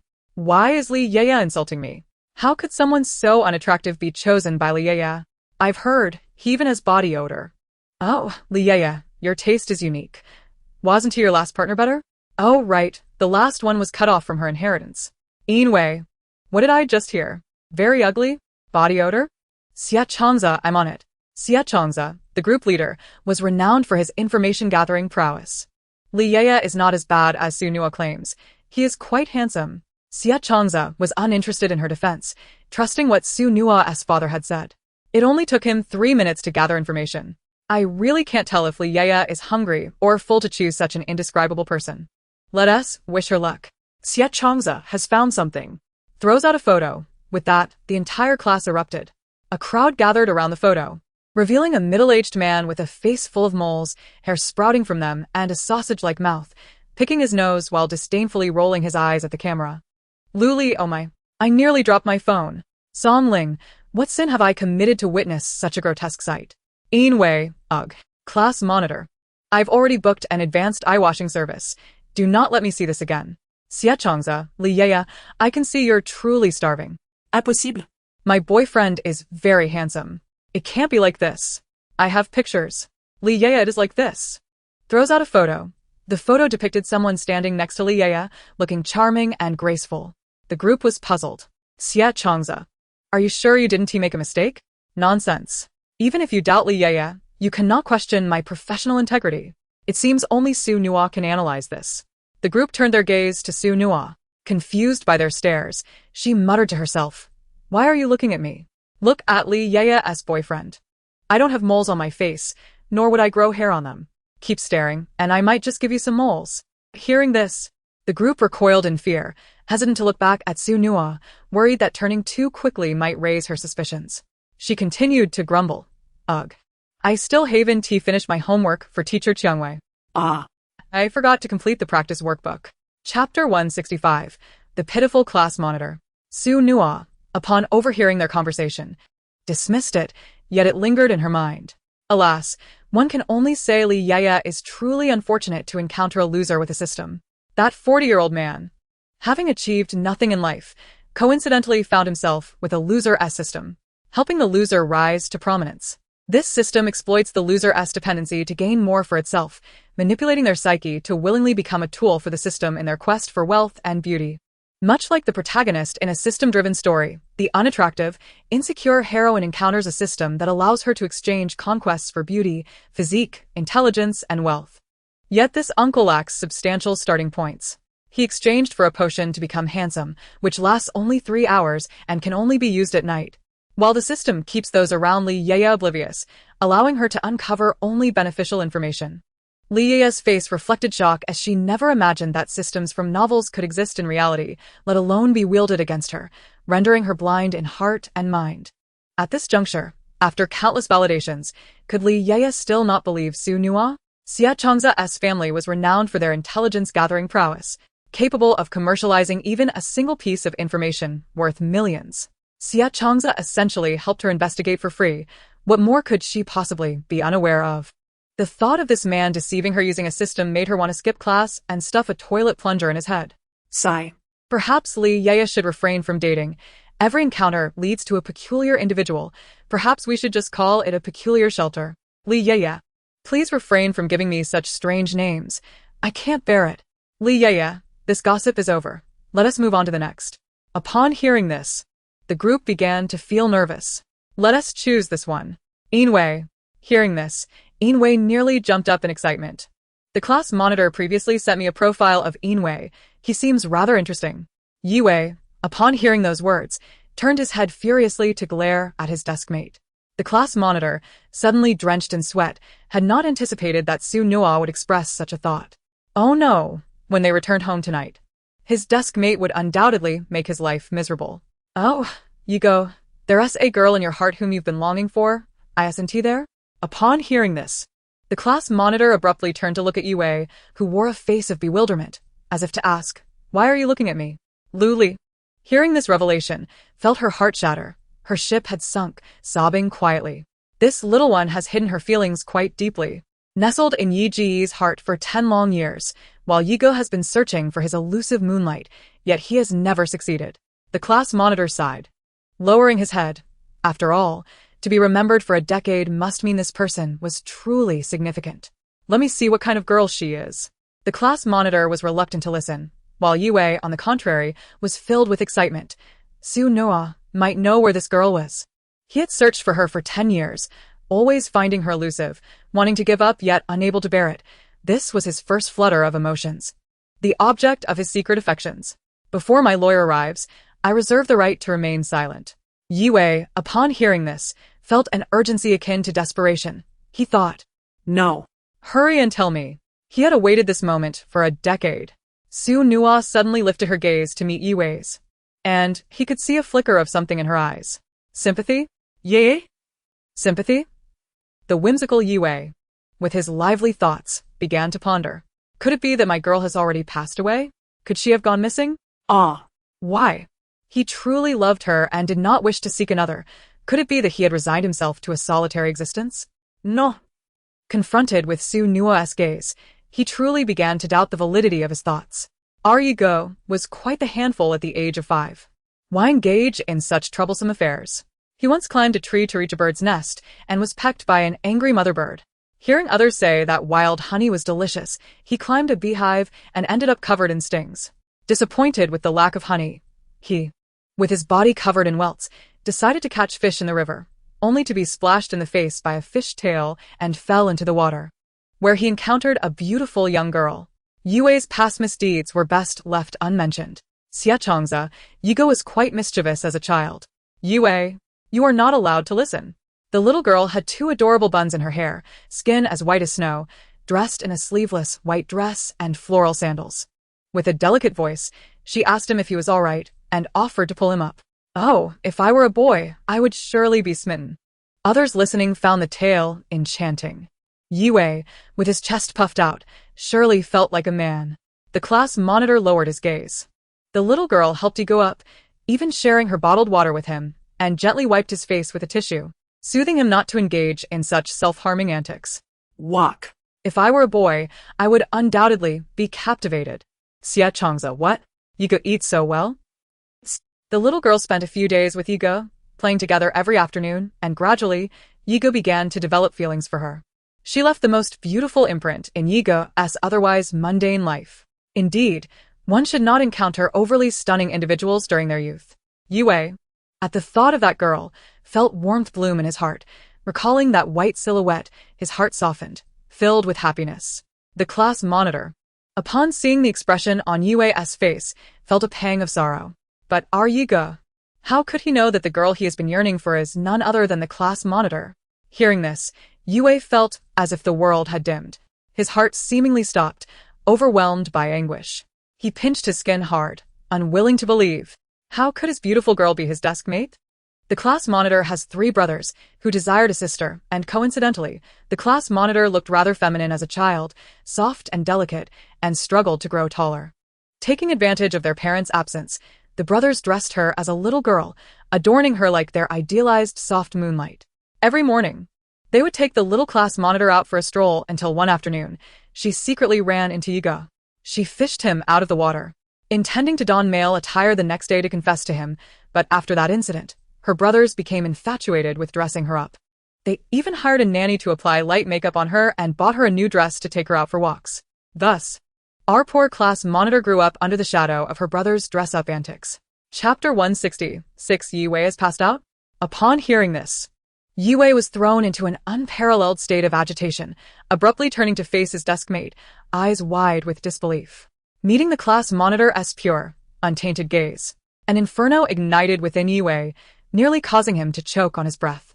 Yue felt as if he could hardly breathe. His head was throbbing with rage, as if he might faint at any moment. The girl he had cherished for an entire decade was none other than this troublesome creature. How infuriating! Yue's head swelled further, and just then, he seemed to hear a loud bang before his eyes rolled back, and he fainted. Little Yue! Yue! Someone help! Yue has collapsed. Oh no! Yue has scared everyone to death. Help! Yue has died. The rising commotion captured Su Nua's attention. She looked up to see Yue lying unconscious on the ground, her heart filled with doubt. What on earth was happening to him? Had he simply fallen asleep due to fatigue? The resilience of youth is truly remarkable. TSK. No one dared to approach Yue, dialing the school infirmary urgently for assistance. The infirmary staff soon arrived with a stretcher to carry Yue away. The class monitor looked on, feeling it was quite excessive.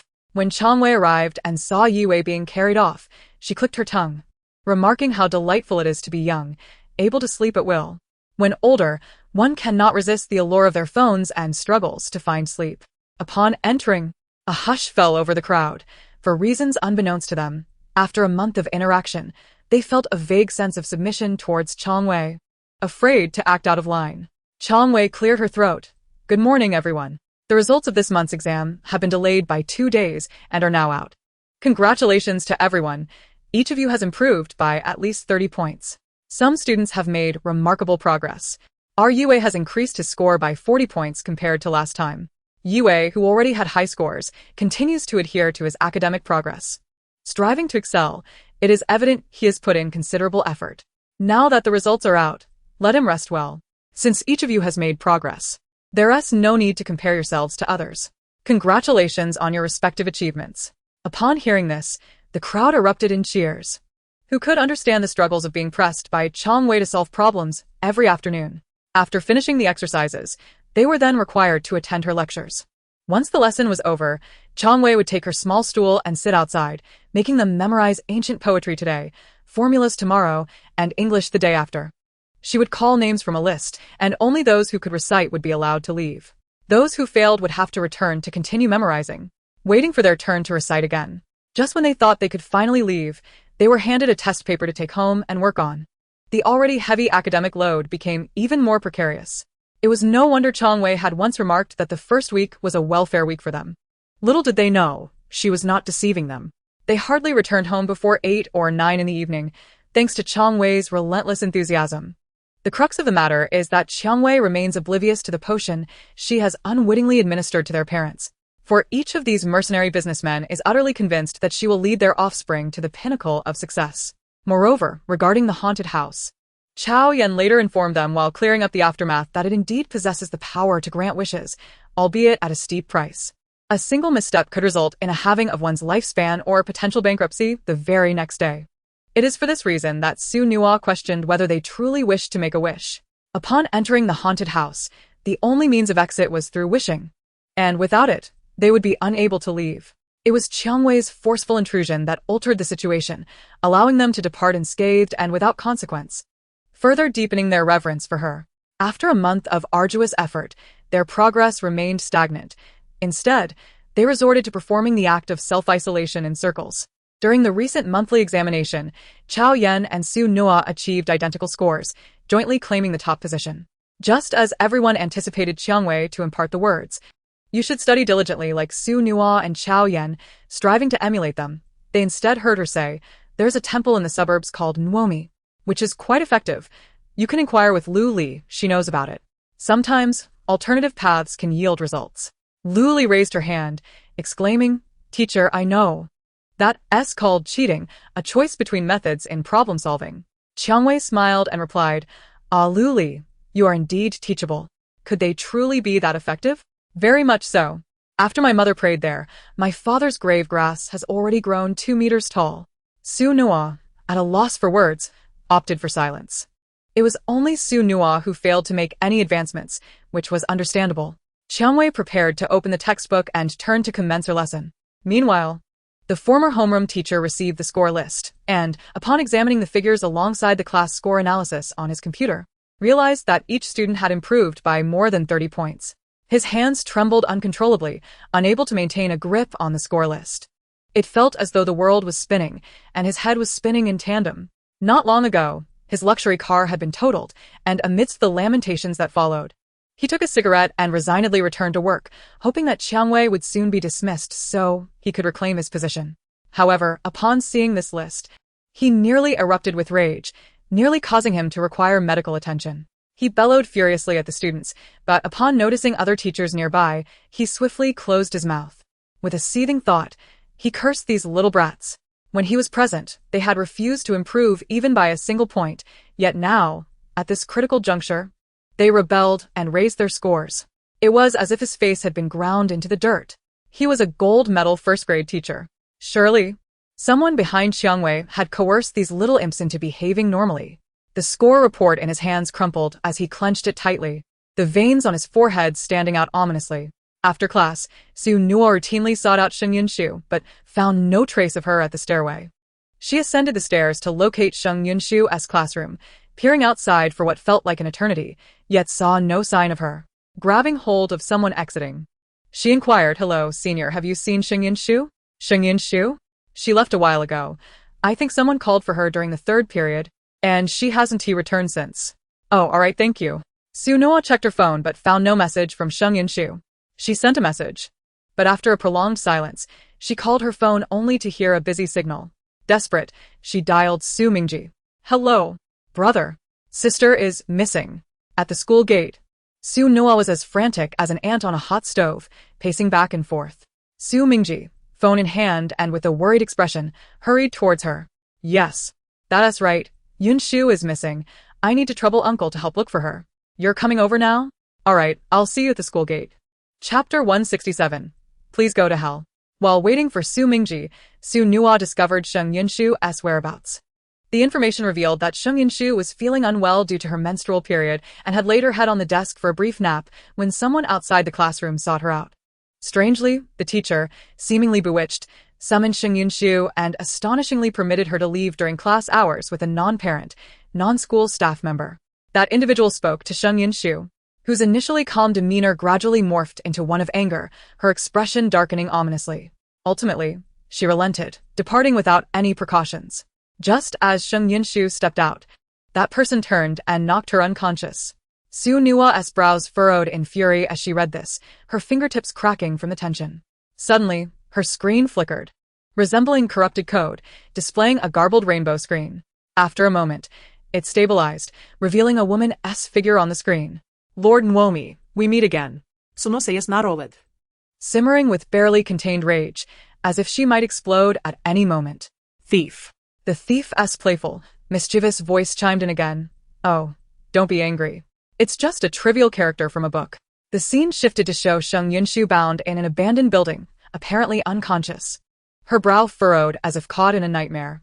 The thief's finger traced from her temple down to her cheek, then to her chin, as if taunting her. Lord Nwomi, you wouldn't want the ones you care about to come to harm, would you? I've sent you the address. I'll be waiting. Don't call in those powerful helpers of yours. Suddenly, a knife appeared in the thief's hand, the blade poised threateningly against Sheng Yunshu's neck. Otherwise, haha. You understand. Of course. You can bring along those little fish to witness our splendid death banquet. Su Nuo gritted her teeth, growling madman, as she saw Su Mingji approaching. She had to rein in her emotions. Su Mingji reached her side, and without her uttering a word, he instructed, get in the car. Su Nuo followed him to the school gate, where a supercar awaited at the roadside. Su Mingji ushered her into the vehicle, and Su Nuo spotted Xingyu in the driver's seat, suppressing her anxiety. Uncle, take us to Tingye Road, Tingye Building. Tingye Building? I thought it was already condemned and set for demolition. Yes, sister is being held there. Without a hint of doubt, Xingyu instructed, buckle your seatbelts. I might drive fast. Once he started the car, shifting gears and accelerating in one fluid motion, the vehicle shot forward like an arrow, racing down the road. Xingyu demonstrated his prowess as an exceptional driver. Even the post-school traffic posed no challenge for him as he effortlessly maneuvered through the stream of cars, the speedometer climbing ever higher. In a blink, they sped away, compressing a 30-minute journey into just 15, a true feat of reckless driving. Xingyu brought Su Nuo and Su Mingji to a muddy path. While others might fear damaging their precious car, he paid no heed.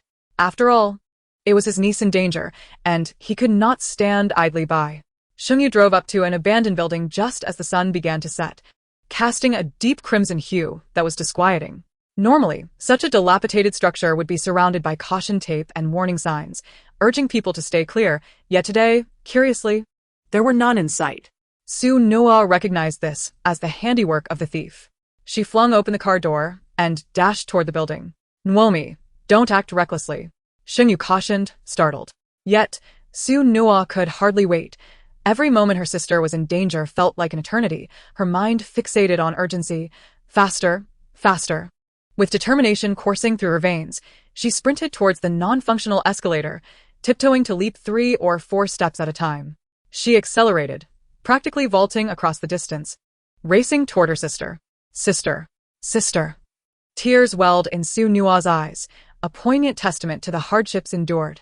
As she encountered her elder sister once more, a rare and fortuitous event, a serendipity that could scarcely be sought after. She could not allow her sister to perish in this place. Vivid memories of Sheng Yunshu began to unfurl in her mind, the gentle way Sheng Yunshu would bind her hair, the stories shared from the books bought with her meager earnings, the tender embrace that lulled her to sleep, the secret stash of treats they would share, and the way they ventured out together to work, savoring ice cream on their way home, side by side, finishing their sweet indulgence just before arriving home. Every birthday, they would quietly save money to surprise one another with gifts. Sheng Yunshu, her sister, regardless of the first, second, third, fourth, or fifth lives, now and always, she unwaveringly proclaimed to others, "This is my sister, Su Nuo." As Su Nuo burst onto the rooftop, breathless and wiping the sweat from her brow, she pressed on towards that glimmer of light. There, she beheld a harrowing sight. A thief had a vice-like grip around Sheng Yunshu's neck, venomously declaring, "What gives you the right to capture Lord Nwomi's attention? With your pitiful martial skills, what makes you worthy to stand beside Lord Nwomi?" The thief's face bore a sweet smile, laced with an undercurrent of jealousy. Others might be excused for their prowess, for they possessed the ability to stand by Lord Nwomi's side. But what of you? With such meager strength, do you truly think yourself entitled to be in Lord Nwomi's presence? Humph. Though I yearn to eliminate Lord Nwomi, I am selfish. I cannot abide the presence of weaklings coveting what is mine. With a fierce grip, the thief lifted Sheng Yunshu, whose face turned pale from lack of oxygen. Devoid of color, Sheng Yunshu clawed at the thief's hand, straining to pry it away, but alas, the disparity in their strength was insurmountable. She could not break free. Choked and silenced, Sheng Yunshu was ensnared, unable to utter a word. Despite my intent to extinguish Lord Nwomi, I refuse to allow her to be influenced by someone as feeble as you, to become weak. For the thief, eliminating such a Su Noa would be utterly meaningless. Just as fate would have it, she arrived. It is said that witnessing the demise of a loved one can unleash boundless power. And I am eager to test this theory. The thief hoisted Sheng Yunshu aloft, teetering on the edge of a railing-less precipice. One misstep would lead to a shattering fall. A gentle breeze swept through, tousling their hair as the thief dangled Sheng Yunshu precariously. Should her grip falter, Sheng Yunshu would plummet, shattered and broken. Thus, it seems I must request your demise. As the chilling wind howled at their faces, the thief's grip on Sheng Yunshu's neck began to loosen. Farewell, she taunted. Below, Su Mingji and Sheng Yu, witnessing this horrifying spectacle, felt their hearts rage with hatred towards the thief. They urged, faster. Hurry. Yet, just as they neared the doorway, they were met with an astonishing sight. The thief effortlessly relinquished her hold, and Sheng Yunshu fell like a broken butterfly. Su Mingji's throat erupted with a piercing scream. No. The thief watched as Sheng Yunshu descended. The initial thrill waned as she noted the absence of fear on Sheng Yunshu's face, replaced by boredom. Suddenly, a gust of wind brushed past her, as if something, a figure, had rushed by. Su Noa, in a flash, sprinted forward, launching herself into the void. The thief, momentarily stunned by Su Nua's audacity, stood frozen. As the howling wind whipped past her ears, Su Nua reached out desperately for Sheng Yunshu, who had closed her eyes, bracing for the end. She could only hope her foolish sister had not fallen into the trap. Even if she were to perish, there remained Su Mingji, Sheng Yu, and the circle of friends around her. Memories flickered through her mind like a lantern's glow, ultimately crystallizing into a fervent declaration. Sister, I love you. This was the final utterance of the first life as Su Nura. All that mattered was that her sister survived. As she hazily opened her eyes, she saw a figure reminiscent of her sister, turning to her. Sister, catch me. Upon hearing that familiar voice, Sheng Yunshu felt the fog in her mind dissipate. Without a moment's thought of reproach, she instinctively reached out, their hands intertwining in midair. The rushing wind tousled their hair as Su Noa used the momentum to pull Sheng Yunshu into her embrace. Do not fear. Do not bear this alone. This time, I am here, Su Noa reassured, holding Sheng Yunshu tightly. Now, Su Noa was imbued with strength, the strength to protect those she cherished. All her fears and impotence had crumbled the instant she was reborn. Surrounded by a myriad of white light particles, they coalesced into beams, enveloping them, forming a soft yet sturdy shield of light. With unwavering resolve, Su Nua extended her hand towards the ground, conjuring a magical staff that burst forth in radiant pink light, creating a bed of petals beneath them. After retracting the staff, she adjusted her position, cushioning Sheng Yunshu beneath her as they fell onto the soft surface. Though the landing was cushioned, the rebound inflicted significant internal injuries on Su Nua. As Sheng Yunshu stirred, she crawled towards Su Nua, concern etched on her face. No. Are you alright? With a gentle smile, Su Nua shook her head. I'm fine. Her gaze then shifted towards the thief. Upon seeing Su Nua unscathed, the thief scoffed derisively. How boring. Oh, you may very well find out just how entertaining this can be, Su Nua retorted. Zhao Yan leaned against the wall, observing the thief with a smirk. Sky Prison would be quite the fitting place for you to roam. The thief sneered. And you think you can stop me? Indeed. I can, Zhao Yan replied nonchalantly, brushing off the dust from her nails. Miss Thief, have you perhaps forgotten whose body you currently inhabit? Suddenly, a cascade of bells appeared in Zhao Yan's hands, swirling around playfully before she grasped them and shook them vigorously. Flowers sprouted all over the thief's body, entwining her form. The thief clutched her arms tightly, kneeling in agony, her expression grotesque. What is happening? Did you not notice the seeds when you possessed Su Qingqing's body? Zhao Yan inquired. How could I not know? I distinctly uprooted that seed. The thief growled through gritted teeth. Oh, is that so? My seed is so easily removed? I wouldn't have to navigate this position with those old fogies. Zhao Yan began to shake the bells with great force. Ah! The thief writhed on the ground, the excruciating pain threatening to shatter her sanity. Zhao Yan approached, standing over her, and placed a foot on her abdomen. Ah! The thief cried out. How infuriating.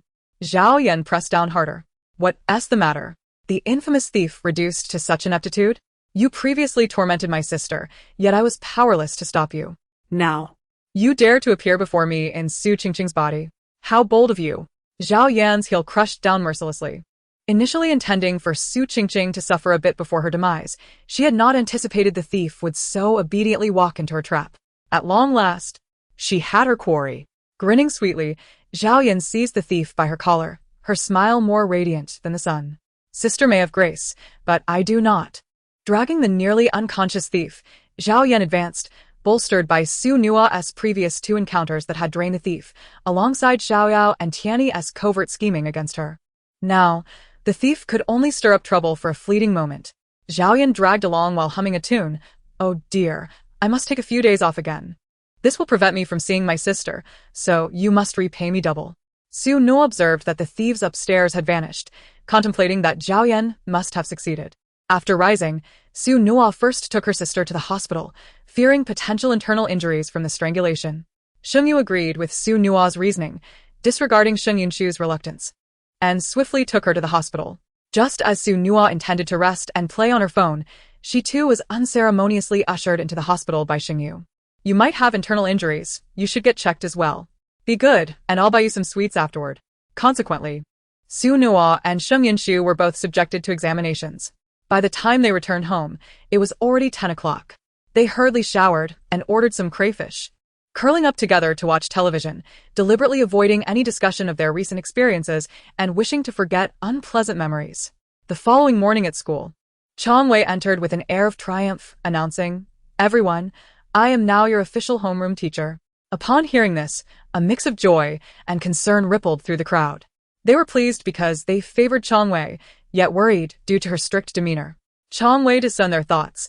This week, classes will proceed as usual. But next week we will commence remedial lessons. Hooray! They exclaimed in unison. Chang Wei mockingly declared, "Old Deng has finally kicked me off the stage. What a relief. Today, in celebration of my happiness, I shall treat you all to milk tea. Hooray! It's a bargain." Before long, the delivery person arrived, bearing a multitude of milk tea cups, assisting Chang Wei in distributing them. "Today you are permitted to sip on milk tea while studying." Lu Li glanced at the milk tea bottles, exclaiming, "I know this place. A single cup costs at least 100. Sipping the milk tea, he remarked, "It's absolutely delicious." Chapter 169, A Little Reward. Chang Wei wrapped her fingers on the desk, inquiring, "Are you all ready for the upcoming party? Have you decided on any performances for this month's event?" She took a sip of her milk tea. The class monitor adjusted his glasses, uncertain, stating that a vote would be necessary. "All right, you can finalize it yourselves shortly. Prepare for class." Chang Wei pulled out her textbook. As the class monitor retrieved his notebook from the desk, he inadvertently brushed against Yue's arm, causing Yue to flinch and withdraw. Noticing this subtle reaction, the class monitor's expression darkened. Yue despises himself, he thought, feeling a pang of sadness. Yue seemed to perceive the class monitor's hurt gaze, exhaling a sigh of relief. After all, it wasn't his intention to deceive anyone by dressing in women's clothing. He wondered if his overly emotional reaction had inadvertently caused any pain. Lu Li, seated nearby, observed their small interactions with a sigh. Their budding romance was already fraught with thorns before it had even begun. How could they ever see the rainbow through the clouds? Chang Wei cast a glance, bemused. How strange. After Yue fainted once, these two began to bicker. Is Yue too fragile, or is Shen Shu disdainful? Only Su Nua quietly savored her milk tea, exclaiming, "Ah, milk tea is the most marvelous thing in the world." Gulping it down, she relished each sip. After class, the monitor shook off his melancholic mood and approached the podium. "Class, do you have any suggestions for this month's party?" Su Nua continued to drink her liter of milk tea, slurping contentedly. Those with high scores would receive a liter. Su Nua, Zhao Yan, and class monitor Yue were all in that category. Upon hearing the commotion, a surprised Su Nua looked up, only to find the entire class, except for Zhao Yan and Xinglua, pointing at her. Blinking in confusion, she exclaimed, "Huh?" The monitor turned to Su Nua, asking Little Su, "Do you have any ideas?" After swallowing a taro ball, Su Nua pondered for a moment, suggesting, "How about a band performance again?" She racked her brain, feeling too lazy to think further. A band is so convenient and fun. I agree. Bands are enjoyable. All right. This time I want to play the drums. Yue raised his hand. What about Little Su? Ji Chang se pilai fully punchet yei. I can do anything. I play all instruments, Su Nua replied, sipping her milk tea. The others turned to Su Nua, asking, what will you choose? Well, I'll pick the bass. I haven't played it in ages. Suddenly, Song Ling had a thought and jumped in. I don't want to wave the flag anymore. I'll choose the guitar. Lu Li, seemingly understanding something, quickly interjected. I'll take the keyboard. The monitor then declared, I'll sing. Others chimed in, I'll dance.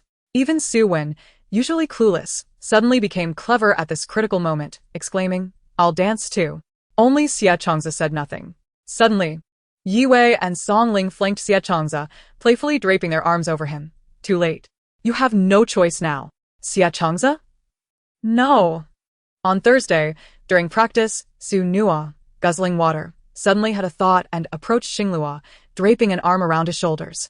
Brother, this Thursday is a once in 28 years rarity.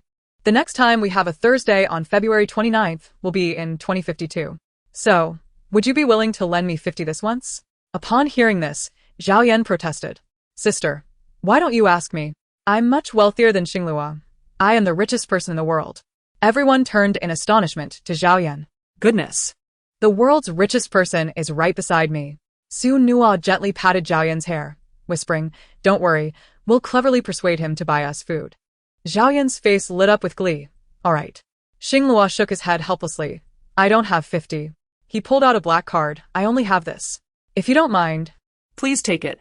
Su Nua seized it with a smile, saying, your generosity is appreciated. Thank you, brother.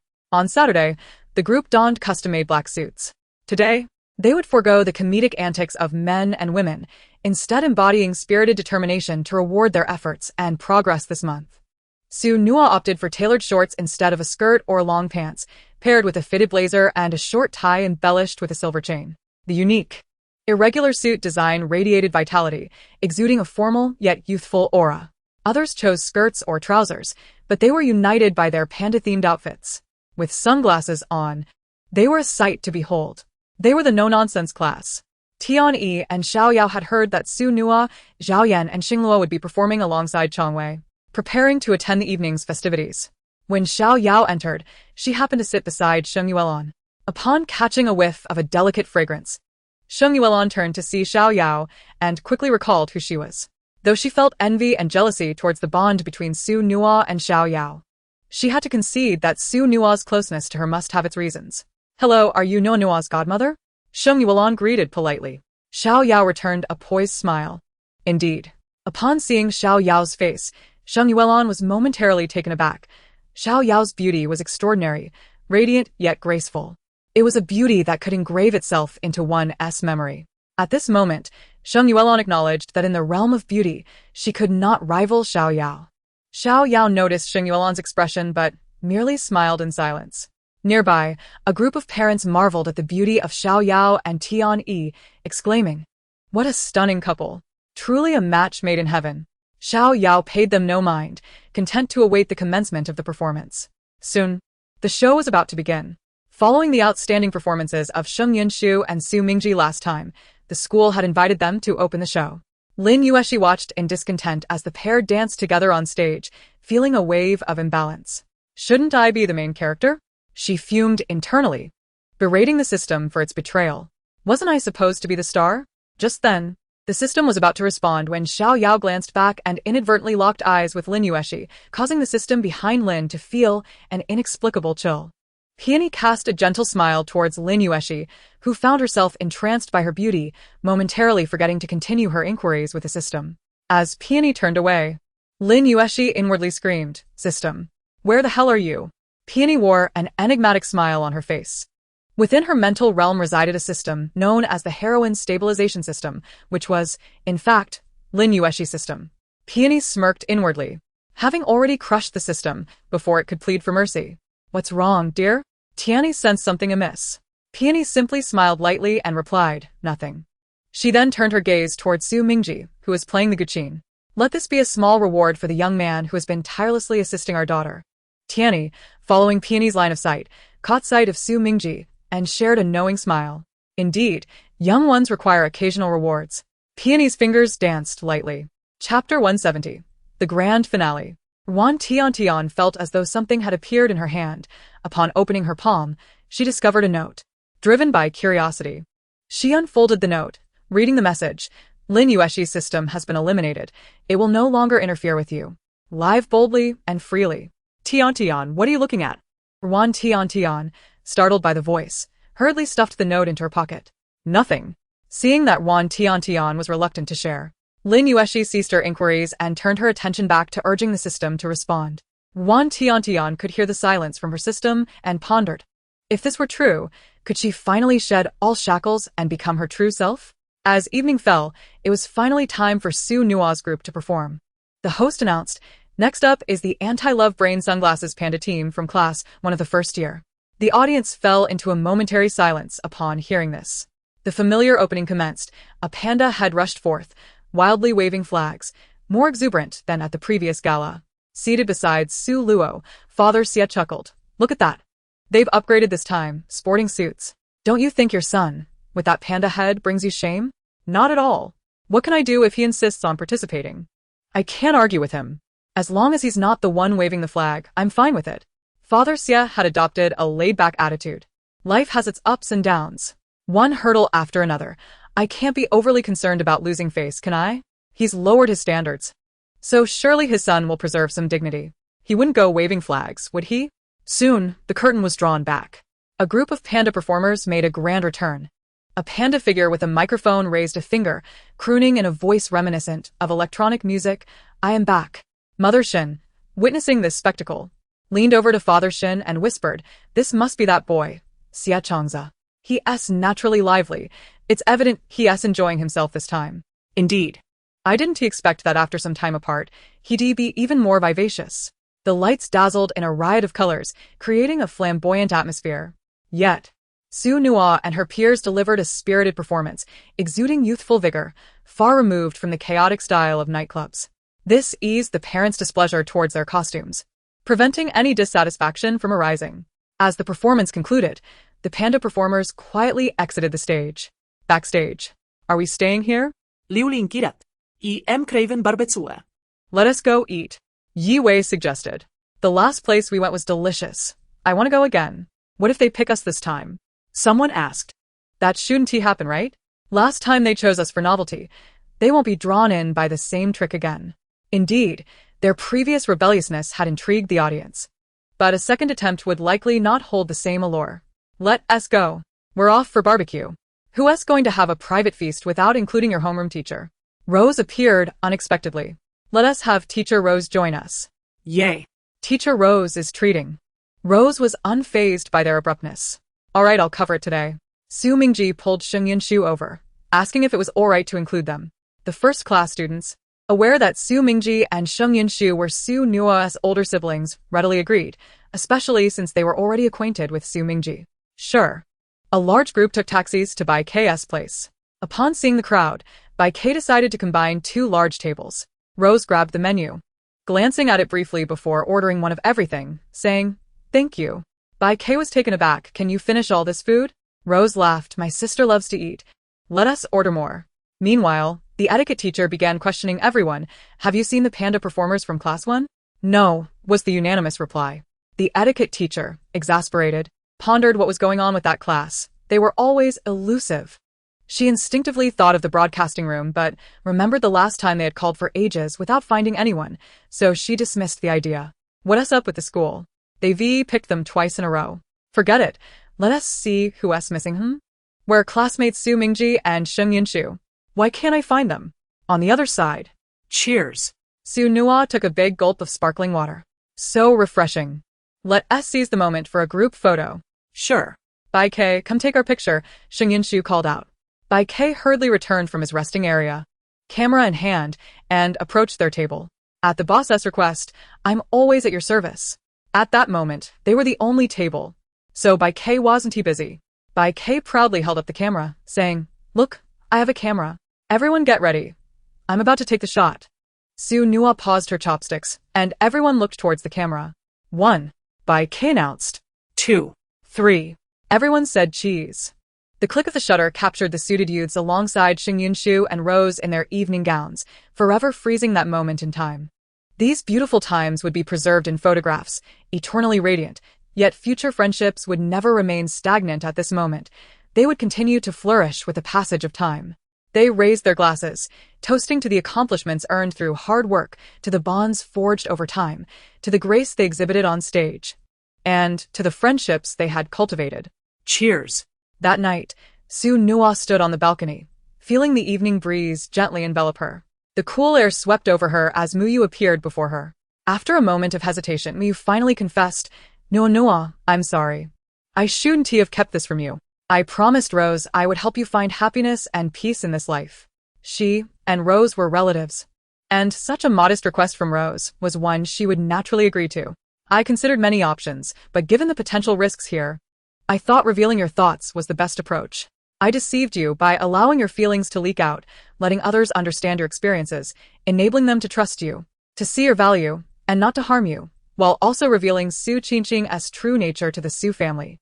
In this moment, Muyu acknowledged her own despicable actions, knowing full well that no one would wish for their innermost thoughts to be exposed. After much contemplation, she realized that Su Nua now held sufficient status and no longer required such measures to stabilize her life. During her time with Su Nua, she finally understood why Rose cherished the sister so deeply. She, Muyu, also found herself fond of this considerate, self-loving, and hard-working Su Nua. She didn't want to deceive someone she admired, so she chose to be honest. Su Nua smiled in response. "I already knew." Muyu, bracing for a storm, was taken aback. Huh. "How did you know?" Su Nua leaned against the railing, declaring, "I am retired, not foolish." "When did you realize that?" She playfully winked. "I mentioned it when I first joined the Su family, did I not?" Muyu suddenly recalled that Su Nua had indeed asked that question. System. Why do I sense such heightened emotions from them? Muyu was struck with a revelation. Had she known all along? Su Nua's eyes reflected Muyu's astonishment, and she smiled indulgently indeed.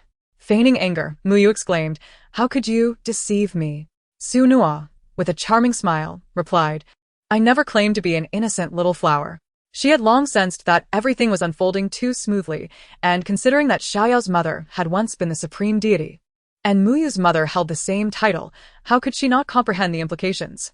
Yet, recognizing the advantages this situation offered her, she chose to play the fool.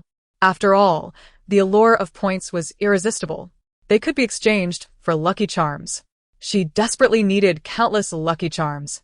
Once her emotions settled, she suddenly gazed at the moonlight, wishing for the well-being of those around her. "Muyu, thank you for always being by my side. Tomorrow, we shall visit the amusement park. Would you like to join me?" Su Nua extended her hand. Without a moment's hesitation, Muyu grasped Su Nua's hand. "Absolutely." Epilogue 1. Su Mingji sighing, Su Mingji lamented, "It is truly troubling that my condition remains unhealed. If only our child could be healthy and vibrant." Lying in bed, his complexion was pale and feeble, his lips, thin as petals, were pressed into a tight line. His eyes held a dullness, his expression as blank as paper, revealing no displeasure at his mother's words.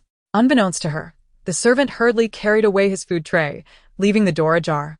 As they passed, their casual remarks reached Su Mingji's ears. "Should we not send Mingji to the hospital for rehabilitation? Every encounter with Qingqing seems to trigger his headaches and irritability." Su Luo's voice echoed. The shadows in Su Mingji's eyes deepened. Yes, he suffered from an ailment that even the hospital could not diagnose. Whenever he neared Su Qingqing, he was beset by headaches, fury, and agitation, which frightened her. Living with Su Qingqing only exacerbated his condition, leading to further deterioration. Initially, he intended to move out. But how could Su Qingqing miss an opportunity to gain his favor? She would dramatically assure their parents, "It's all right, Mom and Dad.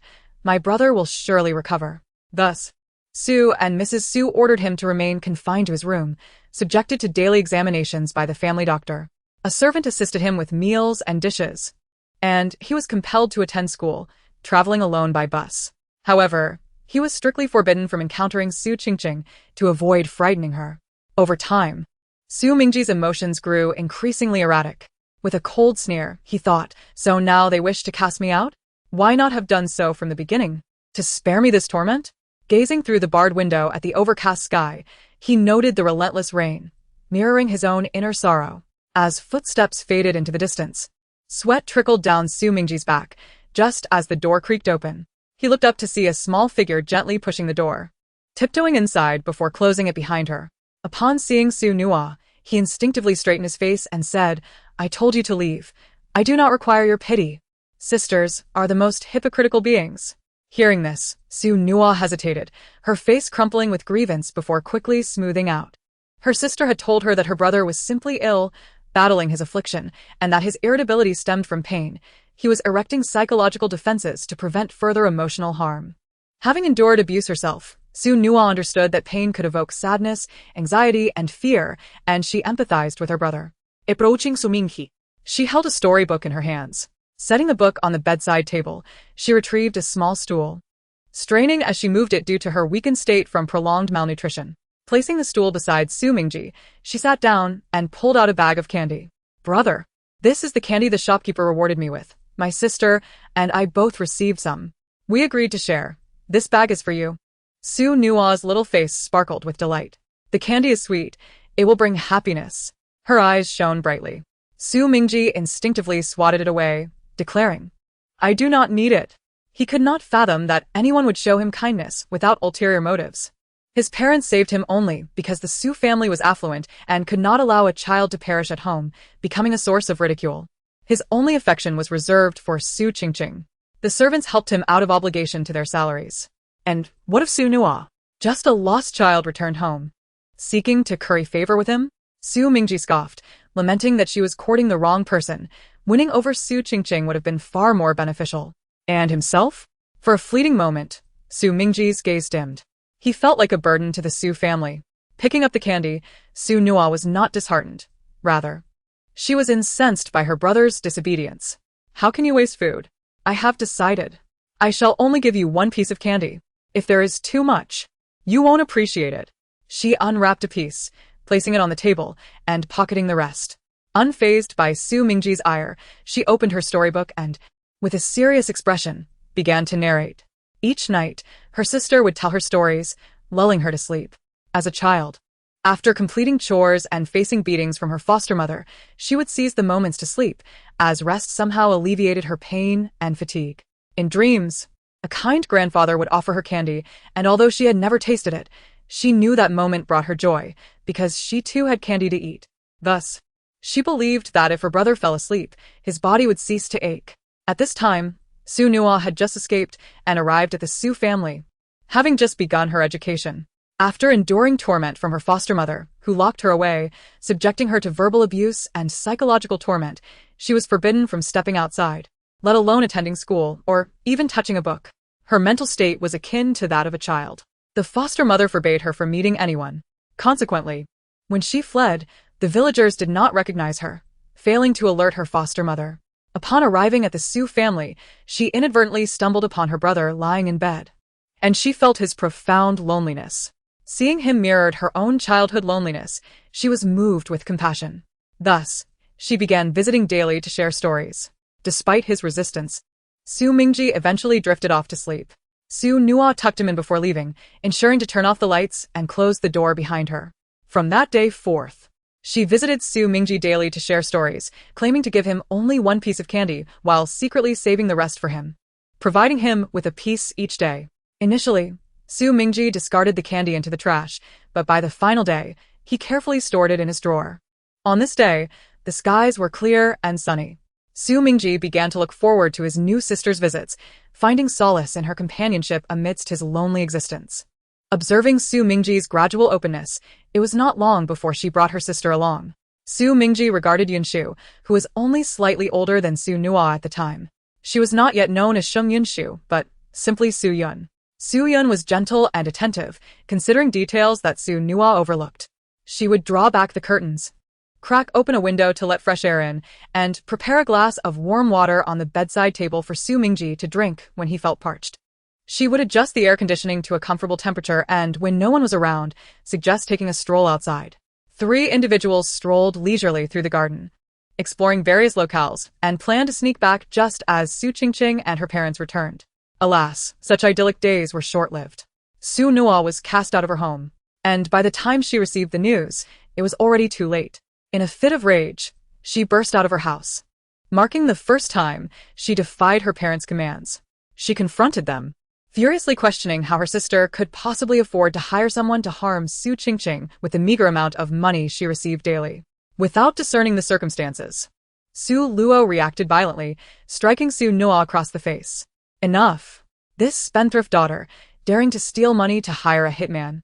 This brings disgrace upon the Su family. She should be thankful that Qingqing came to no harm. Otherwise, expulsion from the house would be the least of her worries. Su Luo's face was twisted with fury, trembling at the thought of his beloved daughter nearly being killed. Even Su Mu, Guiyuelon, who had not yet changed her name, wept uncontrollably, expressing her relief that Qingqing was safe. If anything had happened to her, I would ensure that heartless wretch is imprisoned for a proper lesson. Guiyuelon lamented that Su Nuo had been corrupted by unsavory influences outside, declaring, "She has turned wicked. We must protect our only virtuous Qingqing from her taint." Su Mingji's heart turned cold upon hearing these words. Were these truly his parents? The same benevolent figures known for their charitable deeds and esteemed reputation? How could they utter such venomous words against their own daughter in secret? Su Mingji trembled, for Su Nuo was his precious sister. How could he not know her character? She was so young, so fragile. How would she survive in this harsh world? Ignoring all obstacles, he rushed toward the door. "You refuse to intervene. I shall take charge." Ah! How audacious. Let him go. Su Luo was beside himself with rage. Unbeknownst to him, Su Qingqing had latched onto Su Luo's arm. "Father, please, do not act rashly. Brother is merely momentarily blinded by Su Nuo's actions. He is your son, and Qingqing's brother." Su Qingqing, the little pearl, did not wish her brother to err in a moment of confusion and cause their parents further heartache. Seeing Su Qingqing in tears pricked Su Luo's heart, leading him to reconsider. What did it matter who was right or wrong? Su Mingji was merely caught up in the heat of the moment. They could not let his temper lead to foolish mistakes. Su Luo pointed at the butler, commanding, "Did you not hear? Take him back immediately. No one is permitted to let him leave without my orders." A group of individuals, motivated by financial incentives, obeyed their employer's directive without hesitation. They swiftly apprehended Su Mingji, confining him to a room. No matter how vehemently he cursed, pleaded, or kicked the door, they remained unmoved, with some even stationed by the window to prevent his escape. Later, Su Mingji learned that after Su Nuo left, Su Yun had followed her, and both met tragic ends on the streets. The circumstances of their deaths remained shrouded in mystery. As for Su Mingji, his daily melancholy and guilt over his inability to protect his sister exacerbated his condition, ultimately leading to his own demise. Just as he believed he would finally join his sisters, he opened his eyes to find himself reborn. He was immensely grateful to the heavens for granting him this invaluable opportunity, transitioning from initial exhilaration to profound despair. In his fifth life, he comprehended the cruel reality. There were no second chances to amend past mistakes, merely divine mockery that led him to miss opportunities time and again, plunging him into perpetual regret. He could not fathom why in his second life, Su Nuo had perished before her arrival. In the third life, Su Nuo again failed to reach the Su family. It was only in this third iteration that he uncovered the truth. All of this was orchestrated by Su Qingqing, who herself had also been reborn. He realized he must tread cautiously to help his sister find her way back. By the fourth life, Su Nuo finally returned. This time, however, a mysterious figure revealed Su Qingqing's malfeasance and lineage. Just when he thought the villain would finally face justice, he bore witness to the suppression of this information, which had no effect on Su Qingqing whatsoever. Everyone dismissed it as malicious slander aimed at tarnishing her reputation. The following day, Su Nuo and Su Yun met their demise. Su Mingji wished he could join them, yet he could not. He needed to unravel the truth behind these events. Eventually, he discovered that this enigmatic figure was Su Yun, his sister, and it dawned on him why she had perished. They had touched the proverbial cake. After uncovering everything, Su Mingji resolved to end his own life. He thought, "Just a little longer. Soon, I will come for you, and next time, we shall succeed." Unfortunately, in the next iteration, he faced a harrowing reality. Su Nuo had become a living corpse, devoid of emotion, passion, and even her former meekness, merely a puppet traversing through life. Su Mingji was engulfed by fear. Until the seventh life, darkness enveloped him, and he sensed a shift. He slept for an eternity. Upon awakening, he found himself not in a familiar chamber, but in a void of nothingness. A space of white surrounded him, while the periphery was shrouded in desolate darkness. A young man stood with his back to him, seemingly aware of his awakening. As the youth turned, Su Mingji beheld a masked visage. "You are awake, Su Nua's brother," the young man said. Upon hearing this, Su Mingji's heart filled with suspicion. Who are you? "How do you know Nua? Do not rush. First, observe this." The youth gestured, and a screen-like object materialized before Su Mingji, displaying his beloved sister. Su Nua, laden with a backpack, dashed forward, exclaiming, "Ah, I'm late. I should never have refused to take the little vault for the sake of experiencing life. Now look at me, a disgruntled worker. Ah, If only I could declare, I am a billionaire, then I would have money." Su Mingji watched, tears brimming in his eyes, as the screen revealed a version of Su Nua that was the same in appearance and voice, but an entirely different personality. His heart swelled with joy. His sister was no longer the timid girl who spoke in whispers for fear of disturbing others. She had transformed into a vibrant and spirited young woman, unafraid to shout her thoughts. All his emotions condensed into a single thought. How wonderful. His sister had not perished. She had been reborn, embracing a new existence. However, upon her arrival at the company, she faced reprimands for her tardiness. Su Mingji, witnessing her being scolded, felt a mix of joy and concern. While he delighted in her new life, he worried that his sister now appeared to be a destitute individual forced to toil for her sustenance. The youth discerned his unease. In the 6th and 7th lives, Su Nua was but an empty vessel, lacking a soul. This remained true for the 8th and 9th lives as well. Su Mingji gazed at the screen, his brow relaxing. It mattered not, as long as she was happy. The youth interrupted, however, in the 10th life, she will return. Su Mingji's countenance darkened at this proclamation. She cannot return? No, this is her emotional knot. Emotional knot? Su Mingji murmured. What is there to return for? Is it not better to be happy there? Foolish sister, the youth replied. The world you inhabit is a book. A novel titled The Overbearing CEO Falls in Love with a Pure Fake Young Lady. Su Qingqing is the protagonist of this tale, and you all serve as stepping stones for her.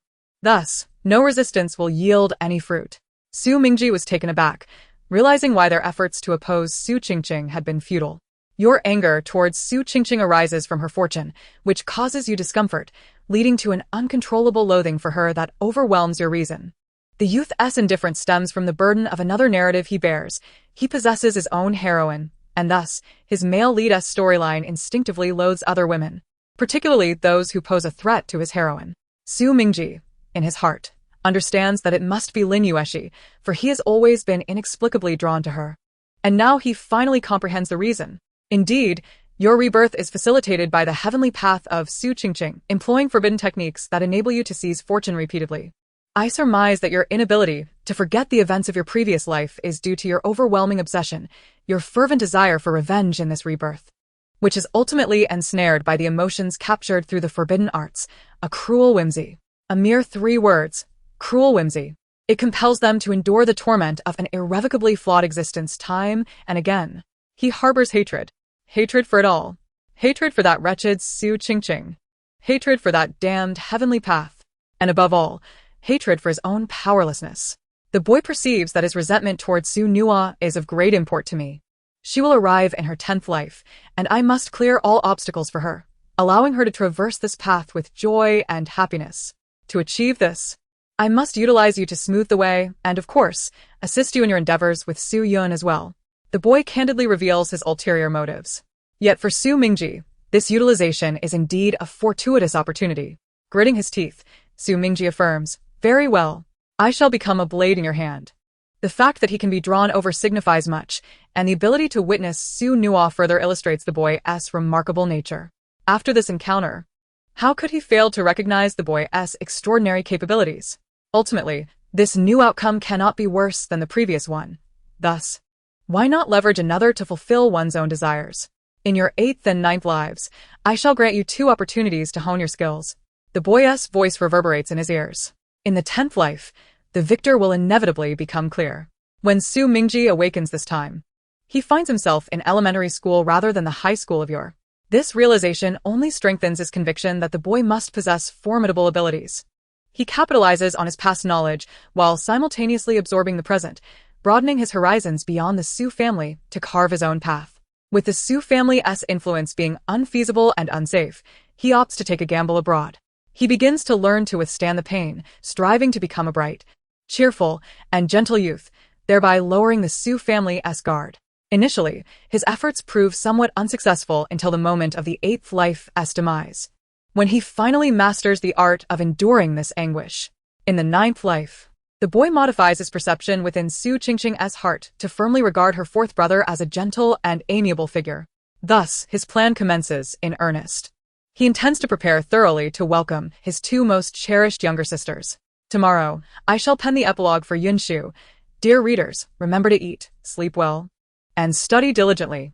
Let us strive to survive in this working world. Epilogue 2. Sheng Yunshu. Initially, Sheng Yunshu was not named thus. She arrived at the orphanage at the tender age of 3, with no recollection of her life prior. Even if she could remember, it would serve no purpose, and thus she refrains from dwelling on memories before that age. She delights in lying on the grass of the orphanage, gazing at the clouds above, yearning for the freedom and boundlessness of those clouds. Yet she remains unaware that her future holds a perpetual entrapment within the Su family, marked by despondency, ultimately leading to her demise. At 17, she is retrieved by the Su family, clad in a faded t-shirt and well-worn jeans. She tidies herself with care, hoping to make a good first impression on her parents. However, upon arriving at the house and glancing a moment too long at the crystal chandelier, she inadvertently overhears a servant's remark, "What a pitiful wretch! Such ignorance! And yet they are welcomed as a servant?" In that instant, Sheng Yunshu's already fragile self-esteem crumbles into utter humiliation. Unbeknownst to her, the lingering gaze was simply curiosity. She had never before encountered such opulence and could not help but steal a glance. Her elder brother stands beside her, seemingly oblivious to the servant's words, unwilling to restore her dignity, choosing instead to turn a deaf ear. "Dad, Mom, I've brought someone home," she hears, and her heart races with anticipation. Having wandered alone before the age of 17, devoid of familial affection, she constantly dreams of a future with parents. Now, as her hopes seem poised to materialize, she eagerly awaits their arrival. Suddenly, she hears, "Quick! Quick! Qingqing has fainted. Hurry, take her to the hospital." Su Luo, cradling Su Qingqing, rushes past, colliding with Sheng Yunshu, who falls to the ground. Her elder brother does not help her up. Instead, he follows Su Luo and the others, leaving her behind to endure the uneasy stares of those around her. Their eyes unmistakably convey, "Who is this new servant? How blind can she be?" Sheng Yunshu feels an overwhelming sense of embarrassment, unsure whether to sit or stand. Just then, someone extends a hand to her. Looking up, she sees a girl, noticeably shorter and as thin as a rail, reaching out to her. "Are you all right?" The girl asks timidly, compelled by an unseen force. Sheng Yunshu grasps her hand and rises. "Thank you," she murmurs. The girl smiles warmly. "Are you Sister Yun? I'm the little daughter here, Su Nuo." After pondering for a moment, Su Nuo realizes this is not her home, but rather Su Qingqing's, and rephrases, I'm Bai Yun." Unable to think of a surname, she simply adopts the name Bai Yun. Hello Sister Yun Sonobams. "Hello, Su Nuo," Sheng Yunshu replies, still on guard. As night falls, neither Su Luo nor Gui Welon remembers their daughter Sheng Yunshu, preoccupied with their vigil at the hospital. Sheng Yunshu sits awkwardly in the living room, uncertain if there is a room for her here. Observing her discomfort, Su Nuo, guessing that her parents might not return due to the false sister, invites Sheng Yunshu to stay with her. With her small hand, Su Nuo leads Sheng Yunshu into a storage room that is even smaller than the nanny's quarters. Mom said all the remaining rooms are for Su Qingqing's piano room, wardrobe, entertainment room, study, singing practice room, and dance practice room. So there are no extra rooms left. I don't know if she prepared a room for you, but if you don't mind, you can sleep with me. Su Nuo beams, revealing her pearly teeth, radiating a warmth that penetrates Sheng Yunshu's heart. In this unfamiliar place, receiving kindness from another is far more precious than her parents' neglect. Sheng Yunshu and Su Nuo share a small bed, yet they feel no crampedness, only bliss. For in this emotionally distant familial realm, they have finally discovered a flicker of warmth, a flame named sisterly affection. Sheng Yunshu recalls the times when the caretaker at the orphanage would help the girls with their hair. When the caretaker refused to assist her, she learned to do it herself. Other children shunned her company, so she turned to books, helping them when emergencies arose. Yet, for reasons unknown, they never desired to play with her, leaving her disheartened. Nonetheless, she continued to treat them with kindness and gentleness, for the books had taught her that mothers embody tenderness, soothing their children as souls. As for her own mother, she is uncertain if she still exists in this world. Perhaps they cannot reunite at present, but she believes her mother must be a gentle person who would lovingly call her my precious child. She yearned to draw closer to the mother of her dreams. When they finally met, her mother would surely take pride in having such a considerate and understanding daughter. Yet, the reality was a shattered illusion. Her mother poured all her tenderness into Su Qingqing, even reserving a mere fraction for her elder brother, her second brother, and her third brother, leaving none for her. However, that was of little consequence. She had her beloved younger sister. Each morning, she would reminisce about how the mother at the orphanage styled her hair. After securing her own hair, she would assist Su Nua in creating an adorable hairstyle. While she was busy with her own hair, her sister would fetch her clothes, shake them to disperse any musty odors, and place them aside, eagerly awaiting her assistance with her hair. Her sister was so obedient, helping her tidy up her clothes, clean their living space, and prepare bathwater. She would pack her backpack, organize their desk, and, glancing at the class schedule, neatly arrange the books she needed on the table. The maid had long since forgotten their room, but they took it upon themselves to keep this small corner clean. It was their home. The living allowance from the Su family was woefully inadequate to sustain their life at the elite school. After classes, they sought part-time jobs. Fortunately, a nearby convenience store was hiring. The two of them took on roles, one as a cashier and the other restocking shelves. Thankfully, the wealthy offspring rarely frequented this store. Only the exceptional students would come by. Most of the exceptional students were understanding of their situation. They would not mock seeing students in elite academy uniforms working at the convenience store. One day, the store manager paid them their wages and even gifted them 2 bags of candy. Su Nua joyfully praised the manager several times, while Sheng Yunshu softly expressed her gratitude. For safety, they worked 3 hours a day during classes, just managing to return home before nightfall. On weekends, they worked all day. Their wages were half that of regular employees, but they felt fortunate just to have jobs. They had a bicycle, lent to them by the butler, a kind soul who would discreetly help them whenever their parents were unaware. They would ride their bike, singing softly, accompanied by the evening shadows, dragging their weary bodies while offering each other words of encouragement as they leisurely made their way home. Upon arriving, they would stealthily avoid their family, endure Su Qingqing's torment upstairs, and then retreat to their room. Su Nua was particularly cheerful today, having received an extra bag of candy. She seemed to have a fondness for sweets, clutching them tightly. Sheng Yunshu turned the bag over, checking for an expiration date to ensure Su Nua wouldn't consume anything spoiled. To her dismay, it was only a week away from expiration. She smiled helplessly, realizing that was likely why they were given to them. Nevertheless, she remained grateful to the manager for his generosity. The candy was an unexpected delight that would linger in their memories. That night, Sheng Yunshu sat by the bed, narrating stories to Su Nua, who held her sister's hand tightly. Sister, how wonderful it would be if we could wear lovely princess dresses every day like the ones in the books. Sheng Yunshu suddenly lost her desire to continue the story. She placed a goodnight kiss on Su Nua's forehead and nestled under the covers, facing her sister. One day, we will have countless princess dresses. Not just princess dresses, but little skirts, beautiful gowns, and an abundance of hair accessories to match. We will have a bright future. But before that, we must work hard in our studies to get into college, and then we can buy them. Su Nua beamed, exclaiming, when we make a fortune, I want to buy lots of little skirts for you, and me, and a suit for our brother. The 2 young girls, filled with dreams of the future, drifted into slumber. On their birthdays, they would prepare thoughtfully chosen gifts for one another, though they paled in comparison to the value of a single earring from Su Qingqing. Yet it was the best they could offer each other thus far, and that was enough. Alas, such bliss was fleeting. This idyllic life lasted merely 3 years.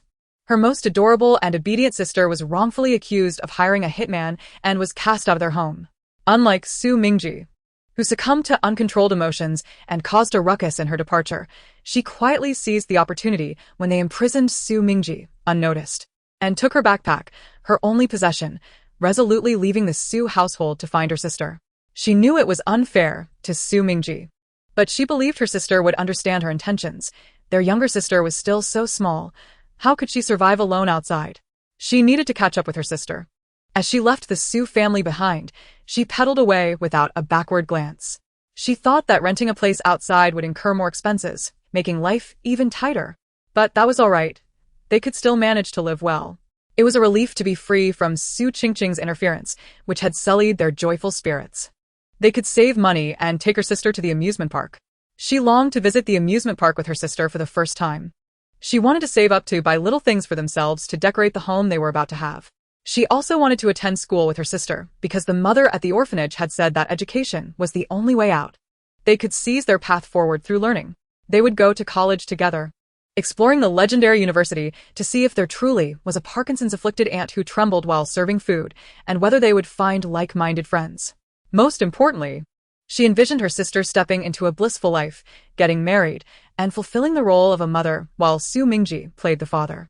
She would guide her towards happiness. Just as these thoughts began to crystallize, Sheng Yunshu abruptly braked, her eyes widening in disbelief as she beheld a horrifying scene. Ah! She screamed uncontrollably.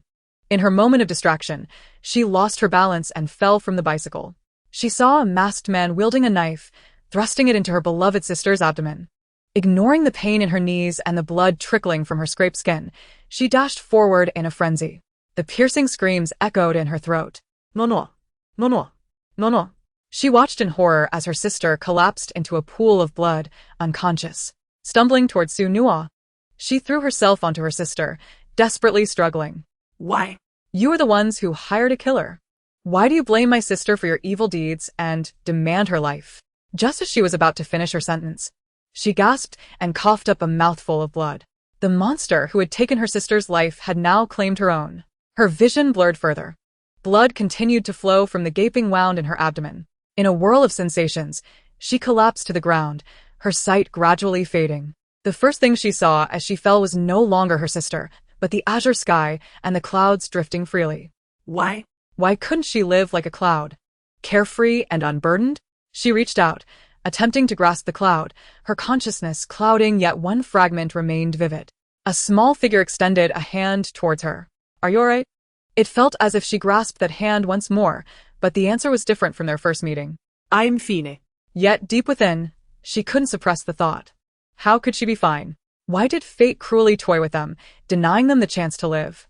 They had strived so hard not to complain about life, to live positively, and to fight for tomorrow. Yet, why were they still stripped of the opportunity to survive? Sheng Yunshu seemed to hear the cries for help, the sound of someone calling for an ambulance, and the sirens drawing nearer. But she could no longer hear them. Sheng Yunshu's hand fell to the ground, filled with indignation. When she awoke, she believed she was in paradise, only to discover she had been given a second chance at life.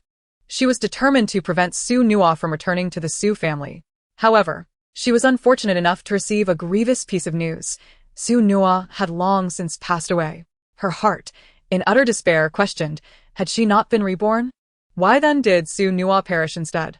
Why? In her third life, Sheng Yunshu awoke, carrying all her savings, traversing mountains and rivers to arrive at that village. She yearned to bring Su Nua home herself. Yet, upon her arrival, she witnessed her sister die once more before her eyes. In a fit of anguish, she screamed, frantically battling the crowd, but was overpowered and met her own demise at their hands.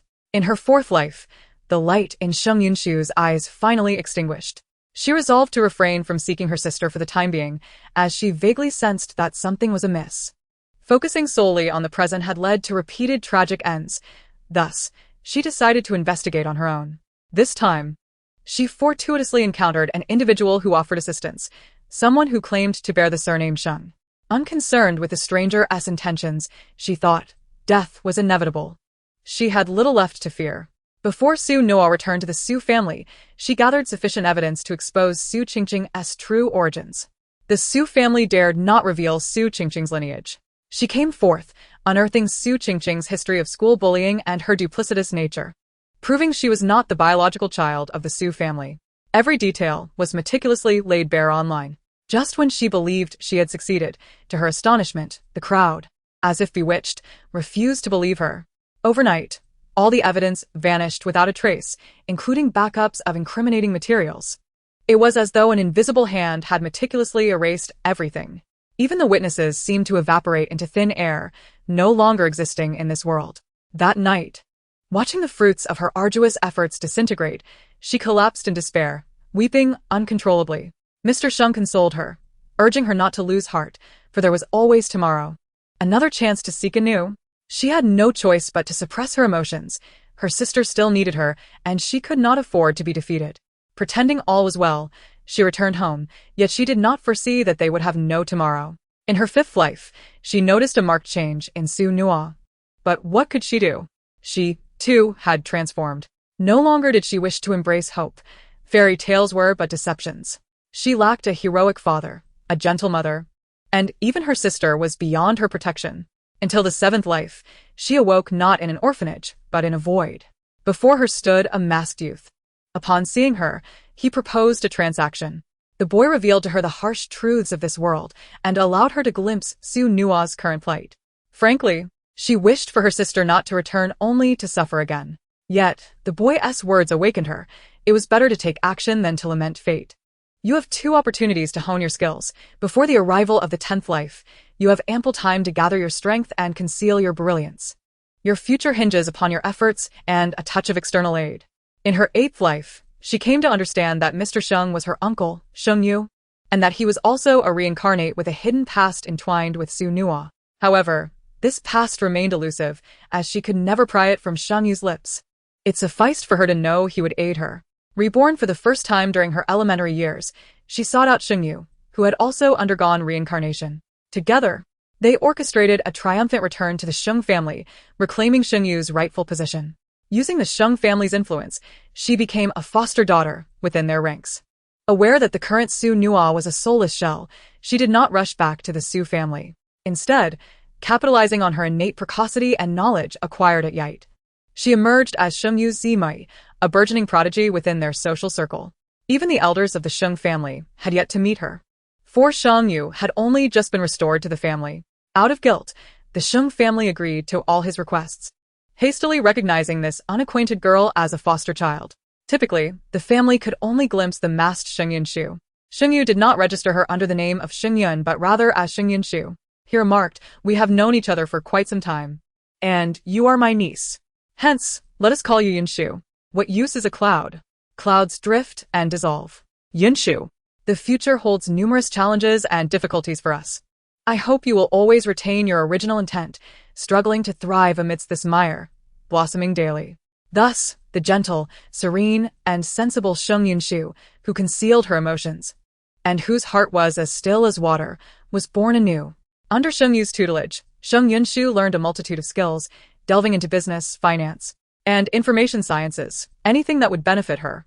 With Sheng Yu's aid, she also managed a significant portion of the Sheng family's overseas enterprises. The Sheng family had few children, and since Sheng Yu had just returned, his extraordinary talents inspired confidence in Sheng's father, who entrusted him with the family's affairs. Shortly after taking charge, Sheng Yu earned his father's admiration and nearly assumed control of the entire estate. He allocated half of the responsibilities to Sheng Yunshu. Their plan was to eliminate the malignant tumor within the Sheng family, Su Qingqing's mother. Once Su Qingqing faced calamity, the Sheng family would be unable to entangle themselves with her. Disintegration had to commence from the outside, in the shadows, gradually. After thoroughly investigating everything, they chose not to make their findings public, but instead presented them to Sheng's father and mother. They acknowledged the gamble involved. If Sheng's father and mother fell under the influence of fate, their reckless actions would only alert the enemy. However, without taking risks, how could they proceed? To succeed, one must embrace the potential for failure. They had to try. Fortunately, their efforts bore fruit. Sheng's father and mother were enraged upon discovering that their assistant had taken away their daughter and sought to confront him, demanding the return of their biological child. Yet, how could Sheng Yu be unaware of Gu Yuelan's foolishness, her sole preoccupation being the pampering of Su Qingqing? He could not permit the return of Gu Yuelan to sabotage their plans. After soothing them and offering counsel, Sheng's father and mother decided to entrust everything to Sheng Yu. They could only feign ignorance of the situation, especially since Sheng Yu had kept certain details hidden from them, including the true identity of their child. The assistant had managed this matter with utmost discretion, leaving no trace. Had it not been for the masked youth revealing this information, they would have remained oblivious. Sheng Yunshu could not yet return to the Su family. Instead, she dispatched someone to trail Gu Yuelan to obtain a sample of her hair for testing. They aimed to secure a paternity test, with no leads and the hand of fate obscuring their path. They were untroubled by the prospect of the elderly couple locating Gu Yuelan, unless they could somehow identify her among billions. They would remain unaware of her connection to their daughter. They merely hoped the couple would not interfere with their plans to ensnare the assistant and the false daughter of the Sheng family. After all, to execute their scheme, they needed the elderly couple's approval to move the family assets abroad, feigning bankruptcy to trick the false daughter into relinquishing her shares and binding her to a scoundrel. Subsequently, Sheng Yunshu managed the Sheng family's enterprises while simultaneously carving out her own unique commercial territory. At the age of 15, she became aware of a mercenary group operating within a gray area, preparing to collaborate with the military to establish an organization, a group that navigates the shadows, emerging at dawn, engaging with both the underworld and assisting the military in quelling unruly factions. Sheng Yunshu seized this opportunity and took the group's leader as her mentor. Enduring rigorous training in the mercenary group, she faced relentless hardships, with broken ribs becoming a monthly occurrence and fractures a regular affair. Not to mention the physical toll she endured. Within a mere month, her hands were calloused and her skin darkened by the sun. The leader of this battalion, who also happens to be her mentor, is a rather peculiar individual.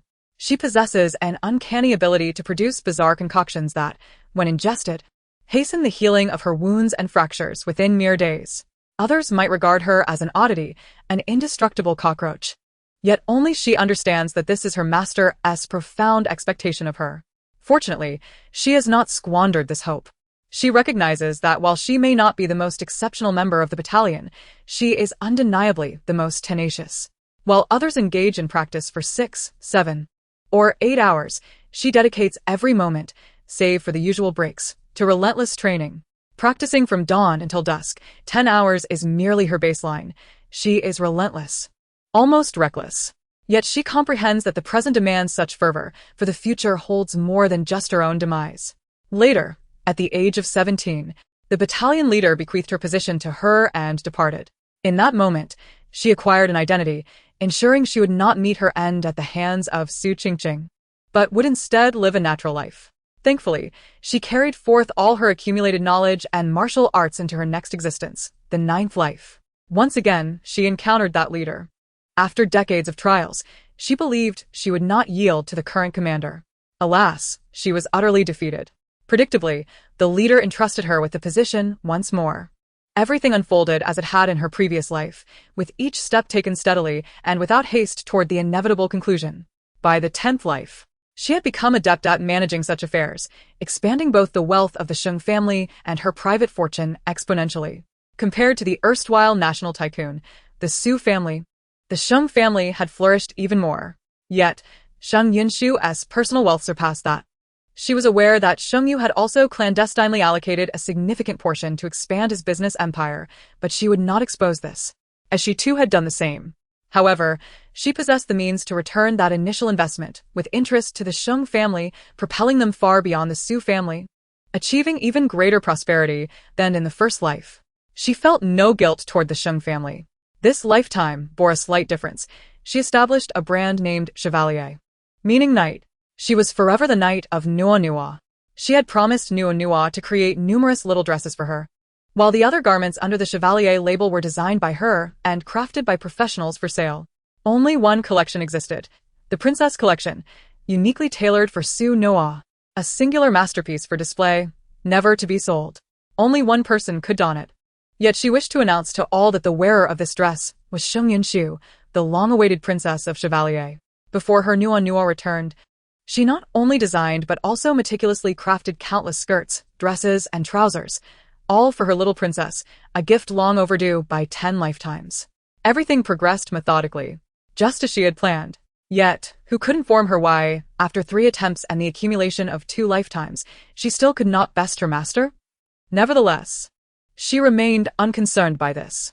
What mattered was that this time, having bided her time and plotted carefully, she would bring Su Qingqing down, orchestrating a life of happiness for her sister. Yet, she had not anticipated that her brother had also been reborn. Her sister was, once again, the sibling from the first life. This was the solitary stroke of fortune amidst 10 lifetimes of misfortune. This small revelation was the reward for her 10 lifetimes of effort. Once the dust settled, what lay ahead? They had it tomorrow. She tidied up her and her sister's little backpacks. Tomorrow, she would take her brother, sister, her sister's friend, Qiaoyan, and a person named Muyu, her sister's teacher, Rose. Along with the boy, Xing Luo, who had always worn a mask and refused to take it off. They were all going to the amusement park. She could finally take her sister there. At the amusement park, she and Rose went to buy ice cream. While waiting for the vendor to pack the ice cream, Rose smiled and remarked, "Ah, both of you are my disciples. What a remarkable fate." Rose pulled out a medal from her pocket. In that moment, she finally understood why she had never triumphed over that eccentric master. After all, in this life, she had come to grasp that Rose was akin to a celestial being. Sigh. How could she possibly win against such a freak? Oh, never won either? They were both nurtured by the same fist? Well, fine. Who could blame them for being true sisters? If the sister cannot win, it is only natural for the elder sister to struggle as well. Epilogue 3. Xingyu harbors a secret he is reluctant to share with others. One he considers a pact between himself and the young girl. However, the girl has forgotten. From a young age, Xingyu was abducted and sold to a family in the mountains, who treated him as their adopted son. If one truly believed this family merely sought a child, they would be gravely mistaken. Xingyu was not welcomed in this household, often going hungry and forced to perform many chores, merely kept alive to serve their purposes. Initially, Xingyu thought he had been purchased solely as labor, but upon reflection, he realized that his frail physique could not compare to the robust, healthy men. Why, then, would they choose a sickly boy for toil? Xingyu, ever astute, decided to observe and wait. One day, a Taoist priest visited their home, and Xingyu sensed danger emanating from him, yet he felt compelled not to miss any vital information. He concealed himself beneath a window and stealthily listened to the adults' discussion. Waves of raucous voices reached his ears. How long must we keep this little bastard alive? What a waste of money. Oh, do not be so hasty. I've calculated that this little bastard's fate will benefit our nephew's fortune. We must endure for a while longer. Do not be foolish. In the end, our nephew will need him to exchange lives. From their words, Xingyu pieced together the grim reality. They were raising him merely to trade his life force for their own son's fortune. At that time, Xingyu was merely 5 years old. Possessing a shrewd mind, far surpassing that of an average child, he swiftly comprehended his predicament. Seizing the opportunity when his foster parents were absent, he pretended to help them with chores while secretly surveying the surroundings. By the time Xingyu turned 8, perhaps due to the passage of time, his foster parents had relaxed their vigilance. They took him along to visit neighbors for a meal. There, he encountered a frail little girl, so thin that she seemed little more than skin and bones, evoking a pang of sympathy. Yet, he did not dwell on it for long, as he too was hungry. Rather than concern himself with others, he prioritized his own needs. However, as he was leaving, the timid little girl, who had been huddled in a corner, boldly approached him when no one was watching and handed him a small, wrapped cloth. The girl lifted her chin, her eyes sparkling with innocence as she looked at him. "This is for you. You're too thin. Brother says boys must eat more." To his astonishment, Xingyu did not refuse, perhaps because the girl's gaze radiated such purity. Later, under the cover of night, while the others slept, he quietly stepped outside and unwrapped the cloth to find a solitary cookie, slightly crumbled. Unlike the dramatized scenes on television, there was no note of encouragement tucked inside. Yet, Xingyu understood that this single cookie, in the midst of such scarcity in the mountains, had likely taken the girl a considerable time to save. With just a fleeting encounter, she had deemed him worthy of sharing her precious treat. In contrast to the so-called emotions, skepticism prevails. Amidst the malicious mountains, benevolence serves only as a dagger poised to strike. He is unwilling to trust anyone easily. The following day dawns differently, marking the commencement of a new school year. Many parents with sons escort them personally to school. Here, an absurd tradition prevails. On the first day of school, parents accompanying their children symbolizes the birth of dragons and phoenixes, who, in due time, will return bearing riches to express their gratitude. Consequently, it is customary for parents to personally fetch their children after school. Once the throngs depart, the house falls into solitude. They remember to lock the door, yet cannot contain Xingyu. He smears mud across his face and stealthily sneaks out, scouting the surroundings to identify inconspicuous routes for his escape. Approaching the village entrance, he encounters a little girl shrouded in a plastic bag, furtively glancing around, appearing anxious. Xingyu is bemused. Such behavior is easily detectable. Having dwelled in the mountains for an extended period, a moment's reflection reveals that this girl is likely a victim of human trafficking. For the mountains are notorious for their insatiable appetite for destruction. The little girl, clumsy and oblivious to the need for concealment, piques his interest. However, he refrains from cautioning her, considering her presence an opportunity to mislead the villagers, thus facilitating his own escape. Strangely enough, the girl adeptly navigates her surroundings, raising no suspicion. It is as if fate conspires to ease her passage. Frankly, Shengyu feels a twinge of envy. Her audacity in exploration surpasses his furtive attempts. As if Providence favors her departure. How vexing it is to witness such fortune bestowed upon another. Hey, big brother? As Shengyu drifts into contemplation, a sudden voice jolts him back. He turns to find the little girl, Su Nua, having stealthily approached him. She removes the plastic bag, bestowing a gentle smile upon him. Big brother, long time no see. Do you remember me? Shengyu, with a stiff neck, feigns forgetfulness. Yet, he notes the fleeting glimmer in her eyes extinguish momentarily upon his words.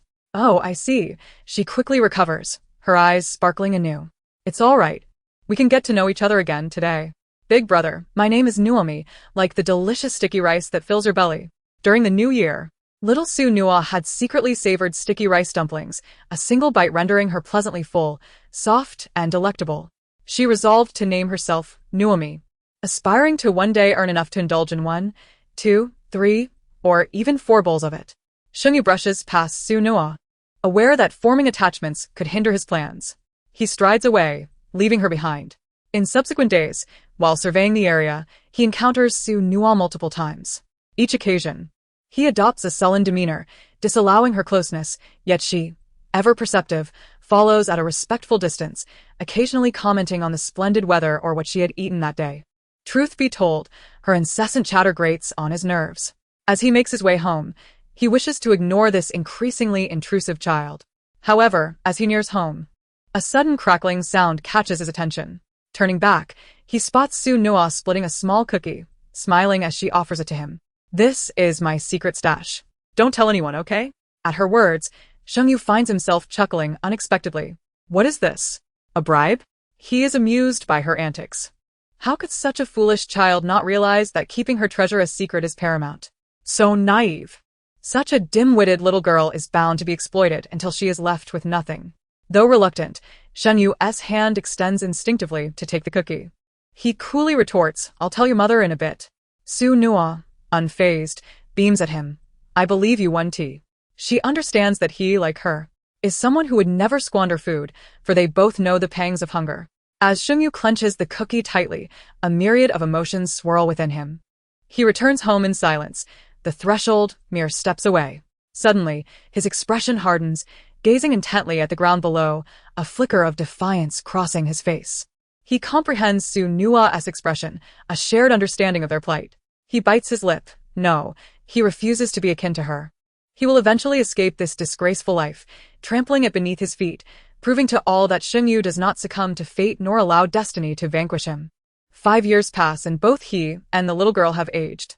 She continues to trail behind him like a shadow, yet he chooses to disregard her presence. Until one fateful day, his inept brother falls ill. Their shameless parents, witnessing their promising son's collapse, are eager to rush him to the hospital. Nearly flying out the door, Shengyu realizes that his opportunity has finally arrived. In their haste, they neglect to secure the door. Having bided his time in this place, he has gleaned enough to seize their money and provisions effortlessly, departing without a backward glance. Guilt is a foreign concept. He has endured relentless labor, day in and day out, serving as their punching bag. This meager sum cannot compensate for his suffering. The traffickers deserve no mercy. This pittance is trivial. Shengyu swiftly ascends the mountains, yet he knows this is merely the beginning. Several more peaks await his conquest. He cannot take the main roads, for they would surely lead to his capture. He must ensure a discreet escape, enduring whatever hardships lie ahead. After all, he has endured years of torment. What are a few more days of hardship? Midway through his journey, he suddenly hears footsteps and instinctively hides in the underbrush, waiting for the intruders to pass. To his dismay, he spots Su Nua, who is now approaching him. Shengyu is exasperated. Does this child possess a radar for him? They seem to cross paths incessantly. Upon seeing him, Su Nua beams, parting the foliage. Good morning, big brother. Let us walk together. Having spent considerable time together, Shengyu recognizes her desire to escape. So he remains silent and continues forward. They walk for an entire day, with Shengyu maintaining a brisk pace, never halting for Su Nua, who, thankfully, keeps up without complaint. As night falls, Shengyu climbs a tree, intending to rest briefly. He notices Su Nua standing below, her small figure gazing up at him with wide, blinking eyes. Shengyu is utterly defeated. He descends and instructs Su Nua on how to climb. Initially, she tumbles several times, scraping her knees, but not a single tear falls. She stubbornly perseveres. Finally, on her 10th attempt, she succeeds, whispering her gratitude. "Thank you, big brother." Her endearing, silly smile amuses him, and he responds with a nonchalant After a brief nap, he rises early to continue their journey, sharing a piece of bread with her. Having accepted so many cookies from her, giving her a piece of bread seems only fair, he convinces himself. The following day, they still possess enough energy to carry on. By the third day, however, Shengyu falters. Yes, he is weakening, rather than mere fatigue. It is a manifestation of his chronic affliction, a condition he has come to recognize as future overlord syndrome, simply put, stomach pain. Having rarely eaten his fill throughout his life, compounded by the growth spurts of adolescence, his stomach has become a battlefield of ailments. Occasionally, the pain strikes. Inwardly, he chastises himself for his weakness. How could he falter at such a crucial moment? Shengyu clenched his teeth, clutching his abdomen, and continued to forge ahead. The pain in his stomach surged like a tempest, piercing him to the core, yet he dared not pause for a moment. He had to escape the mountains. With each step, his consciousness grew increasingly indistinct, as if it were gradually dissipating. But he could not afford to collapse. To fall meant to forfeit any chance of escape. Nevertheless, his vision blurred further, becoming a hazy white, until his foot caught on a stone, sending him tumbling down uncontrollably. In that instant, despair gripped his heart, as he thought it was all over. Yet, the anticipated pain did not arrive. Something appeared to cushion his fall, and with great effort, he opened his eyes to see Su Nua supporting him. Su Nua draped Shengyu's arm over her shoulder, steadfastly helping him along, step by step. Shengyu weakly urged, "Take me with you. You cannot escape alone." "I can," Su Nua reassured him, her clear, enchanting eyes shimmering with an indescribable light, a gaze filled with unwavering belief. "I told you, I will definitely escape." Su Nua turned back, her spirit radiant as she gazed at Shengyu. "You are merely fatigued and in need of support. But have you not been moving forward all this time? Your body has not given up, so do not utter such defeatist words." Suno admonisket. "Moreover, I will only assist you for a short while. If you cannot keep up, I shall not wait for you." Having accompanied Shengyu for a while, Su Nua had unwittingly adopted a hint of stubbornness herself. Though she spoke thus, she continued to support him, leading him onward. By nightfall, they could finally scrounge up a meager meal and rest. Time was of the essence. When the family returned to find him missing, they would surely scour the mountains for him. He had to leave swiftly during the day. He could not afford to rest, wishing he could stretch each minute into two. The mountains were rife with wild beasts at night, compelling them to climb trees, both vigilant and resting. Fortunately, a night's respite had alleviated his discomfort considerably. In the ensuing days, he and Su Nua traversed the mountains, sharing crumbs of bread, daring not to drink deeply from their water supply, fearful of depleting it. On the 5th day, they finally emerged from the mountains, and the little one beside him was overjoyed, exclaiming, "Brother, we have finally left this mountain." As he spoke, he felt a dampness on the back of his hand. Looking up, he saw his little friend, now in tears, her sorrow flowing like an unending cascade. This sight moved Shengyu deeply, tears welling in his eyes, stubbornly refusing to fall. Since the 5th beating, he had not cried through any pain, humiliation, or torment. Nor at the realization he was not a biological child. The despair of traversing the mountains without sight of the future had not brought him to tears. The agonizing pain in his stomach, akin to being ground in a meat grinder, had not moved him. Yet now, he was acutely aware of the warmth of tears. Sensing the poignant reality of a story resembling a fragile bubble, he had left the mountains. Wiping away his tears, he declared, "Let us go. We still have a journey ahead." Grasping Su Nua's hand, he resolutely pressed forward. Ahead lay a path, a bifurcation from the dark, lightless swamp, a treacherous trail strewn with stones. They walked barefoot upon it, leaving trails of blood, the mud of the swamp gradually cracking and shedding from their bodies, falling behind them as they moved on. This reflected their numb defiance towards life, which began to crack the moment they escaped the mountains. Shengyu dared not linger in the nearby towns. Leading Su Nua to a new locale, initially as nameless drifters without identification. They found no refuge until a kind-hearted aunt offered them shelter in a restaurant, where the owner, upon learning they were abducted children, cursed the scoundrels while aiding them in contacting the authorities to find their families. Aware that they had nowhere to stay, she generously relinquished the use of the restaurant's floor. By nightfall, they moved tables to create a small space and laid out a thin mat on the floor.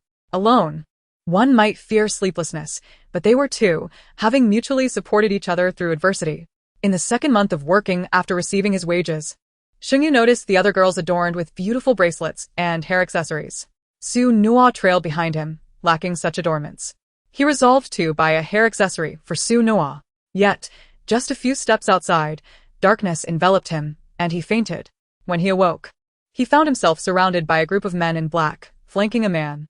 It dawned on Shengyu that he was a child of the Sheng family, destined to live a life of ease and luxury, a carefree prince of the elite circle.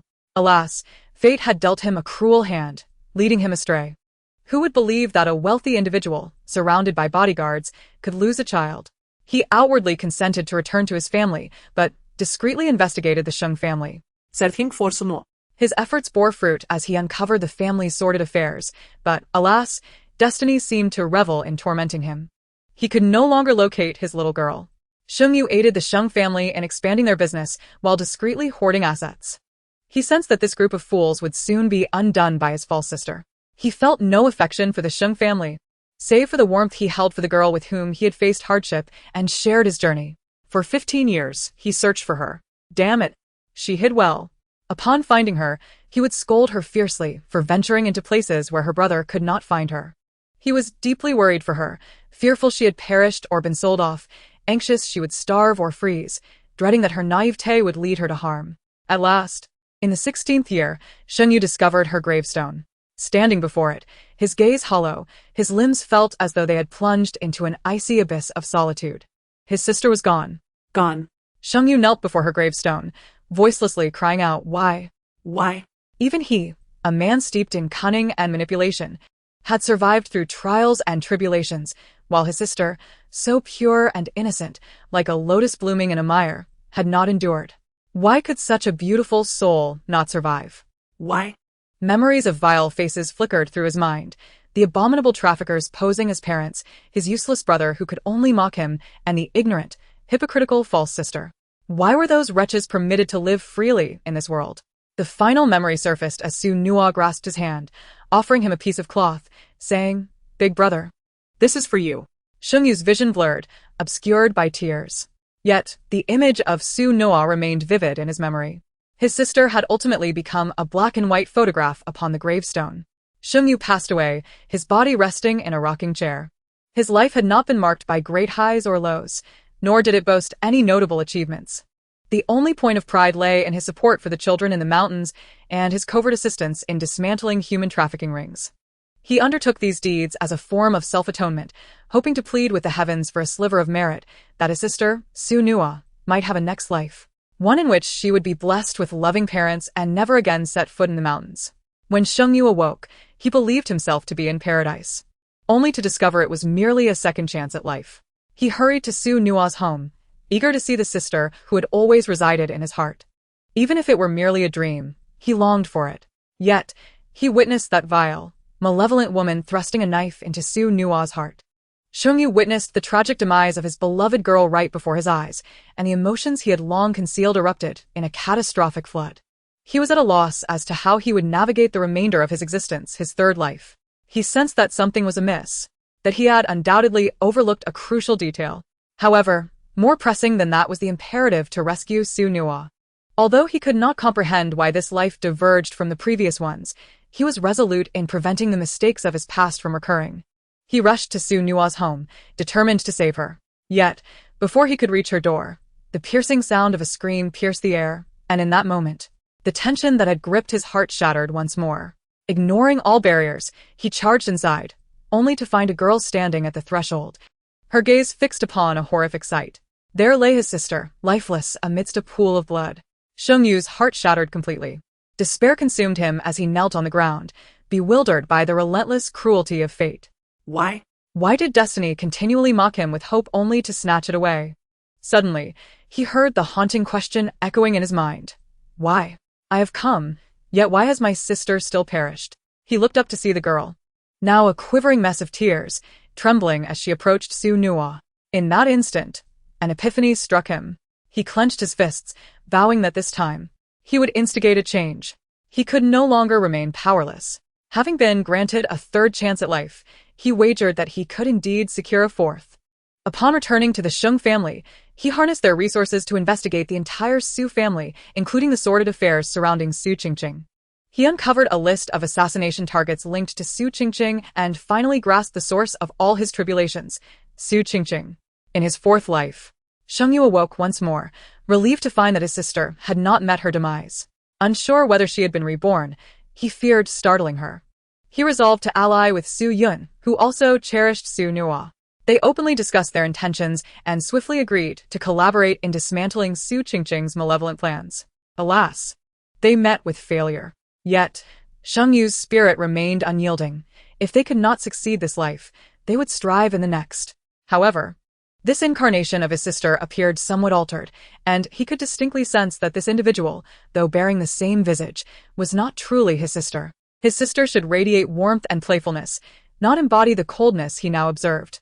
By the eighth life, he unexpectedly found himself reborn as a child. As he prepared to escape to the Sheng residence, Su Yun arrived early to escort him back. He had traversed that mountain 7 times, familiarizing himself with every inch. Even as a mere elementary student, the journey felt effortless. Su Yun confided in him everything. His heart, which had nearly succumbed to despair, reignited with hope. His sister had not changed. She simply had yet to return. They had a new opportunity before them, and they must seize it. As their bond deepened, Sheng Yu began to regard Su Yun as family. He proposed that Su Yun adopt a new name. They would greet their sister as their new selves, rather than as fellow victims of fate from the mountains. At this moment, in his 10th life, Sheng Yu prepared a grand box to present to Su Nua for her birthday. As the candles were lit that evening, he joyfully revealed the enormous box, his face alight with delight. Noa, take a look at this. Wow. Is this my gift, uncle? Indeed. Sheng Yu's eyes glimmered with affection as he gazed at Su Nua. She eagerly opened the box to discover 17 smaller boxes within. The first contained a black card and a handwritten letter. The onlookers gathered around, and Xing Luo remarked, "How hasty." It was a moment snatched away. Had this been his first life, Sheng Yu might have felt shy, but now, rather than embarrassment, he yearned to express his love for his sister. Regardless of her being his niece, Su Nua would forever remain his purest little sister. Oh, let there be no doubt, his love for her was a wholly innocent familial bond. Su Nua read aloud the handwritten note. "This is a gift for my dear little friend on her 0-year birthday. Your brother has prepared a life fund for you. May our most adorable and cherished little one always possess boundless wealth." The rightful brother, Su Mingji, interjected with displeasure. "Hey, you made a mistake. It should be uncle." Sheng Yu merely smiled in silence. Yet, Su Nua suddenly exclaimed, "Thank you, big brother." Sheng Yu's eyes glistened with unshed tears. He knew she remembered him at last. Finally, his sister recognized him. Inside was a staggering sum. 100 billion? Sunogasped bin think herself in disbelief. All right. I'm suddenly rich. She embraced Sheng Yu, planting a kiss on his cheek. "Uncle, you're the best." The others looked on with envy.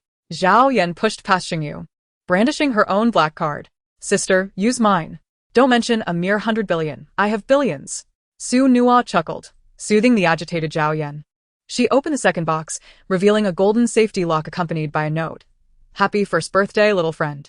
As she reached the 17th box, she uncovered a cookie. Its shape reminiscent of a cherished treat from years past. "You're gifting cookies for her 17th birthday?" Sheng Yunshu retorted. Sheng Yu merely blinked, responding, "Perhaps they are exceptionally delicious?" Su Nua understood the cookie's significance. "Happy 17th birthday, my little friend." This time, he returned the cookie to her. They would embark on a new beginning, reintroducing themselves not as mere victims of fate, but as Sheng Yu and Su Nua. Thus concluded Sheng Yu's tale. Next, we delve into Xing Luo's narrative. I apologize for the delay. I had intended to post this sooner, but I fell ill this past week and was preoccupied with treatments. I truly regret the week-long postponement. I promise to strive against future delays. Hee hee. Extra Chapter 4, Xing Luo's Tale. Blood saturated the earth, painting everything crimson. Corpses littered the ground, a scene of utter devastation. A small boy stood at the center, starkly contrasting with the mountain of bodies surrounding him. He gazed up at the blood moon, his heart shrouded in confusion, as if all his emotions had perished alongside the dead. There's another child? The boy heard a voice and lifted his hollow gaze, his expression devoid of warmth as he regarded the girl before him. She was radiant, clad in a white dress that starkly contrasted with the surrounding desolation. The girl extended her hand toward him, her smile blooming like a flower. Would you like to come with me? The boy remained motionless, standing in silence, his expression unchanging, devoid of any feelings. Have I been rude? The girl lifted the frail boy into her arms. He was so numb that even being carried elicited no reaction from him. The girl held him close, walking forward in silence, understanding that the boy's heart was wounded and in need of tranquility. After walking for some time, they arrived at a door that seemed to materialize from thin air. The girl inquired, if you cross this door, you'll be leaving. Is there anything you wish to say to your homeland? At her words, the boy's lashes, which had hung low, finally fluttered slightly as he lifted his gaze toward the ruins behind him. I don't know. Not knowing is enough, the girl softly reassured him, patting his back. When you grow strong enough, you will find a new home. While it is hard to part from the old, stepping into the future is your destiny. Your life should not end here. The girl led the boy through the door. It seemed he began to comprehend something, as he suddenly turned his gaze back toward the desolate landscape strewn with corpses. Ugh, ugh, ugh.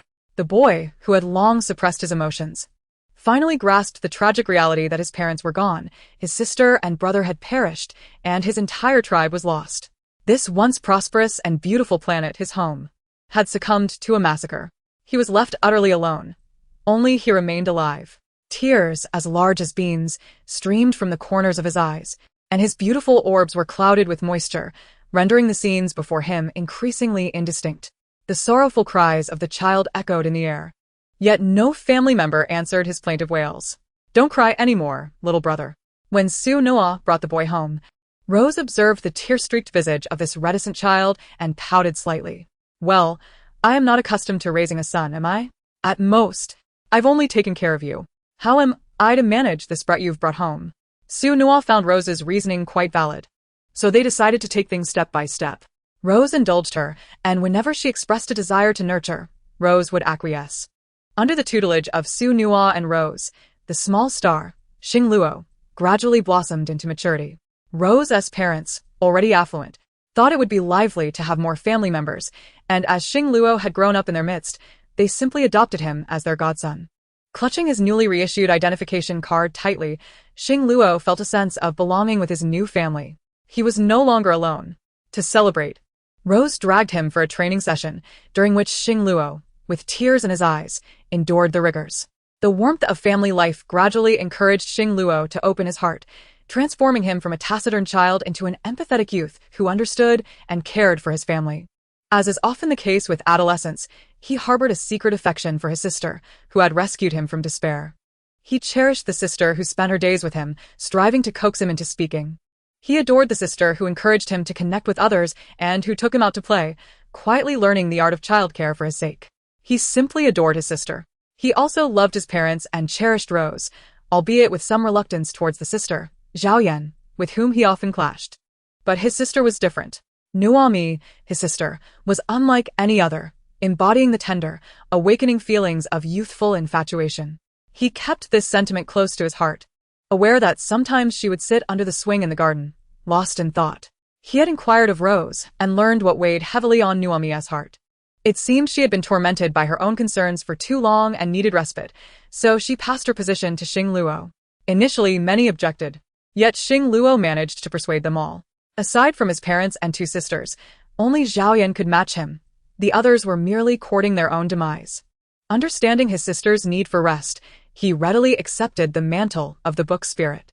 His sister embarked on her journey, entrusting him with the management of her assets, claiming it was to experience the harsh realities of life. He had advised her that it was prudent to keep her possessions close, but she declined, insisting on fully immersing herself in her trials. The following day, he overheard her and Rose vehemently denouncing the avarice of capitalists. You see, not heeding your brother's counsel has led to calamity. By taking over the book spirit's duties, Xing Luo came to realize an unspoken, invisible rule. Those who assumed control would gradually forget their origins, losing sight of the book from which they emerged. To prevent the abuse of power, the original homeland of the new book spirit would be sealed, its world frozen in time, never to awaken. His sister had been taken by Rose in the 6th life, and in the 7th, her body had become a living corpse, mechanically advancing the plot. Due to the misuse of forbidden techniques, the world had entered its 8th cycle. Fortuitously, however, his sister had seized the opportunity to become the book spirit during the 8th life in the homeland of Rose. The world of the 8th life, alongside the heavenly Tao, was sealed, prohibiting the book spirit from aiding her homeland, thereby preserving the established order while ensuring that the book spirit would also forget her origins. This explained why she had been unable to recall her thoughts, sitting alone on the swing, unable to grasp what she had forgotten. Yet, Rose could not disclose this truth, for it was a burden that the book spirit must bear alone. As for himself, he was also on the brink of forgetting his own homeland. His sister had slain the previous book spirit, immediately gaining the title for herself. In reality, there is a process from being an apprentice book spirit to becoming a full-fledged one. The day before he officially took over, he visited his homeland for one last lingering gaze. The bones there had long since decayed, merging with the soil, which had turned a vivid crimson, now sprouting flowers. As the gentle breeze wafted through, blossoms danced in a vibrant display. He stood vigil from night until dawn, when the rising sun illuminated everything, dispelling the darkness and breathing a flicker of life into the now-dead planet. Farewell, my homeland. With that final glance, filled with endless longing, he approached the door only the book spirit could unlock and step through. He would forget his homeland, and it would remain sealed away. But it was of little consequence. He had gained new parents and siblings. His former family would find new paths, and it was said that in another book they had become a family once more, living in happiness. This was the 15th birthday gift bestowed upon him by his mother, the goddess of peonies, once a supreme deity. The divine could intervene in the lives of non-main characters, and the goddess of peonies had promised him that they would find happiness in another world. As for him, he would strive for his sister. As the new book spirit, he secretly began to restore her homeland while she remained unaware. Initially, he intended to resolve the heavenly Tao of this world directly, but he realized that the knot in her heart must be unraveled by her own hands. Moreover, he had faith that she could contend with the heavenly Tao. His purpose was to assist her in forging this path. He understood that his sister cared for the family of the first life, so he sought out Su Mingji, a clever individual who grasped matters swiftly. While Su Mingji pursued leads, Xing Luo cleared obstacles from his path, shielding him from the heavenly Tao's scrutiny. He also approached Sheng Yinshu, confiding everything to her. She was no fool and worked harder than anyone for Su Nua, willing to sacrifice everything. However, he was taken aback when Rose proactively sought out Sheng Yinshu, aiding her in solidifying her position and bolstering her efforts. He then approached Xing Yu, who, upon learning the truth, was willing to discreetly assist Su Nua by clearing the Sheng family's toxic influences and subtly undermining Su Qingqing's family. He also reached out to Zhao Yan, collaborating with her. Zhao Yan would manage affairs externally while he provided support from the shadows. He recognized that this was not solely his sister's burden to bear. It was also the concerns of others, those dear to her, and he was willing to invest time to uplift them. Because he cherished those who mattered to his sister, he was committed to preserving their bonds. He obstructed all escape routes for Su Qingqing, leaving only the benefactor Yin Ran, who was deeply loyal and would undoubtedly come to Su Qingqing's aid in times of trouble. He had to sever this connection. He found his friend, the son of the supreme deity Mu Yi. He solicited Mu Yi's assistance, only to discover that this naive fool misconstrued the request as a romantic endeavor, misleading his sister. At that time, he, like Zhao Yan, was busy securing several years' worth of business, laboring tirelessly for a month to achieve results many times over.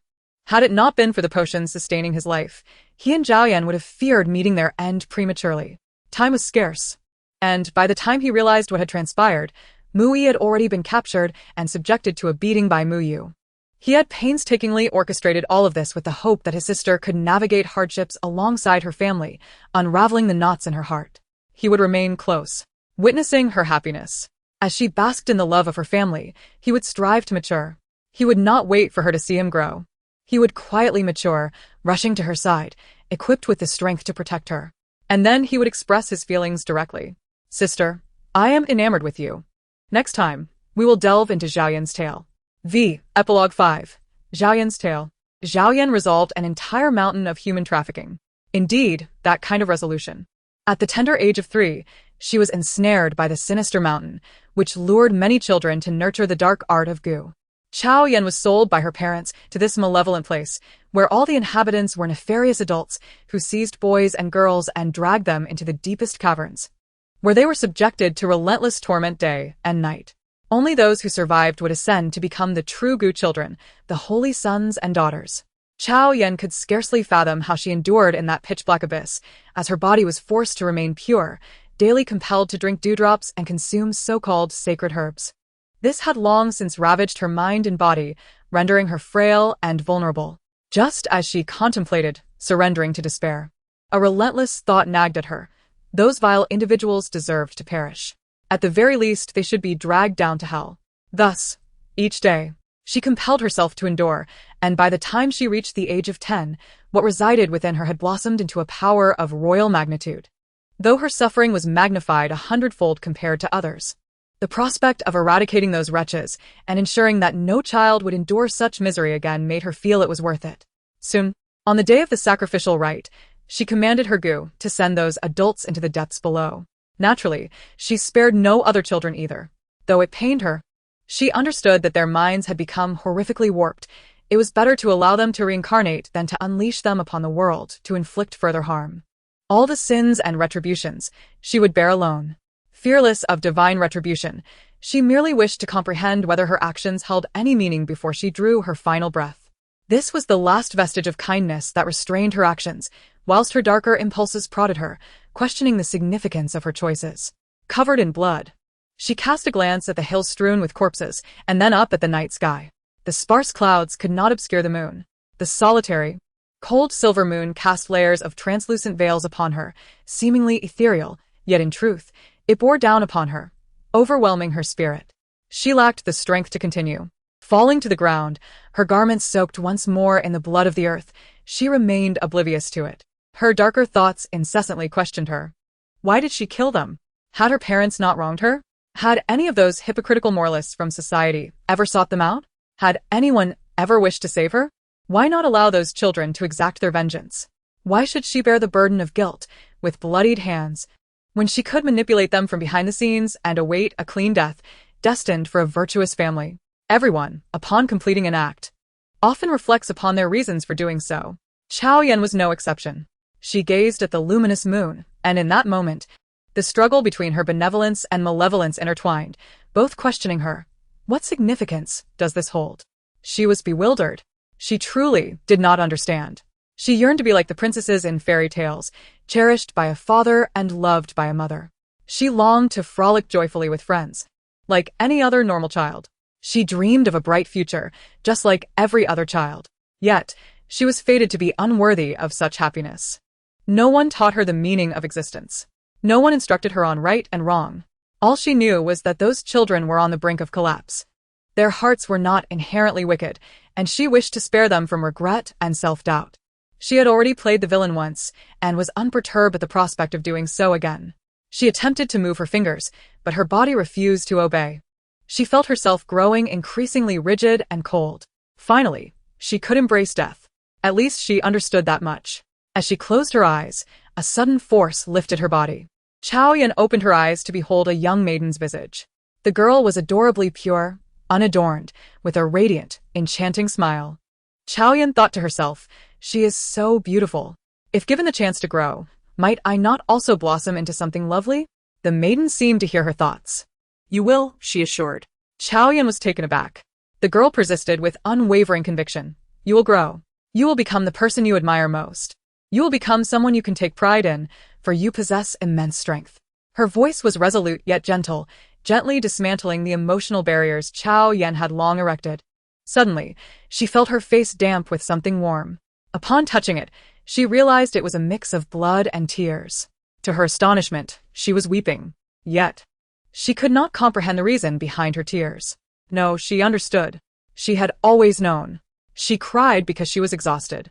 She deeply yearned to weep. The maiden showed no concern as her pristine gown became stained with blood. She sat down, cradling Chao Yan upon her lap, tenderly wiping away the blood with a handkerchief. Do not weep. Allow me to perform a magic trick. A wand appeared in the maiden's hand, and with a flick towards the heavens, a soft luminescence enveloped the wand.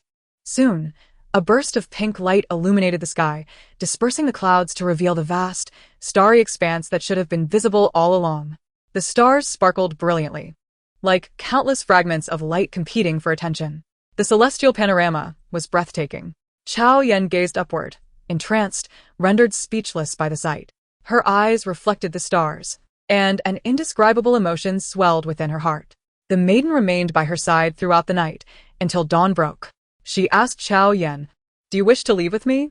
After a prolonged moment of hesitation, Chao Yen finally spoke, her throat dry and pained. "I will bring calamity. I will help you control it," the maiden replied without a moment's pause. She gently stroked Chao Yan's head. "Everyone has the right to pursue life. Please, time and again, do not relinquish your desire to live. As long as you are alive, you will eventually attain the life you desire. Death means truly losing everything. This fate is indeed wretched, but I believe you will transform yourself." The maiden softly imparted the precious truth of existence. Living is a rare gift. Perhaps death seems like an escape, but only by living can one even have a 1% chance of a happy life. Death yields a 0. In the end, Chao Yan extended her hand toward her. Su Nua took a considerable amount of time to pry open Chao Yan's heart, while those around her encouraged her to step into the light. Chao Yan gradually blossomed from a sullen, joyless child into a vibrant spirit. Love could resurrect the dead, could revive withered flowers, compelling them to strive toward life once more. Their love enabled Chao Yan to break free from her constraints and embrace her renewed self. As she became more vivacious, after training with Xing Luo, she learned to master her abilities and even honed her skills in alchemy. Chao Yan grew increasingly reliant on her sister, Su Nua. To her, Su Nua was her radiant moonlight, her angel. Yet, for Su Nua, they were all her salvation. Their bond was mutual. Thus, when Xing Luo approached her, proposing that they help their sister return to the book to resolve her issues, Chao Yan, who had always clung to Su Nua, chose to let go and allow her sister to return home and grow anew, to untangle her knots. During her sister's travels, Chao Yan felt like a solitary weakling. Her new parents were the former supreme god and the previous director. Sister Rose had also once held the position of director. Su Nua was once the spirit of the book, while Xing Luo was the new spirit. And here was Chao Yan, alone and bewildered, left behind, unable to reach the level where she could stand alongside them. She longed to stand by her sister's side, no longer the dependent younger sister. This thought took root after Su Nua's departure, growing and eventually ensnaring her. Ultimately, she resolved to secretly embark on the once every 20 years examination of the Supervision Bureau, where only the strongest could ascend to the role of director. In the midst of the competition, some were inferior to her, others surpassed her, while some resorted to underhanded tactics. Yet, she remained unfazed. She possessed the audacity to fight fiercely. When defeated, she would be knocked down once, twice, hundreds, even thousands of times, but she would rise again each time. Even if it meant exhausting her opponent to the point of collapse, she was unrelenting. Her flesh had been severely mutilated. Her left eye was even slashed, rendering her blind in that eye. She had endured broken arms and nearly lost her head. However, she felt no fear and bore no regrets. She consumed the potions she concocted herself, regenerating her lost flesh, healing the scars on her eyes, and magically reattaching her severed arm. Whenever she was toppled, she would immediately rise and confront her adversary again. She feared not death. Rather, she feared a death devoid of meaning. Time and again, she healed her wounds, only to sustain new injuries. When faced with those who used deceitful means, she silently endured, allowing the venom within her to counteract. Ultimately, she survived through sheer willpower. A group of men, recognizing their inability to defeat her individually, banded together to eliminate her. Yet, she persevered, relying on bottle after bottle of her potions to stay alive, until she stood alone on the battlefield. The vials surrounding her had amassed into a mountain as tall as she was. She was the last survivor. The former director, Sister Rose, had known of her enrollment long before, yet she did not intervene. Instead, she aided in concealing it. Rose firmly believed that if she could succeed, why not Asagao? When Asagao received the medal bestowed by Rose, she did not shed tears of emotion, but rather broke into a smile. At that moment, she finally discovered the meaning of existence. She had a family that was more than sufficient. She lived to protect them. Isn't that the most beautiful purpose of life? Her sister had once told her that she named her Asagao, hoping she would possess her own beauty throughout her life. Sister, look, she thought, I have achieved it. I can walk alongside you now. I will not be overshadowed by the stars. I am also your pride. I am the pride of our parents and you. Upon becoming the director, numerous affairs demanded her attention, yet in her eagerness to reunite with her sister, she diligently crafted baskets of restorative potions. She worked tirelessly and consumed copious amounts of her elixirs. Ultimately, she arrived before her sister. Upon learning of her promotion, her sister gazed at her with tenderness and pride, inscribing on paper, "My dear Yenner is truly remarkable." At that instant, all her suffering felt worthwhile. During their visit to the amusement park, she and her sister indulged in bungee jumping. They felt the wind howl around them, listening to her sister's cries beside her. Asagao made a wish in midair that she and her sister would be together forever.